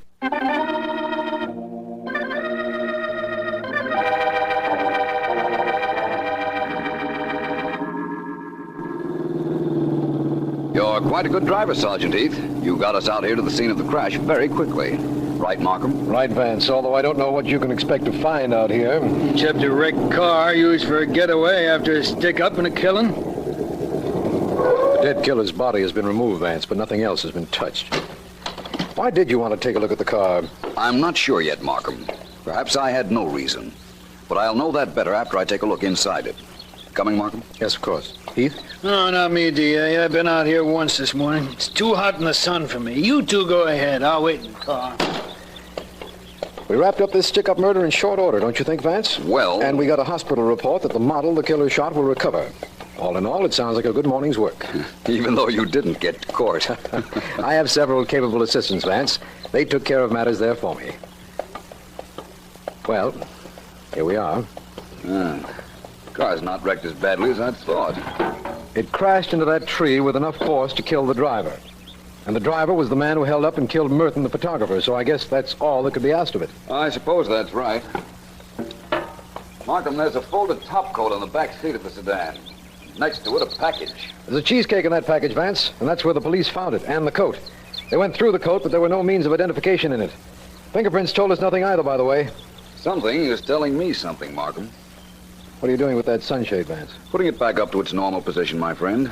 Just want to see if it could have been jarred down by the crash. Well, could it? I doubt it very much.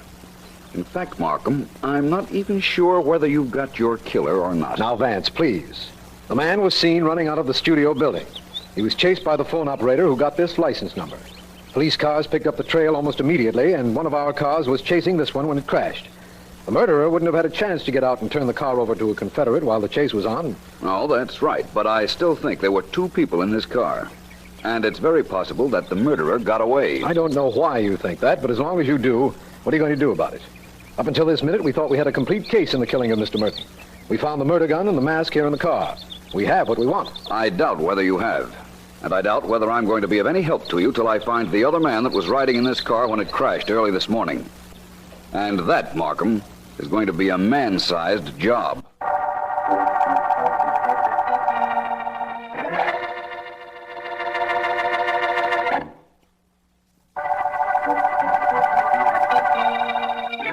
This is District Attorney Markham. The Cheesecake murder case opened with the murder of George Merton, photographer who specialized in leg art, known colloquially as Cheesecake. His model, Sally Burns, is in a hospital recovering from a bullet wound. And Philo Vance and I have inspected a car in which we believe the murderer fled the scene of the crime. The car, the driver dead at the wheel, seemed to have solved the case, but Vance is of the opinion that another man was in the car and escaped. His identity, if there was such a person, is unknown. Who he is or where he is.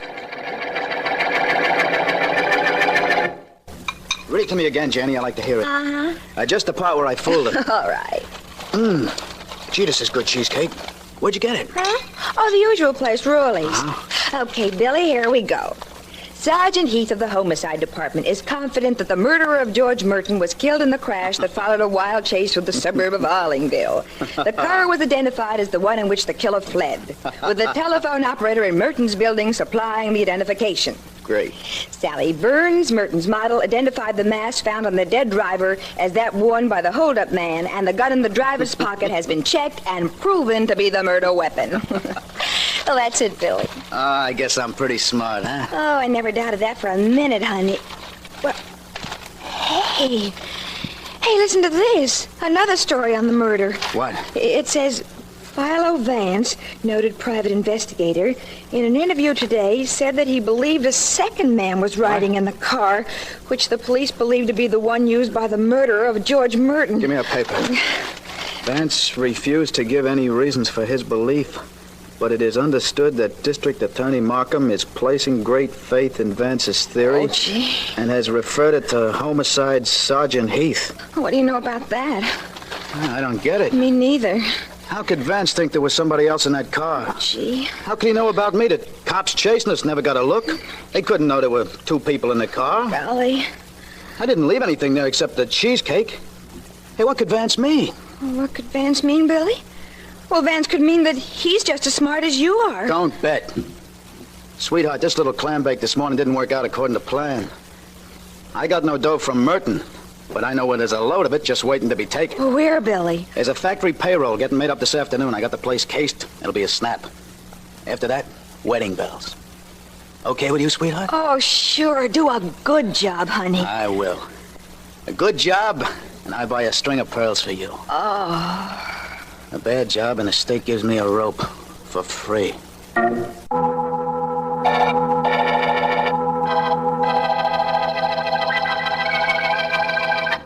Just dump the money out of the bag, Freddie. I done my job. Guarded you when you went to the bank for the money. Right.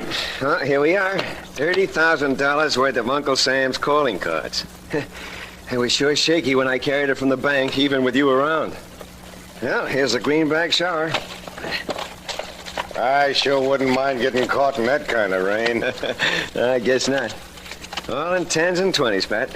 Oh, hand me the payroll list, will you, so I can begin to fill the envelopes? Sure. Here you are. Hey, nobody's allowed in here. I know. I like that. Then we won't be interrupted. Huh? All right, put all the dough back in the bag you just dragged from the bank. Come on, get moving. Stick up, huh? I ain't playing games. Now, don't either of you be a patsy because the dough isn't yours. It belongs to the company. But your life belongs to you, and believe me, I'll shoot in a minute if either of you gets cute. Including you, copper. No kidding. I think No, don't do it, Pat. Don't start anything. I'm giving them the money. Huh. Well, that's being smart, pal. I want the money. I don't want either of you to turn around and get a look at me. And I want 5 minutes to get away before you start screaming. Well? Everything your own way, huh? Sure. I like me. I'm entitled to that. All right, get moving. Get the dough in the bag so I can get out of here.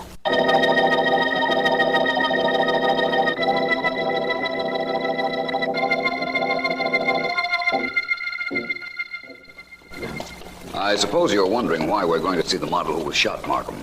Inasmuch as the police have already questioned her. Yes, as a matter of fact, I am. Well, Markham, we've never been up against so hopeless a situation before. I have absolutely no assurance that there were two men in the murder car. Just my theory.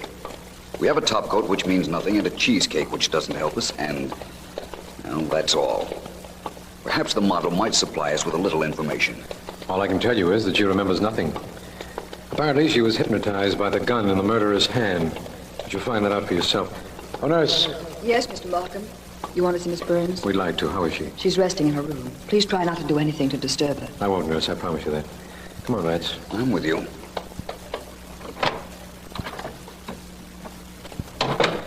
Hello, Miss Burns. I'd like to present Philo Vance. Hello. How do you do?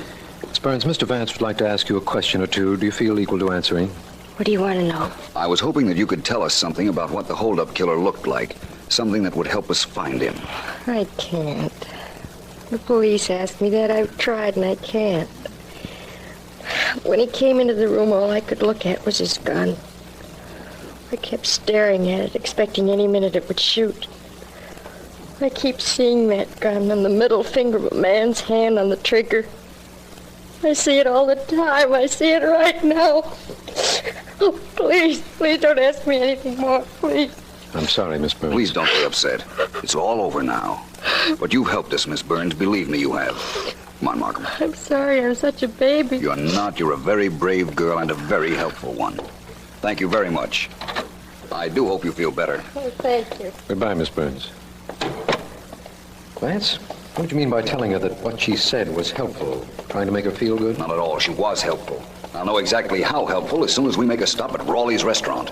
You mean to tell me you found something in this case that ties up with Rawley's restaurant? Yes. Where was I all this time? Right here with me. I'll admit this much. Rawley's is just a guess, but if it's a good guess, I think I'll have your killer for you. You see, I can describe him in a manner so definite that if he'd ever been to Rawley's, they'd remember him. I don't know how you can do that, of course, but why go to Rawley's to describe our murderer? Rawley's makes the best cheesecake in town. That may be, but I don't like cheesecake. I know, but our murderer does. I hope.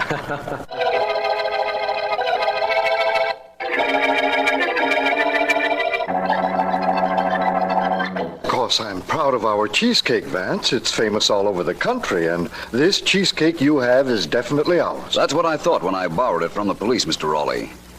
You might be of great assistance to me and the police. If I could describe a man with a completely distinguishing characteristic, one whom I imagine is very fond of cheesecake, could you identify him? Oh, well, I hardly think so. So many people like cheesecake. I was hoping that perhaps you'd sent cakes to his apartment at some time or other. And if you had, that perhaps you could give us the address. We have a record of every customer's name and address, Vance, but you'd have to describe the man pretty well if I'm going to come even close to recognizing him. I'll describe him so well that there isn't a chance of your not knowing him if he happened to be one of your customers, Mr. Rawley. And if he did happen to be one of your customers, he's as good as caught right now.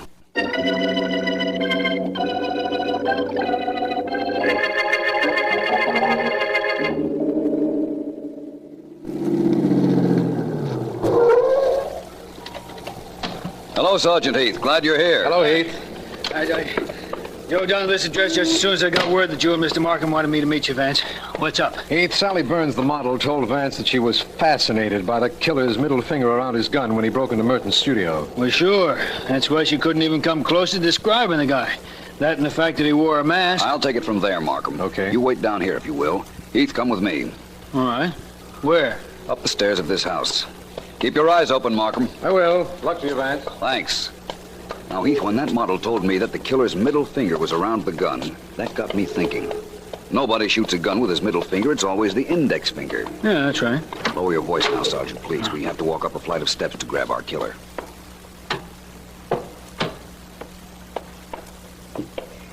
Hey, what happened after you figured out there was something wrong with the trigger finger, Vance? You remember the cheesecake found in the murderer's car, Heath? Yeah, sure. Why? I brought it to Rawley's restaurant. It was made by them, all right.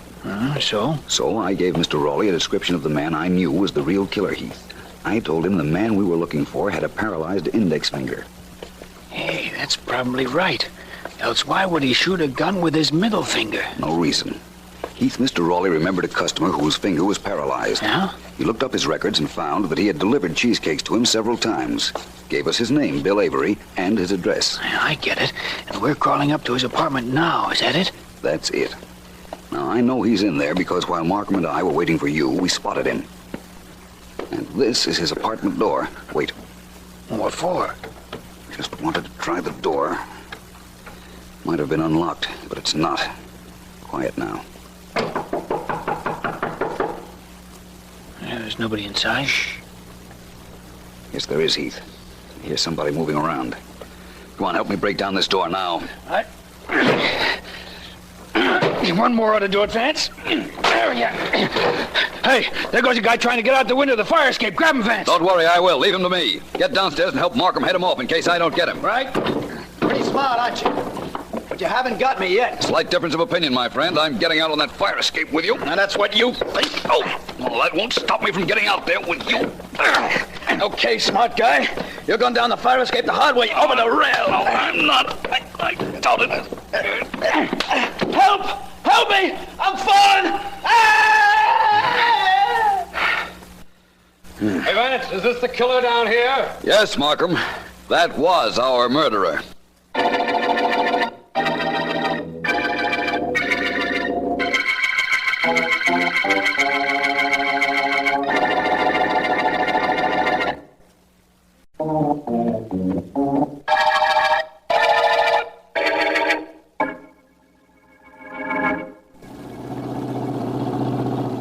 All right, Markham, I know. You want me to tell you why I was so sure there were two men in the murder car. On a sunny morning like this, Vance, I'm entitled to be enlightened, don't you think?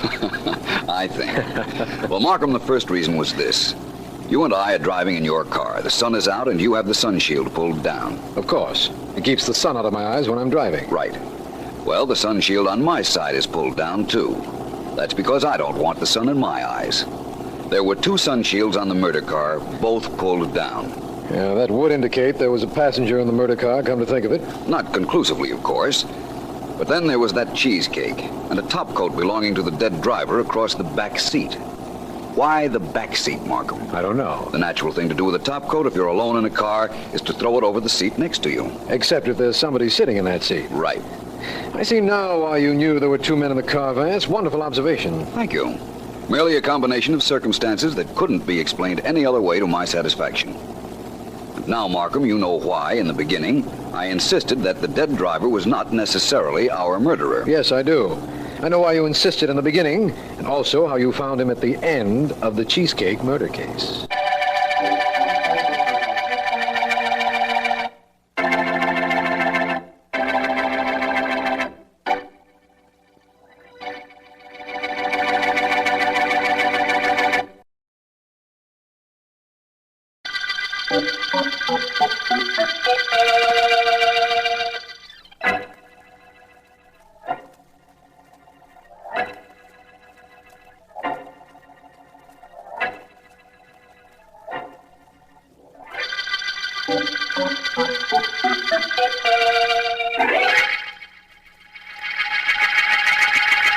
Well, that gives me 80 kings. I've got 120 points.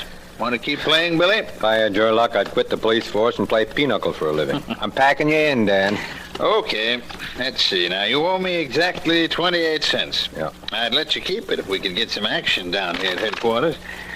It's tougher sitting around waiting for something to happen than it is to catch a murder gang. You're not kidding. I think maybe I'll try you once more before I quit you. Deal cards, Dan.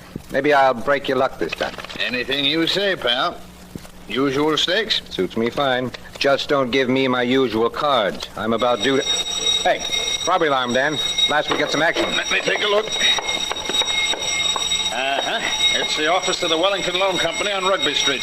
Burglar alarm wired to the safe. There go the boys. Get going, Dan. We'll miss the fun. Yeah, if we get a break, we'll grab whoever it is messing with that safe. Rugby Street isn't far. Come on, get in the old bus, Dan. I'll drive you there in no time. Suits me.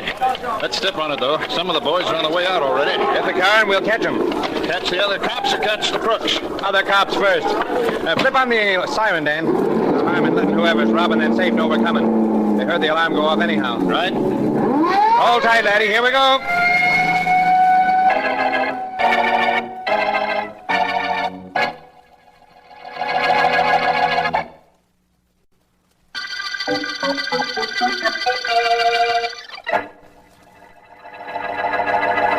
Sit down, Vance. Sit down. Glad to see you. Thank you, Markham. Nice to see you, too. My secretary called me at home this morning and gave me your message. Vance, I asked you to come down here because we ran into one of those ridiculous murders last night. Oh? A racketeer named Tick-Tock Maxwell was shot to death. We know the time he was killed, but aside from that, nothing. Tick-Tock Maxwell? Yes. Rather an unusual name, Markham, isn't it? He used to be a watchmaker, I believe, but that isn't important. In a murder case, the only thing that is important is finding the killer. What time was the murder? Exactly 10:02. Mm-hmm. Neighbors heard shots at that time, and the medical examiner is certain that that was the hour of death. Well, inasmuch as we don't have anything else to go on, let's find something else. Can you leave your office now, Markham? Hi, D.A. Got good news. Oh, it should be very good news for you to come breaking in like a hurricane, Sergeant Heath. It is. Hi, Vance. Hello, Heath. D.A., get this. The burglar alarm attached to the safe at the Wellington Loan Company went off last night. My men were there 10 minutes later. By that time, whoever had opened the safe had scrammed. But at 10:30, only a half hour after we got the alarm, we had a complete set of fingerprints. How complete, Heath? You'll find out. The guy left a print of his right hand on the safe handle. We compared him with the prints on file, and D.A., we got a set that matched. How do you like that? Sounds very interesting, Heath. Whose prints are they? Fella named Carter. Frank Carter. The racketeer? Yeah. Was he turned safe robber? What's the difference what he's turned? We got him cold. One set of prints on the safe, only one, right on the handle.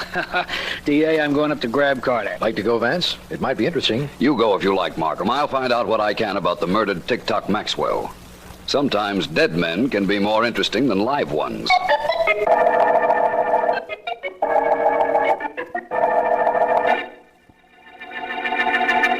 While Sergeant Heath is searching your apartment, Carter, perhaps you'll tell me where you were at 10:02 last night when the Wellington Loan Company's safe was robbed. You're the district attorney. You find out. He won't talk so tough in a minute, D.A. We could take him down and book him right now on those prints we found on the safe. Try it, Heath. I'll be out on bail in an hour. You might get out for a while, Carter, but after the trial, I guarantee that you... D.A., get this.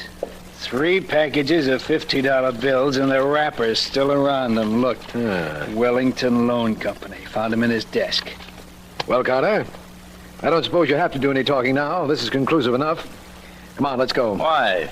Because that Heath planted some dough in my place? You still got nothing on me, D.A. Oh, the tough type, huh, Carter? Tough enough not to take any kicking around from you, and this'll prove it.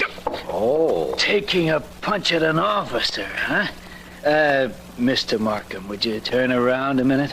I think I'll go into the kitchen and get a glass of water. Hey, D.A., don't do that. Don't leave me with Heath. I won't be long. Carter, we got everything we need on you. Let's hear you do.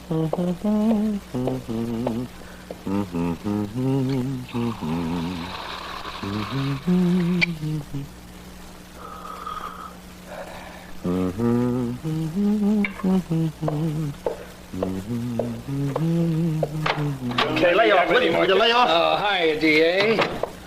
Listen to the little boy here. He's just decided he's got something to tell you. Oh? Have you, Carter? Yeah. Last night at 10 o'clock, I robbed the safe at the Wellington Loan Company. I admit it. I'll go downtown with you. Just give me a minute to comb my mouthpiece and another minute to put something on this eye of mine.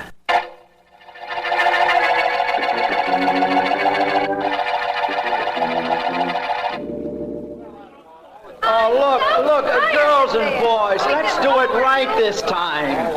1, 2, 3, 4. That's all it is. A simple 1, 2, 3, 4. Like this. Look, I'll show you the step for the last time. And will you watch me, please? Pick it up, Tommy.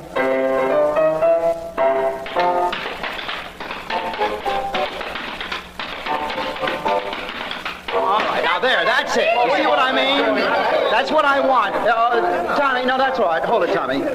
Okay, now, kids, will you do it? Only do it right this time. That's the way we do it. Come on now. You've been rehearsing 3 days on this routine. It can't be that tough. But it is, Mr. Barton. I mean, it actually is. Oh, it is it, Mason? Yeah. Look, you're the one that's been messing up the steps the last couple of times we tried this. Will you concentrate? Keep your mind on what you're doing. It's 1, 2, 3, 4. Can you understand that? Sure. 1, 2, 3, 4. Yeah, okay, Tommy. Give the kids a pick up, and let's get it right this time, kids. Now, hit it, Tommy.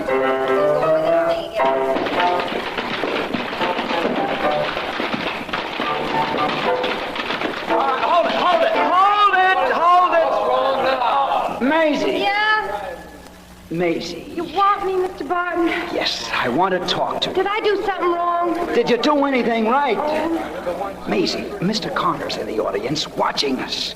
He's going to wonder why I don't get rid of you so these rehearsals won't take so long and cost him so much money. Oh, I don't think he'll mind. I mean, I actually don't. All right. Never mind what you think. If you think.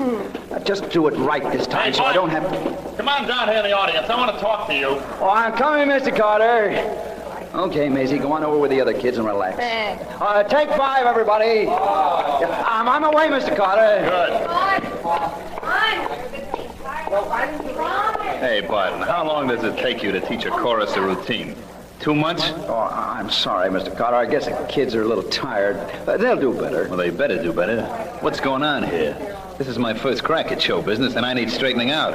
All I know is I got 40,000 in this clam bake already, and we ain't past the chorus routines. Maybe I need a new dance director. But I'll have everything smoothed down by this afternoon, Mr. Carter. I think I'll have to change one of the girls, though. That's another thing I want to talk to you about. There's a girl on the line, Maisie Evans. Take her out of the chorus. Thank goodness. And make a star out of her. I don't know how, and I don't care how, but do it. I promised her, and I keep my promise. Yeah, but Mr. Carter... You going to do it, or do I have to get somebody else? Well, I'll try. Okay, kids.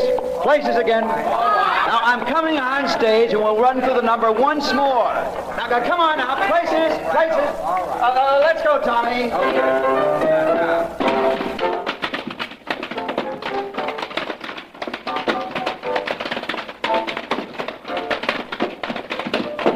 That looks better now, Barton. Thanks, Mr. Carter. Hello, Carter. Remember me, Philo Vance? Ah, Vance. Sure. I remember you. Sit down. All right. Come down to watch my show? No, I came down to see you. I went to headquarters to find you, but Sergeant Heath told me you were out on bail. Oh, that robbery rap. The Wellington Loan Company thing, you mean? Yes. Yeah, I think they got me on that one, Vance. I was a sucker to leave Prince, but when that alarm went off, I just wanted to get out of there. That's how Sergeant Heath reasons. Carter, did you know TOCK Maxwell? The guy who was killed the other night? Yeah, I know him. Casually, of course. That's not the way I hear it. I understand you were his partner. News sure gets around, doesn't it? I see what's on your mind, Vance. You think maybe I killed him? I was robbing a safe at the Wellington Company when he was knocked off. It was the same time, I understand. Lucky for me, I got an alibi. Yes, it is. You really take over for him now, don't you? You're the #1 boss now. So people keep telling me. You want to know the truth, Vance? I'm retired. I'm going into show business. I'm back in this show here. I'll have something going for me when I get out after taking the rap the jury's going to give me on that safe job. Of course, I don't believe you're retired, but I don't suppose that interests you. What don't interest me is you around here. You want to get lost, Vance, or you want I should throw you out? It might be fun having you try. What makes you so tough, Carter? The fact that I'm out on bail, and I haven't been judged guilty of nothing yet. Right now, I'm a respectable guy, and I can have you tossed out of here legally if I like.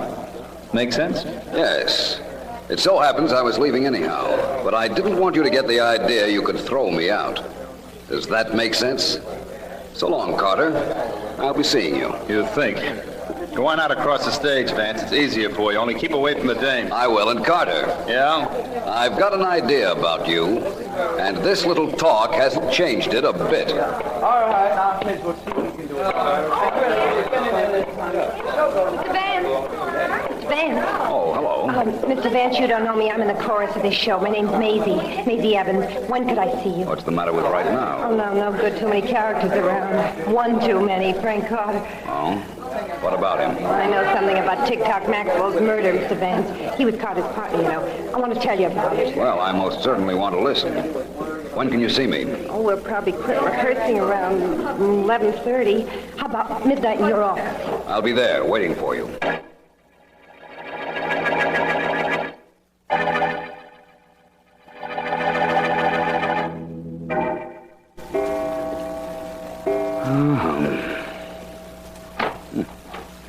Vance? Oh, I'm here, Miss Evans.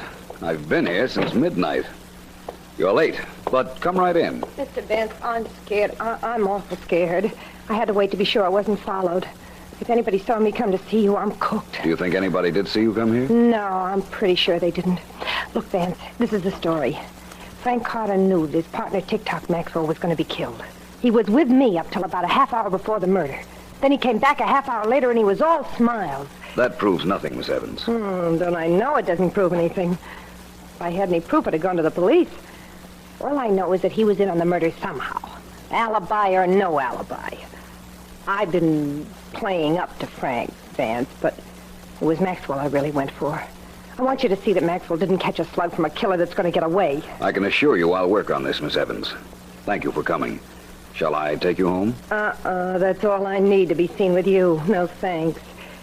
If you want to pay me off for the tip, find the guy that got Maxwell.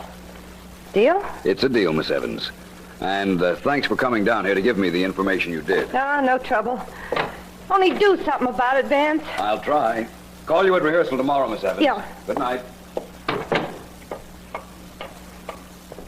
Have a good talk with Vance, Maisie? Scared you, too, didn't I? Ain't that too bad? What did you tell Vance, honey? Well, nothing, Frank. How could I? I don't know anything. I mean, I actually don't. Got the dumb act, Maisie. I know you were sweet on Maxwell. Now, come on. You and I got a date at my place. No, But don't you try biting my hand, kid, or I'll knock you out. And a lump wouldn't look pretty on your pretty head. Now, come on, kid. Don't make me drag you. My place ain't so bad once you get used to it. Only I ain't sure right now whether I'm going to give you that much time.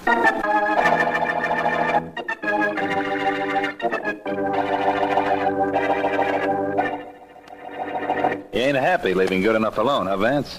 You had to come to my house to pester me. Carter, where's Maisie Evans? Who? Oh, that's the way you're playing, eh? You know very well who she is. I just called her at rehearsal and she hadn't shown up. So I know you must have her, just as I know that your friend who let me in the house is standing right in back of me. And he stays there, Vance. Until you leave, that is. Right on? Right. You keep wanting me to leave you, Carter. What's the trouble? Don't you like my type? You keep hanging around me, Vance. What's the trouble? Do you like mine? You've never been further wrong in your life, Carter. Now, you listen.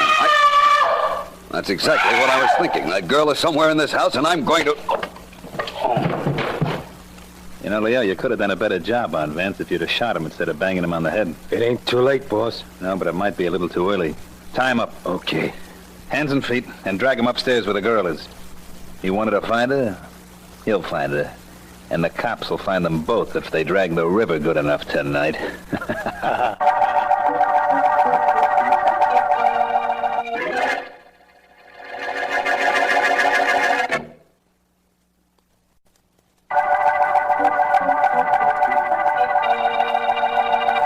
This is District Attorney Markham. The TOCK murder case began with the finding of the body of TOCK Maxwell, racketeer. Philo Vance suspects his former partner, Frank Carter, who, we believe, was robbing a safe at the time of the murder. Carter is out on bail, and Vance, who has been investigating him, has been missing for several hours, and I can't understand what's happened to him. He may have run into trouble while investigating the Maxwell murder. Who is it? Who is it? That you, Miss Evans? Yes. Philo Vance. Oh, Apparently, I've been thrown into the same room where Frank Carter was keeping you. Grabbed me when I left your office. He's afraid I know something. Well, that's a good sign. What good's it going to do us? My wrists are tied, my ankles are tied. I can't move. I'm tied up in the same way. Exactly where are you, Miss Evans? It's so dark in here, I can't see a thing. You keep talking, Vance. I'll roll over to where you are. Your voice will show me the way. Very well. You know, it seems to me that we're being kept here only as a temporary measure. I think... Oh, here you are, Miss Evans. Right next to you. Vance, are we really sunk? Maybe not. I'm going to roll over to my left side. There. Now you lie on your right side with your back to me. Okay. There. What's this for? My wrists are tied, but my fingers are free. If I can reach the ropes around your hands... There, I've got them. I think I can untie those knots. Yeah, now they're coming loose. Keep working on them, Vance. Only hurry up. We don't know when they'll come back for us. Doing the best I can. There. My hand's free, Vance. Good, now work on mine. Quickly, Miss Evans. I don't know how long I was unconscious, but I do know I want to get away from this room. There, the rope's off your wrist, Vance. Work on your ankles. I'm getting the rope off mine. Right. We're still in Carter's house. Yes, this is a room in the attic. I've yelled myself blue in the face, but nobody heard me. I did, which accounts for my being here right now. There, I'm untied. There's probably a guard outside. You think so? Well, there's only one way to find out. Now listen, Maisie. Go bang on the door and yell, "Let me out, let me out." Then the guard will know I'm untied. That's right. He'll come in to investigate, and that's all I want him to do. Okay, if you say so. Let me out! Let me out of here! Hey. Let me out, somebody! Hey, what's going on in there? Let me out! The boss would take the light out of here so I can't see... You can't see anything, but you could feel that, couldn't you, my friend? Well, that makes us even for smacking me over the head with your gun. Come on, Maisie, let's get out of here.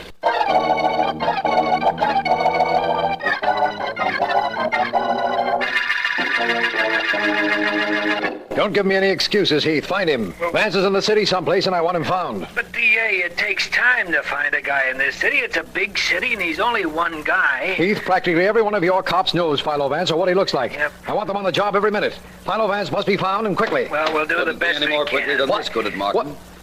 Vance. Heath, never mind. Vance just walked in here. Sorry to have caused you all that trouble, Markham. Forgive me. I didn't mean to get myself kidnapped. I don't want to know anything as long as you're safe, Vance. Except, of course, if you want to tell me what happened. Sure, Markham. A girl came to see me. Apparently, Frank Carter saw her come to my office, and he abducted her. I went after her and was knocked out, but I managed to get away. I'm glad you did. Where's the girl now? She's over at my secretary's house. She'll be safe there. You know what she told me, Markham? No, something about the Maxwell murder? A great deal about it. She said that Carter was with her up until a half hour before Maxwell was killed. And he joined her a half hour after that. You're trying to tell me that he had the time to kill Maxwell. I know that. And I know that he had the motive, too. He was Maxwell's partner. But I told you, Vance, he has an alibi. He was robbing the Wellington Company's safe at the time of the murder. Then we'll break down that alibi, Markham. That's going to be difficult, Vance. I know. But I'm going to do something about it in just about an hour.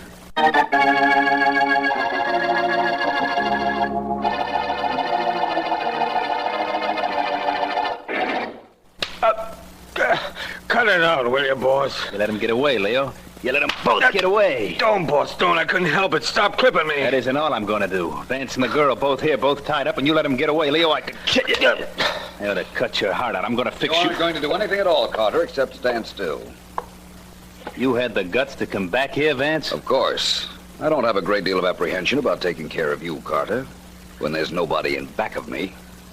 Looks like you've been chastising your helpmate here. He's been slugging me because he thinks I let you get away. I wish he'd been here to try and stop me. That's brave talk with a gun in your mitt, Vance.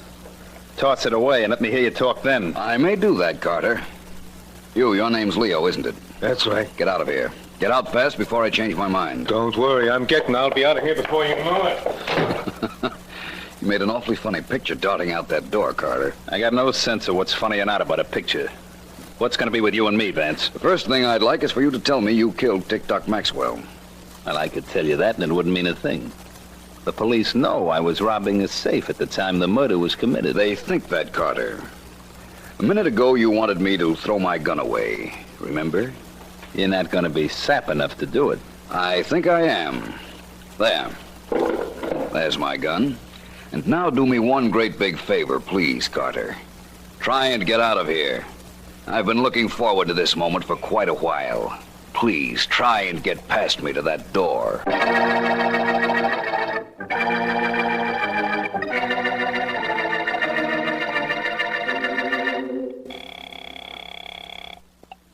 Hello? Wellington Loan Company. Agnew speaking. Mr. Agnew, this is Philo Vance. Vance?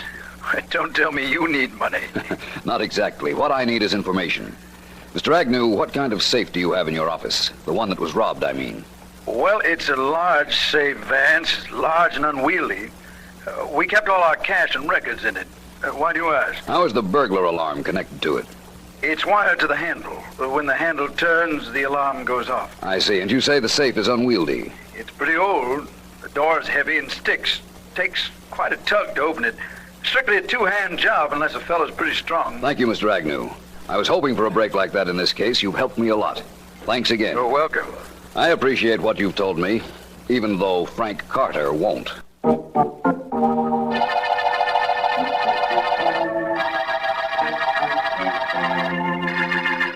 Markham, Heath picked up Carter's stooge, Leo, didn't he? Both Heath and Leo are in the next room right now, Vance. Good. Markham, you're due for a surprise. A big one. Tell Heath to bring Leo in, will you? Right. Yes, Mr. Markham. Ask Sergeant Heath and his prisoner to come in here, Miss Henderson, please. Yes, sir. Markham, Frank Carter tried one of the cutest tricks I ever heard of to cover up the fact that he killed his partner, Maxwell. Carter killed Maxwell? Mm-hmm. But how could he? He was robbing a safe at the exact time He wanted you to think that, my friend. Get in there. Get in, I said. Okay, but you don't have to shove. Oh, hello, Vance. Hey, you let me get away from Carter. Help me with the cops, too, will you? I may, Leo, if you help me. Leo, at exactly 10:02 on the night TOCK Maxwell was killed, you were at the Wellington Loan Company offices setting off the alarm. Who saw me? That isn't important. You wore gloves and you turned the handle of the safe. That set off the alarm. Then you got out quickly before the police arrived. I had to do that. Carter made me. Only I didn't steal nothing. I know you didn't. That was all done earlier. Well, Markham, there's Carter's alibi shattered. He wasn't at the Wellington Company at 10:02 at all. But his fingerprints were on the safe, and he had the money in his apartment. I can explain all that, and I will, when you have Carter rearrested. This time for murder.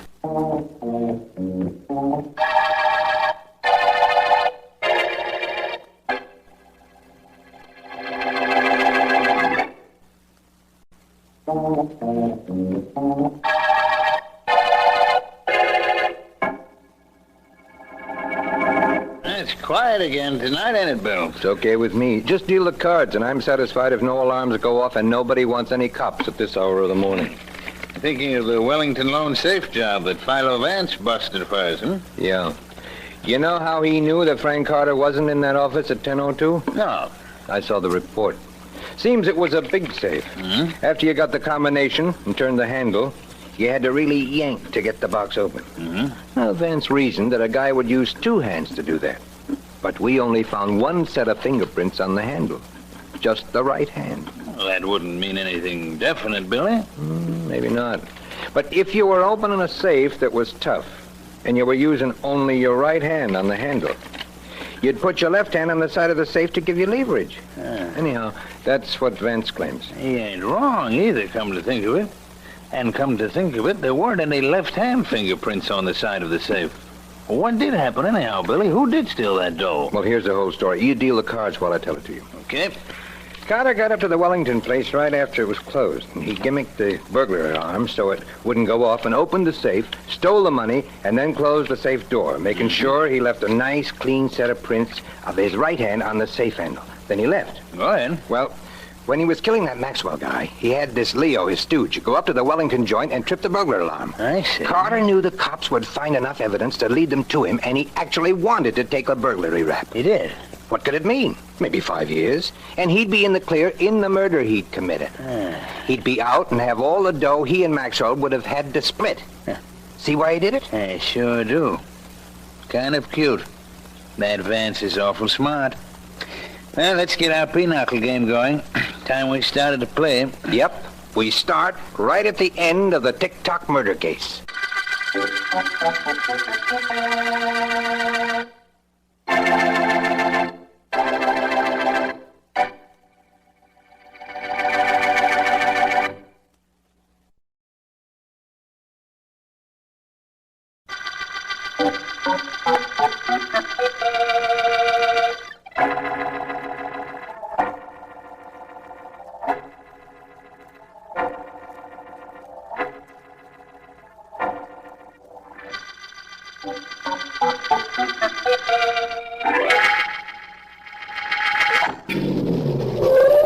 Well, here we are, Dad.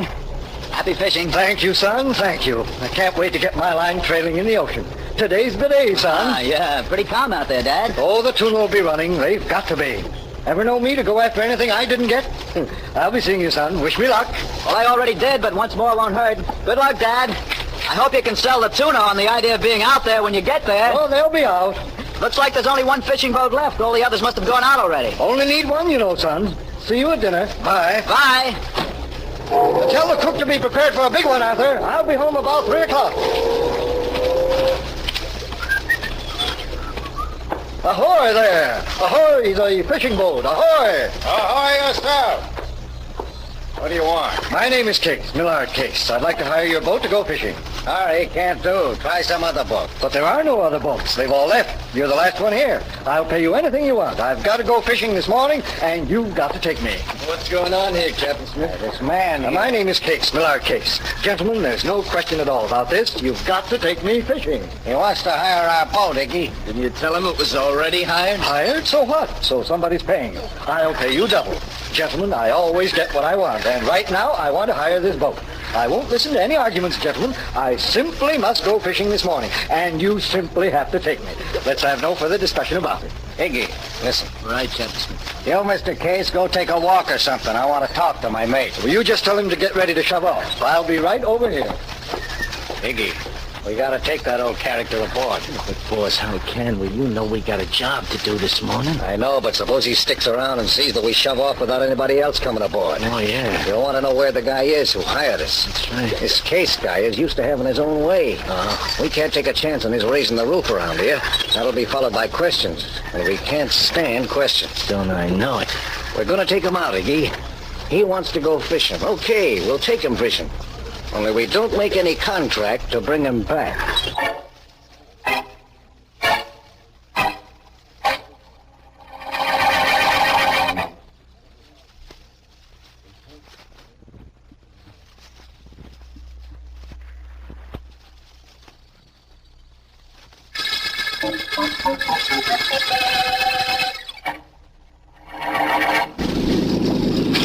Oh, Captain Smith, how far out are we? We're pretty near the spot where the tuna's running, Mr. Case. Well, I'm all ready for the tuna when they start to bite. Nice rod and reel you got there. Oh, it's the finest. I paid... Oh, Captain Smith, I've got something on my line. Tuna, probably. Well, reel it in, Mr. Case. Careful, she may give you a fight. Oh, I'll be careful, all right. I'll give it plenty of play. Let it tire itself out. See that it doesn't tire you too much. Well, don't you worry about me. Iggy, come up on deck. Yeah, Captain. What goes? Our client is very happy. He's busy hauling in his first strike of the morning. And we wasted enough time. I'm ready whenever you are. That's right now. Let's go back to where he is. You two are just in time. I've almost got him in. Watch me. We sure will, Mr. Case. Another 10 or 12 feet and he's all mine. You won't be sorry you took me out this morning, gentlemen. Believe me, you won't be sorry. We won't be, but you will. Okay, Iggy, over it goes. Over it is, Captain. Don't, please don't. Well, we did it, Captain. And that gets rid of him. Yeah. Can't help wondering, though, how big that tuna was that he hooked.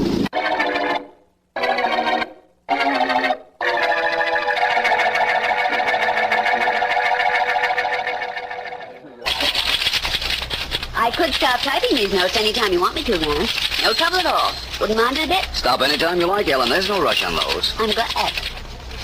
What's the matter, Vance? Your private office too small for you? You mean, why am I out here with you? Mm-hmm. Oh, Ellen, you're too modest. Oh, don't tell me it's me that brought you out. I couldn't believe it, but believe me, I tried. It's a combination of you and the fact that I haven't anything unusually interesting to work on today, Ellen. The district attorney has let you down. Hasn't let you in on a new murder case in days. Remind me to speak to Mr. Markham when I see him. When you see him, it'll undoubtedly be because he's here about a new murder. And in that case, speaking to him won't be necessary. Vance, please stop making sense. It's a habit I'd just as soon not break, Ellen. I used to make it a habit to win arguments. But of course, that was before I started working for you. You know, it's amazing. Hello, Ellen. Vance. Oh, Well, hello, Mr. Markham. Come in. Thanks. Come in, Mr. Case. Right. Vance, I must see you in your private office immediately. Well, by all means. Come in, both of you. Thank you. Vance, this is Arthur Case. You've undoubtedly heard of his father. Oh, Millard Case? Yes, I've heard of him. How do you do, Mr. Case? How do you do? Please sit down. Thank you. Vance, Millard Case has disappeared. What? Yes, that's right, Vance. I drove my father down so he could go fishing this morning, and he was due back at 3 o'clock, but he hasn't returned. Any report of any accidents to a fishing boat? None at all. We think perhaps he never did get on a boat. As I understand it, he got to the dock rather late this morning. All I know is I drove him there, and he hasn't come back. Vance, you've got to find my father. I'll pay anything you ask. We'll discuss payment later, Mr. Case. What dock did you drive your dad to? The Summers docks, Vance. At foot of Dobbs Street. Foot of Dobbs Street, eh? Yes. Well, then I'm off to the foot of Dobbs Street to get a head start on this case.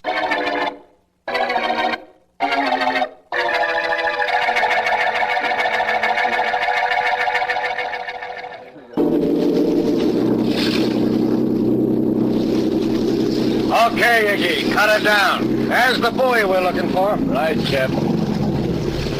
Thanks.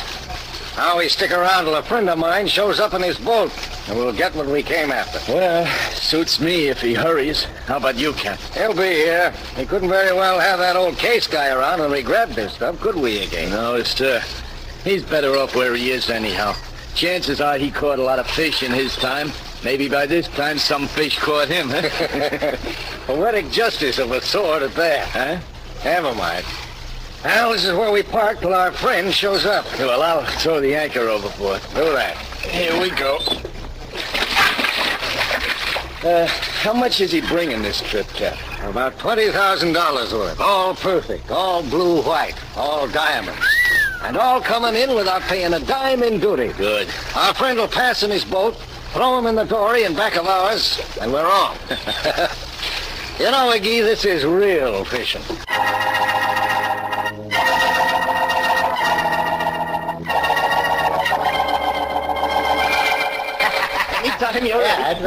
Okay. All right, mister, just hold the fish up with your right hand. Like this? Yeah, that's right. Keep your rod and reel in your left and smile. All right. Now smile pretty for the camera. All right. Smile. Hold it. Got it? Oh, good. Come back in an hour. I have one copy for you and a print for the doc file. Thank you very much. Okay. Let's see. I got to develop that batch for the guys. I beg your pardon. You can't want to see me. Where's your fish? Everybody what talks to me as a fish, they want me to take a picture of. Most times the fish are prettier than the people. Where's your fish? Well, I don't have one at the moment. Apparently, you're connected with the fishing dock in a camera capacity. But maybe you can give me some information. Pal, I'm so unused to talking to anybody without a fish in their mitt, I'm practically tongue-tied. You sure you ain't got a fish? I'm positive. My name is Vance, Philo Vance. I'm a private investigator. You sure are. I heard about you, Vance. What's up?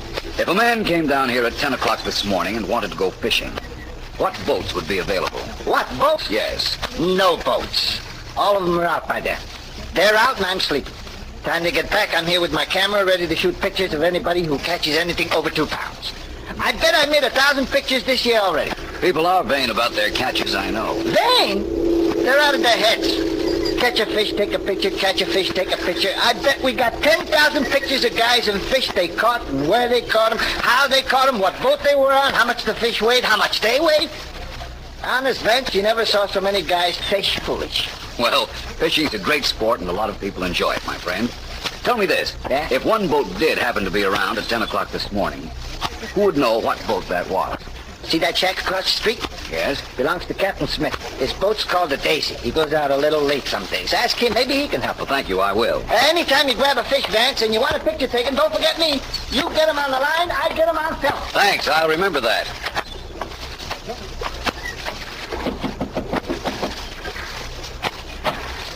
Yes? I'm looking for some information. You're Captain Smith? So? I'd like to know 2 things. What time did your boat pull out this morning, and were there any other boats around at the time? We shoved off at 9:45. We were the last boat to leave. That all? Well, yes, I suppose so. Thank you very much. That's all right. Hey, who was that, Cap? Didn't give his name, McGee. And he didn't have to. I recognized him. That was Philo Vance. Young Mr. Case here gave us a good tip. Yes, I did. I knew he'd be down here checking my father's disappearance. Glad I warned you 2 in time. Hey, look, kid. You know, when that old guy came to us on the dock, we didn't realize it was your father, or we would have taken him with us. You know that, don't you? I know it, Smitty.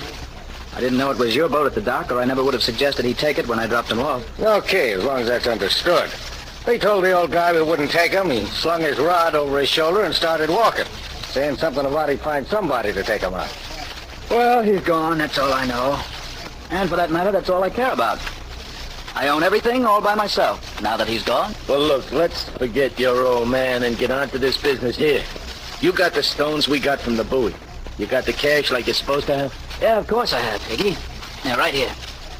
I ought to get rid of these stones for about $30,000. I pay you guys $20,000, right? That's right. Here you are. And now that I'm in the chips, I'm through with this racket. Smuggling's too dangerous. In fact, it's completely ridiculous now that I'm to inherit all Dad's money. So this, gentlemen, is our last transaction. You're being a little hasty, aren't you, young fella? No. We gotta have somebody sell these stones after we get them. You've been doing fine up to now. You're sticking with us whether you like it or not. And don't get any ideas about quitting.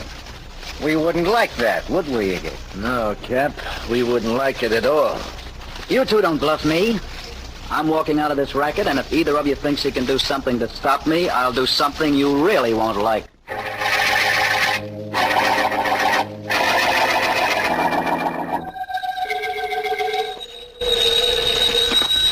Philo Vance's office, Miss Deering speaking. Ellen, this is Vance. Oh, hello, Vance. Mr. Ellen, Markham. I think I'm on the track of something in the case disappearance. I don't have time now, but you call Mr. Markham. I've been trying to tell you, Vance. Markham's right here. He's been waiting for you. Good. Let me talk to him, please. Just a second. Please pick up that phone, Mr. Markham, will you? It's Vance. Right. Have you got it, Mr. Markham? Okay, Ellen. Yes, Vance. Markham, I guess I live right or something. I have a lead on Mr. Case's disappearance. If you do have, it isn't because you live right. It's because you have the uncanny faculty of noticing the slightest incongruities in a case, Vance, and a wonderful way of analyzing their meaning. If I'm that good, I'd better stop right now. Can't do any better than that, can I? You can do much better. You can find Mr. Case, or whoever it is that's responsible for his disappearance. I don't believe we'll ever find Mr. Case, Markham. I think he's been murdered. But I also think I have a pretty good idea of who murdered him and why.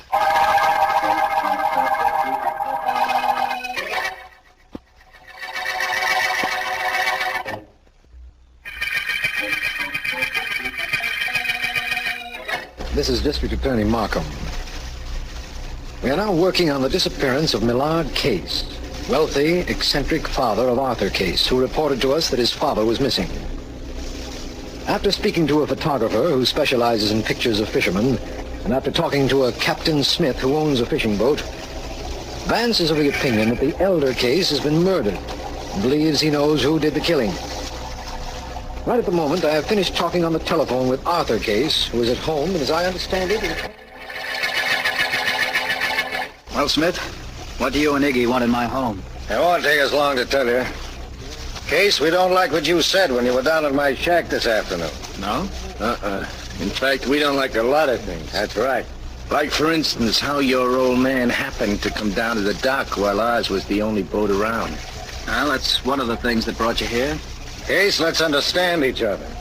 You drove your old man to the docks knowing he was a stubborn guy who wouldn't take no for an answer. About going out on my boat, I mean. You knew we'd have to take him or he'd start asking too many questions. You know, if we took him, we couldn't bring him back because we had to pick up those diamonds. And you also knew we'd have to bump him, and you'd have that on us. That's right. It was getting rid of my father and getting something on both of you at the same time. Kind of cute, I thought. We don't think so. In fact, we don't want anybody around who can throw a murder rap at us, so grab him, Iggy. I got him. No, you don't. I'll yell for the servants here. Well, I'm glad you smacked him on the head, Cap. I couldn't have held him much longer. What do we do with him now? We tie him up and carry him out of here, then dump him in the ocean. Yeah, suits me. There's some fishing line over here in this room. I'll get it. You know, I think this young fellow was trying to double-cross us all the way. That's the reason he got Philo Vance in on the case. He figured Vance would find some lead to us. Well, how could he, Cap? He can't. There is no lead to us or our boat, Iggy. Believe me. Go ahead, start tying. Okay. Wait a minute. What for? We can't take a chance of being seen carting a body out of this house. Nobody saw us come in, but we may be spotted leaving. Give me a knife. Sure, Cap. Yeah. Why are you turning your head away, Iggy? Can't you stand seeing me stab the kid? Oh, it ain't that, Cap. Believe me, it ain't. It's just that later on, if somebody asked me, did I see who killed young Case, I could say no, and I wouldn't be telling a lie. You see, Cap, if there's anything I hate in this world, it's a lie.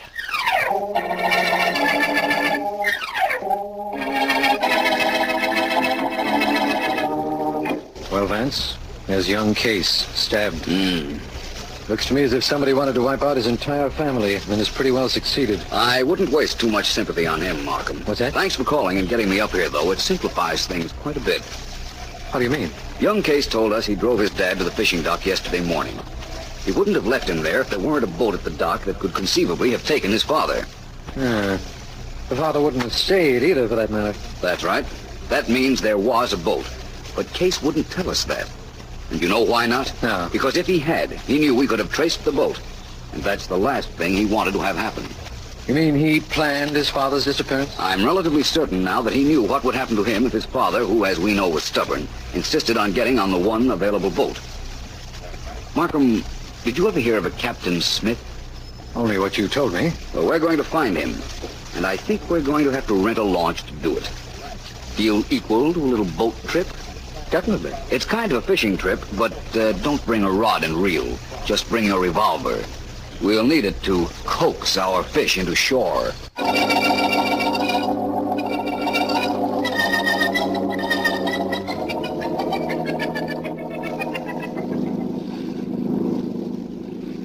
A little further out, Iggy. We drop anchor and wait. We ought to make contact in about 20 minutes, I figure. We're a little ahead of time, huh, Cap? Better to be early than late. If we weren't here, our contact wouldn't come back. He'd be scared. Now all he has to do is come in by his boat, throw a package in that dory we got in the water, and keep going.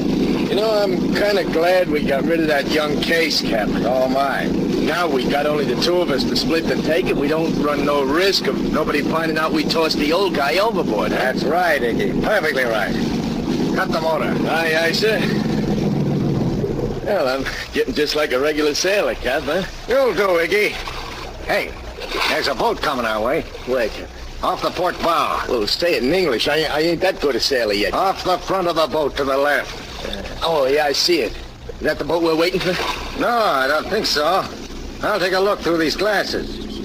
It isn't a boat at all. No? There's two guys in this one, and one of them is Philo Vance. What do we do, boss? Run for it? Why should we? We're in the clear. Why give them something to think about? All I know is that they must want something. Coming all the way out here to look for us. We don't know they're looking for us. Ahoy there aboard the Daisy. He's looking for us, all right. Ahoy! You want us? That's right. There we are. We're coming alongside. What do we do, Cap? What? We keep quiet and let them do the talking. We'll find out in a minute what they want. Are you Captain Smith? That's right. I'm District Attorney Markham. They want you on shore, Smith. Get going. What do you want me for? I can tell you that, Smith, when we get to shore. Remember me? Sure, you're Vance. That's right, he's Philo Vance. Now start your motor, back off a little bit, and head for shore. We'll follow you in our boat, and don't try anything tricky. Okay, if you want us ashore, we go ashore. Start her up, Iggy. Start swinging around, and then head for the shore. Hey, we better do it, Cap. That guy's got a gun, and you said he's got nothing on us. No, I'm not sure. Get all the speed you can get out of that motor, Iggy. All right, Jeff. Complete the turn, but instead of heading for the shore, head for that boat and get it right in the middle. We don't want to take any chances on either of those guys living. Ram them, eh, Cap? Ram them and get going, now. Aye, sir.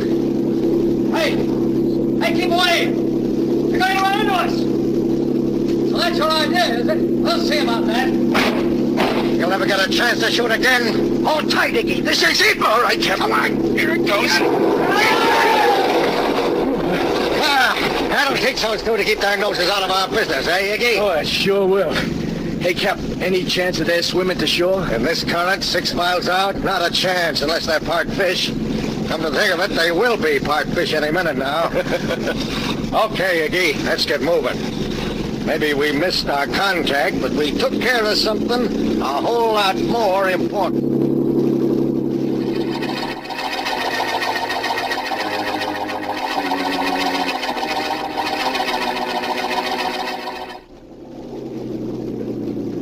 Leave it close to the dock, Iggy, and I'll throw a line around that post. Aye, Cap.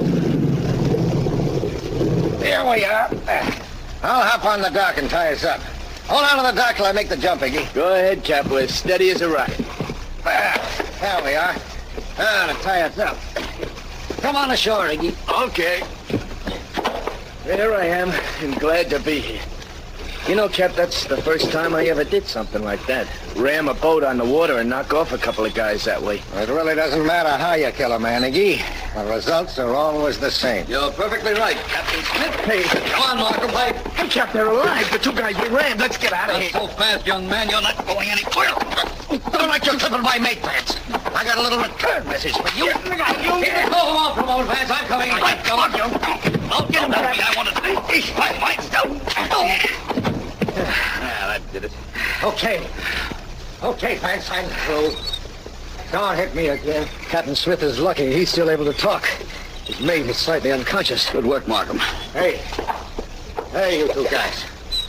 Maybe you wouldn't mind telling me how you ever got to shore after we rammed your boat. You're supposed to be out in the middle of the ocean. We would have been if we hadn't jumped overboard before your boat rammed us. We simply swam underwater to your dory and held onto it while you very obligingly towed us back to shore. So you see, Captain Smith. What's going on here? Oh, it's you, Vance. A little bit wet, ain't you? A bit. Markham, this is my friend, the photographer. How do you do? He's been very helpful on this case. I have? Tell me how. Tell me, too. Later. Hey, you want a picture of these two guys on the dock? I could take a snap of both of you, each holding one of the guys in your hands. Just like a fish picture. I'm so tired of snapping pictures of guys with fishes in their hands. No, thank you, no pictures. But there is a resemblance between these two characters and the pictures you generally take. Yeah? These two poor fish thought they could get away with murder.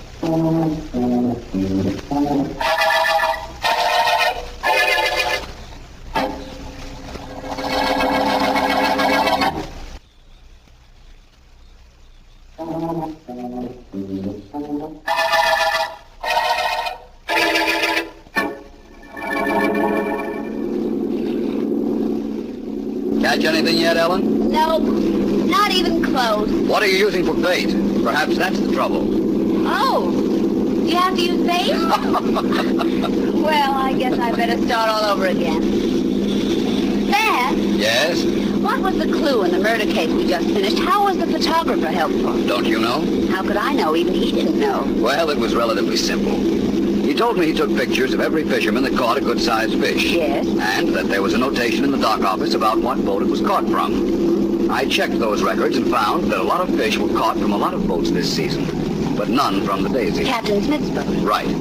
If Smith's boat hadn't been used to catch fish, it must have been used for other purposes. Oh. If, as we know, it left the dock late, and the late Millard Case insisted on going out on it, Smith would have had to take him out and have had to get rid of him, which is what he did. Yes, I know that now from his confession. Case's son was in on the mess too, wasn't he? Yes, but I'd figured that. It couldn't have been coincidence that had him bring his father to the dock when no other boat except the Daisy was available. Young Case wanted to get rid of his father and get something on Captain Smith and Iggy at the same time. That's why they murdered him. You'd think with all his money he wouldn't have fooled around with men like that. From what I understand, old man Case was pretty tight with his son. Young Case wanted some money to throw around, so he got in on the smuggling racket. Well, Ellen, want to continue fishing? What do you mean continue? I haven't even started yet. And there's no better time to start than at the end of a deep-sea murder case.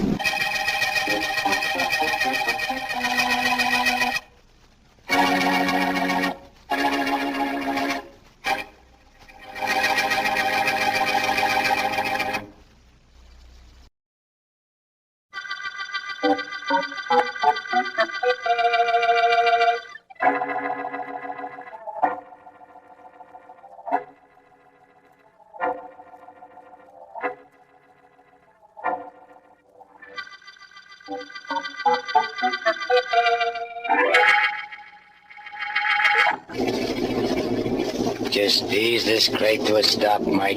Just ease it. Like this, Johnny? Good. Good boy, Mike. Very good. Now let me have the shotgun. You want me to come with you? If you like. You might be helpful in spreading the talk around about what happens to a guy who crosses Johnny A. Very helpful. You know, he was making a deal with Big Eddie Morris. Yeah. I sure wouldn't like to be in Nick's shoes when he grabs the lead from that shotgun, boss. You mind your own business like you've been doing, and you'll never catch lead from me, Mike. Never. Come on. Don't make no noise. Right?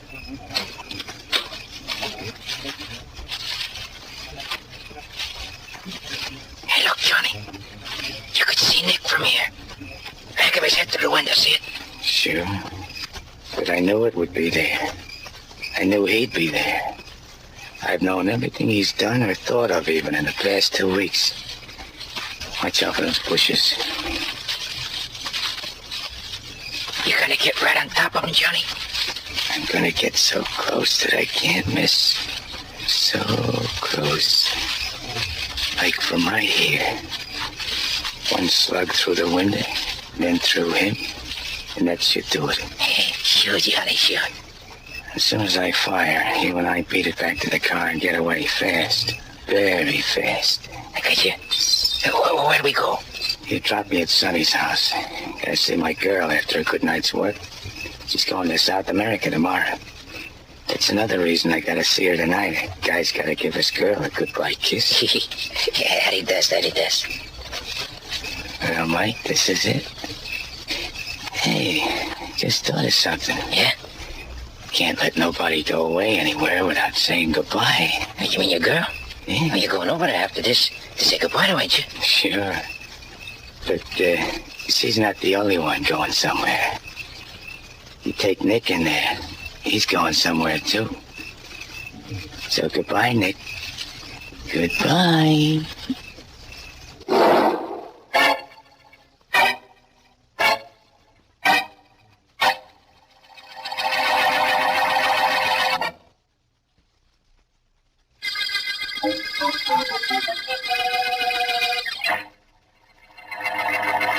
Please sit down, Miss Belmont. Thanks, dear.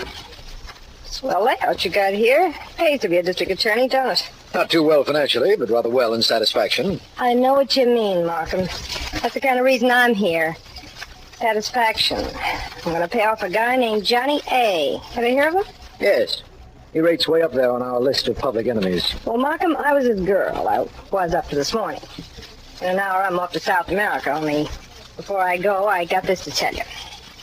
You know Nicky Keating got blasted last night? I know of him. Johnny A. did that job, Markham. He killed Keating and came running to my place after he did it. I threw him out. You see, Nicky Keating was my brother. That's what I gotta tell you. Get Johnny A., Markham. In view of what you told me, I don't doubt but that we will. We'll need your testimony, of course. You're on your own from here. Johnny A.'s got too many friends. He's all yours, but I've helped all I'm going to. I'm going to South America, and don't try any legal tricks to keep me here. I'll suddenly be taken with lapse of memory. Where is Johnny A. now? I think he blew town, but I happen to know he'll be back tonight, and he'll head for my place. Oh? Bust in there around midnight tonight, and it's all yours. So long, Markham. Nice meeting you. When I get back, drop around to my place with your friend Philo Vance. I hear he's kind of attractive. I may do that. Where will you be in South America, Miss Belmont, in case we need you? Well, now that's kind of hard to say, Markham. South America's such a big place.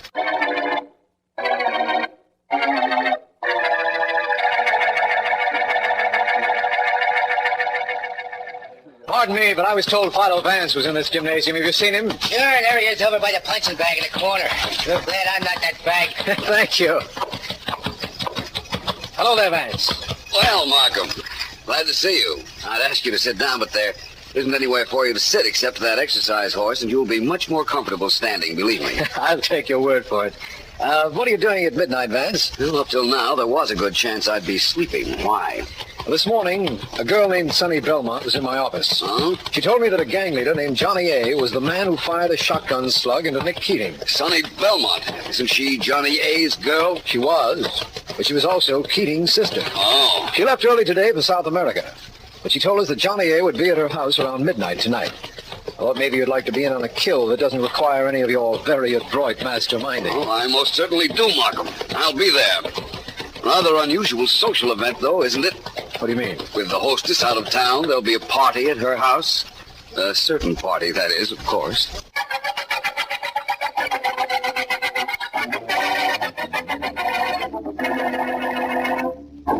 Drop his head in the water and keep it there a little longer. He'll talk. Go ahead, do like I say. Right, boss. No, don't do it. This Crump's no joker. Johnny A.'s right hand. And if it was Johnny A. that knocked off Nick Keating, he'll tell me. Okay, hold him up. Right, boss. All right, Mike, this is your last crack at staying alive. Johnny A. knew Nick was playing ball with me, so he made with a shotgun. Right or wrong? Why is she going? Let Tubbs stick his head in it and hold him there this time. No. I'm running out of patience. No, wait a minute. Let these goons let go of me, will you? I'll talk. Heard what the man said, boys. Let go of him. Right. Okay, Mike. What do you got to say? It was Johnny A., all right. That's what I thought. Looks like the showdown between him and me, then. Big Eddie Morris against Johnny A. This has been coming for a long time. Where is Johnny? I don't know. Think the water might help you remember? No, look, Ed, you gotta believe me when I tell you I don't know. The water tub, boys. I can't stand guys who only do halfway talk. I told you what you want to know. I told Now hold him there for a while, kid. Not too long, of course, just till he stops breathing. And we make plans to get Johnny A.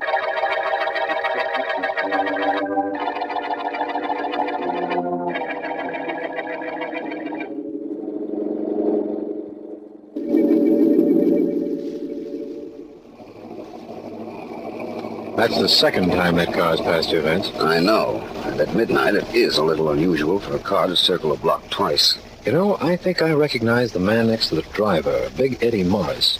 He's Johnny A.'s leading rival for gang dishonors in this town. And he, too, is watching the house of your friend, Miss Sonny Belmont.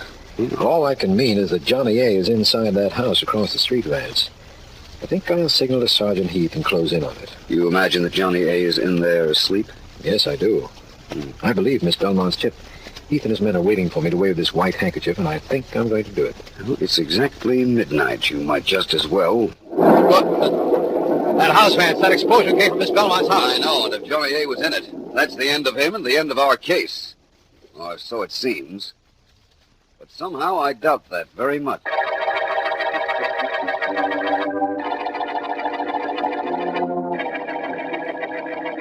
Hola. ¿Es usted el señor que llama señorita Belmont? See, the operator has her, Markham, I think. Un momento, señor, por favor.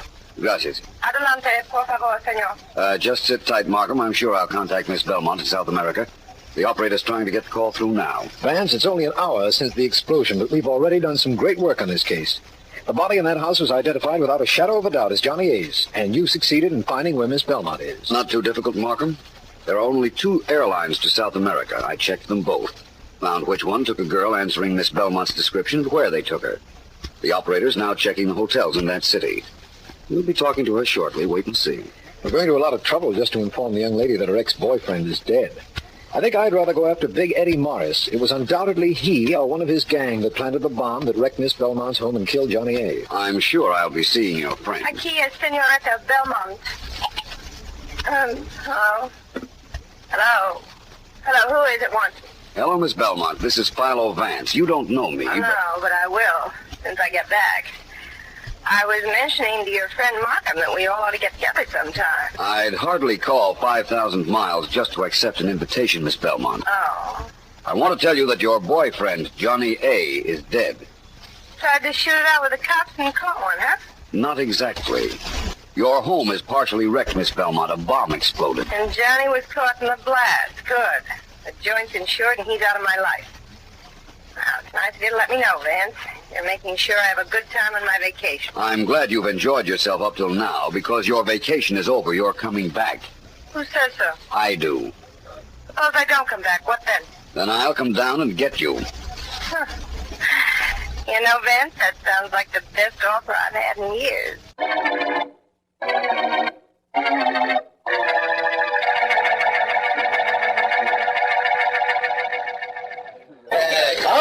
Okay. Quiet, all you guys. Now, quiet down, will you, please? Now, listen, you guys, I talk better with a gun in my hand than I do with my face. But I got something to say. All right, go ahead. Hey, your mother. Give Big Eddie a chance, will you? He's paying for this party. Let him talk if you want. Yeah, that's better. That's better. Quiet, please. Now, get this. We're gathered here tonight to mourn the passing of a beloved...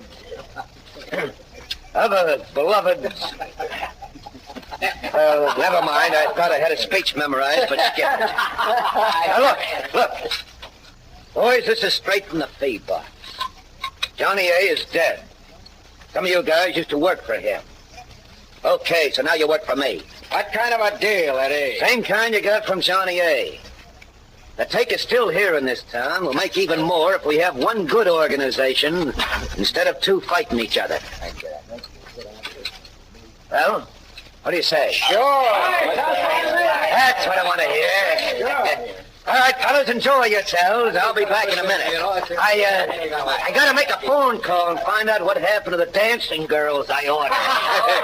Don't nobody go away now. Here? Wouldn't be struck enough to leave now, would you? I'll see you all in a couple of minutes. Quite a party going on in there, Eddie. Huh? Who are you? My name is Vance, Philo Vance. So, your name's Vance, and so there's quite a party going on in there. So? What's the occasion of the celebration? Oh, kind of a party to announce a new benefit organization. Yeah, that's what it is. A benefit organization. Whose benefit, besides your own? Look, Vance, I know all about you. You're supposed to be smart and you're supposed to be tough. Right now, I got a phone call to make.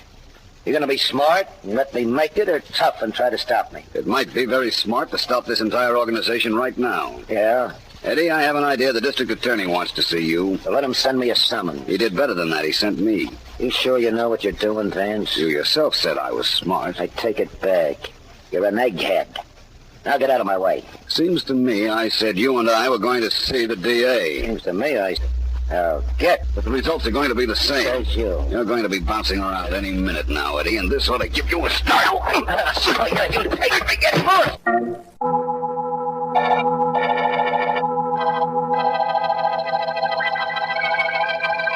This is District Attorney Markham. The Johnny A. murder case opened before Johnny A. was murdered.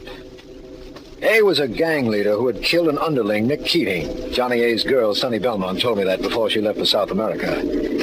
But while she was in South America, a bomb destroyed part of her home. We found Johnny A.'s dead body in it. Vance spoke to Miss Belmont, and she flew back here, where she is now, in my office, waiting for Vance, who is going to see Johnny A.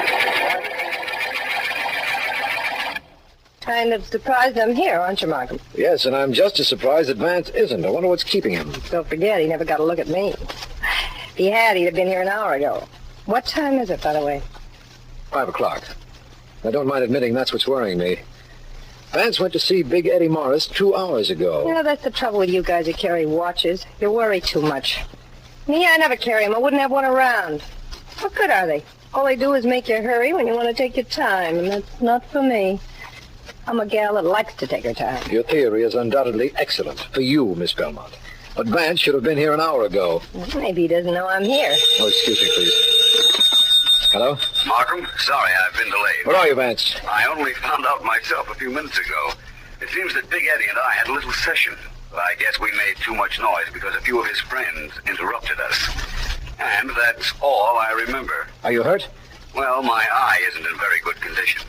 There must have been 5 or 6 of them, so I don't feel too badly, although I guarantee a few of them do. I'm glad it was nothing serious, Vance. But listen, Miss Belmont is here in my office. We've been waiting for you. Meet me instead, will you, Markham? At what was once her home. And bring Miss Belmont with you, if you will. I'm sure she can help close this case and round up an entire gang of criminals and killers. All right, Vance, we'll be there. I'll bring Miss Belmont and a squad of Sergeant Heath's best men. Never mind them, Markham. Just bring Miss Belmont and a piece of beefsteak for my eye.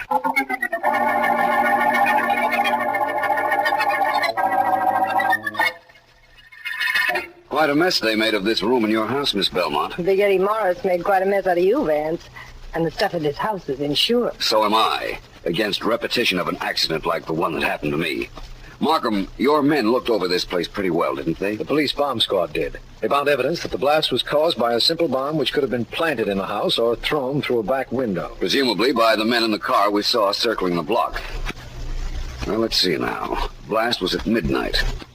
Miss Belmont, you got to South America sometime during that day. What time was it?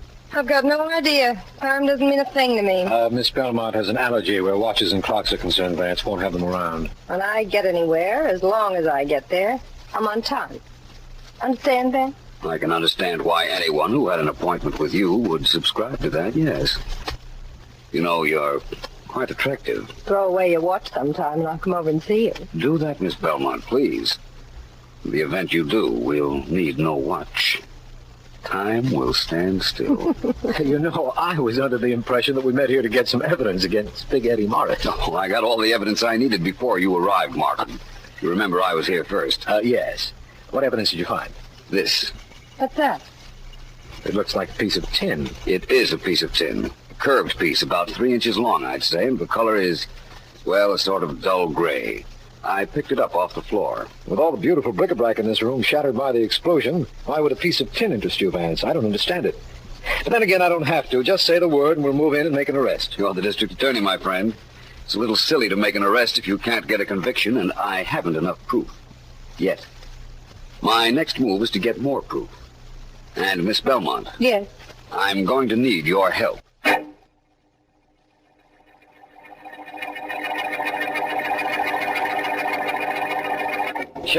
Sure, I know you. Well, Johnny A's girl. Right? I was Nick Keating's sister, Eddie. Long before I was Johnny A's girl. And Johnny killed Nick. Oh. Well, what do you want with me? Look, Eddie, you know I was the finger in every jewel lift Johnny ever made. I went to a nightclub, spotted the dames with the biggest diamonds and the best-looking furs, and put the finger on them for Johnny. I could do that for you. Yeah, you could. And you could double-cross me, too. Do you think I'd do that, Eddie? To the guy that did me a favor and rubbed out the guy that killed my brother? I don't know. I'll let you know after you work your first job for it.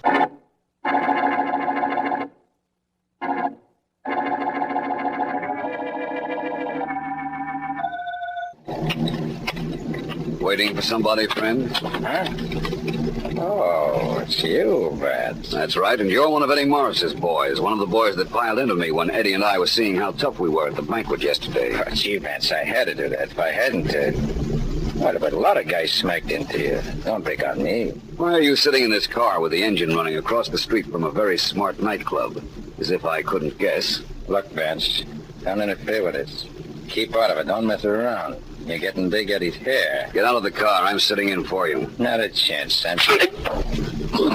Sorry, my friend. If my information is right, I can't waste time. Out you go. Come on. There, that's it. Now, you'll keep right there until the police... Uh-oh. Okay, Joe, get moving. Hey, fellas, wait for All right, me. get going quick. Pile on you guys. You too, Sonny. Yeah, I'm in. Wait a minute. Sid. Come on, I said, Joe. Get this car moving.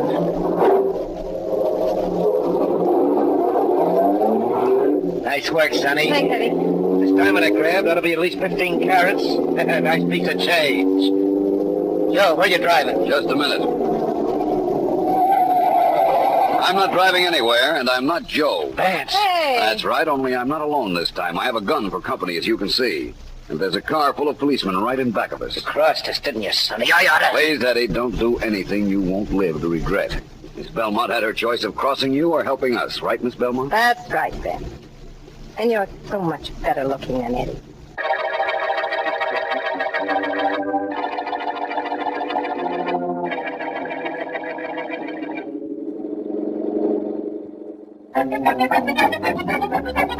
Eugene Macy, alias Potato Head Williams, suspicion of robbery, suspicion of murder. Step down. Got the whole Eddie Morris gang, eh, Markham? The entire bunch, Vance, and that includes all of Johnny A's boys, too. Eddie Morris, alias Big Eddie Morris, suspicion of robbery, murder. Step down.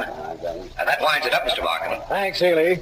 Keep them all nice and happy until we need them. Okay, dear. Vance, you know who really deserves a vote of thanks? Sonny Belmont. She certainly helped us. She most certainly did. Which reminds me, I have an appointment with her at her new apartment. I want to thank her for her help. But you already thanked her, Vance. In my office an hour ago. Yes, I did, Markham, but not enough. I couldn't. There were too many people around.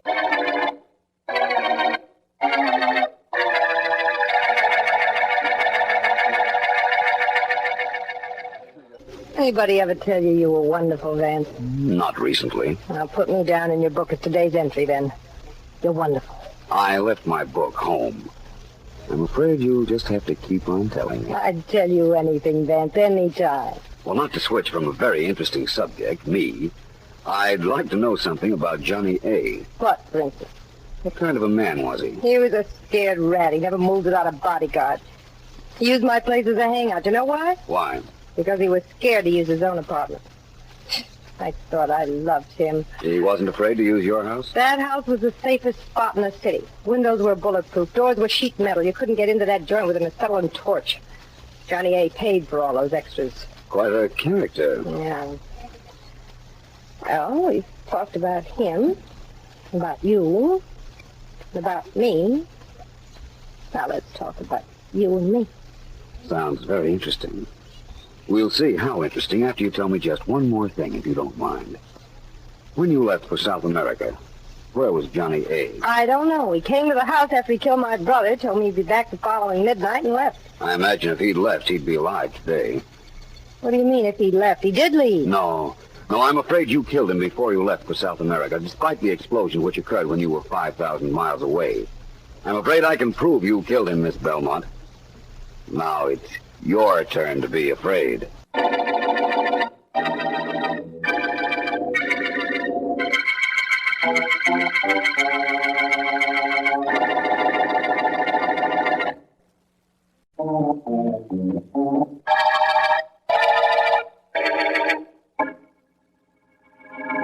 please, Vance, let's not waste time with this. I've got to know how you built the state's case against Sonny Belmont. All right, let's start from the beginning, Markham. All right. Her house was practically a fortress. Metal doors, bulletproof glass, everything you could think of. How could anybody get in there to plant a bomb in the living room? Perhaps it was planted there the day before it went off. Someone coming in pretending to be a meter reader or something. It was planted there the night before by Miss Belmont. She had been trying to break up with Johnny for some time, had a bomb all prepared. When he told her he had killed her brother, she shot him, then prepared the bomb to explode at midnight the next evening. How did you know that? Remember the piece of tin I picked up in her house, Markham, in the room where the bomb exploded? Yes, cross. Dullish gray, wasn't it? Yes, it was. Uh-huh. A piece of metal like that could come from a cheap alarm clock.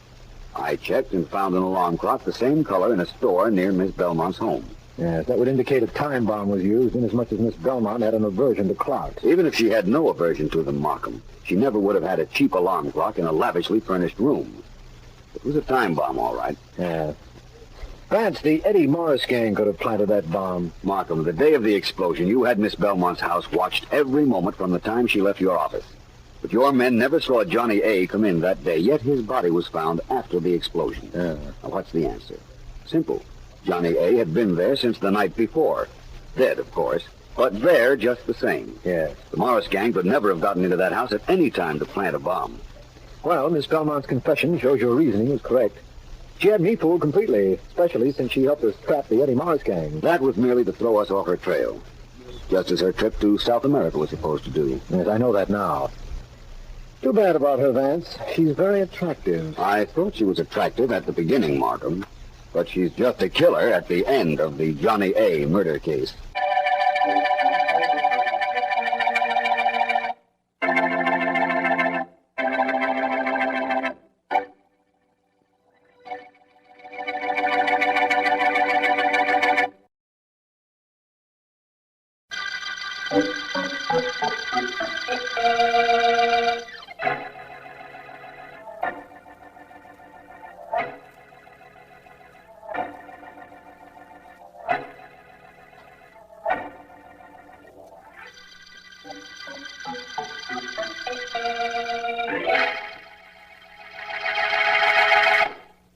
Ready?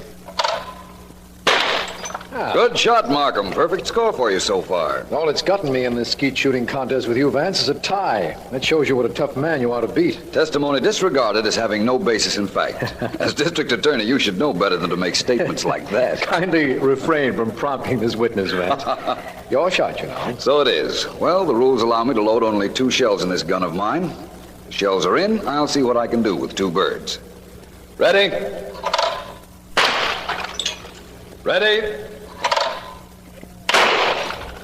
2 for 2. Well, you certainly give me something to shoot at, Vance. Tell me, is there anything you can't do? Yes, I can't tell when you'll invite me in on a murder case.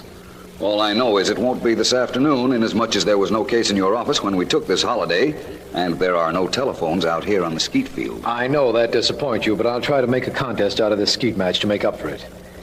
My turn. Try for 2. Ready?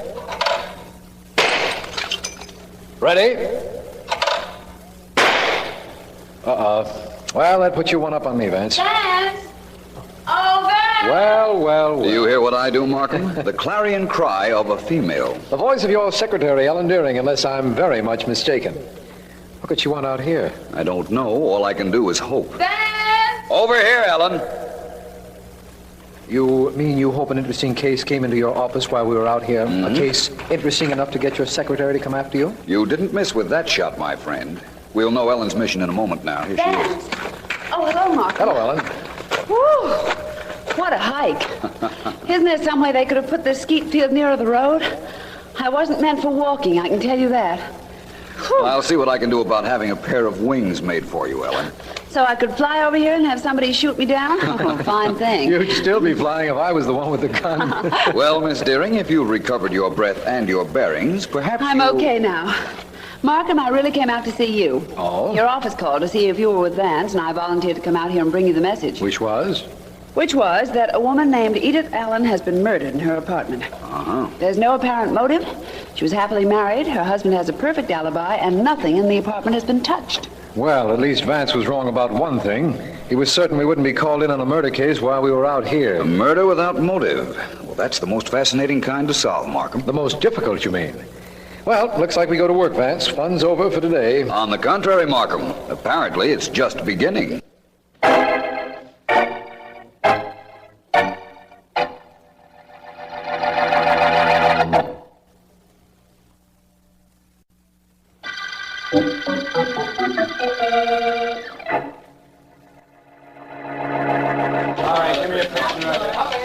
The slain woman had led an exemplary life and was respected by everyone in her community.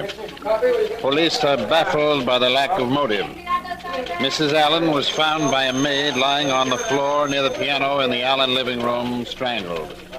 With no motive and no clues, the police face one of the most baffling crimes in years. Homicide Department Sergeant Heath admitted to the Chronicle representative today.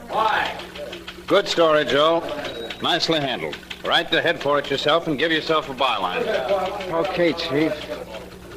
Unknown assailant Look, strangles you didn't bring me Mrs. what I wanted. J.C. For Allen. heaven's sakes. I haven't Bye, got all day. I got J.C. Allen.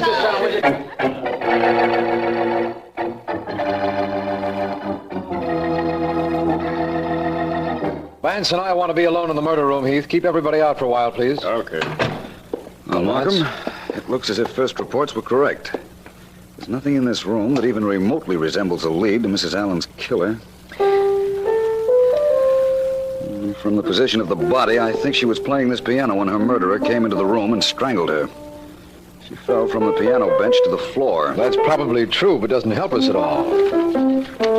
This is the song she was playing, Blue Penny. It's that new hit they keep doing on the radio. Isn't that a rather unusual title page, Markham? Not too. Picture of a girl who's apparently the penny in the title. A flowing blue summer dress. The names of the writers and the publisher. What's unusual about it? I'm not sure. But a little of the blue ink just came off on my thumb. I've handled a lot of sheet music. That never happened before. Vance, we're working on a murder. I know. But this blue ink that came off on my thumb may supply the color in this case.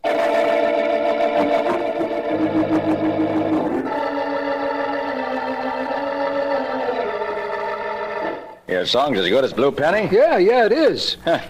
Another hit like that, and I'm going to go broke. Okay, I'll listen. Go ahead, play it.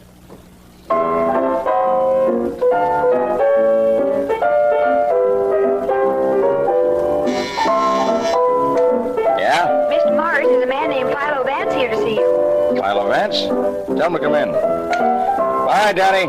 I'll hear the rest of that song later. I got a visitor. Okay. Oh, I beg your pardon. I thought... It's all right. Come in, Vance. This guy was just leaving. So long, Daddy. So long. Well, Vance, what can I do for you? You write a song or something? No, Mr. Morris. I want to talk to you about your Blue Penny number. Huh. Now I know why you're here. It's a crime the way that song's getting plugs and ain't selling. You want to investigate the crime, huh? Not exactly. Mr. Morris, when do you print a song you publish? When? Why, we take it from the writers. We give an order to our printers saying how many copies we think we'll need. They print it. We work on the song for a couple of weeks, and it generally starts to sell. Only not Blue Penny. Blue Penny, we printed up to 50,000 copies when we took it. We still got half of them. Is that so? I thought it was a big hit. You thought. Everybody thought. Only it's just one of those things, get plugged, but nobody buys it. Who prints your music? Acme. Only 3 firms in the city that print music. I'll write the names and addresses down for you. What's this all about, Vance? It's about the murder of Mrs. J.C. Allen. You've read about it in the papers. They say there was no motive for her death. I'm inclined to believe there was. A motive I not only know, but after I make my next stop, I think I can prove.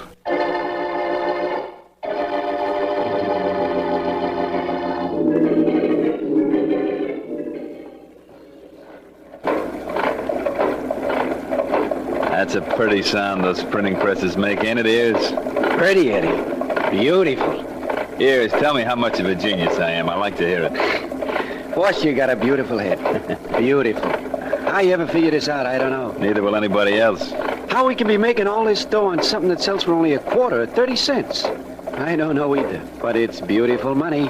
Beautiful. Ears, listen. Yeah? A guy publishes a song.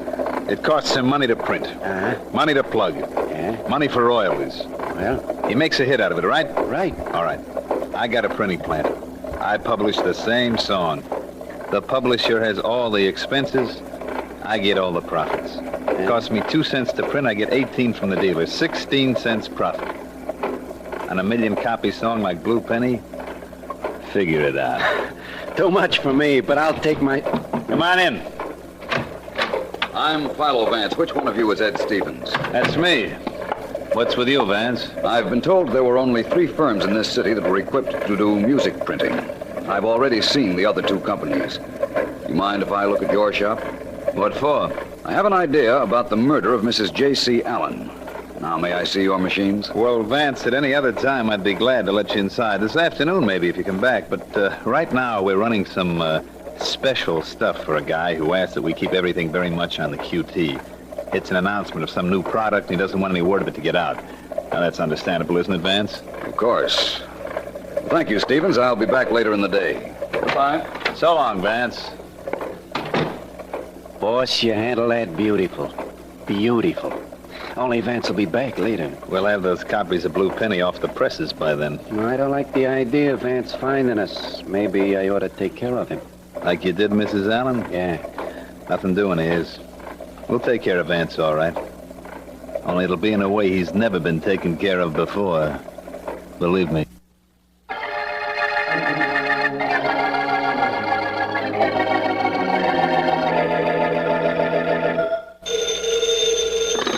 Philo Vance speaking. Vance, this is Marie Dale, Wentworth Apartments. You don't know me, but please come over here quickly. I've got to see you. What's the trouble, Miss Dale? Hurry, Vance. You've got to get here before he does, because if you don't, I'll be dead.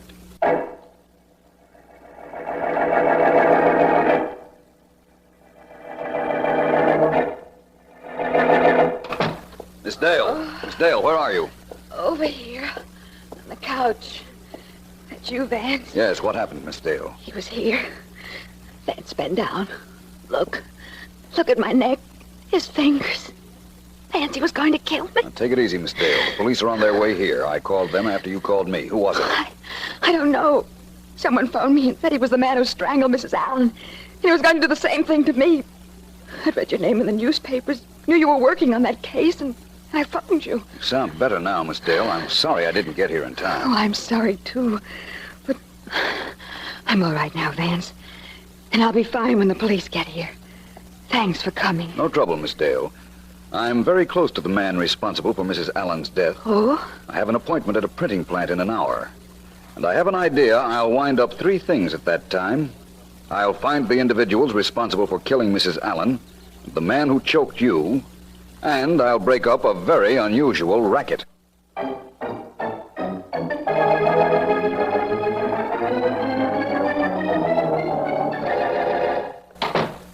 Well, come right in, Vance. Sit down. Thank you. You're a man of your word. Said you'd be back this afternoon, and here you are. You said when I did get back, I could take a look at your printing presses, Mr. Stevens, remember? Sure. Perfectly all right. I'd like you to see something else first, though, Vance. What? This photograph. It's a print, and it's still wet, but you won't have any trouble recognizing the people in it. Well, let me see it. Oh. So there was a photographer in Miss Dale's apartment when I bent down to examine her neck. Yes. Looks like you're making love to her, doesn't it? Not that that wouldn't be bad, only her name isn't Dale, Vance. It's Williams.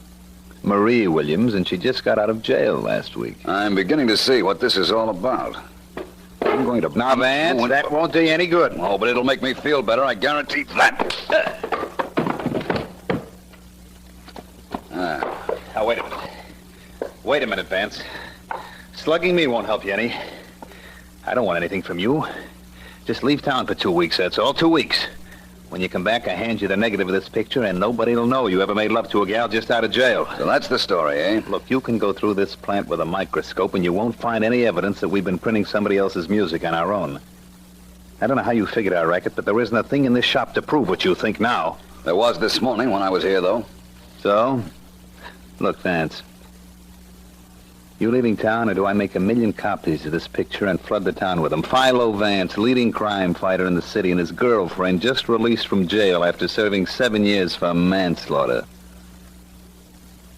Well? May I use your phone? Wait a minute, Vance. Calling the cops would be stupid. You've actually got nothing on me, not a thing. And if I go to the coop, I've got a friend who releases these pictures. I wasn't going to call the police, Stevens. I merely wanted to call the airport and find out what time the next plane leaves.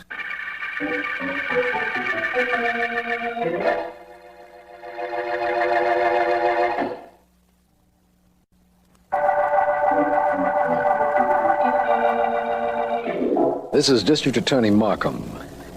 We're working on a case that started with the strangling of a Mrs. Allen, wife of a newspaper man. In some way, her death is linked with a piece of sheet music, a connection that Philo Vance knows but hasn't told me. Vance hasn't been heard from for several hours, and I can't understand why he hasn't been in touch with me. However, Ellen Deering, Vance's secretary, did call, and apparently Vance had left a note for her asking her to see Mrs. Allen's husband, J.C. Allen, a rewrite man on the Chronicle. Ellen should be with him now because it is several hours. Look, Mr. Allen, Vance left a message for me to see you. You've got to help me. How?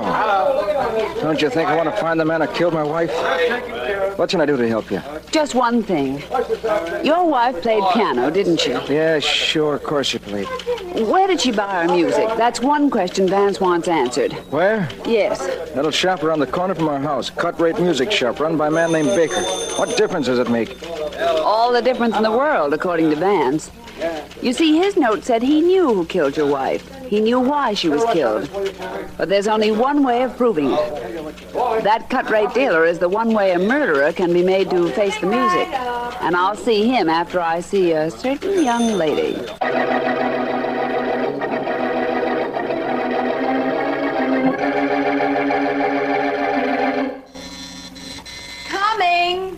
Coming. Yes? Are you Marie Dale? What do you want? I want in. My name is Deering. I'm Philo Vance's secretary. Vance? Who's he? Now, don't give me that.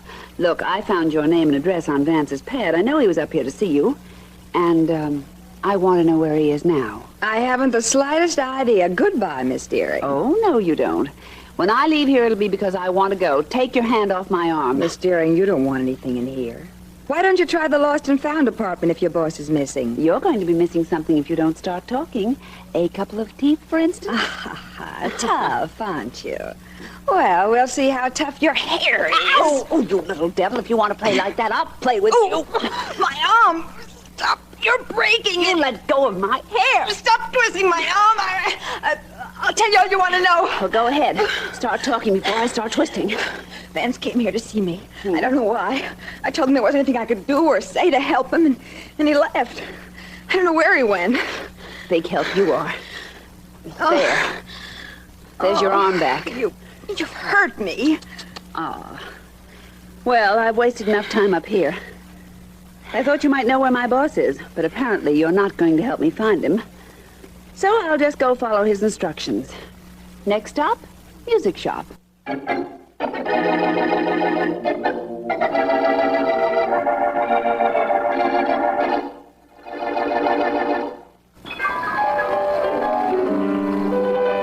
take that record off, Mr. Baker. I can't talk to you with all that noise. Best-selling piano record on the market. She don't like it.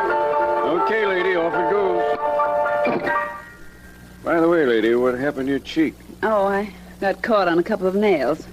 Mr. Baker, tell me, who sells your sheet music? A lot of people. Sometimes I buy from jobbers, sometimes I buy direct from publishers, sometimes from independent salesmen. Who sold you your copies of Blue Penny? Blue Penny? Yes. Fella named Ears Mackley. So you know something funny? Right now, I'm not looking for laughs. Where do I find this Mackley? Wait a minute. You know this Mrs. Allen who was killed? I should know her. Her death is the reason I'm here. What about her? Well, she asked me the same question you did the morning she was killed. I gave her the same answer. Why didn't you tell that to the police? What for? It didn't sound important. Besides, nobody asked me. Well, that sounds reasonable. Where do you reach this Mackley who sold you the Blue Penny song copies? Oh, all I got for him is a phone number. You want it? I'll say I want it. That phone number means that Ears Mackley's number is up.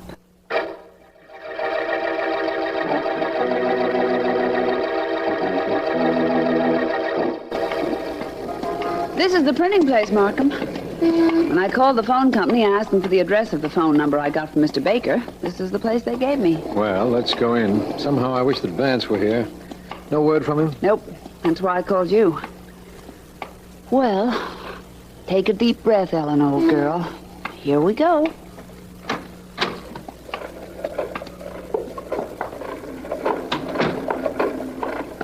Well, what do you two want? Eddie, the guy's the district attorney. That's Markham. That's right. This is Miss Deering. I want to see here's Mackley. What about? You, Mackley? My name is Stevens. What do you want with Mackley? Awful tough, isn't he, Markham? Maybe I ought to soften him up. Sometimes I'm a little unhappy with my official position, Ellen. Look, Stevens, here's Mackley as a direct lead to the killer of Mrs. J.C. Allen. We want him, and we know we can find him here. Is this Mackley? A beautiful guess, D.A. Beautiful. Okay, Mackley, you're coming with us. He isn't going anywhere, but you two are. Markham, he's got a gun. He'll never get a chance to use it. Shut that dame up, you shut her up. I'll handle this guy. You said it. Got her, Eddie. Get this gun butt down on this guy's head. Hey, you did it, Eddie, you did it. Take this dame off my hands. She's kicking my ankles off. Take care of her, then we'll wait until dark and take care of both of them permanently.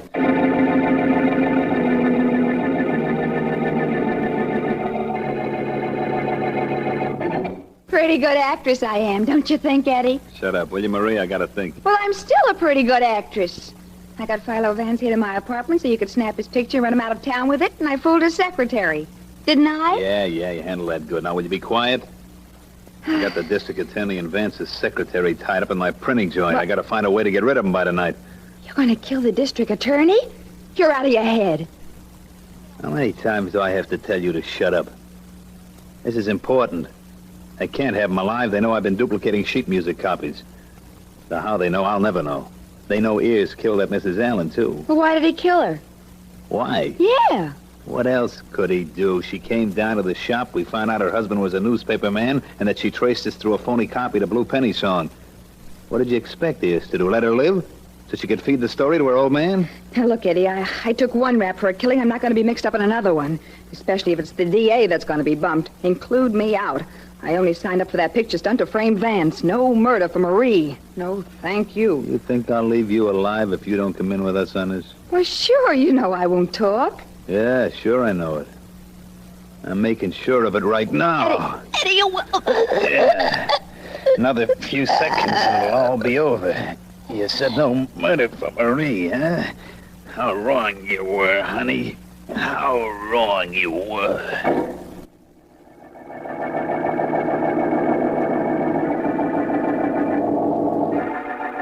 Markham. Oh, can you hear me? Yes, Ellen. I'm all right now. My head feels like a pumpkin.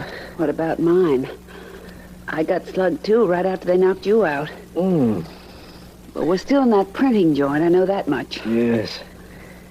It's getting dark out. Oh, I wish I'd left word where we were bound for. Nobody knows we're here, Ellen. And nobody knows how tight these ropes are around my hands and feet. I'm tied up to a printing press, I think. I think I'm pretty well anchored here myself. I wish I had the explanation for all this. It's very simple. Or at least it's simple to Vance, wherever he is. I know where I wish he was, right here. Shh. Listen. What? The door just opened outside. It's Vance. He's come down to find us. Oh. Vance. Vance. In here. Beautiful voice he's got, right, Eddie? Beautiful. It's those two characters, Ellen, Stevens and Mackley. That's right. Who did you expect, your friend Vance? Let's not say expect. Let's say hope. Good word. Lady, you're soon going to join Mrs. Allen and an ex-girlfriend of mine in another world. You killed them? Why? Don't take all the credit, Eddie. I knocked off Mrs. Allen. Yeah, you did, Iz, and very nicely. You mean beautifully? Have it your way. Markham, about your friend Vance, he'll be gone for a couple of weeks. And the way things are going, by the time he gets back, we'll be out of this country. Okay, Iz. Slug the dame again and we'll cut him out of here. What? Okay. I'll take care of the DA. You just untie me You keep away from me, you goon! Watch this, Eddie. I'll show you an artistic way of knocking a dame on the noggin. I doubt that. Vance! Vance! Vance, where did you come from? You should be more concerned about where you're going. Come on, slug him, Vance. Slug the bum. Ellen, remember, you're a lady. Slug the bum, Vance. Really let him have it. Trying to bring tough. You're so right. I'm going to... Oh! Vance, Well, that last smack was a dilly. a beaut. Woo, I'm glad you're not angry with me. Not at all, Ellen. While I'm getting you out of these ropes, I'll tell you I'm very pleased with you. You did exactly what I wanted you to do while I pretended to be out of town. What was that all about, Vance? I'll explain that some other time, Markham. And also how I figured out the racket Eddie Stevens was in. Like to hear it? I sure would, as soon as I get out of these ropes. Yeah, there. Ellen's free now. Markham, you're next. Sounds like a barbershop. It should. You and I, Ellen, really had a close shave.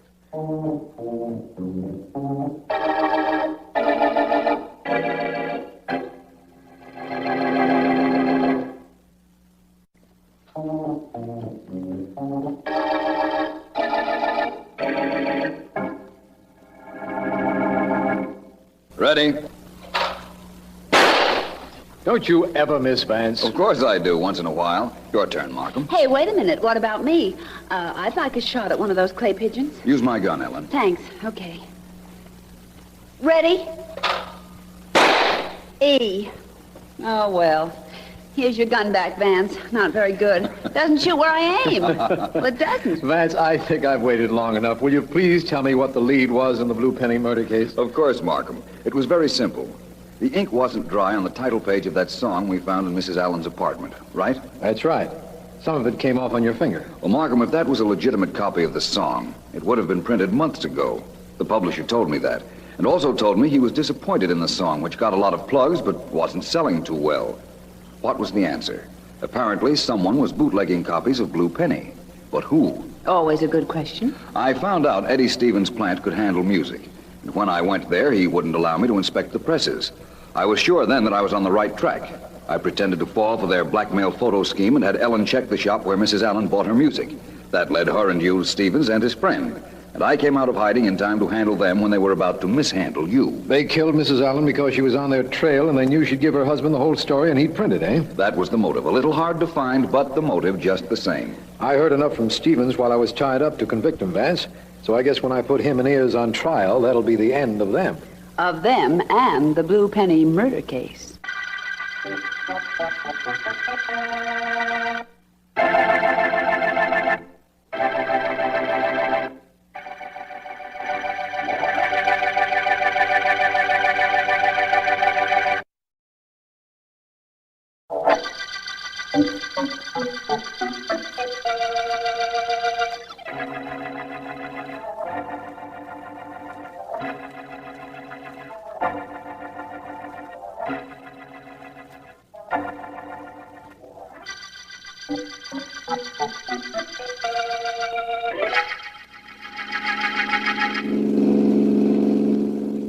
Any more speed out of this thing, Tommy? Not without wings, boss. Are we shaking them cups? They're not gaining on us. Take this corner in case they get ideas about shooting. Hold on. What now? Shall I head for the hideout? Not yet. Just keep the wheel steady. Your arm okay? Well, it hurts where that bullet went in, but it ain't bleeding much. Good. We're only a couple of blocks from our place, but the cops don't know that. I'm gonna try and shoot one of their tires. Go to it, boss. I ain't got no desire to get grabbed right now. All right. Here goes. I got it, Tommy. I got it with the first shot. Take a look at the mirror. Look at that patrol car wobble. Wow, that was close. All we had to do was get nabbed with this loot we're carrying, they'd throw a library at us. You're not kidding. Okay, slow down right here. We're out of trouble. Good thing that bullet of yours didn't crack the cop's car up. Then we'd have a murder thing hanging around. They sure picked us up awful fast tonight, boss. Accident could happen to anybody. A watchman spots us, fires a shot, hits you, and a patrol car happens to be passing. Yeah, we're lucky to get away, Tommy. My rabbit's foot's working overtime lately. I'm going to have it sold and healed if we keep using it the way we have. You and I are running into tough breaks, lad. But the next job we pull isn't going to have any risk attached to it. A lot of dough, no shooting, we don't even show our faces. How does that hit you? Like a crossword puzzle. Unless... Hey, boss, we ain't going to work, are we? Nah, we aren't going to do anything at all. Somebody else is going to do it, and our job is simply going to be sitting back and collecting $100,000. $100 grand for doing nothing? Yeah. You feel all right, boss? Sure. Hey, what's the idea of stepping on it, Tommy? What's the idea? What do you think the idea is? If we're going to have to wait for $100 grand, I want to get over to the hideout and start waiting as soon as possible.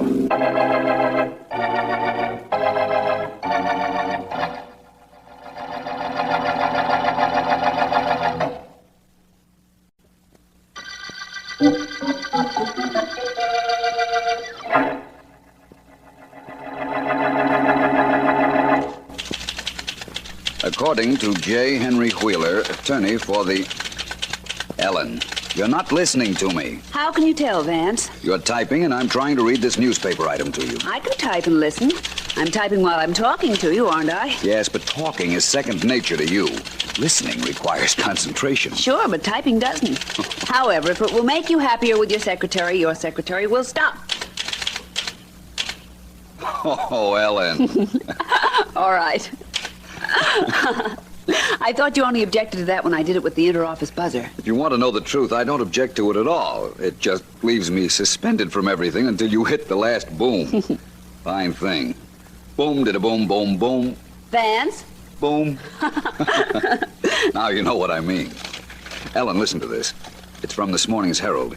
It says, J. Henry Wheeler, executor of the will of Donald Burke, retired shipbuilder who died last month, says that he is satisfied that one of the missing Burke sons, heir to the fortune left by the deceased, has returned. Wait a minute, Vance. I don't get it.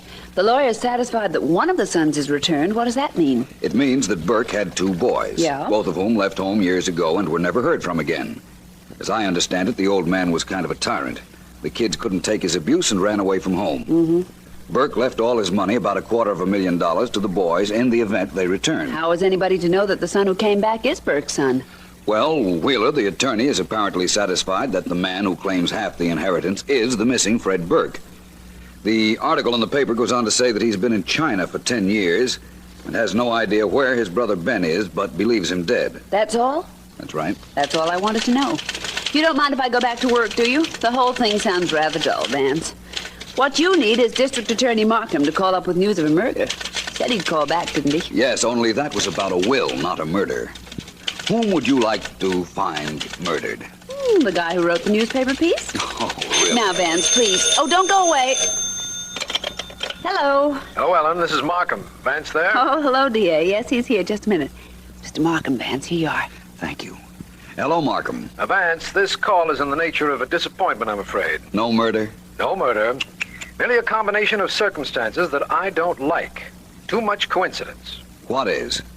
Have you been reading about the will of Donald Burke? Well, you asked me to, and as a matter of fact, I've just been reading the story to Ellen. One of his sons has returned, I understand. Yes, that's Fred. But Ben Burke has now made an appearance. Wheeler, the lawyer entrusted with the inheritance, just called me. He doesn't believe this Ben Burke is the legitimate brother at all. Well, can't Fred identify him?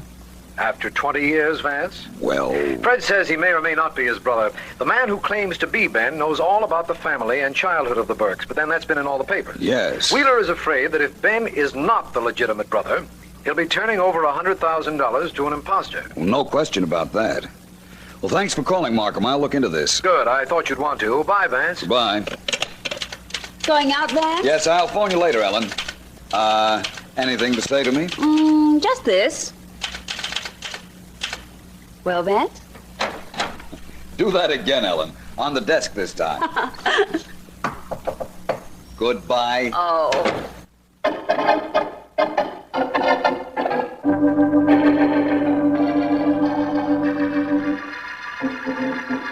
Look, let me tell you this, whoever you are. This business of you pretending to be my brother isn't going to work. Can you prove I'm not your brother, Fred? How can I? That's all there is to it, then. What's the matter? You want the whole $250,000 that the old man left for yourself? Maybe. Maybe I'm just sure you aren't Ben. And maybe I'm getting a little tired of this conversation. Suppose you get out of here. Suppose I don't. His house is half mine. Will be in a couple of days, anyhow. If you don't get out, I'll throw you out. Get somebody to help you and make it an even fight. I don't need any help. Start something and you'll find out. All right, I will. Come on, you get out of here. All right. Well, no wonder nobody heard me knock. I'm Philo Vance. I wouldn't care if you were Dick Tracy. This is a private house and a private fight. Keep out of it. Vance, I know you. I'm Fred Burke. This is the man who claims he's my brother. Claims? Is he kidding? Well, you're no more my brother than Vance here is. I'm going to call the police and have them throw you out of here and into jail. 20 years hasn't changed you, Fred. You're still a kid, a dumb, selfish, willful child. Yeah? Vance, listen, if you want to leave here, I'll go with you and tell you a couple of things on the way. I wasn't thinking of leaving yet. As a matter of fact, neither was I. This is my home. I'm staying here. You're getting out of here. And if you don't, I will. In a couple of days, when I prove you're a phony, they'll throw you out of here. Now, wait just a minute, Fred. If you're leaving, I'll go with you. You're the one I came to see. Well, I'm leaving, all right. And if you're coming, come with me now.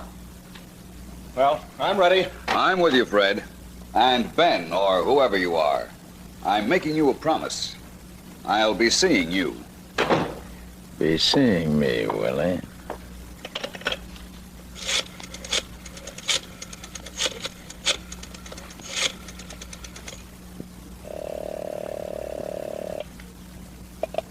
Yeah?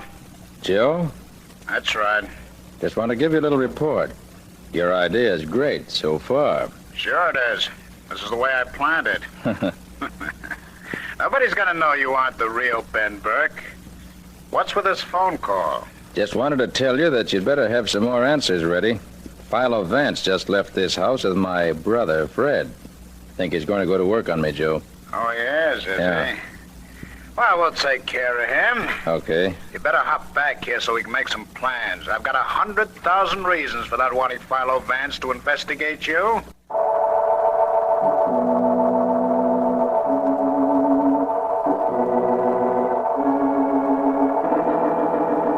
Well, Joe, you got any ideas? A couple. The afternoon paper gave me one. What's in it? Tell you in a minute. Right now I'm thinking about Vance. Let's see now. You're supposed to be the missing brother. Fred can't prove you're not, but maybe Vance can. All I know is he don't know a thing about me. Nobody does. Been out of town for 15 years. I know that. That's why I sent for you. Should be a pushover for you to claim you're the missing brother. Anything you want to know about the guy you're supposed to be was in the papers. Nah, I read up on it. Well, what about the newspaper you're talking about? I want to give you an idea. Oh, man. Look, here. Boss, help me. Help me. Tell me, what happened to you? Guy bumped into me in a crowded movie. Knocked the bandage loose from my arm. You know, where I got shot. Help me, boss. I'm bleeding to death. Get his coat off. We gotta work fast. Okay, I'll help. Give me that shirt of his, will you? All right. I'll take this strip and tie it above the bullet hole. Now, stop whimpering, Tommy. You were stupid enough to get into a crowd. Be quiet so I can fix you up. Tourniquet, Joe? Sure, what else? It'll stop the bleeding. Don't do it, boss. Don't do it. Don't put no tourniquet on my arm. It'll kill me. Shut up. You know what a tourniquet is? No. That's what I thought. Oh. A couple more twists of this shirt, stuff around your arm, the bleeding will stop. Hand me that coat hanger there, will you? Okay. Here you are. And just twist it around a couple of times. Hey, that hurts. Yeah, it hurts, but it'll stop the bleeding. All right, go on in the bathroom, get cleaned up. Okay. And get a rag and clean this blood from the rug. Okay, boss. Anything you say. That's what I like about this place. Always so nice and quiet. Now, let's see, where were we? We're trying to dream up a way to convince Vance that I'm really Ben Burke. Something about today's newspaper. Yeah, that's right. Have you seen the afternoon papers? No, what's in them? Only one thing we care about. Yeah, take a look. The story here. The reporter says that old man Burke left some word as to how to identify the older son. That's who you're supposed to be, and whatever it is he left is in that lawyer's safe. Wheeler's safe, huh? Yeah. Hey, how come the reporter knew about it? He interviewed old man Burke just before he died. It's logical enough. Yeah. Friend, how much out of practice are you? You want me to open Wheeler's safe? That's right. We get a look at that paper, shut the safe, and Fred Burke's mouth at the same time.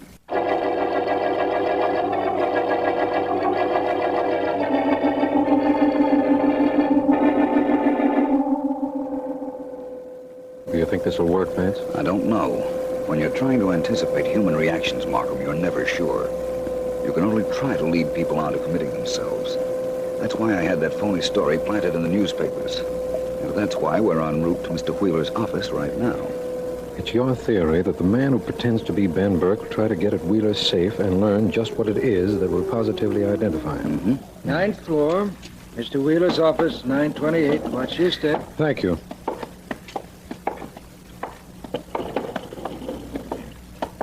And 928, he said. Yes. That's right here.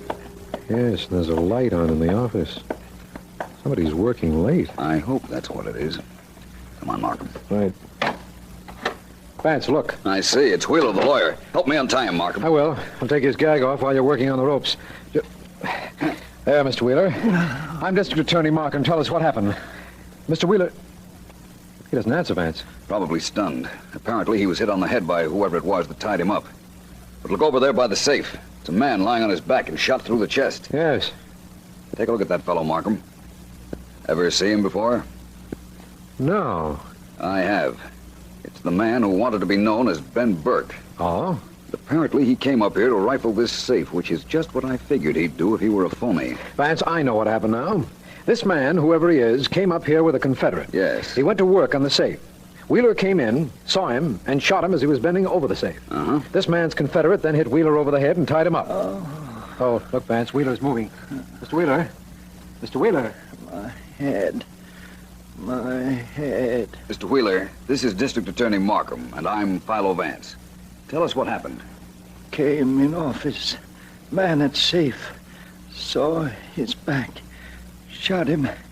Got hit on head. That's all I remember. You see, Vance, I was right. I told you exactly what happened, didn't I? This dead man isn't Ben Burke at all. He's an imposter. Our case is ended. You told me what you thought happened, Markham. And apparently what Mr. Wheeler here says bears out your story. But actually it doesn't. Wheeler didn't kill this man. And because he didn't, our case is just beginning.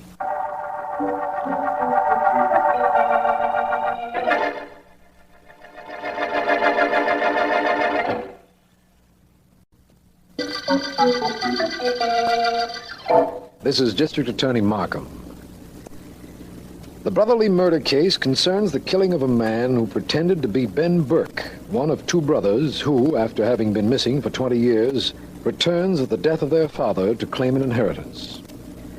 Vance has planted a newspaper story which indicates that positive proof of the older brother's identity is in lawyer Wheeler's office safe. And it was in front of this safe that the alleged Ben Burke was found, shot. Vance has gone back to his office after stating he doesn't believe Wheeler has killed the man who claimed... You see, Ellen, the lawyer couldn't possibly have shot the man.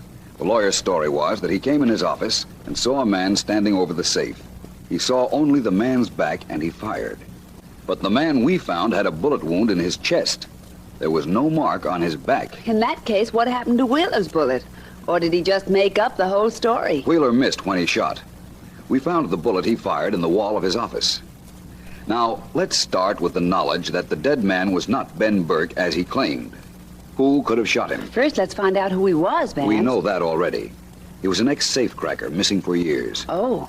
His fingerprints were on file at headquarters. In that case, I know the whole story. Well, I hope it's more accurate than Markham's idea of what happened in that shooting. You want to listen or you want to talk? Go ahead. Well, this ex-safecracker was brought out of hiding to open that safe. And as soon as he did the job, whoever hired him killed him. And whoever that was now has the proof of how Ben Burke can be identified. Simple? That's very cute. Only two things wrong with it, Ellen. What? One, there was no proof in the safe. And two, whoever hired the man to pose as Ben Burke wouldn't kill him after hiring him. In that case, either the lawyer or the legitimate brother Fred Burke killed him. Well, what would you suggest we do about finding out? I did my share. From now on, it's up to you. You take it from here, Vance.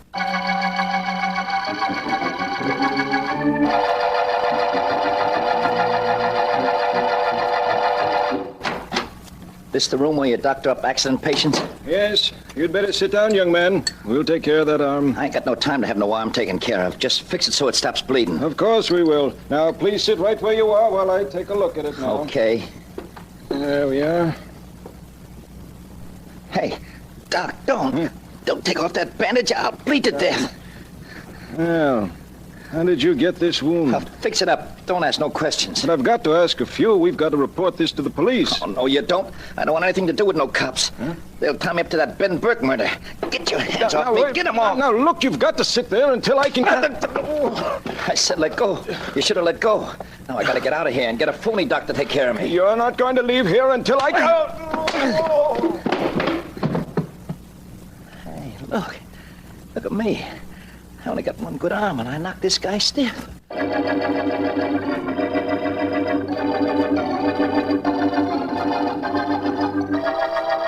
Of course I want to help you, Vance, but how can I?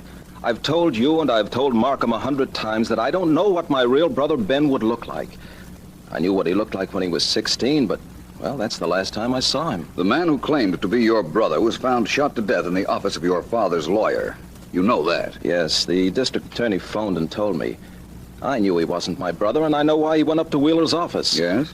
He wanted to find out what identification my father left. Identification that was supposed to be in Wheeler's safe. Weren't you interested?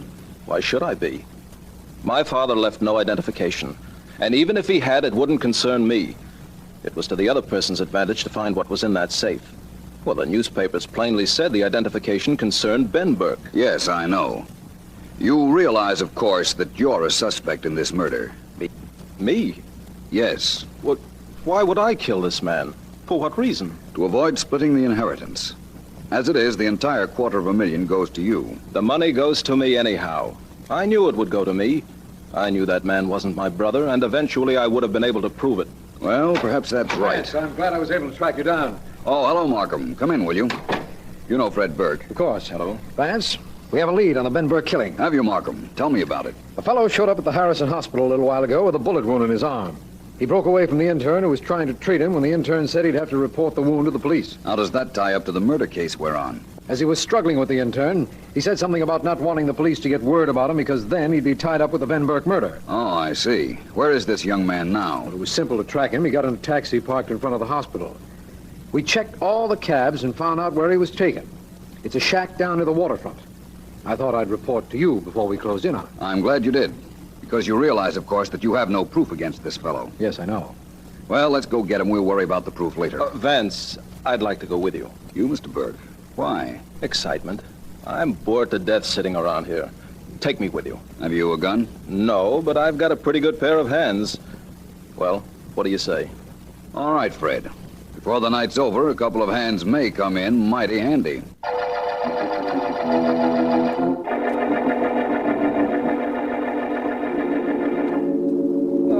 Oh, yeah. Hold still. All right. How's that feel now, Tommy? Better, Joe. You ain't sore because I ran out of here and tried to get in the hospital, are you? It's okay. I got scared. I got real scared. I thought I was going to bleed to death, boss, but when they wanted to report me to the cops, I scrammed. I done right, huh? Yeah, you did.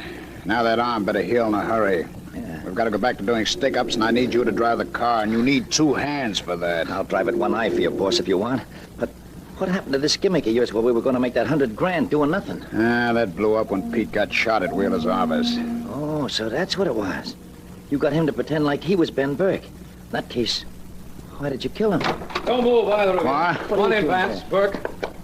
That question your friend just asked you is one thing I'd like the answer to. Why did you kill this fellow Pete who was masquerading as Ben Burke? Hey, Joe, who's this? That's Markham, district attorney. Next to him's Philo Vance. The other bum, I don't know. He's Fred Burke, but I'm still waiting for an answer to my question. We heard enough outside the door to tie you two up with the murder, but I thought you might tell us why you did it. Who said I killed Pete? Well, your friend here just asked you why you did it. That seems to imply you did it, doesn't it? Does it? Tommy, listen to this, huh? Yeah, boss. Tommy, why did you shoot Abraham Lincoln? I shot Abe. You hear that, Markham? I just asked Tommy why he killed Lincoln. That means he killed him? Just a minute, my cute friend. All right, Vance, what's with you? You hired a safecracker named Pete to impersonate the missing Ben Burke. You told him to go to Wheeler's safe and get the identification papers you thought were there. But you found out he was going to double-cross you, and so you killed him. If you say so, Vance, you must have proof, and that's enough for me. Come on, you two. You're coming with us. Oh, no, we're not. Come on, Tommy. They won't shoot. We'll make a break. You'll make a nothing.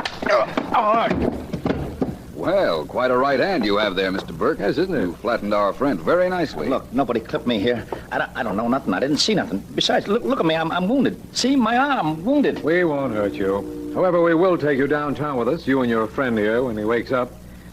Well, Vance, that's that, I believe. Are you indicating that we've reached the end of the brotherly murder case? Of course. You yourself said I just wanted to see what reaction my words would have, Markham.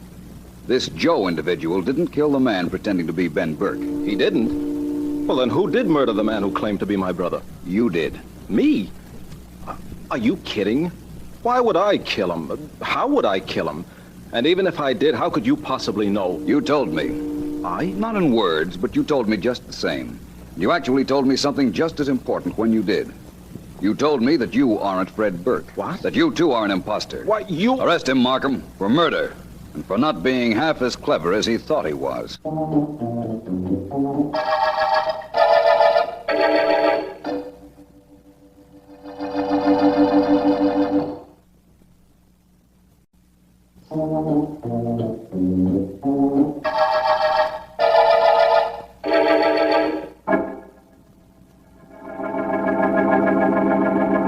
Go ahead, Vance. I'll take notes while you dictate. All right, Ellen, but not on the typewriter. You always play games, and it's very distracting. More distracting than I am? No. But you don't make any noise while I'm talking, generally. Generally. And let's keep it that way, okay? Okay. All right, here we go. Notes on the brotherly murder case. I knew the man pretending to be Fred Burke was not Fred Burke because I knew it was he who killed the man pretending to be his brother, Ben Burke. Oh, brother. Does that make sense? It will when I cut it down like this. Fred Burke told me that there were no papers in Lawyer Wheeler's safe that could identify his older brother. Uh-huh. Now, how could he know there were no papers unless he went through the safe? No way. Okay, then that's cleared up. Now, why did he go through the safe? Don't look at me. I'm just taking notes. He did it because he was afraid the man posing as his brother was the real Ben Burke. And if he were, and if he found the papers establishing his identity, he might also find the papers that could have identified the real Fred Burke. Yes? All this was on his mind when he crept up to Wheeler's office, only to find our friend Pete there before him, bending over the open safe. Well, but where does Wheeler come into this? Don't rush me. The phony Fred Burke shot Pete as he knelt before the safe. Then he went through the papers in the safe and was there when Wheeler walked toward his office. Pete was dead, but Fred propped him in front of the safe and hid behind the door. Uh-huh. Then Wheeler came in, saw somebody at his safe, and fired. Fired and missed. The man who claimed to be Fred Burke didn't give Wheeler another chance. He hit him on the head and tied him up. Phew.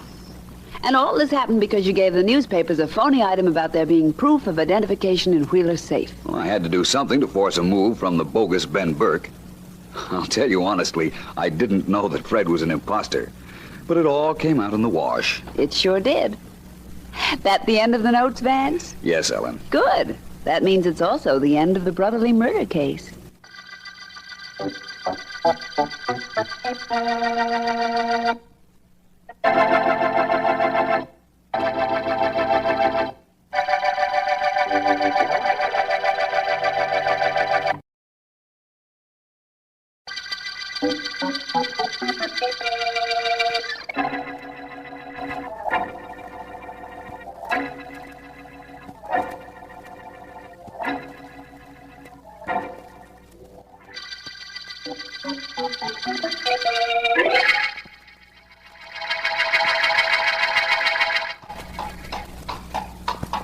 Want me to tell you what's the matter with people, Mr. Vance. Philo Vance. Oh, yeah, that's right. Vance. Want me to tell you what's the matter with people, mister? Well? They're in a hurry. Always in a hurry. Rush here, rush there. Why? Well, some people have to be in certain places at certain times. Yeah, but why? Well... Suppose everybody was late getting there. Then it wouldn't make any difference, would it, Mr. Vance. Philo Vance. Oh, yeah. Perhaps your logic is correct. So happens I have an appointment with the district attorney, and I'm early, so I thought I'd take your hansom through the park. I'm glad you did. Glad you did. Nice to have somebody to talk to. Of course, I could talk to my horse, Sadie, and in fact, I do. But once in a while, a man likes to get an answer, huh? Isn't that right, Sadie? Huh? Right, Mr. Smith. Edward Smith. Nah, Vance, you said it was, didn't you? Yes, but that seems such a long time ago. Oh, yeah. Say, what are you doing up at the district attorney's, Mr. Vance? You're not in trouble, are you? Hardly. I'm a private investigator, and Mr. Markham is a friend of mine. Oh, you say you're a private investigator, Mr. That's right, I am. Funny thing me driving you, then. Awful strange things been happening in this park last couple of days. What? Well, for the past year, rain or shine, hot or cold, an old gent and a lady, about 60, 70 maybe, have been meeting on the bench just around the bend of the road. Yes? Well, last couple of nights, only the lady was here. Seems like she was waiting for the old gent, but he ain't showed up. Now, where do you think he is? I haven't the slightest idea. Some private investigator. I'll tell you something, though, mister. The last night this old gent was with the old Judy, she was crying something fierce and kind of pleading with him not to do something. Only I guess he did it anyhow on account if he ain't shown up the last couple of days. It might have been a lover's quarrel. Not the way he kissed her just before he left. Nah, something awful funny's going on with them two, mister. If I ever seen anybody who needed help, it was that old lady. Say, she's probably there now. What are you gonna do about it?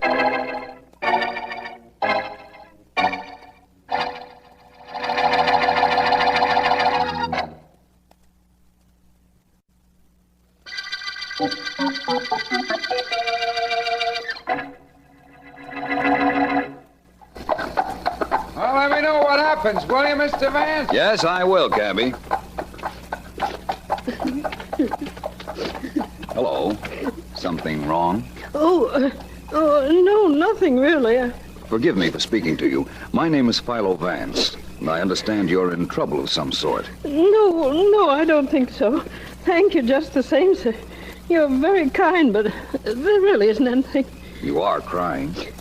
Mr. Vance, when you reach my age, there are so many things a woman can find to cry over. It's really nothing anyone can help me with. You might tell me your name. That certainly isn't a secret you'd mind sharing. Well, I'm Mary Davis. Miss Mary Davis. Hello, Miss Davis. Hello. Now that we've met formally, do you mind if I sit here on this bench? Oh, not at all. It'd be nice to have someone to talk to. Oh, thank you. Miss Davis, I'm a private investigator. Oh, really? How nice. Apparently you don't understand. Well, to be perfectly honest about it, I don't. Well, when people are in trouble, I try to help them. You, for instance. I know you're in trouble. Won't you let me help? Oh, please leave, Mr. Vance. But why? Only a moment ago you seemed anxious for me to sit down. Go away, please. Go far away. Leave me alone and never come back. Never. I don't understand, Miss Davis. I don't want you to understand. I don't want anybody to understand anything. Just go away. That's all I ask you to do. Go away. Well, I only wanted Mr. Vance, I'm an old woman. I love only one thing in this world, one man. And if you don't go away and go away quickly, Jason will be killed. Now will you go away?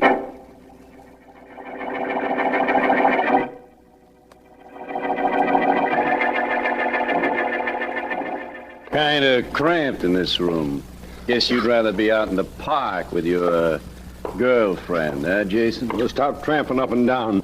Give me a little peace. Peace, I've got to think. Nothing to think about. You do like I say, you'll be able to keep those nightly meetings with your girlfriend. She's probably out on that bench waiting for you now. Don't you want to go see her? Well, of course I do. Only you're not to talk about her. I won't let her be talked about by anyone like you. I won't, do you hear me? Sit down, you old buzzard. If I'd blow on you, you'd fall flat on your face. Let's get this thing down pat so we don't miss tonight. What time do you unlatch the door so I can get in? Mr. Woods, I've been butler for the Oxford family for 20 years. You can stay there another 20 for all I care. Nobody will suspect you. That's why I dreamt this whole idea up. You open the front door. I come in. You hand me the combination of the safe. I pick up all that cash and those jewels in the library safe. And go out before anybody knows I've been there. Oh, I can't.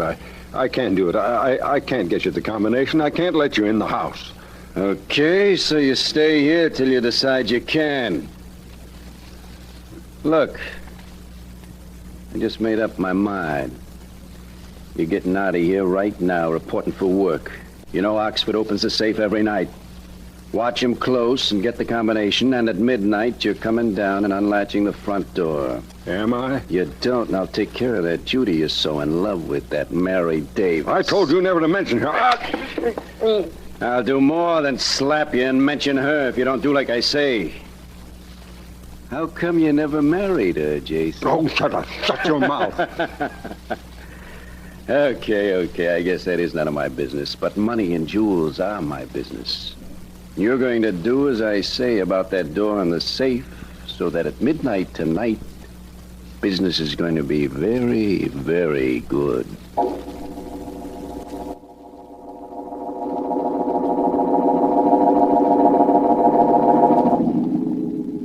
Come on, Jane. Hand me that screwdriver we brought. This safe will be opened in 5 minutes. Billy, we shouldn't. Just like a dame. What do you mean we shouldn't? This money is ours, isn't it? Uncle Dick keeps it in the safe and won't give it to us, will he? That money belongs to us, and we're going to get it. Yes, I know it's ours, but I can't help it. I was brave enough up until now, but well, doing something like this, I just can't. Come on. What was that? Huh? What was what? Somebody's coming. Listen. He's passing the library. It was the butler, Jason. I thought you told me he was sick. He must have come back tonight. He didn't see us. Wonder where he's going. Shh. All right. Come on in. He's letting somebody come into the house. Yeah. Come on, Billy. I don't want to be caught. Let's get out of here.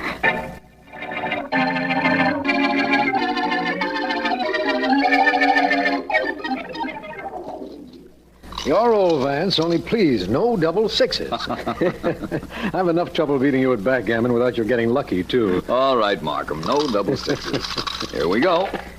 Oh. 4 and an ace. Well, I think I'll make a board point. There.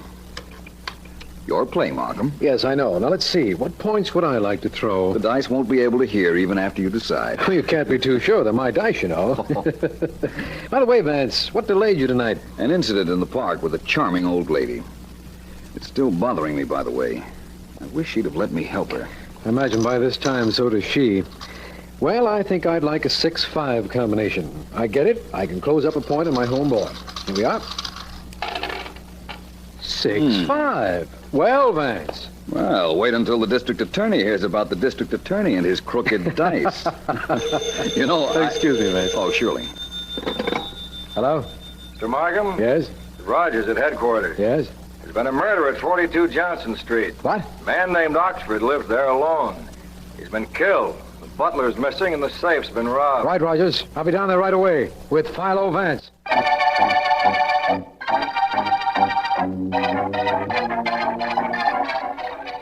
No, Rogers, never mind. Philo Vance and I'll go into the murder room alone. It was the master bedroom, wasn't it? Right, D.A. Nothing's been touched except the body's been removed. Good enough. Coming, Vance? Of course.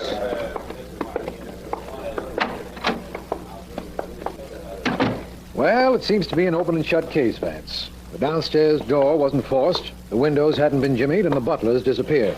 Apparently, he got tired of working for a living, strangled his employer, and departed. Apparently. You have a file on him, Markham? Rogers checked. We know his name, Jason Masters. But he's never been in trouble, and apparently he's worked here for quite a while. I see. Anything else I should know? Only that the dead man had a niece and nephew, Jane and Billy Reed. They're his heirs. Will you want to see them? I might as well. Apparently our murderer has covered his tracks pretty well. Perhaps Jane and Billy Reed might lead to a clue.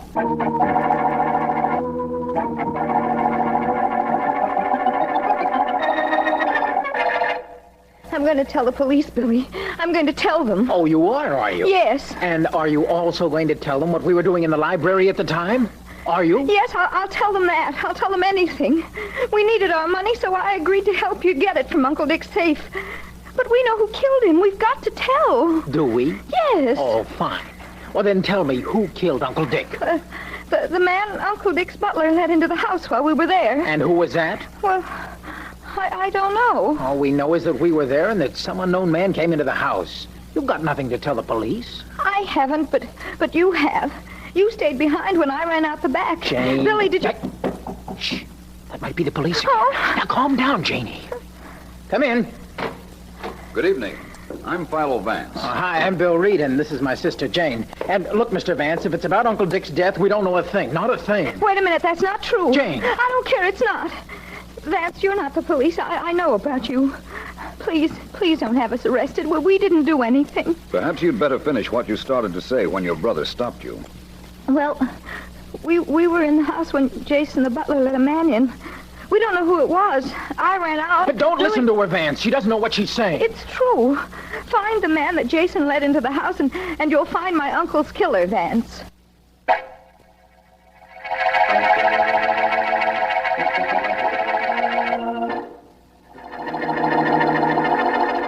Oh, Gad, Vance. Well, like I was saying, mister, riding through the park in my hansom cab gets to be a habit. See? You rode in it last night, you ride in it again tonight. That's right. Let me off here, will you? Oh, okay, but I don't know what your hurry is. People always in a hurry. Oh, city worker. Well, here's your money. Goodbye. Bye. Come on, City. Step on it. Come on, girl. Gonna get home, get something to eat. Good evening, Miss Davis. Oh, hello, Mr. Vance. I was hoping you'd come this evening. I want to tell you how sorry I am about being so rude last night. Oh, that's all right. Has your friend made an appearance this evening? No, but he will. Oh, I'm sure he will. It's too wonderful an evening for him not to come. I hope he does. Well, I thought I'd stop and say hello. I was trying to work out a problem in the hansom cab just now, but the cabbie wanted to talk, so I thought I'd get out. Oh. I'll see you again, Miss Davis. Good night, Mr. Vance. Mary. Mary. Darling, where are you? Right here. Oh, Jason. I was waiting until you finished talking. Oh, darling, darling. It's so good to be with you again. Please, Jason, let's not talk. Let's just sit here. I knew you'd come. I just told that nice gentleman you'd come. Well, I got here as soon as I could. I'm sorry about the last few nights. I couldn't get here. I know. From now on, nothing will ever separate us. Yesterday morning, I got word from the sanitarium. My wife died in her sleep the night before. Jason. Jason, darling. Oh, it's been so long. Many, many years, Mary. Too many. But it's not too late. Whatever time we have left, we'll spend together. We'll go away and forget. Forget? Yes, darling. Forget everything. Especially last night. The worst night any man ever experienced in his life.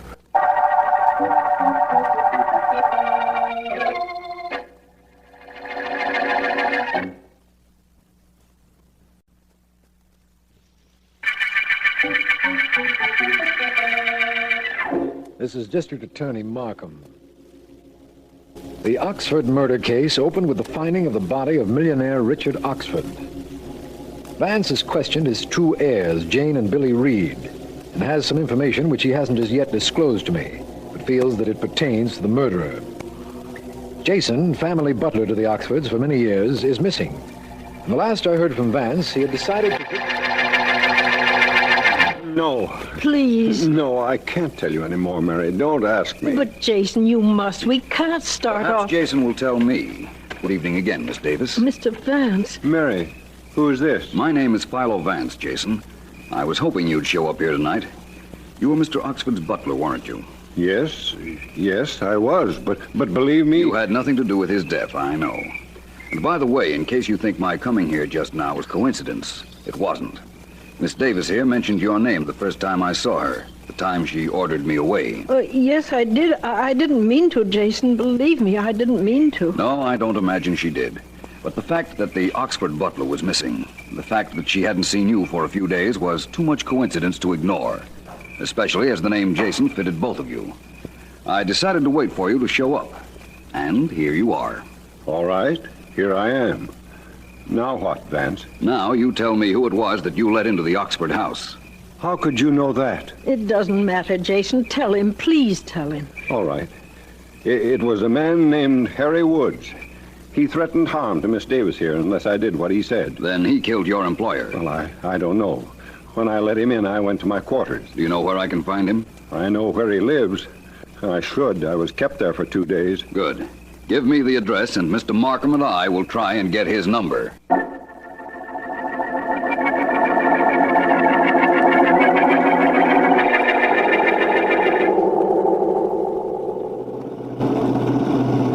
This is the place, Vance.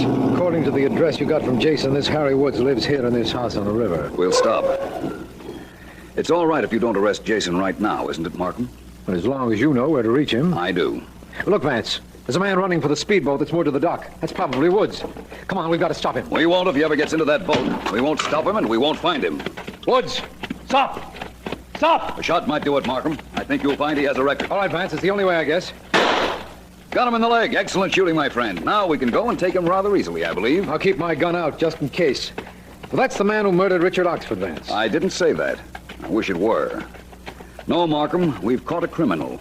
But I don't think we've caught up with Oxford's killer yet.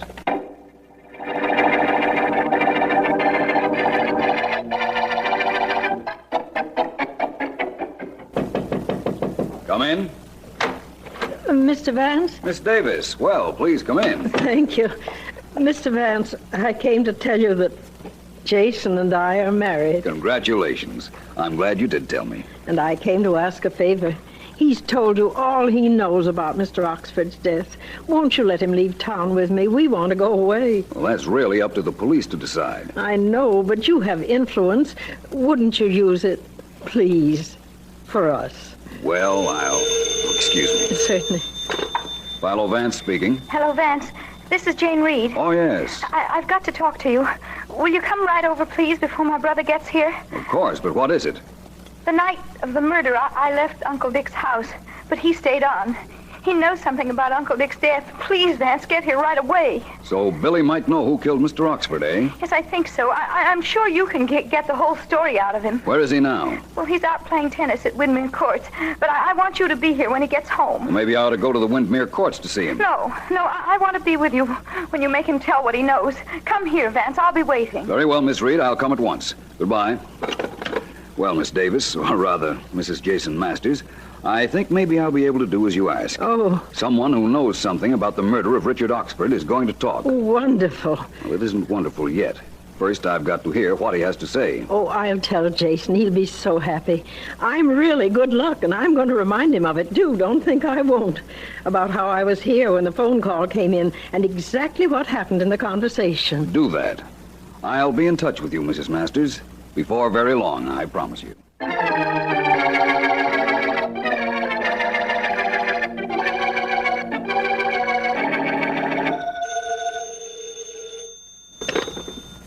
District Attorney Markham speaking. Markham, this is Vance. Oh, glad you called, Vance. I'm having a lot of trouble with that Harry Woods. He's wanted by the police, all right, but he insists that he had nothing to do with the killing of Mr. Oxford. I tried to tell you that he wasn't our killer, Markham. But he admits that he was in the house at about the time of the murder. There were several people in the house at that time, Markham. I think I'm about to deliver the real killer to you. Excellent, Vance. Who is he? Not so fast, my friend. Young Billy Reed is going to do some talking. Meet me, Markham, because if Reed doesn't use his head, he's going to put his foot in it.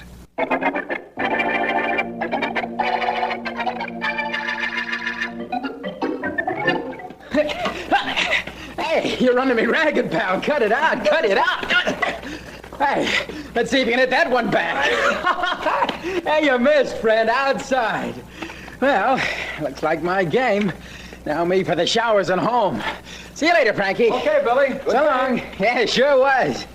Dum dee dee dum dee dee da dee dum dee dum dee dee dum dee da dee. Mr. Reed. Oh, Jason. What are you doing out here at the courts? I came to see you. Come over here where we won't be watched. Well, all right. What is all this? Hey, how did you happen to know I was here? Oh, that isn't important, Mr. Reed. I understand you know who killed Mr. Oxford. Who told you that? The same person that told me you were out here. My sister? Oh, she's crazy. I don't know who killed Uncle Dick. No, I do. Who was it? You're asking me to tell you? Why did your sister say what she did? Oh, because she knows I was in the house just before the murder took place. That's why. Oh, you were. And did you see your uncle killed? No. No, I didn't. You lie. No. You saw me kill him. No, honest. You were going to tell the police. No, now I'm going to kill you with my own Jason, hands, just like I did your uncle.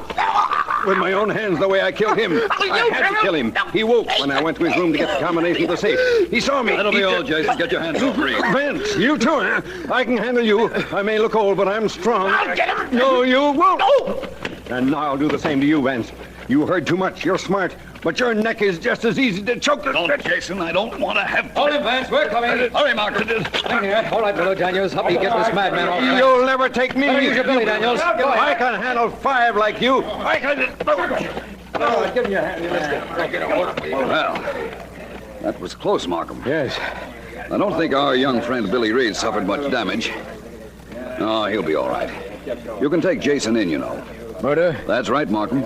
I heard him admit he killed Mr. Oxford when he tried to strangle young Billy Reed here. But I knew it was he long before that.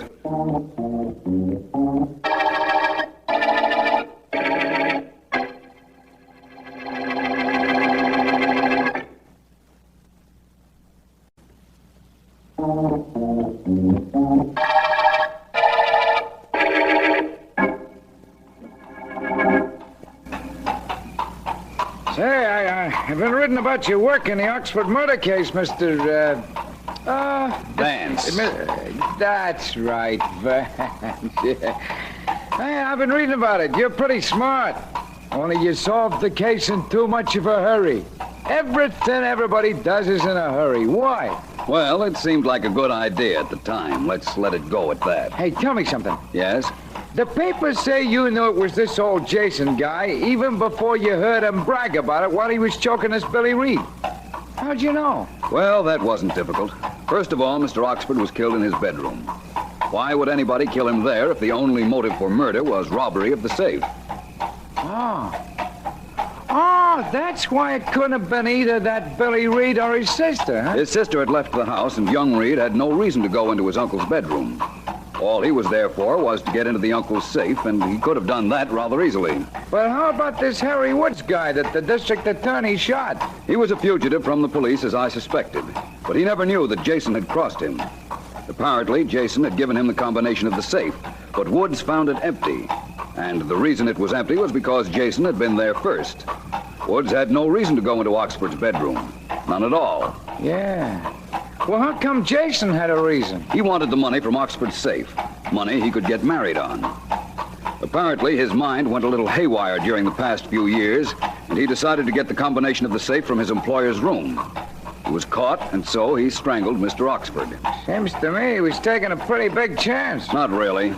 There was always Harry Woods to throw the blame on. Yeah, sure there was. You know, there's one other thing I don't understand. And that is? Well, how this Jason all of a sudden made up his mind to kill young Billy Reed at the tennis court where you grabbed him. He thought he had to kill Reed. You see, Jason's wife was with me when Billy Reed's sister phoned and told me her brother was in the Oxford house the night of the murder and had probably seen the murderer. I repeated this conversation to Jason's wife. Oh, I get it now. The wife told him Billy Reed knew who the murderer was going to talk, and that he was at the tennis court. So Jason went there, huh? I suspected that would happen, so I called District Attorney Markham, and we were there, too. The ironic part of the whole thing was that Billy Reed actually didn't know a thing. He left the house soon after his sister did. Well, you got this Jason called on account of he had to get money in a hurry. Had to get it in a hurry. That's what I always say about hurrying. Gotta lead you to trouble. Oh, city. Well, thanks for the inside story. All right, this is the end of the line, Mr. Vance. Oh, yeah. And you're welcome. It's the end of the line, my friend, and also the end of the Oxford murder case.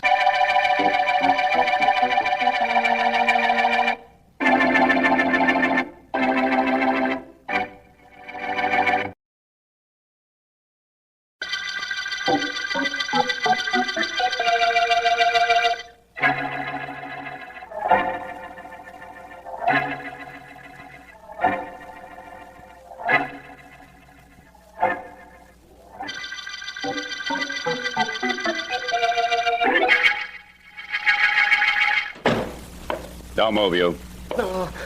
No, don't shoot me. Okay, if you do like I say. Yes? Get up that dough. Come on, get it up. The money in the drawer. I just saw you counting it. Get it up. Well, I have no money. Business has been bad. Business has been great. We've cased this store for a week. Pull open that cash drawer. No, I can't. Okay, so I'll do it. No. I know what you're thinking. I'll be a cinch to describe the cops. Dark, medium height, wearing a mask, a checkered suit, and a gray hat. Oh, I wouldn't go to the Oh, cops. yes, you would. Now back away from this drawer. Yes. Good boy. No money in here, huh? Business is bad, huh? You're the... No, don't. I'm an old man. You're lucky you lived this long. Take this money. And here's a receipt for you. Oh. You're not unconscious. Don't fake it. I don't want you to be out completely. You've got your money now. Now, what do you want? I want you to be able to describe me, and I want you to see this. Look at me. Keep looking at me. What for? I want you to be able to tell the cops you were held up and robbed at midnight by a guy wearing a checkered suit and a gray hat. I want you to tell them this. Where are you? I can't see you. Of course you can't. I've made myself invisible. Tell the cops that. See if they believe you.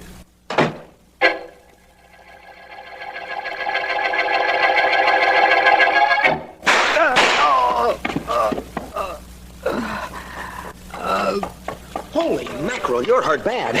Here, I'll put my coat under your head and I'll go phone for an ambulance. Here you are. Thank you. What happened to you? I saw somebody with a gun backing away just now, but all of a sudden he seemed to vanish. Did he shoot you? I left my house a few minutes ago. Take it easy. Exactly midnight. Man in mask. Checkered suit. Man in a checkered suit. Gray hat. Yes. Held me up. I resisted. He shot me. Well, the police will be interested in that. I'll call and tell them that just as soon as I call a doctor for you. Shouldn't be too hard to find a man in a checkered suit and a gray hat. Only how are they going to find a man who vanishes?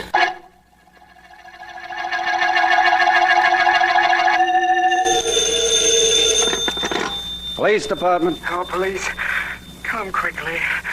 My name is Martin. Yeah? I've got a store on Main Street. A little while ago, exactly midnight. Man in a mask, checkered suit, and a gray hat held me up. What? He hit me on the head.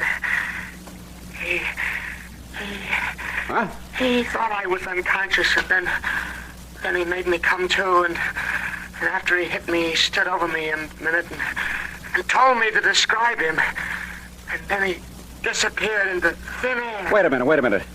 A masked man in a checkered suit slugged and robbed you at midnight on Main Street and vanished? What's going on? We got 2 other reports in the last 2 minutes that a guy answering that description committed 2 other crimes in 2 different parts of town, all at midnight. Oh, I don't know anything about that.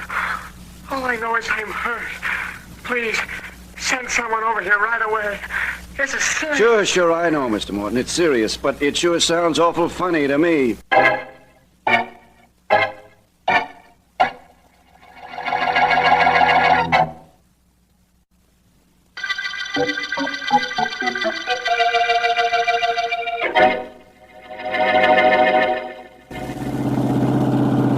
Well, Vance, what do you make of it?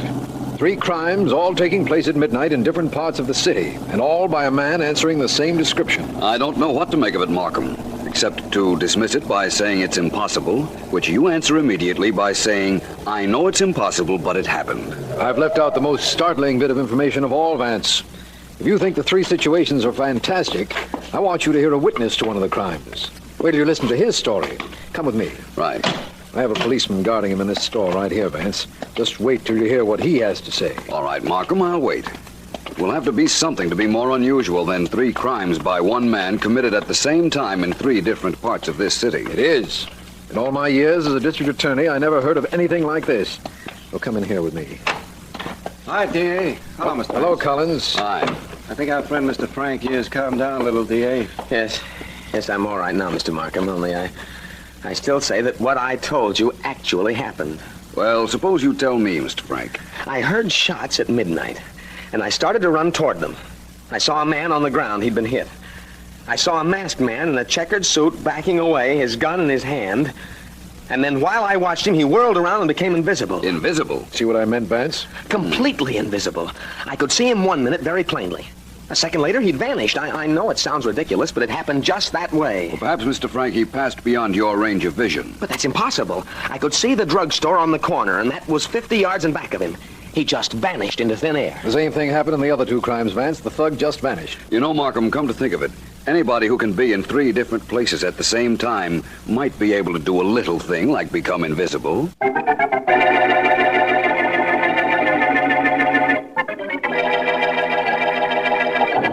About time the boss got here, don't you think, Pete? Yeah, sure. What's with you? Yeah, nothing. Just thought of something funny. Yeah? Can you imagine the look on the cops' kisses when they get a description of you? Medium height, dark hair, wearing checkered suit and gray hat. Then they get the same description of me and the same one of Eddie. That's part of the boss's plan, Pete. Boss is awful smart. I'll say. Awful smart, awful cold, awful tough, and awful crooked. Yeah.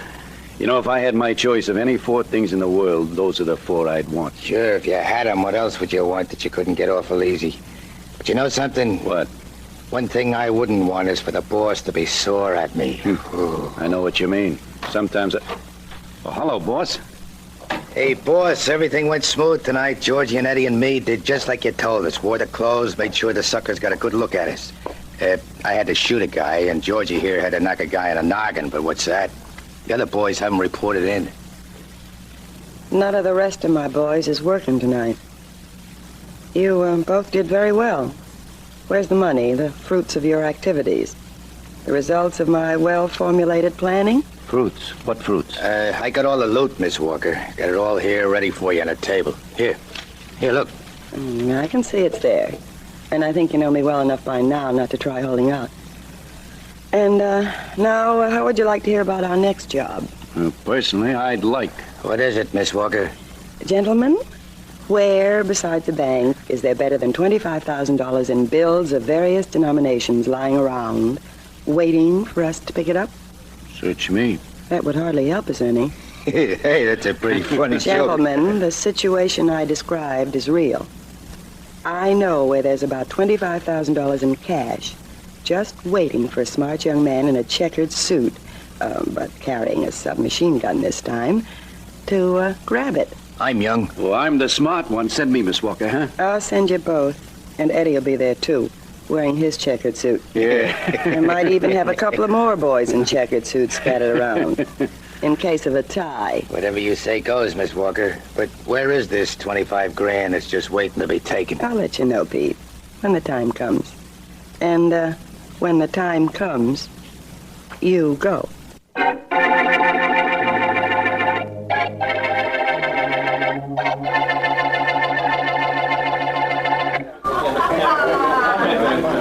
Just listen to the suckers having a wonderful time. Sure, Ted. Just listen to this. This is the money they paid for having that wonderful time. Must be over $20,000 here. Not bad for one night. One nightclub. You better put that money away. It's making me nervous. Let's go into the office. Okay. I'll stick it in the safe in a minute. Kind of like the idea of holding this kind of dough in my hand. Makes me feel important.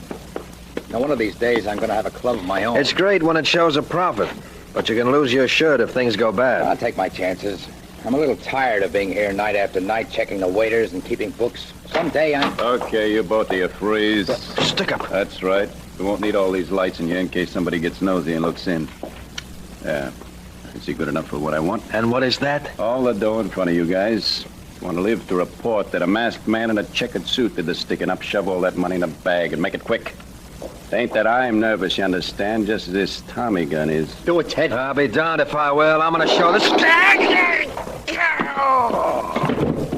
Silly boy. Now, you other guy going to be brave and dead or smart and alive. Work fast before somebody pokes his head in here.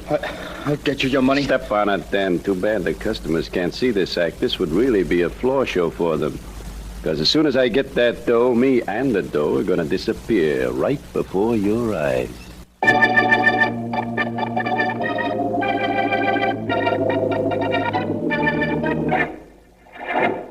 I'm sorry, Markham. I haven't found out a thing. You read about the murder at that nightclub last night, Vance? Yes, the checkered suit killer again. And he did his vanishing act again, I understand.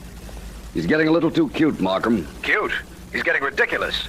There's no known way of arresting a man who can be 3 places at once and turn invisible at will. There's a reasonably simple explanation for all that, Markham, I'm sure. For instance, there isn't one man involved, but 3 or possibly 4, all answering the same general description and all wearing checkered suits. That's right. As for the... I beg your pardon. Mr. Vance? That's right. I'll call you back, Markham. I have a visitor. Good enough. Bye, Vance. Goodbye. Please come in, won't you? You make a very attractive picture framed in the doorway, but this chair will be just as flattering, I'm sure. Thank you. Vance, do you know who I am? The fallacy of my life is that I am so very familiar with a lot of things that aren't half as interesting. Thank you. The fallacy of my life is that I've heard too many things that aren't half as interesting. It would surprise me greatly if this kind of talk was the reason you came to my office. You needn't be surprised. It isn't. Vance, my name is Walker, Elise Walker, and we have business to discuss. Have we? Yes. What about? Oh, it's about this crime wave now going on. The shootings and hold-ups done by the man in the checkered suit. According to the papers, the police are baffled. You mean because they can't figure how one man can be in so many different places at the same time? Something like that. That's easily explained. The crimes are being committed by more than one man. I still don't see what brought you to me, Miss Walker. I have been rather indirect, haven't I? Vance, I came to you because I want $1 million. Well, your desire is understandable, but your coming to me for it isn't. I don't have $1 million. Oh. And haven't you heard, Miss Walker, getting $1 million isn't quite as easy as that. You've got to do something more than just go up to a total stranger and ask for it. Yes, I know all that. But still, I want the $1 million, and strangely enough, I think you're going to want to get it for me. I'm a little selfish that way. I always had the idea that I was going to make my first $1 million for myself. Oh, it isn't your money I want. It's the city's. It isn't information I want, it's clarity. All right. Now, before I begin, let me tell you this. If you were twice as clever as you are, you could never prove this conversation between you and me ever took place. And if you ever accuse me of saying what I'm about to say, I'm going to laugh it off. I think you've made your point. Now, what is this about $1 million? I want $1 million for turning over to you, or to the police, the men in the checkered suits, the men responsible for the recent robberies and shootings. Where are you going to find them? I know where they are. Oh? And I know where the $1 million are, too. Do you? Yes. They're in the city treasury. You can go to your friend Markham, the district attorney, and act as intermediary in the deal. Yes, I suppose I could if I had any inclination to. Oh, you have regard for people, Vance? You don't want to see innocent people being killed. That's right, isn't it? That's right. Very well, then. I can stop all that. But if you don't go to see Markham, and when you see him, sell him on the idea of giving me $1 million, then this city will see the greatest crime wave, the most horrible reign of terror in its history. Think it over, Vance. You have until tomorrow.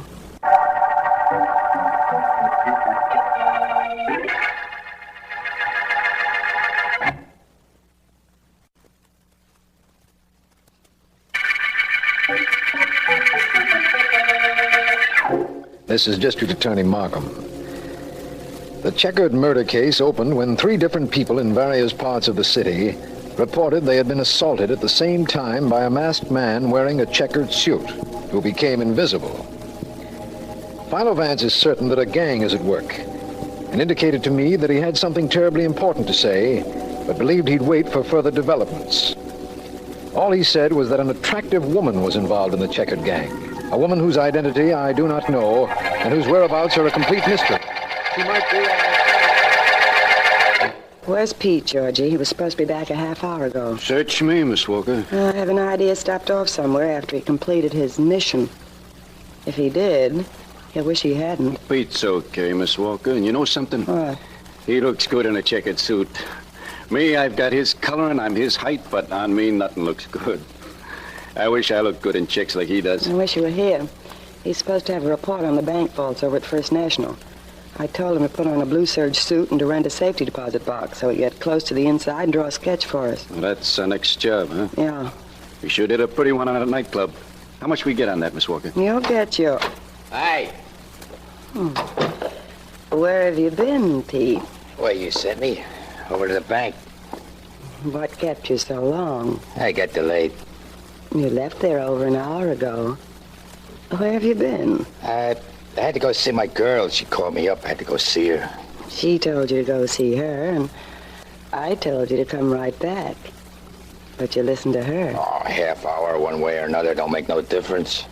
It does to me. Ah, now, wait a minute, boss. Ain't you getting a little silly? What? They said, ain't you getting a little silly? A guy's got a right to see his girl once in a while. Guys get... Miss Walker. Boss, don't. I go to see my girl. The boy shoots me.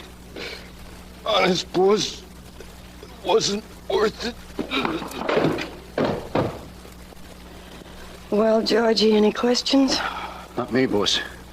I ain't got any girl. Perhaps I should have waited until after he told me the bank plans. Oh, now you'll have to go. That my next assignment? Yeah, no. No, get rid of this body first. I don't care what you do with it, but get rid of it. And do it on schedule. That understood? Sure. Why not? By tomorrow morning at 11, I want the plans to the bank vault and description of how you got rid of the body. Okay. And, tell Eddie what happened. You mean that you knocked off Pete? Why should I do that? Why? Yeah. Because he has a girlfriend, too.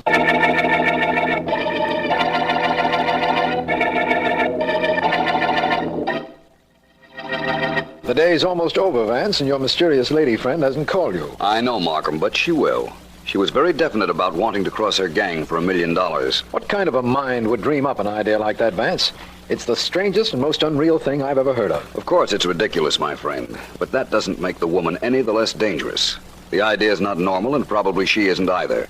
But the fact of the matter is that she is a menace. Well, what are we going to do when, as, and if she calls or appears? I don't know. All I know is what we're not going to do. We're not going to give her any $1 million. What kind of a woman can she be, I wonder? She could be an attractive one, if it weren't for her eyes. They're ice cold. What was it the man said once? The eyes are the windows of the soul. That's right. Miss Walker, if that quotation has any basis in fact, has a frosted soul. Personally, I'd feel more at home with... Oh, finally. I hope it's she. Hello? Vance? That's right, this Miss Walker. Yes. I told you I'd call. I'm calling. You want to know what decision I've made as to your proposition? That's exactly what I want to know. Have you spoken to Markham? You can deliver the checkered killers? Definitely. Mr. Markham is with me now. He'd like to know that for sure. Can he meet you somewhere? Why not? I'll drive down to the end of Neck Road and be waiting for him in about an hour. It's rather late for an unescorted young lady to be in that deserted section. I have nothing to worry about. The only thing people fear in this town is the checkered gang. And they work for me. Remember?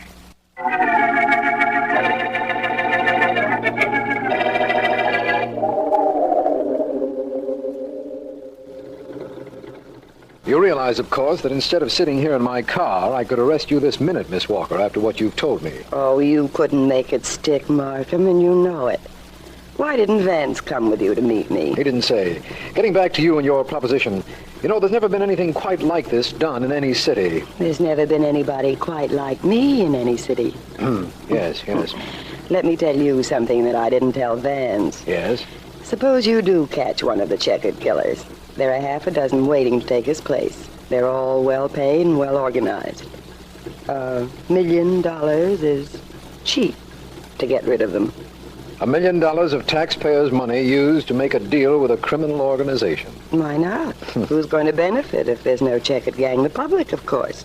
This makes sense. Very good sense. Not to me it doesn't, boss. Who are you? Apparently he's one of my boys, Markham. Checkered suit, mask, dark. Who are you? You said it right, lady. I'm one of your boys. One of your boys that followed you out here to find out what was going on. What? I found out. Miss Walker, don't do that. What I are better you... take your hand No, back. give It's that liable back. to go up, Jim. Look, whoever you are, I'm not Shut going up.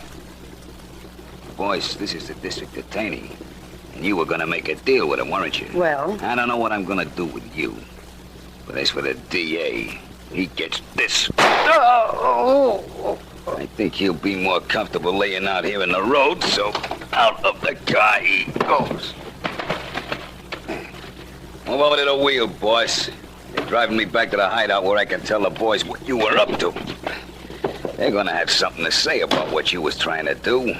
And they're gonna do more than just say it. Believe me.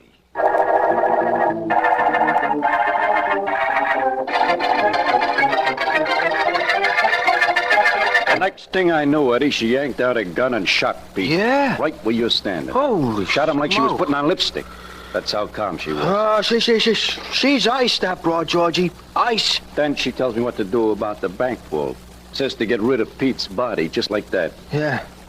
Honest, that dame is tougher than any guy I know. You ain't kidding, Georgie. You ain't kidding. No, sir. Well, did you get rid of it? Sure. Think I want to... What's the matter? Don't what listen is to it? him. He's lying. Guys, relax. I just brought the boss here so you could hear what's been going on. Don't believe him. He's making the whole thing up. Yeah, what whole thing? The boss was trying to make a deal to turn all of us into the district attorney. Don't be Wait fooled. wait a minute. You with the gun. Who are you? I'm wearing a checkered suit, ain't I? Yeah? I'm wearing a mask, ain't I? Yeah. I'm one of you guys. She hired me yesterday. I followed her out the neck road about an hour ago and had to make a deal with the DA, so I dragged her back here. That's not true. I never saw him before. I'll prove it to you. I'll yank off that... Keep your hands away from... There we are. See, boys? It's Philo Vance. Grab his arm, Eddie. Grab the gun. I'll get the gun. You get him.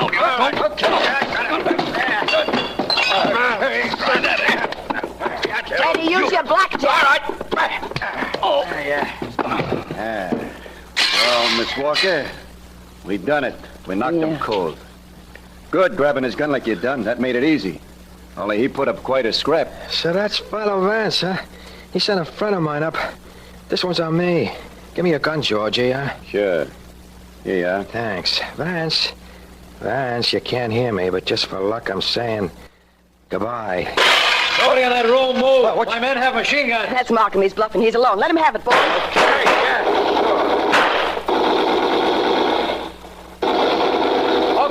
Okay, hold it, everybody. Right. I said hold it. Keep me covered from here in case they're not as dead as they look. I'm going in through this window. Okay, right. Just hope we didn't get here too late. That's Vance lying on the floor. If he's been hurt... Vance. Hello, Markham. Easy, old boy. Finally got here, eh? Yes. Mr. Swell Scrap, my friend. I almost handled the two of them. You missed a rather interesting gun battle. Both of the men are dead, as you can see, and I think the girl... Girl is still alive, D.A. Oh, I don't think she will be much longer. Your cops shoot too straight. Yes, they do. Well, Miss Walker, I think the best thing we can do is get you to a hospital. Oh, don't kid me. I never last the ambulance ride. Well, I guess this is it, eh? Funny, I wanted $1 million, and this is how I get paid off. I wanted gold and got paid off in lead.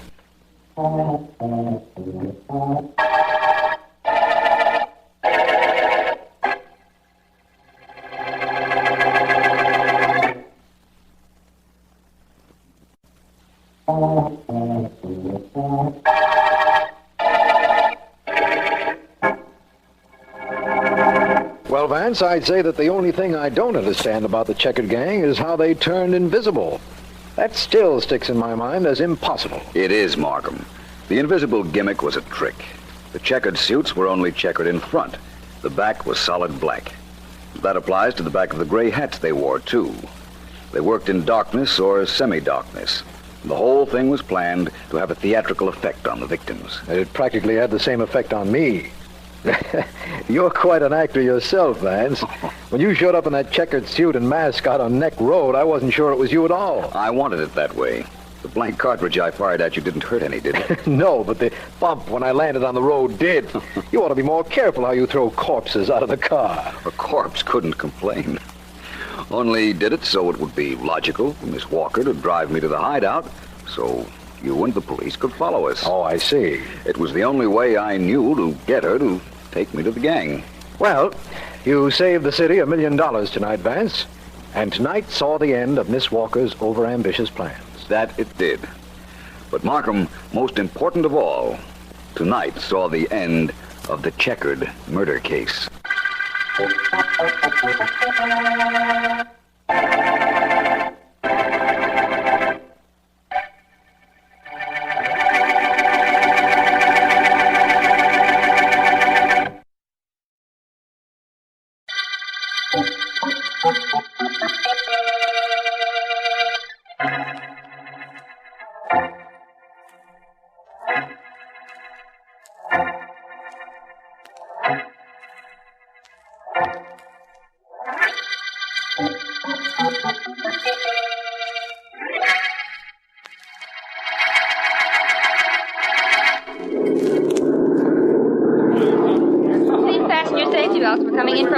That includes us, you know, Ellen. I know, Vance. You chew this piece of gum, Mr. Vance, you'll find you won't mind our coming down quite so much. Oh, thank you, miss. No trouble. We'll be landing in less than a minute now. If there's anything you want, let me know. Thank you, I will. If there's anything I want, whom do I let know? Me, Miss Deering. I'm your employer, escort, and the person responsible for your traveling out to the Southwest, am I not? Vance, what is it you're going to write when we get to Barlow? Right, Ellen? Yes. I'm not going to write anything. We're going out there because there was a murder at the Billings Dude Ranch this morning. Oh. And the owner of the ranch, an old friend of mine, wired me. Want you to clean up the case, eh? So the ranch doesn't have a bad name. Uh-huh. Why didn't you tell me that before we left? There was no reason to. District Attorney Markham saw us off, and he would have felt a little slighted, I imagine, if I were working on a case outside his jurisdiction. Oh, so because the DA couldn't come, you brought me. Well, as long as I couldn't make the varsity, at least I'm the #1 substitute. Well, we've landed, Ellen. And in a moment or so, we'll be on our way out to the Billings Ranch. Suits me fine.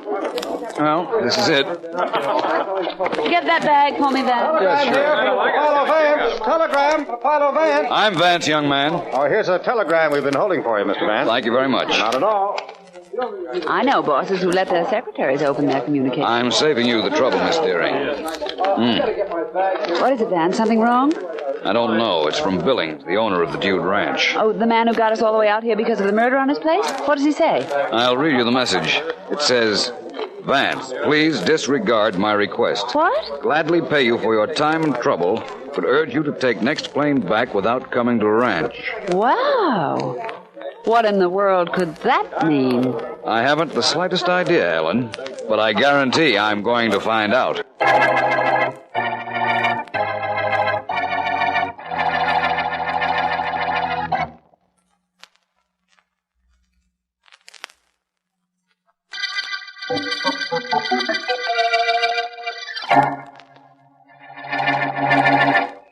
Now, look, everybody, let's all relax around the campfire and do some community singing. I'll start you off with Home on the Range, okay? Come on. Oh, give me a home, oh, where the buffalo roam, and the deer and the antelope play, where seldom is heard Okay, everybody, if you don't feel like singing, I don't blame you. Now, look, my job is to see that everybody at this Dude Ranch has a good time. So despite what's happened here this morning, let's forget it and relax, okay? Come on, that's more like it. Now, you know, a funny thing happened to me on the way down to the bunkhouse today. A fella come up to me and said, hey, did you see that cute-looking blonde guest of ours? She's sitting over yonder with a fella on each knee. I said to him, so what? A gal comes out to a Dude Ranch, she wants to be a cowboy, so she winds up with a pair of chaps. Why don't you? Hey, all leaving me, huh? Well, as the fella said when he saw the price of a nightgown was $100, good nighty. Danny? Oh, yeah, Mr. Billings. You've been here all this while? Yes. You haven't done a very good job of entertaining my guests, Danny. You mean making them laugh? How are you going to make them laugh? They're all worried about that murder this morning. After all, one of the guests was knocked off. What do you expect me to do? Have them rolling over and laugh after that? Well, you've got to get their minds off it. I can't have everybody leave here just because Bob Anderson was shot. It isn't that he was shot, Mr. Billings. It's why. Nobody knows why, and everybody's jittery for fear a crazy murderer's loose. Danny, did you ever hear of Philo Vance? Vance? Sure. Who asked? Why? I called him right after Anderson's body was found and asked him to fly out here. I just sent him a telegram asking him to go right back. Hey, you're a little mixed up, aren't you, Mr. B? No. Now, if you can relax the guests, we'll be in good shape. And with Vance here, there'll be investigations. The reporters will come out here. All the publicity will ruin me. That's why I asked him to go back. First you asked him to come, then you asked him to hop home without even dropping in to say hello. I guess I can understand what's on your mind. First you wanted help, then you figured Vance being here would only stretch out the bad publicity. That's right. Mr. Billings, who do you figure killed this Anderson? I wish I had an idea about that. I didn't know anything about him. He was a guest, the same as any guest. And early this morning, he rode out to the hills before breakfast. An hour later, we found him shot to death. Oh, Vance is going to like that. No reason for killing him, no clues, no nothing. Why do you say Vance is going to like it? I told you I asked him to turn back, didn't I? Oh, sure, but you know Vance. Maybe better than I. I only read about it. And if there's a murder case around, you don't think he's going to duck it, do you? No, Danny, to be perfectly honest with you, I don't. I'm sure Vance will be here very soon. I'm very sorry to say.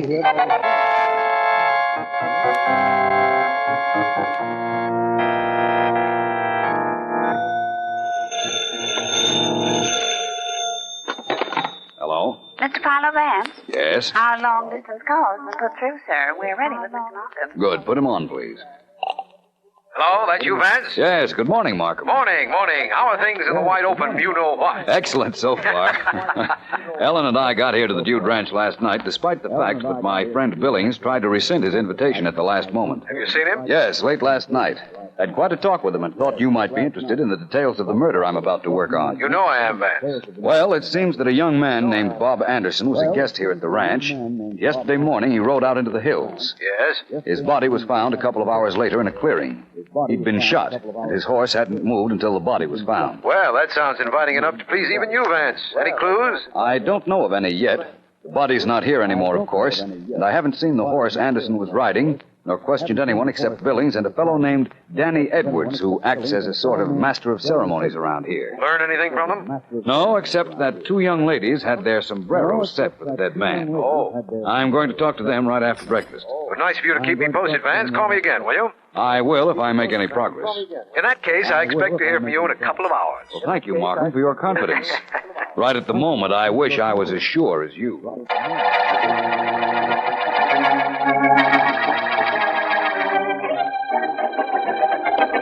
Now, Tony, you just sit still and let me fasten this saddle on you like a good little horse. There, that's a good fella. Don't do that with Ned, but you have trouble with horses, don't you, Mary Lou? Well, Carol, good morning. Good morning.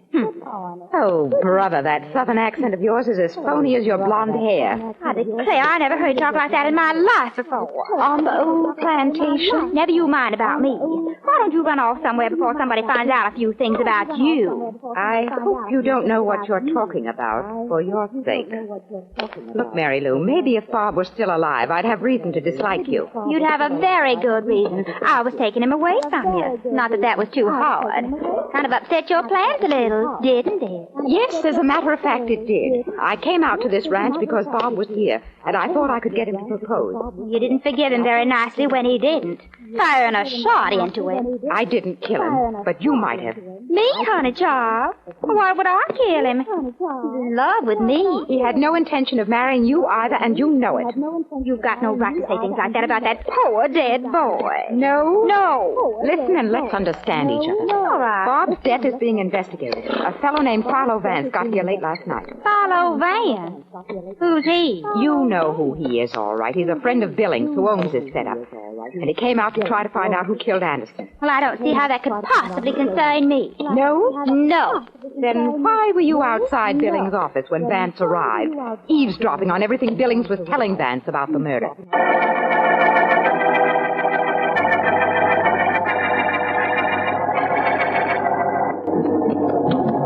Vance? Yes? What good is riding out to the place where Anderson's body was found going to do it? If we don't find out anything, at least the scenery is good and the air is healthy. We didn't have to travel all this distance just to breathe air. It isn't bad back home either. Let's say the scenery's good, then. What scenery? A couple of hills, a lot of abandoned oil wells, and a mess of cactus. Is that good? Beats billboards, Ellen. Well, I don't see how. An advertisement, at least, is prettier than that cactus. Personally, Listen, unless the Pony Express is coming this way, we're getting company. It's Billings. I knew he was coming. And if there's anything you don't know is coming. Thank you, my dear. You and Markham ought to get together and form the Vance Admiration Society. Well, that isn't what I admire about you. But you can't say I don't appreciate it. Hi, Mr. Billings. Morning, Miss Deering. Hello, Vance. Hi. I gave you pretty good directions on how to locate the clearing where Anderson's body was found, Vance. I thought I'd come out and make sure you didn't miss it. Vance finds everything he looks for, Mr. Billings. That may be, but the clearing is back about 100 feet or so, and you... Those were shots. They came from just over that ridge. Let's go. Come on. Oh, Vance, if ever I complain about the typewriter chair in the office, flood me, will you? It isn't comfortable, but at least it doesn't bounce when I sit on it. Those shots mean another murder, Vance. I'm ruined. If it is murder, Billings, I guarantee that this time the murderer won't get away. We'll know in a second now. That's 1 second too long for me on this horse. Oh, boy. Hey, where's the emergency brake on this animal? Oh, boy. Oh. Well, Billings, there's your murder. Huh. Nothing but my comedian, Danny Edwards, teaching one of the guests how to shoot. Good morning, everybody. What brought you all galloping over this way? Well, we heard shots, Danny. We thought maybe... There was more trouble? No. Just teaching Mary Lou how to shoot. Mary Lou, have you met Philo Vance? Not the great private investigator, Philo Vance. But I certainly am proud to meet up with you, sir. I'm Mary Lou Bard of the Virginia Bar. How do you do? This is Ellen Deering. Well, I'm sure pleased to meet you, too, ma'am. Yeah, just bet, honey. I hope our shooting didn't scare you people. Mary Lou wanted to learn how to handle a gun, and I've been showing her. She's pretty good for a beginner, too. Oh, is she? Yeah. Billings, young Anderson was shot while on his horse right near here, wasn't he? More than 100 yards away is where we found his body. Where's the horse he was riding? Stable. Why? Why? Well, that's easy, Mr. Billings. Vance wanted to question the horse. Ain't you heard? Horses carry tails.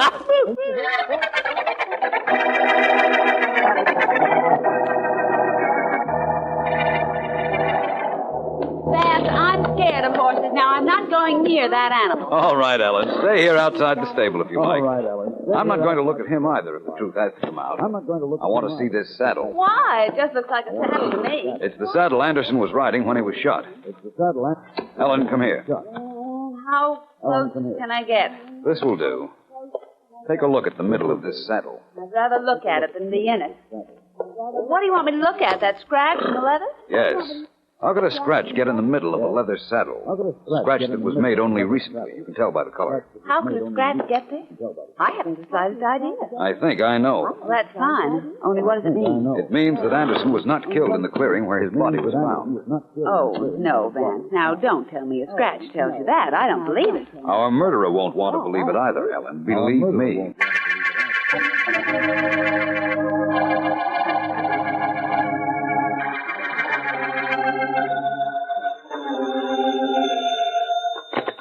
District Attorney Markham speaking. Mr. Markham, Mr. Philo Vance is calling long distance. Oh, please put him on. Philo Vance is calling long distance. Markham? Hi, Vance. What's up?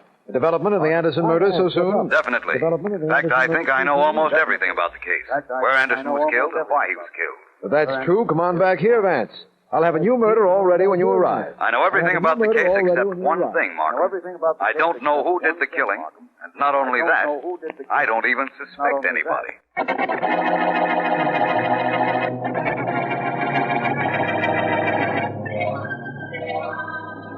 Hey, Danny, wait a minute. See, Carol? Sure. Always at the service of the guest. What do you want, soft food routine or a couple of box gas? Neither. I want to talk to you. I understand you took Mary Lou out riding this morning. Taught her to shoot.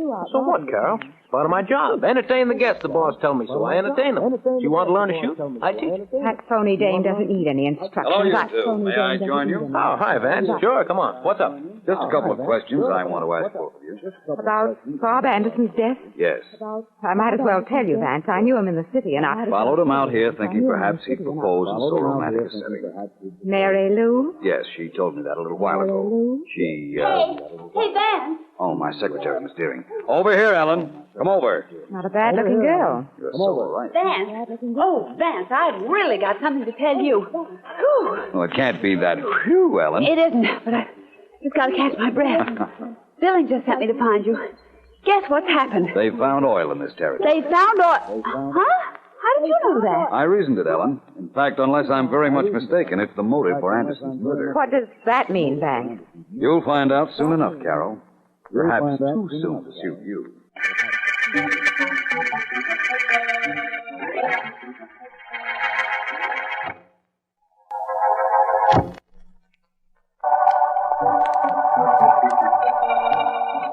This is District Attorney Markham. The Black Gold murder case, a name given to it by Philo Vance, originated in a dude ranch in the Southwest and started when a man named Anderson was shot. Philo Vance, summoned by the owner of the ranch, arrived to find a scratch on the saddle of the horse the murdered man rode, which leads him to believe Anderson was killed at a distance from where he was found.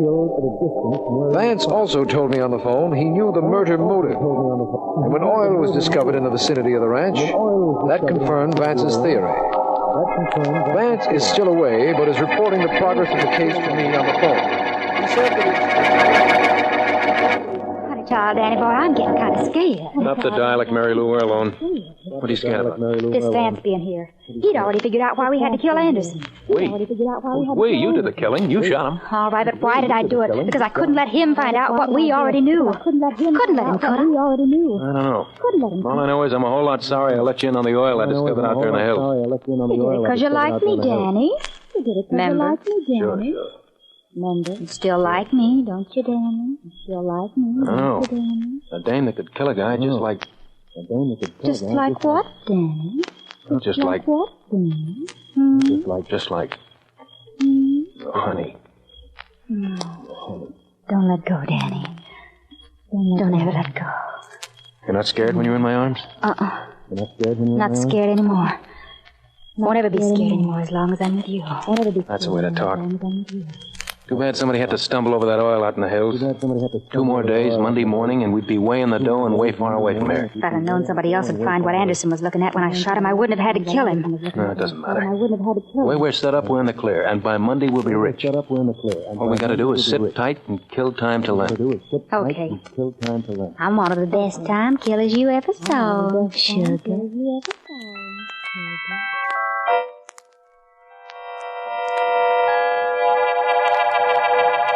Are you listening, Markham? Go ahead, Vance. I can hear you. Good. I'll bring you right up to date then. All right. Here's what happened in this case. Yes? Somebody, Billings, the ranch owner, or one of his guests, or somebody who worked for him, found oil in this territory during the past week. Oil? Oh, so that's why you said this was the Black Gold murder case. But how come oil in that area, Vance? This is oil country, Markham. In fact, there are a lot of wells in the territory which were started and then abandoned. Oh. Apparently, one of them was fertile, and somebody found it out early in the week. Then this Anderson fellow rode out there and also discovered it, only he was seen and killed by somebody who wanted to keep the oil a secret for a while. Right, and I know why it was to be kept secret. Why? That is, I think I know.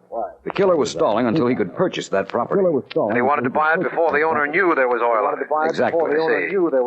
Vance, how did you know Anderson wasn't killed where his body was found? You never told me that. No, but I will, as soon as I find out who killed him. Markham, I have a plan that will bring our murderer out into the open. I'm anxious to hear it, Vance. Kindly fire when ready. You didn't know it, Markham, but that's exactly the plan I have in mind.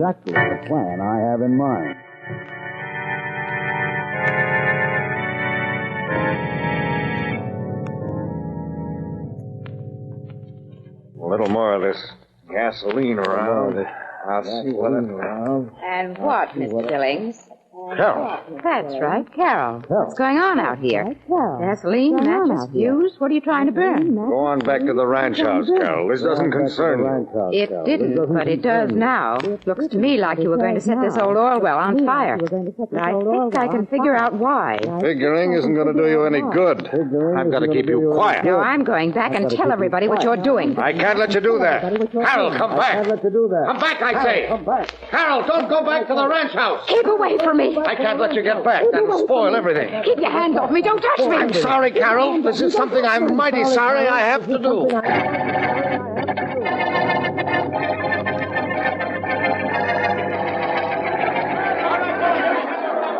So that's how an oil well looks when it's on fire, Vance. Yes, I've never seen anything quite like it except in a newsreel. Too bad it had to go up just after oil was discovered, Mr. Billings. That doesn't bother me. It isn't my land out there. I declare that's the most spectacular fire I ever did see. I'm sure glad we're at a distance from it. Isn't it beautiful, Dan? It sure is.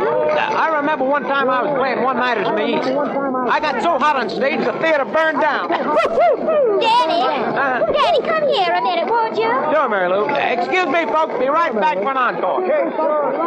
What's up? Chicken Southern style?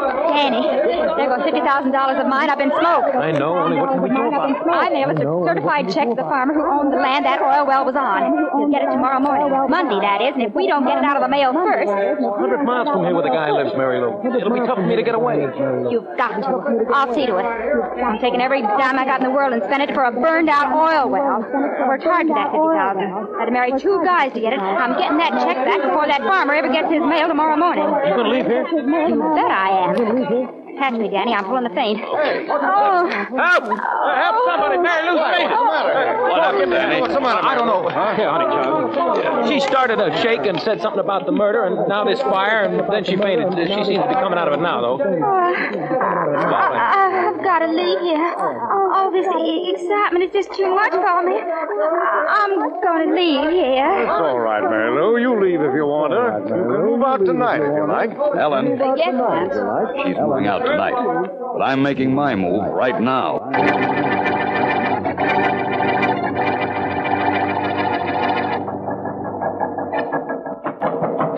Come in. Oh, hi, Ellen. Hi, Vance. Well, I've got all the dope. I called the county seat, found out the clerk's name, got him at home, and got the information you wanted. Bertram J. Parker, 36 Linwood Road. Do we go? No, we don't. Well, I do. We don't. There's liable to be trouble, Ellen. You don't know how much trouble I'm going to make if you don't take me. Sorry you might get hurt. But I wouldn't want that to happen. You really wouldn't, Vance? No. Why, that's the first friendly remark you've made to me all week. No, I wouldn't want you to get hurt, Ellen. No, I wouldn't. After all, we've got a lot of work to do when we get back to the office. A lot of work to do when we get back to the office.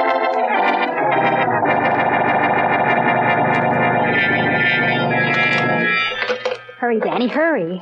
This mailbox is no cinch to open with a screwdriver. Take it easy, Mary Lou, will you? Okay, but hurry. I want this to go haywire. Pulling that faint last night and getting Billings to make you take me home was too good to waste. Gave you the excuse you needed to leave the ranch so you could come here with me. I know, but I don't have to hurry. Nobody will see us, don't worry. Nobody will see us if you hurry. Tell that RFB mailman leave a couple of letters in this Bertram J. Parker's mailbox. One of them must be the one I sent with a certified check in it. Now hurry up, will you? Stop tackling me, will you? Doing the best I can. Will you? Doing the best I can. Got it? There. Good. Now give me the letters fast. Hey, Art. This is it. Here, put the other one back and give me a match. Okay. I'm going to burn this note of mine in I'll one... take that letter, Mary Lou. Vance, where'd you come from? Side of the road. I've been watching you both for a half hour.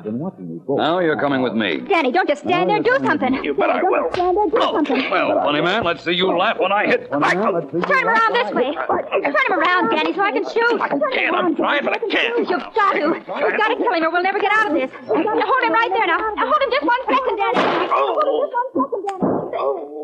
Danny. Yes, Mary Lou. You hit Danny. Now I'll take that gun. I'll never give it to you. I'll never... I've got to take it from you. There. Oh, Vance, it was all Danny's fault. He planned the whole thing. He shot Anderson. He did it all. I just advanced the money. That's all I did. The whole thing was his idea. He found the oil. He killed Excuse me for interrupting you, Mary Lou. The story you're telling, you'd better tell the local sheriff. Perhaps he'll believe you. Personally, I can't.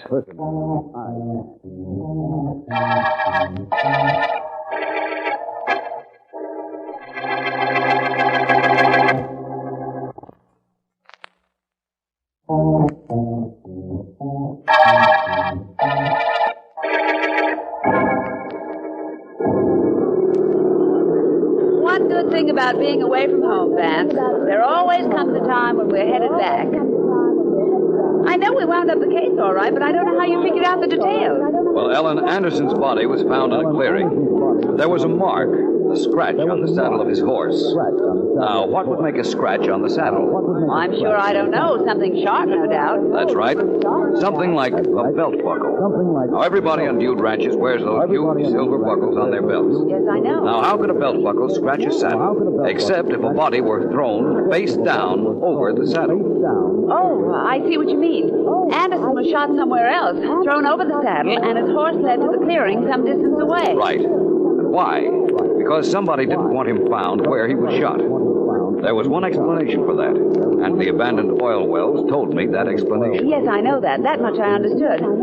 I hope you understand that in trapping Mary Lou and Danny, you did get one lucky break. That oil well fire forced them to try to intercept their check. There was no oil well fire, Ellen. There was no oil well Are you kidding? Vance, I watched it with you, with Mary Lou and Danny and everybody, except Carol. What happened to her? She almost upset the apple cart, Ellen. You see, I sent Billings to start a pop fire out in the hills. Fire that was to force Mary Lou and Danny out into the open. But she saw him do it and threatened to announce what he was doing. We couldn't let that happen because then Mary Lou and that comic of hers would have known the fire was the problem. Exactly. Billings just kept her tied up until after the blaze. Then he let her go with his apologies and mine. I see. Then because of a plan of yours, it wasn't the oil well that went up in smoke, just the plans of a murderer. Very nicely said, Ellen. Very nicely said, Excuse me for not curtsying. I'm still a little stiff from riding that horse. How near are we to the city? Oh, about 20 minutes to the end of this plane trip, I'd say. The end of the plane trip and the end of the black gold murder.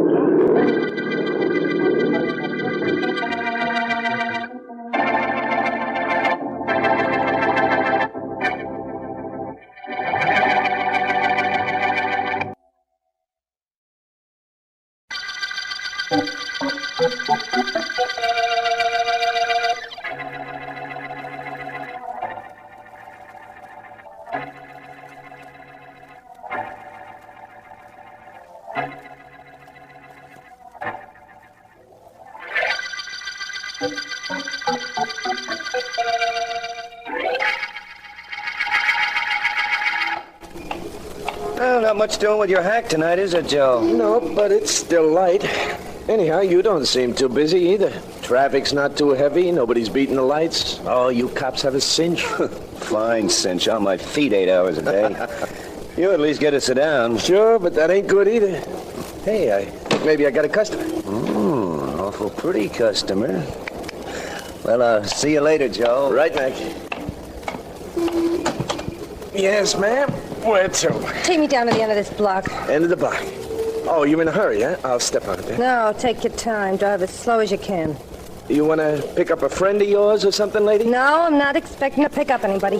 Well, then I don't get it. You can walk that distance in less than a minute. Why take a cab? Are you tired? Not so you could notice. Now, look, Johnny, start tooling that wheel. I got time to waste, but I don't want to do it talking to you. Okay, lady. You just want me to drive down to the end of the block, and that's all? That's all, friend. Believe me, that's enough.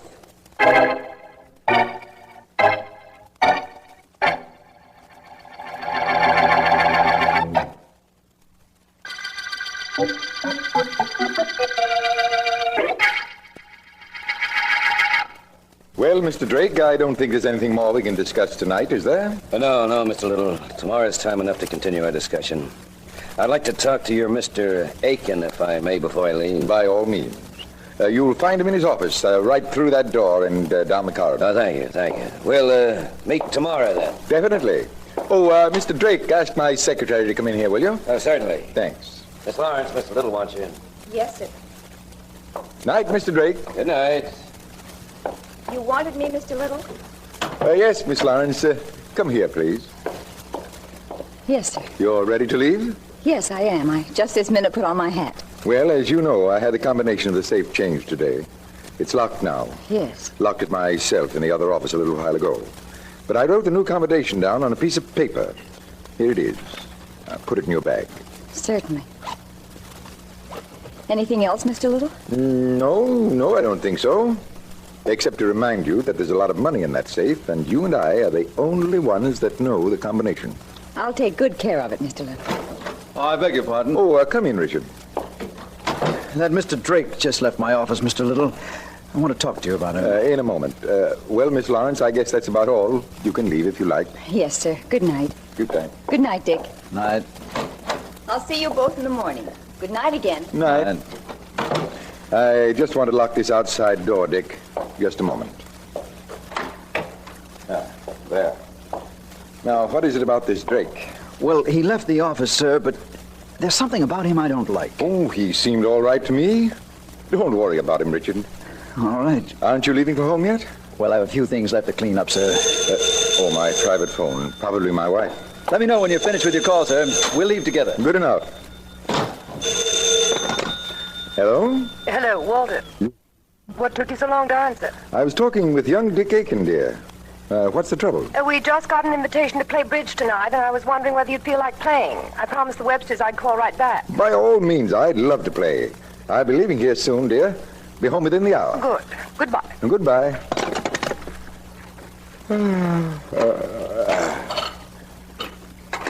Dick! Dick, is that you in the room with the safe? Doesn't answer me. I'd better go see. My safe. It's open. You with the safe. Put down that money. Put it down.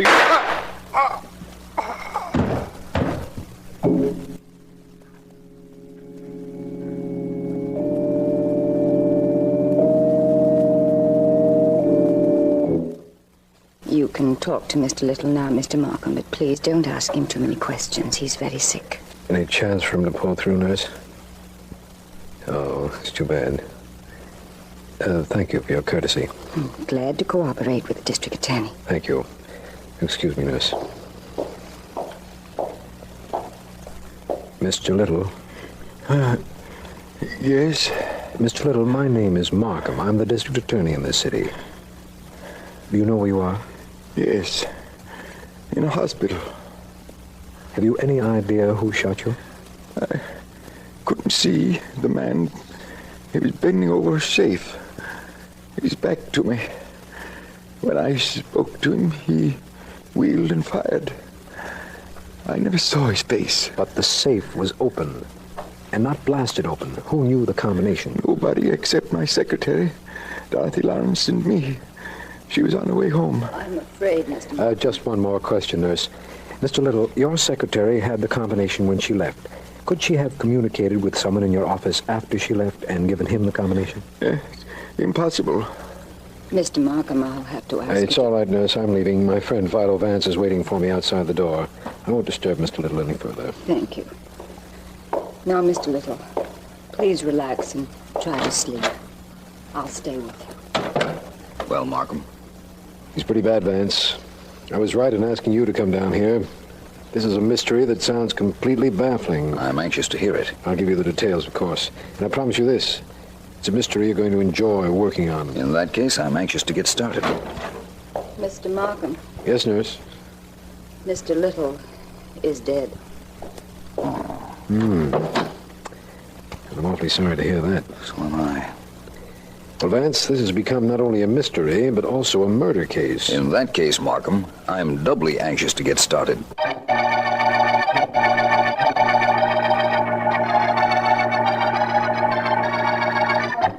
Dottie, listen to me. You got to believe me. I don't know a thing about Mr. Little's murder. Oh, I was in my own office when I heard the shot. I ran in, and there he was on the floor.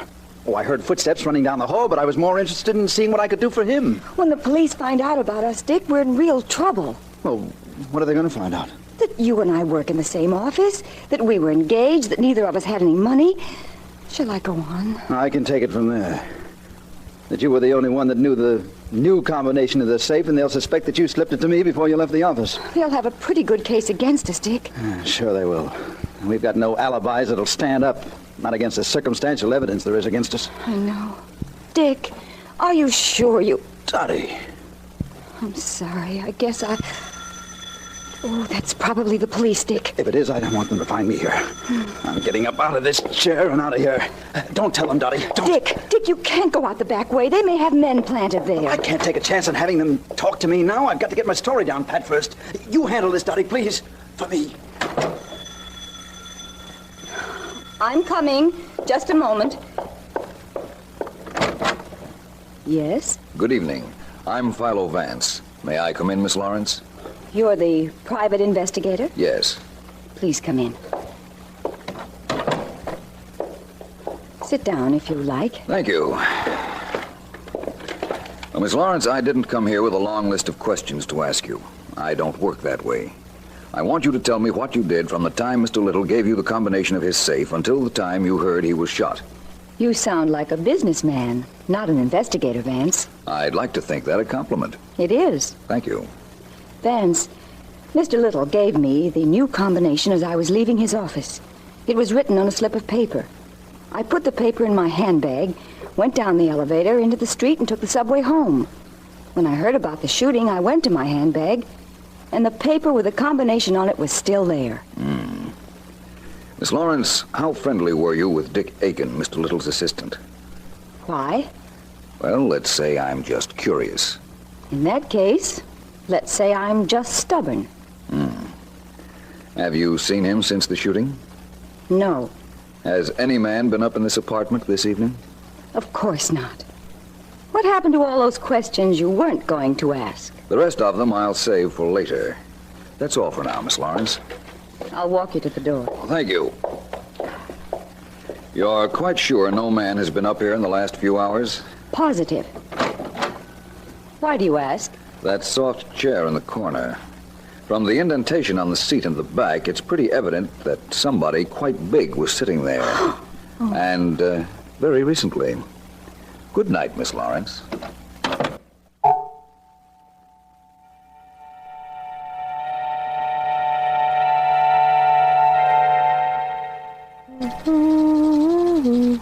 Oof. I hurt you, Davy boy? Yeah. I'm sorry.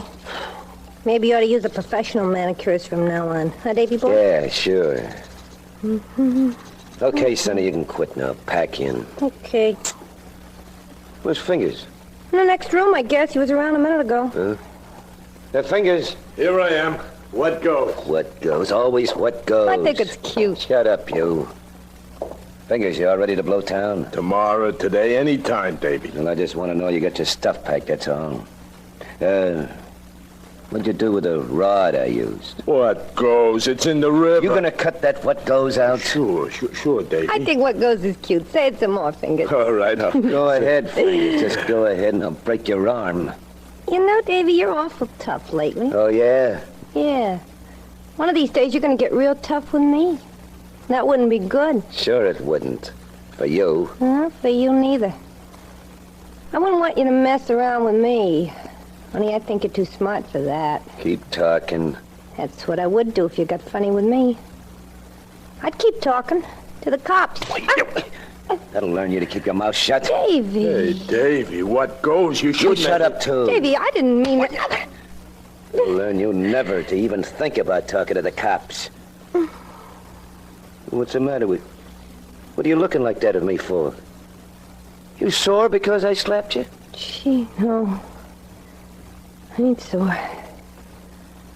Oh, you ain't done that for so long. Do me a favor, Davy. Slap me just once more. Please. Just to prove you do like me. A little.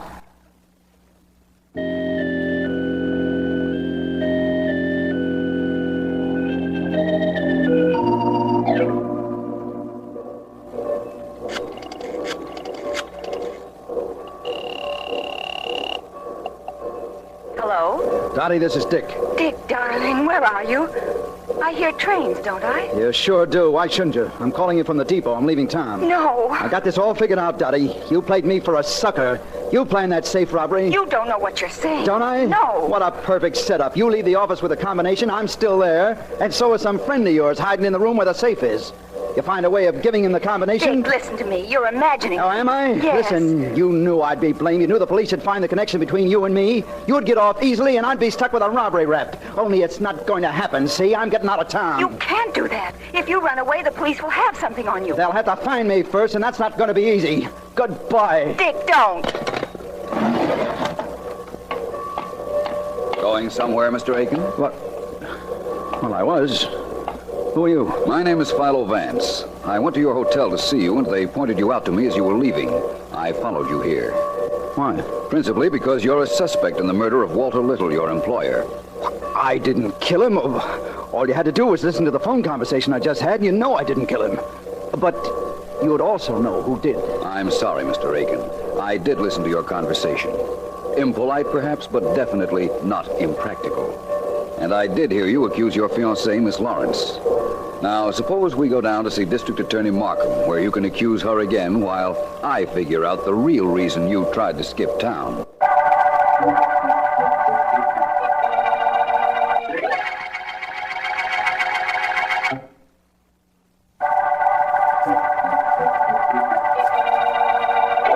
this is District Attorney Markham.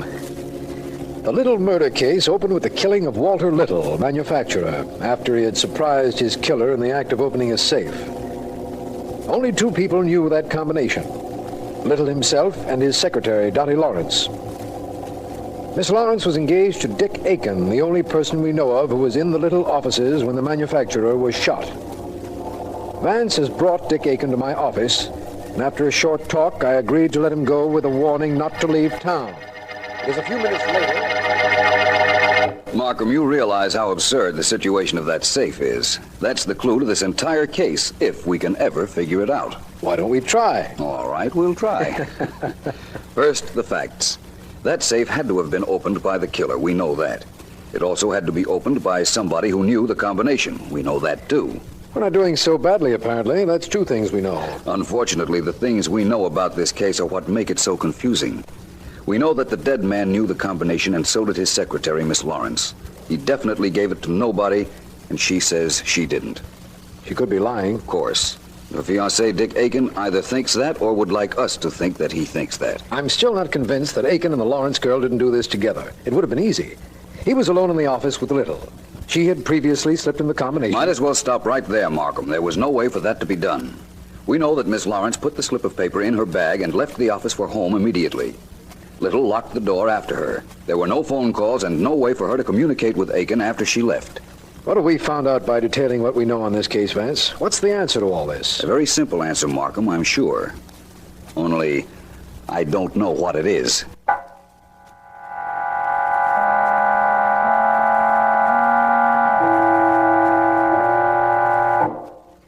You had to bring me back here to Mr. Little's office, Vance.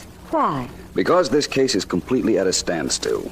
There's no way something could have been done, but it was done, all right. I want to see everything you do. First, Mr. Little handed you a piece of paper with a combination on it. When had he written it? About noon of the day he was killed, as I understand it. The man came to change the combination, and Mr. Little wrote the new one down for me. Who was in his office at the time, do you know? Several men. They'd come up to bid on some material we needed. One of them I'd never seen before. He was there later, too, and was just leaving when Mr. Little called me in. His name is, Drake. But that man might have overheard Mr. Little giving you the combination of the safe. It might have heard him say earlier that he was going to give it to you before you left. Might have. But Vance, that combination wasn't stolen from me. I had it all the time. When I left here, on the subway, and when I got home. I'd put it in my bag. This same bag you're wearing now over your shoulder? Yes. Uh-huh. This is beginning to make some sense now. I think I know what happened. You do? Really? Yes. You know why I lied to you last night when you asked if there'd been a man in my apartment? You were trying to protect Mr. Aiken. That was reasonable, even if you did use bad judgment. In selecting Dick to protect? Perhaps. Miss Lawrence, you've been very helpful. I think I know how this whole deal was worked. And I think, too, I'd better do something about proving what I think before it's too late.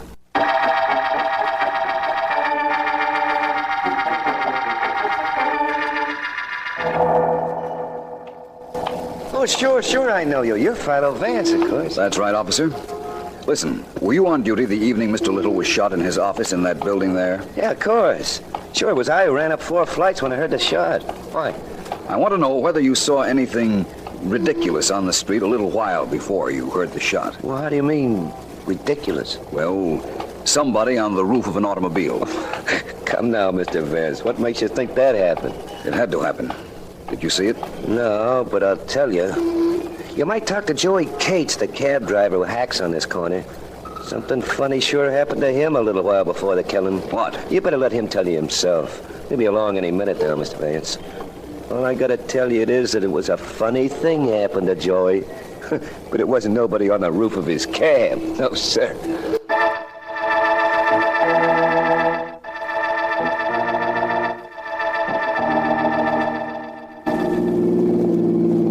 So this dame gets in my cab, Mr. Vance. Yes? And she says, drive to the end of the block. Drive to the end of the block. Did you ever hear anything so screwy? She could have walked it in less than a minute. Go ahead, Joey. This is very interesting. Well, that's all I got to tell you. She got in, she got out at the end of the block, tipped me, and that's all. Only it was funny, a dame riding only a block. Joey, this is very important. A murder case might be solved by your answer. Did you see what she was doing in the cab? Did I see? Well, no, I didn't, Mr. Vance. I didn't notice, of course, but what could she have been doing in my cab in less than a block that would solve a murder case? I'm not sure, Joey, but I certainly wish you had watched.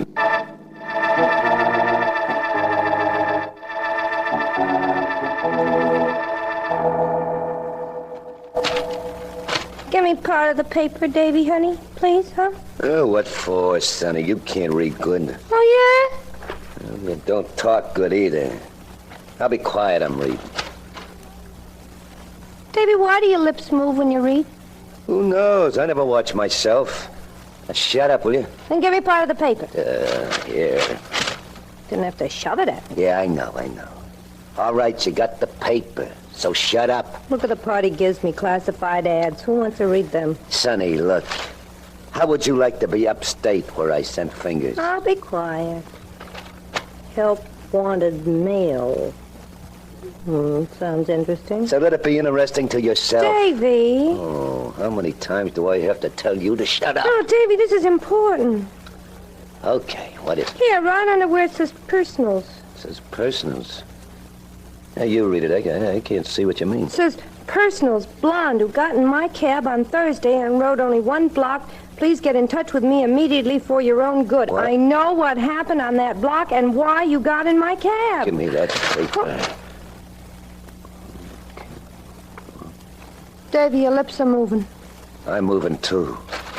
The guy gives his name and address. Joey Cates, 50 Lincoln Avenue. Well, Joey, you're gonna have a caller. Only ain't gonna be a blonde. It's gonna be me. What are you gonna do? What can I do? The guy don't give me no choice. He says here he figured out what happened. Well, he wants a cut on that dough we got out of the little job. I'll cut him, all right. Right across the throat. Davy, it could be a trap. How could it be? Who would know about you in that cab and be able to tie it up to the little job like this? Well, nobody. Oh, sir, this is a McCoy, all right. That cab driver was just too smart. You were too stupid. I did just like you told me. When Figures give me the dope, I hired the cab, just like you said I should. I know. Well, no harm done as long as this guy who was so smart as to figure what we done was stupid enough to advertise what he knows.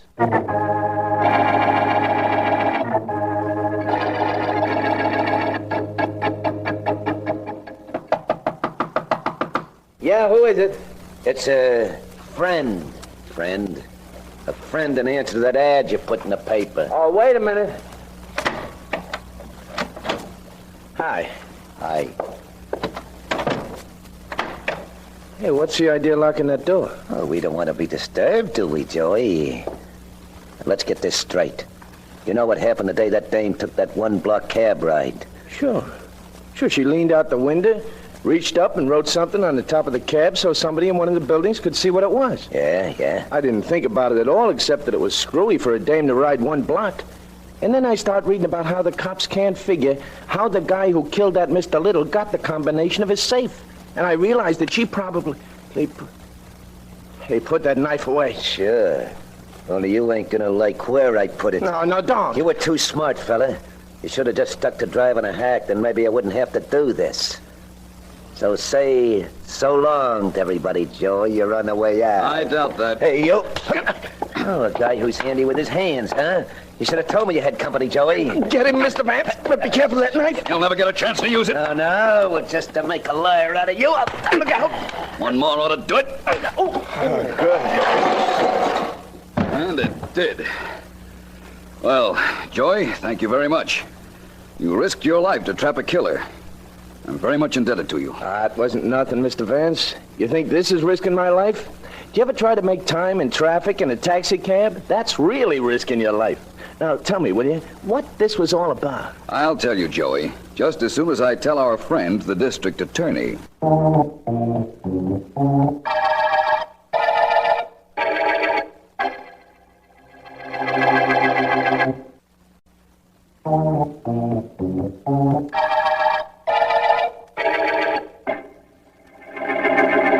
Markham, you had your men pick up a fellow named Fingers Reedy, didn't you? Yes, we picked him up upstate on information supplied by a girl named Sonny Bruner. I still don't know how you found out her address. I coaxed our friend Davy to give it to me. At the same time, I coaxed a confession out of him.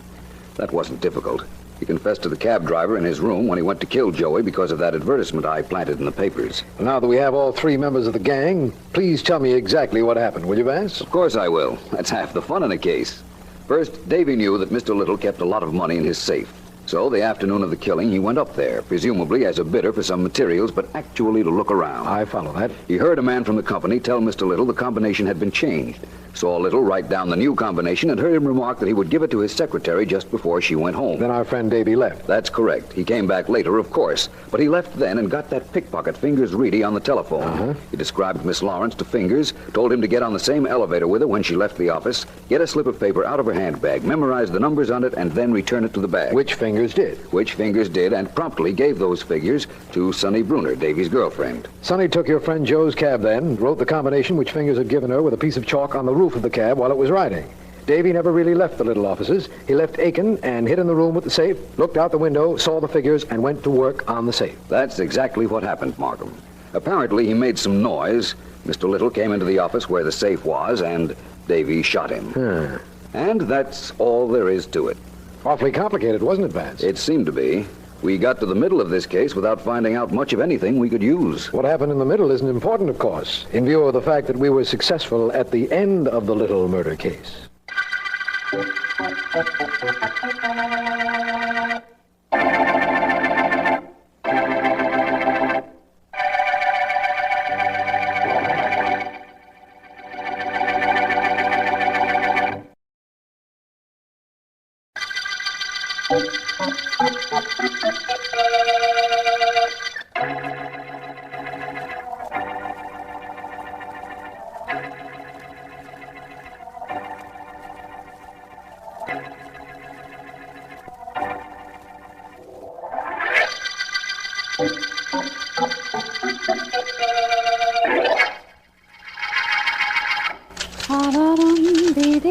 That's very pretty, Miss Deering. Very pretty, very even, very clear. My voice, Mr. Vance? You're typing, my dear. You don't mind my looking over your shoulder while you work? No, it's not your looking I mind, just your commenting. Oh. Besides, you ought to be very happy that I'm singing. When the secretary sings, she's happy in her work. Working for a private investigator is the nicest job a girl could have. Working for a private investigator? The private investigator. The best in the country. Well, now that's much... Are you Philo Vance? Are you? Why, yes. Please come in. Vance, listen. You're clever. You're brilliant. Help me. Please help me. Oh, I promise I'll try. What is it? I'm Mrs. Grace Rawls, and last night I had a dream. I dreamt that a man came to me and gave me $500. Well, that's hardly anything to get so excited about, Mrs. Rawls. You don't understand. This morning, I met the man, the same man I saw in my dream, and he gave me the money. Look, here it is. Look at it. $500. He handed it to me on the street, and he disappeared.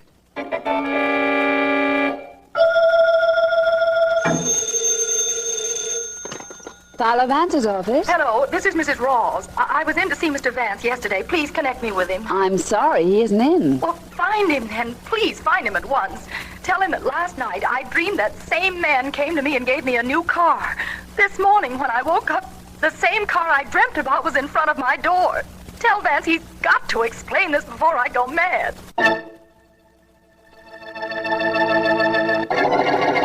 My dear Mrs. Rawls, you came to tell me about the third dream you had, the one you dreamt last night. Now, why don't you tell me? I don't know. I don't know if I dare. Those other two dreams I had coming true when I woke up. I'm afraid. If I'm going to help you, I'm going to have to know about this latest dream. All right. Only I'm scared, Vance. I'm afraid. You see, last night, the same man who came to me in the first two dreams came again. This time, he told me I was going to meet a man named Sam Davis. And when I met him, I was going to kill him.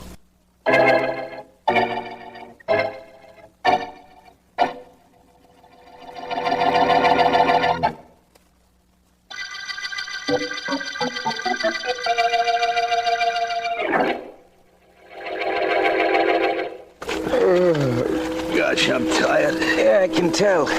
Hold your end of this load up, will you? Don't make me carry it all. Shut up. Hey, Pete, you think we dragged this thing far enough? A little further out and it'll be safer, Mort. Okay. No wonder you're tired. It's so dark out here on this wharf. I could go to sleep right this minute myself. I could go to sleep any minute, any time, any place. I guess I'm just one of those guys who was born tired. Everybody's born tired. Nobody sleeps as much as a kid, does he? Only me whenever I get the chance. Okay, Mort, this is as far as we go. Set it down. Yeah. You ready? In a minute, I gotta rest a second. Oh, that sea air sure makes a guy sleepy. Okay, pick up your end. I'll get mine. Right. Count 3 and over the rail with it. Ready? 1, 2. No. Well, Pete, that does it. There goes the last of Sam Davis. His body's down at the bottom by now. Yeah, that's right. And I'm glad. Now I can go home and get a good night's sleep.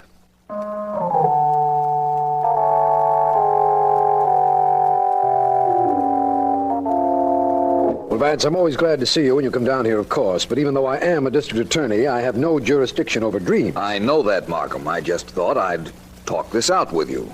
That woman was serious and in deadly fear. She dreamt some man was going to give her $500. The next day, she met this man, and he gave her the money. Right. Her next dream had this same man giving her a new car. When she woke the following morning, there was the car in front of her door. And her latest dream, which she detailed to you about an hour ago, was that she was told she'd meet and kill a man named Sam Davis. Yes. And you take her seriously, Vance. I'm surprised at you. I don't know who Sam Davis is, but I guarantee he's alive and well and is going to stay that way. Perhaps. And then again, perhaps not. There's an old theory that dreams foreshadow things to come. And... All right with you, Vance. Hello? Mr. Markham, this is Rogers, Homicide Department. Yes, Rogers. We've just fished a body out of the river, Mr. Markham. He was murdered and tossed in. Oh, was he, do you know? Yeah, a couple of the boys knew him. Character named Sam Davis, a gambler. What? I thought you might like to come down to the morgue. Yes, I certainly do. Thank you, Rogers. You heard that, Vance? Yes. Apparently, my friend Mrs. Rawls is doing some mighty potent dreaming these nights. Now, let's be reasonable, Vance. You know what she told you wasn't possible. I don't know that at all. I'll admit it doesn't seem reasonable for her to dream she was told to kill a Sam Davis, then for him to turn up murdered. But there's something to her dreaming, and I'd better go see her. I should say you should, before she goes to sleep again and dreams she's the district attorney. Markham, the most important thing we must remember is that there is a connection between her and this Sam Davis who turned up murdered. What that connection is will solve the mystery of Mrs. Rawls' very prophetic dreaming. Want me to have her brought in? I think not. Not right now, that is. I'd like to handle this my own way. And what is that? I'm not sure at the moment. Perhaps I ought to do some dreaming myself. Daydreaming, of course.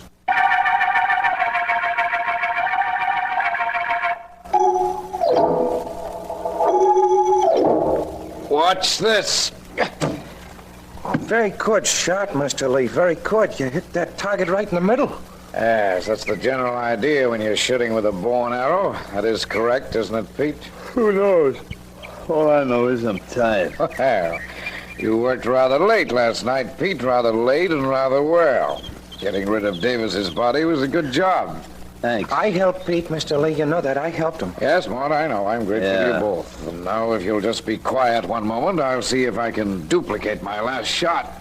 Oh, them arrows really travel when he lets them go, don't they, Pete? Shut up. Yeah, I know, because you're tired. Because he's tired and I want to concentrate. Gee, good shot, boss. Yeah. It was. Thank you. Oh, Mort, will you go over there and get those arrows out of the target? Yeah, sure, but you got one more arrow left, Mr. Lee. I lost one yesterday, and I'd like the others, if you don't mind. Oh, I don't mind. I don't mind at all. Pete. Yeah? Pete, what's your opinion of Mort?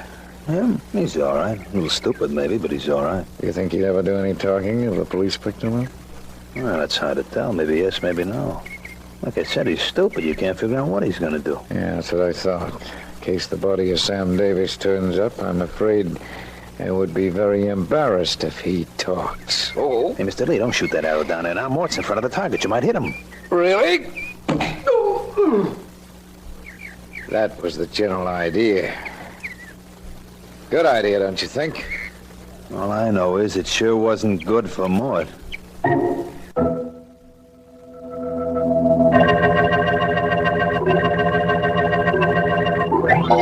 She don't want to say why she wants to see you, Mr. Markham. She just says she's got to. What was her name again, Rogers? Rita Crane.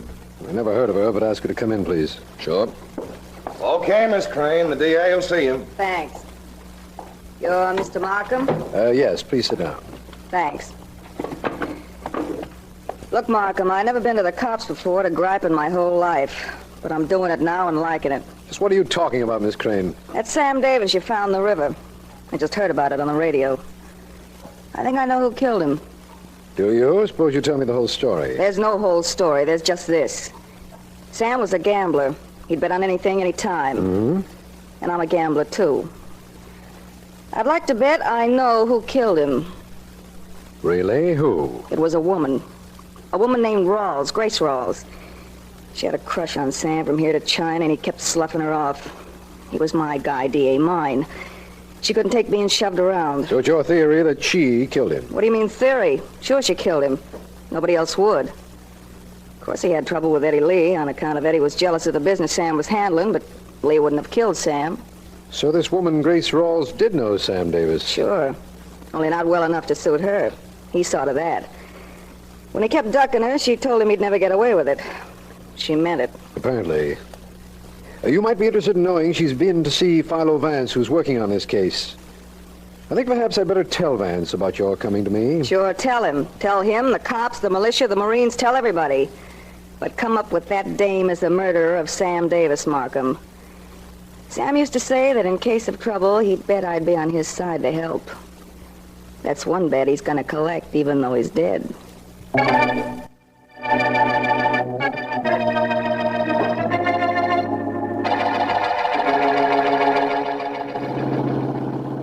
You still insist that you didn't know Sam Davis, Mrs. Rawls. I never said I didn't know him, Vance, never. And taking me down to the district attorney's office isn't going to make me change my story. Of course I knew him. I'm not taking you down to see Mr. Markham. I'm taking you to police headquarters.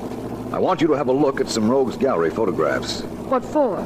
You claim a man came to you in a dream, and that he came to you 3 times. Is that right? Of course it's right. I dreamt everything I told you I did. I'm not doubting you, Mrs. Rawls, fantastic as your story sounds. And I'll tell you why I asked you to drive me down here to headquarters. By the way, is this the car left outside your house by the man you dreamed of? Yes, it is. Very pretty car. After you, Mrs. Rawls. Thank you. I want you to look at the photographs in the gallery. Then perhaps you'll be able to pick out the man you claim you saw in a dream. All right, I'll do it. But, Vance, I'm not entirely stupid. I don't claim that what I told you makes sense. I only claim I told you what happened. Many things that happen in this world don't make sense, Mrs. Rawls. But there's generally an explanation for them. And that's what I'm trying to find. It's the room to your right as we go in this door. Oh. Have you ever been to headquarters before? No, never. Oh, hi, Mr. Vance. Can I help you? No, Murphy, no thanks. I want to look at the pictures in the gallery, okay? Sure, Mr. Vance. Go right in. Thank you. This way, Mrs. Rawls. Oh.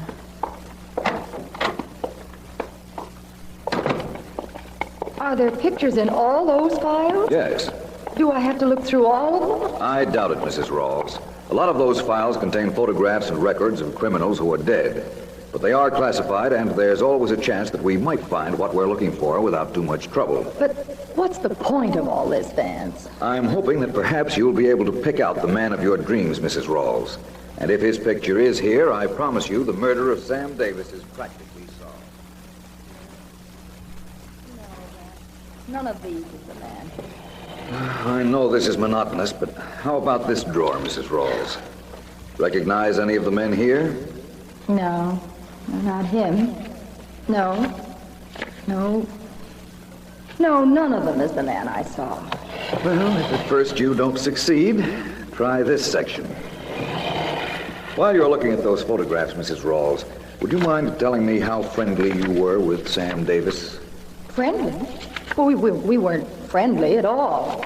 I like to make a bet or two once in a while on a horse. He handled a bet, that's all. We've been told you liked him a great deal. I? Like a bookmaker? Oh, Vance, please. Well, it's true that I am a widow and I could like whomever I please, but a bookmaker? I'm surprised. Vance. Yes? This man here, this picture. That's the man who came to see me in my dreams, and it's the same man I met on the street. Uh-oh. What? What's the matter? You said if I found the man who came to me, you'd have the murder practically solved. I'm glad I said practically, Mrs. Rawls. Unfortunately, this is Mort Wilson, and he had the bad judgment to get himself killed by an arrow early this morning.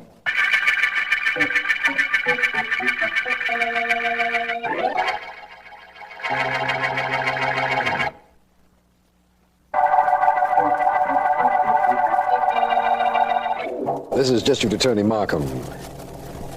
The nightmare murder case began when Sam Davis was murdered after Mrs. Grace Rawls had a dream in which she was told she was going to kill Davis. She has identified the man in her dreams from a rogues gallery photograph. But that doesn't help us at all because that man was found dead too. All we know is that Mrs. Rawls has no recollection of killing Davis, and that Davis had an enemy in Eddie Lee, a big-time gambler. I've sent for Mrs. Rawls in an effort to get to the bottom of this, and she's in my office. Mrs. Rawls, I don't have the patience that Philo Vance has, and I refuse to believe this ridiculous story of your having dreams that later develop into realities. I'm sorry, Mr. Markham. You're sorry. I'm sorry. I'm sorry you won't tell me the truth, that you hated Davis because he wouldn't have anything to do with you. And you killed him. That's not true. I didn't kill him. There's nothing you have that links me to his death. Except your visit to Vance practically predicting Davis's death. Would I do that if I were going to kill him? Would I get involved in a situation like this for no reason? No. Then I demand you let me go. And I demand that you leave me alone, and that Philo Vance does too, unless you can prove something on me. And you know how much chance you have of doing that.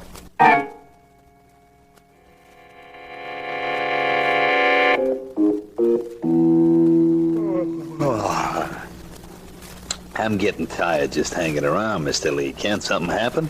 Like what, Pete? Like you stop playing chess with yourself for a little while and tell me how we're going to make some dough quick. It'll be made for us, Pete. With Sam Davis out of the way, most people who want to bet on anything in this town will come to me. You'll get your share. Oh, I don't know. I think I'll hit the hay. I'm tired. You getting company, boss? Apparently. See who it is, will you? Sure. Are you home? Why not? I got nobody to hide from. You wouldn't say that if that girlfriend of Sam Davis has ever found you. But I'm here in case of trouble. Answer the door. Yeah? Hello, I'm Philo Vance. Thanks for asking me in. Well, I didn't ask you nothing, but as long as you're in, what do you want? If you're Eddie Lee, I want to talk to you. I'm Eddie Lee Vance. Come in. Been wanting to meet you for a long time. I wouldn't be so happy that I finally did if I were you, Mr. Lee. You know what I'm here about? Certainly. It's about 2 killings. You found out that Sam Davis and I were business rivals and that Mort Wilson worked for me. You have an idea that I killed them both. It's more than an idea. You could have killed Davis, had Wilson dispose of the body, and then killed Wilson so he couldn't talk. Very reasonable, I could have. But you don't arrest people on pure logic, Vance. Don't you have to have some proof of some kind? Perhaps I have that proof. You're very resourceful, aren't you? Well, I like to think that I am, too. Suppose we make this a contest. Look, Lee, I'm not playing around with words with anybody like you. You're a crook and a killer, and there's one way to handle guys like you and only one. Physical logic, Vance? I never thought you'd descend to that. It's the only kind men like you understand. Now, do you start talking about what happened in those killings, or do I go to work on you? Now, Vance, I assure you I have no intention... You meant what you said about beating me up, didn't you? I meant what I said about finding what part you had in all this. And if it means beating you up, I'll do it.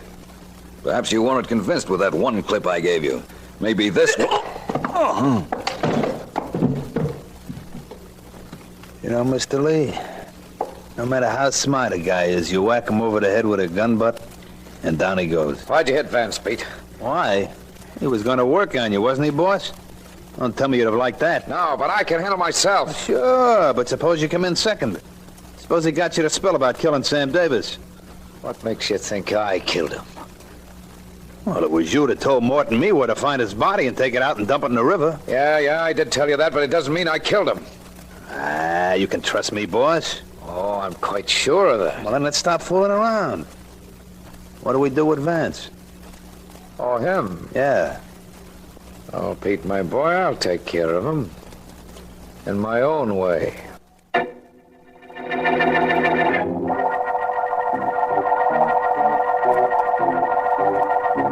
Vance, please.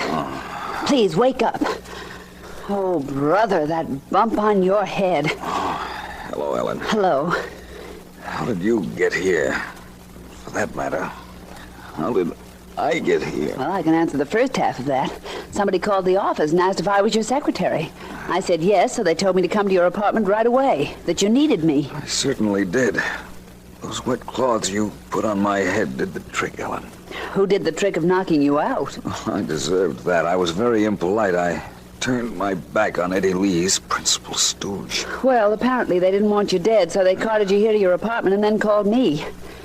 Now what? Now we're no further than we ever were in this mystery, Ellen.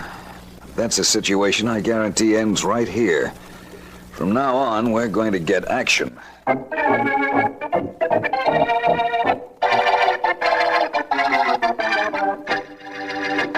Vance, I don't Markham, see... listen. There are two alternatives in this murder case. One is that Mrs. Rawls is telling the truth, and the other is that she isn't. Well, that's hardly an epic remark.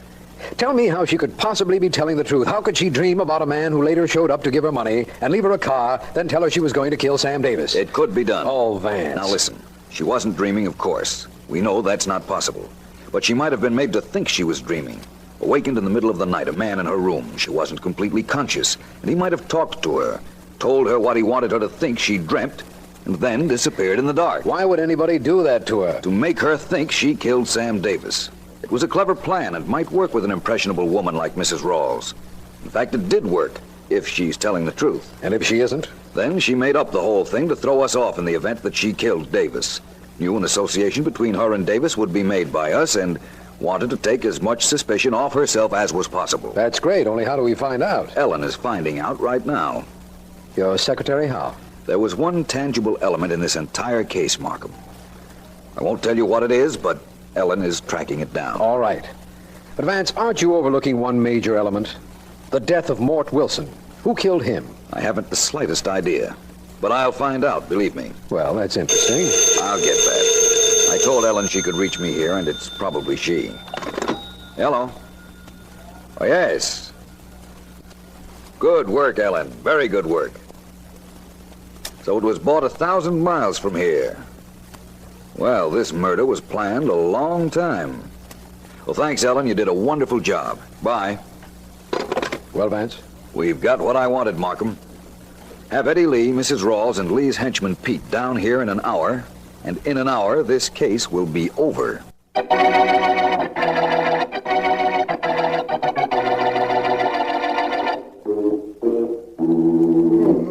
Waiting around, always waiting around. Hey, D.A., how much longer? Vance will be here soon. Your employer doesn't seem in too much of a hurry to see Vance, right, Mr. Lee? Matter of fact, I'm not, Markham. I like Vance all right, but he plays rough. And how about you, Mrs. Rawls? What are your feelings about Vance's arrival? I don't care one way or another, when, as, or if he gets here. Hello, everybody. Guess I'm a little late. I had a stop to make. Hello, Vance. Here are the people you wanted. And incidentally, your hour is up. Yes, I know, and I won't be more than a few moments now. Pete, how tired are you? I'm always tired. Too tired to confess that you helped your boss kill Mort Wilson? Yeah. Much too tired for that. Well, you won't have to confess it. I can prove most of what I'm saying. Lee, you're quite handy with a bow and arrow, aren't you? Never handled one in my life. That's strange, considering that the leading sporting goods store in the city picked your photograph out of a dozen brought to them and said that they had sold you archery equipment for years. I used to buy it and give it away. I just came from your house in the suburbs, Lee. There is unmistakable evidence that an archery target has been removed from the back lawn. The holes were still in the ground. And here's an arrow I found in the bushes. The duplicate of this arrow killed Mort Wilson. You found the arrow I lost, huh? Well, good work, Vance. It'll make a good case, I guarantee that. Thank you, Vance, for cleaning this up. So it was your secretary, Miss Deering, who checked the sporting goods shops, and that's what she called you about before. No, that wasn't what she called about, Markham. Remember I told you there was one tangible element in this case we hadn't investigated? Yes, but you didn't say what it was. That's right, but you might have guessed. Finding where that one tangible element came from enables us to solve this case. So while you arrest Eddie Lee and Pete for killing Wilson, you can also arrest Mrs. Rawls for the murder of Sam Davis.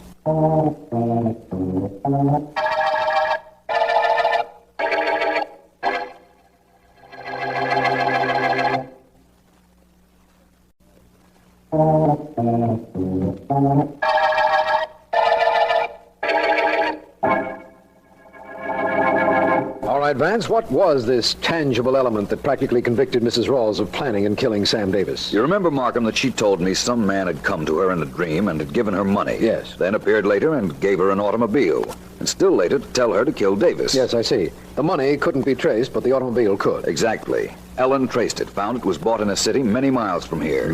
When she called me to tell me that the purchaser answered the description of Mrs. Rawls, I knew she'd planned the whole thing, and that the story of her dreaming was all a lie. We know why she wanted Davis dead, but not why she identified Mort Wilson as the man who allegedly came to her in her dream. Why shouldn't she? She knew Wilson was dead by that time because she'd seen the stories in the papers. Oh, I see. With Wilson dead, he couldn't very well deny it either. She also knew he was tied up with Eddie Lee, for that matter, and that her identifying Wilson as her sleep visitor might involve Lee. That's very true, of course. And your finding that arrow and the archery was enough to get a confession from Lee after we worked on his accomplice, Pete. Lee killed Wilson, all right, but I don't know why. I can tell you that. Lee had sent Wilson and Pete to carry off Davis's body. Lee had probably come to call on Davis and found him dead. Inasmuch as somebody had done him a favor by killing Davis, he wanted to do that somebody a favor by getting rid of the body. And Mort Wilson was under the impression Lee had killed Davis, and Lee was afraid he'd talk. Is that it? Exactly. Well, it's all over now, but I still think that Mrs. Rawls made a mistake in coming to you in the first place with her ridiculous dream story. All murderers make mistakes, Markham. The trick is to find them. She thought she was being very clever when she came to me in the beginning. I wonder what she thinks now, at the end of the nightmare murder case.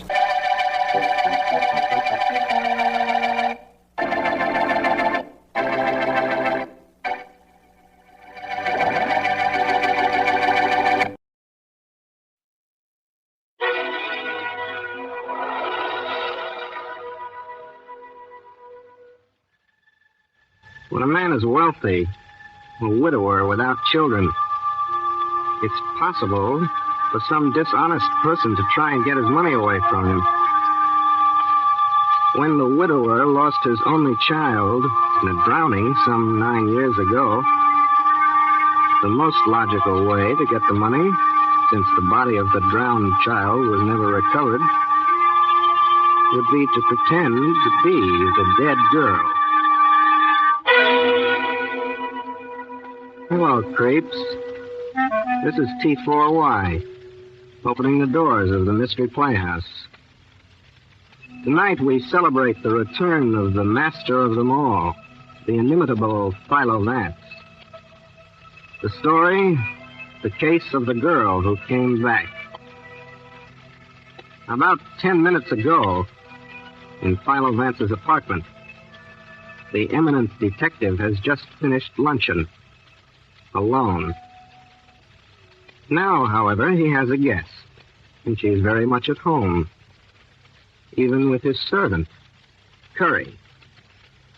Lay out Mr. Vance's water wings, will you, Curry? We're going swimming. We are not. Mr. Vance. Vance, really, it's a terrific day. I phoned Washington, and there isn't any detecting for me to do. Please take me swimming. It's on the island, no doubt, along with 7 million others who've got the same idea. It'd be fun. Mr. Vance. It would be a nightmare. I loathe floundering about in the water like a canned salmon.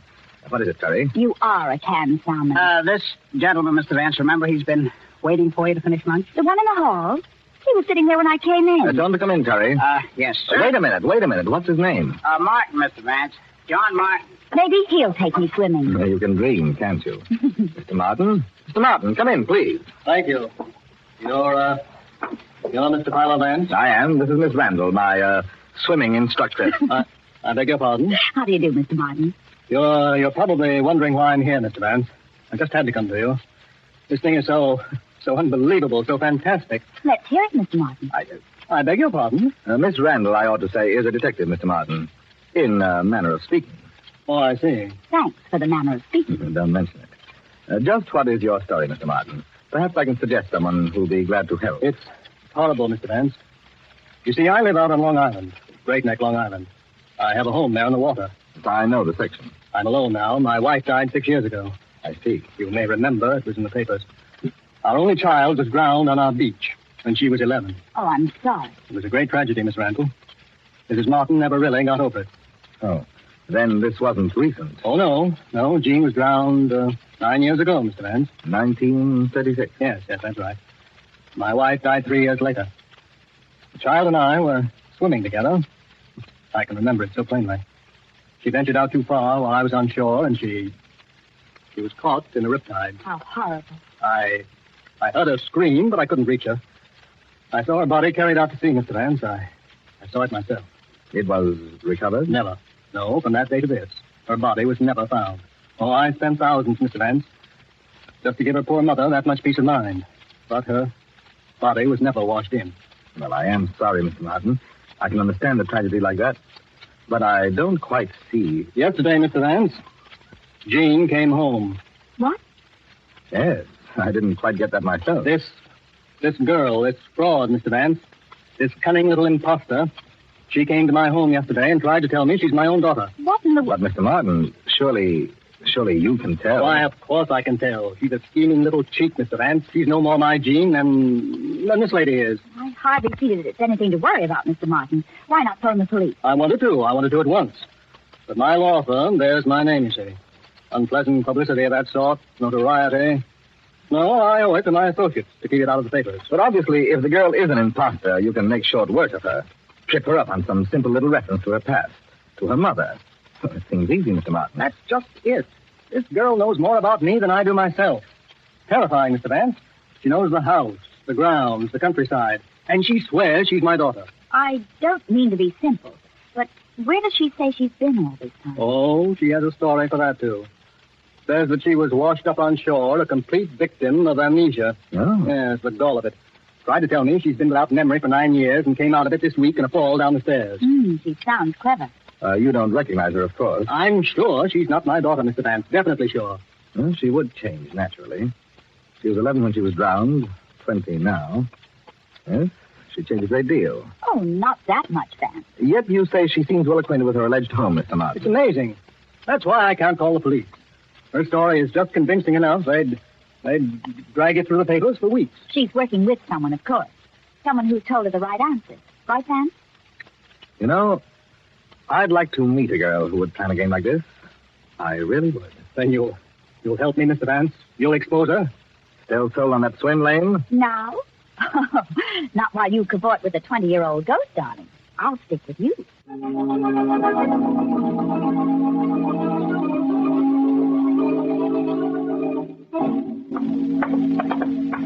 And this brings us back to the library, Mr. Vance. Now you've seen the whole estate. Well, I see you're a camera enthusiast, Miss Martin. Huh? Oh, those enlargements. Yes, I dabble in it. When the war broke out, my doctors told me to do something to quiet my nerves, so I took up photography. Well, some of these are excellent. I have a darkroom downstairs. I'll open it up if you like. I'd enjoy it. And now if you'll send the young lady in, please. I'll tell you how grateful I am, Mr. Vance. I'm in a terrible strain. Mr. Vance wants to see you. What about? Come in, Miss... Miss Martin. Jean Martin. So we've heard. Sit down, Miss Martin. If you don't mind, I'd like to ask you a few questions. I suppose he hired you. On the contrary, I should have paid to meet you. I admire your courage. You're very funny. You contend you've been an amnesia victim for 9 years. Is that right? That's right, but surely you know where you've been. I remember falling. I must have hit my head because there's a bump on it. And that's all. That's all? When I came to, I was about a block from here.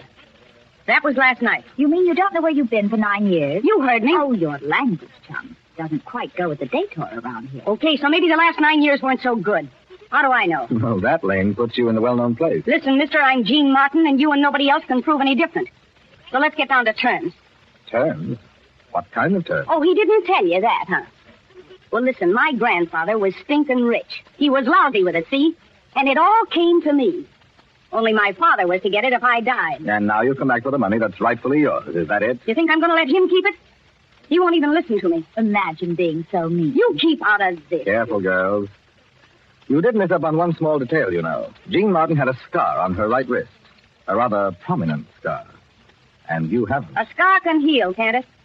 I had the scar. It's gone now. It's been gone for years. Oh, brother, you're really good. Listen, you. Wait a minute. Keep talking, Lane. What? There's someone listening at the door. Say it. Oh, I know what I'd like to say. A nice afternoon like this, and we come all the way out here to... Care to join us? Come in. Hey, let go of me. Gladly.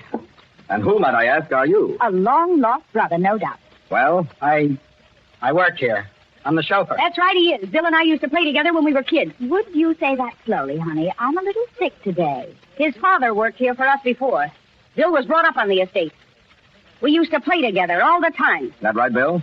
I never saw her before in my life. Why, you... But you did live here. You did play with the real Jean Martin. Sure. She was a great little kid. I taught her to swim. You remember a scar on her wrist, of course? Sure I do. Right here. About 1.5 inches. She got it cutting a watermelon at a picnic out on the lawn. Heck, I went with her when my dad drove her into town to the doctor. I see. Well, you've been a great help, Bill. You'll be around if I need you again. Yeah. I'll be around. Thank you. Listen, he's lying. I tell you, he remembers me. He must. Sure, honey. We all do. Will you ask your papa to come in here, Jean? Listen, you can stop cracking, both of you, because I'm Jean Martin, brother, and that sticks. Ask him to come in, please. Sure. Go ahead. Play detective all you like. Hey, Daddy. You're through, Mr. Vance? Well, it wasn't much effort, Mr. Martin. The local police could have handled the situation nicely. Let's all sit down a moment. Sure, I got all the time in the world. You scheming little... Take it easy, Daddy. On the way out here, young lady, Mr. Martin explained that you're unusually well acquainted with this house. In short, that you can answer questions an outsider wouldn't know. I told you I used to live here. Remember? You knew, for instance, that your mother played the piano. That the rose garden was once to the north, rather than where it is now. That the roof on the east wing is new. Yes, there was a great deal more, Mr. Vance. It's uncanny. Well, obviously the girl's been well coached. Is Bill in on the deal, Jean? What? My chauffeur, Bill? We've met him, Mr. Martin. Why, that's absurd. I practically raised the boy myself. His father died right here in my employ. Try again, Mr. Detective. Suppose we try money, Jean. Does that interest you? Sure it does. If the money belongs to me. Don't forget I'm Jean Martin. You know, Mr. Martin, the girl might be telling the truth. Oh, Vance. Why, that's ridiculous, Mr. Vance. I'm surprised you mentioned such a thing. Stranger things have happened, you know. And the girl is right. Childhood scars do disappear in time. But As for her amnesia, that's entirely possible, too. Now you're doing okay. Vance, what in the... My suggestion, Mr. Martin, is that we settle this some way now. Right here in this room. I think I'll have a drink. Oh, perhaps that would help us all. Lane? You sound like you've had 10, Vance. Why, any fool. Later, pets. When we're alone. There's only scotch here in the library, if you... Well, that will do nicely, thanks. Let me pour the drink. I'm the daughter, you know. You want one, too? Oh, I might as well. I feel it already. Here you are, Mr. Vance. Ah, thank you. Now then, let's drink to the success of our bargaining. How's that? To the success of what we'll accomplish here. Mr. Vance, wait. What, Miss Martin? Vance, no, don't drink that. It's poison, Vance. That glass is full of poison. Vance! Well, I seem to have spilled my drink. Vance, you didn't drink it.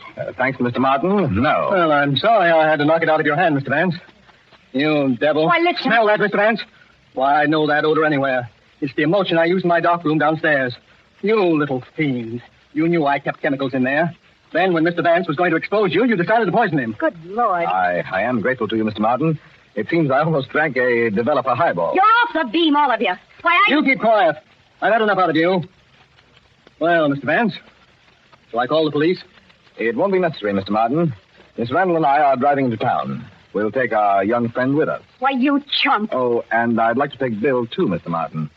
I'm not entirely sure he isn't mixed up in this. Take them all. I just want this woman out of my house. I assure you, Mr. Martin, you've seen the last of her.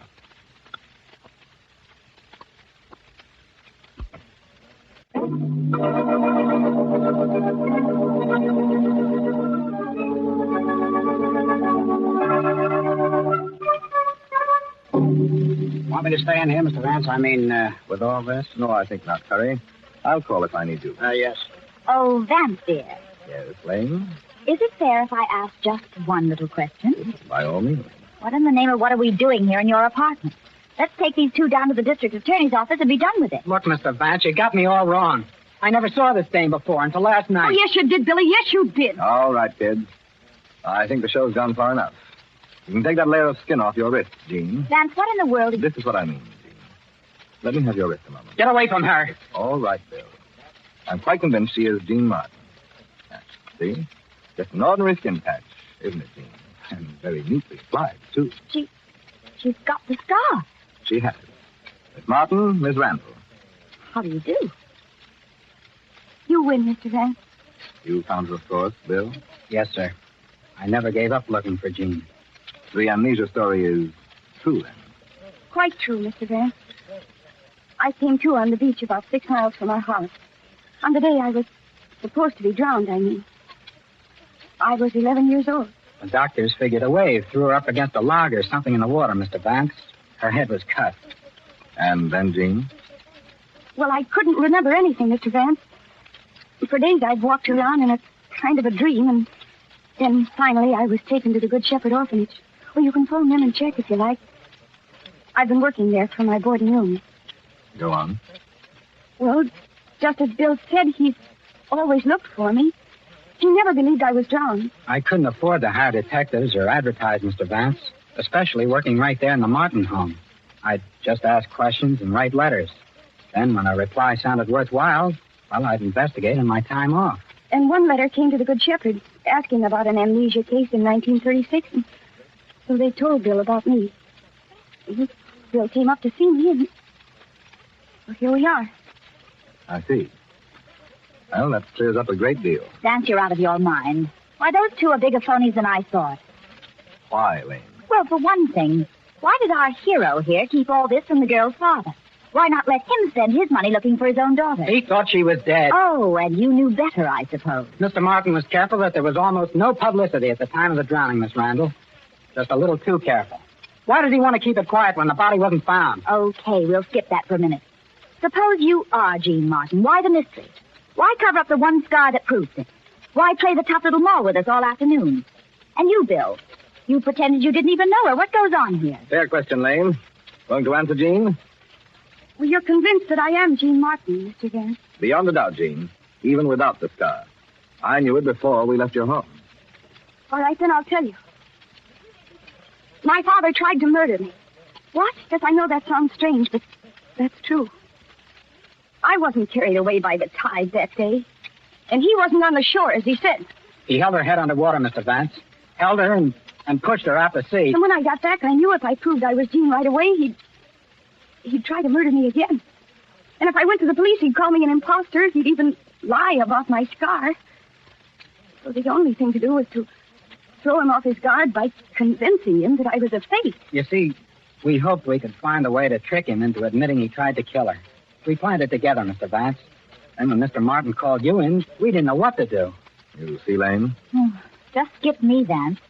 I'm so dizzy now, just let me sit here and spin. Well, it's quite simple, really. Martin called me in to bolster his own case. Now I think we'll unbolster it a little. But how, Mr. Vance? What can we do now? He's got all Jean's money, everything. Jean, I told you once today you've got nerve. Think you can use it again?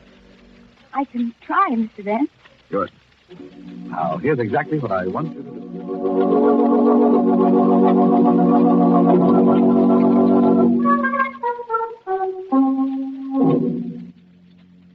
Mr. Martin, sir. Yes, Bill? That boat's loose again, sir. I'm afraid it's been damaged hitting against the dock. Confound it, can't you keep that boat tied up properly? Oh, I'm sorry, Mr. Martin. I wasn't here this afternoon, you know. Oh, yes, that's true. I'm glad you came out clean in that nasty mess, Bill. Mr. Vance called and told me the police are convinced that you had nothing to do with that girl. Yes, sir. Well, we'll just forget the whole incident, son. Boat damaged, you say? Yes, sir. I wish you'd go down and look for yourself, Mr. Martin, and you can tell me what's to be done. All right, I will. Nice night like this, I ought to be outside. Yes, go along, son. I'll look at it directly. Yes, sir. I'll be in my quarters if you want. Thank you, Bill.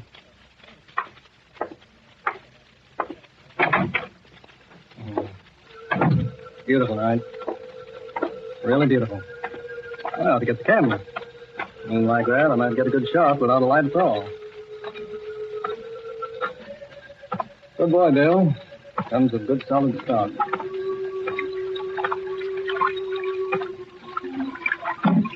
I just told him to turn on the footlights down here. How does he think I can inspect the boat without lights? Yeah. My, what a wonderful night.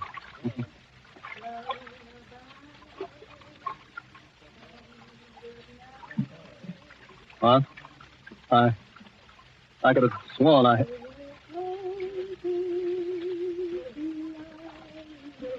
That song.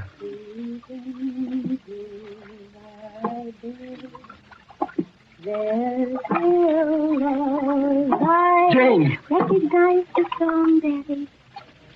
From Lullaby. Lullaby.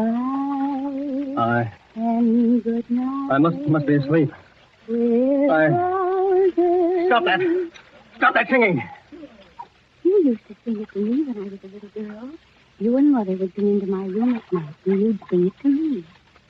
Remember, Daddy? Stop it, I say! Who are you? Look at my wrist.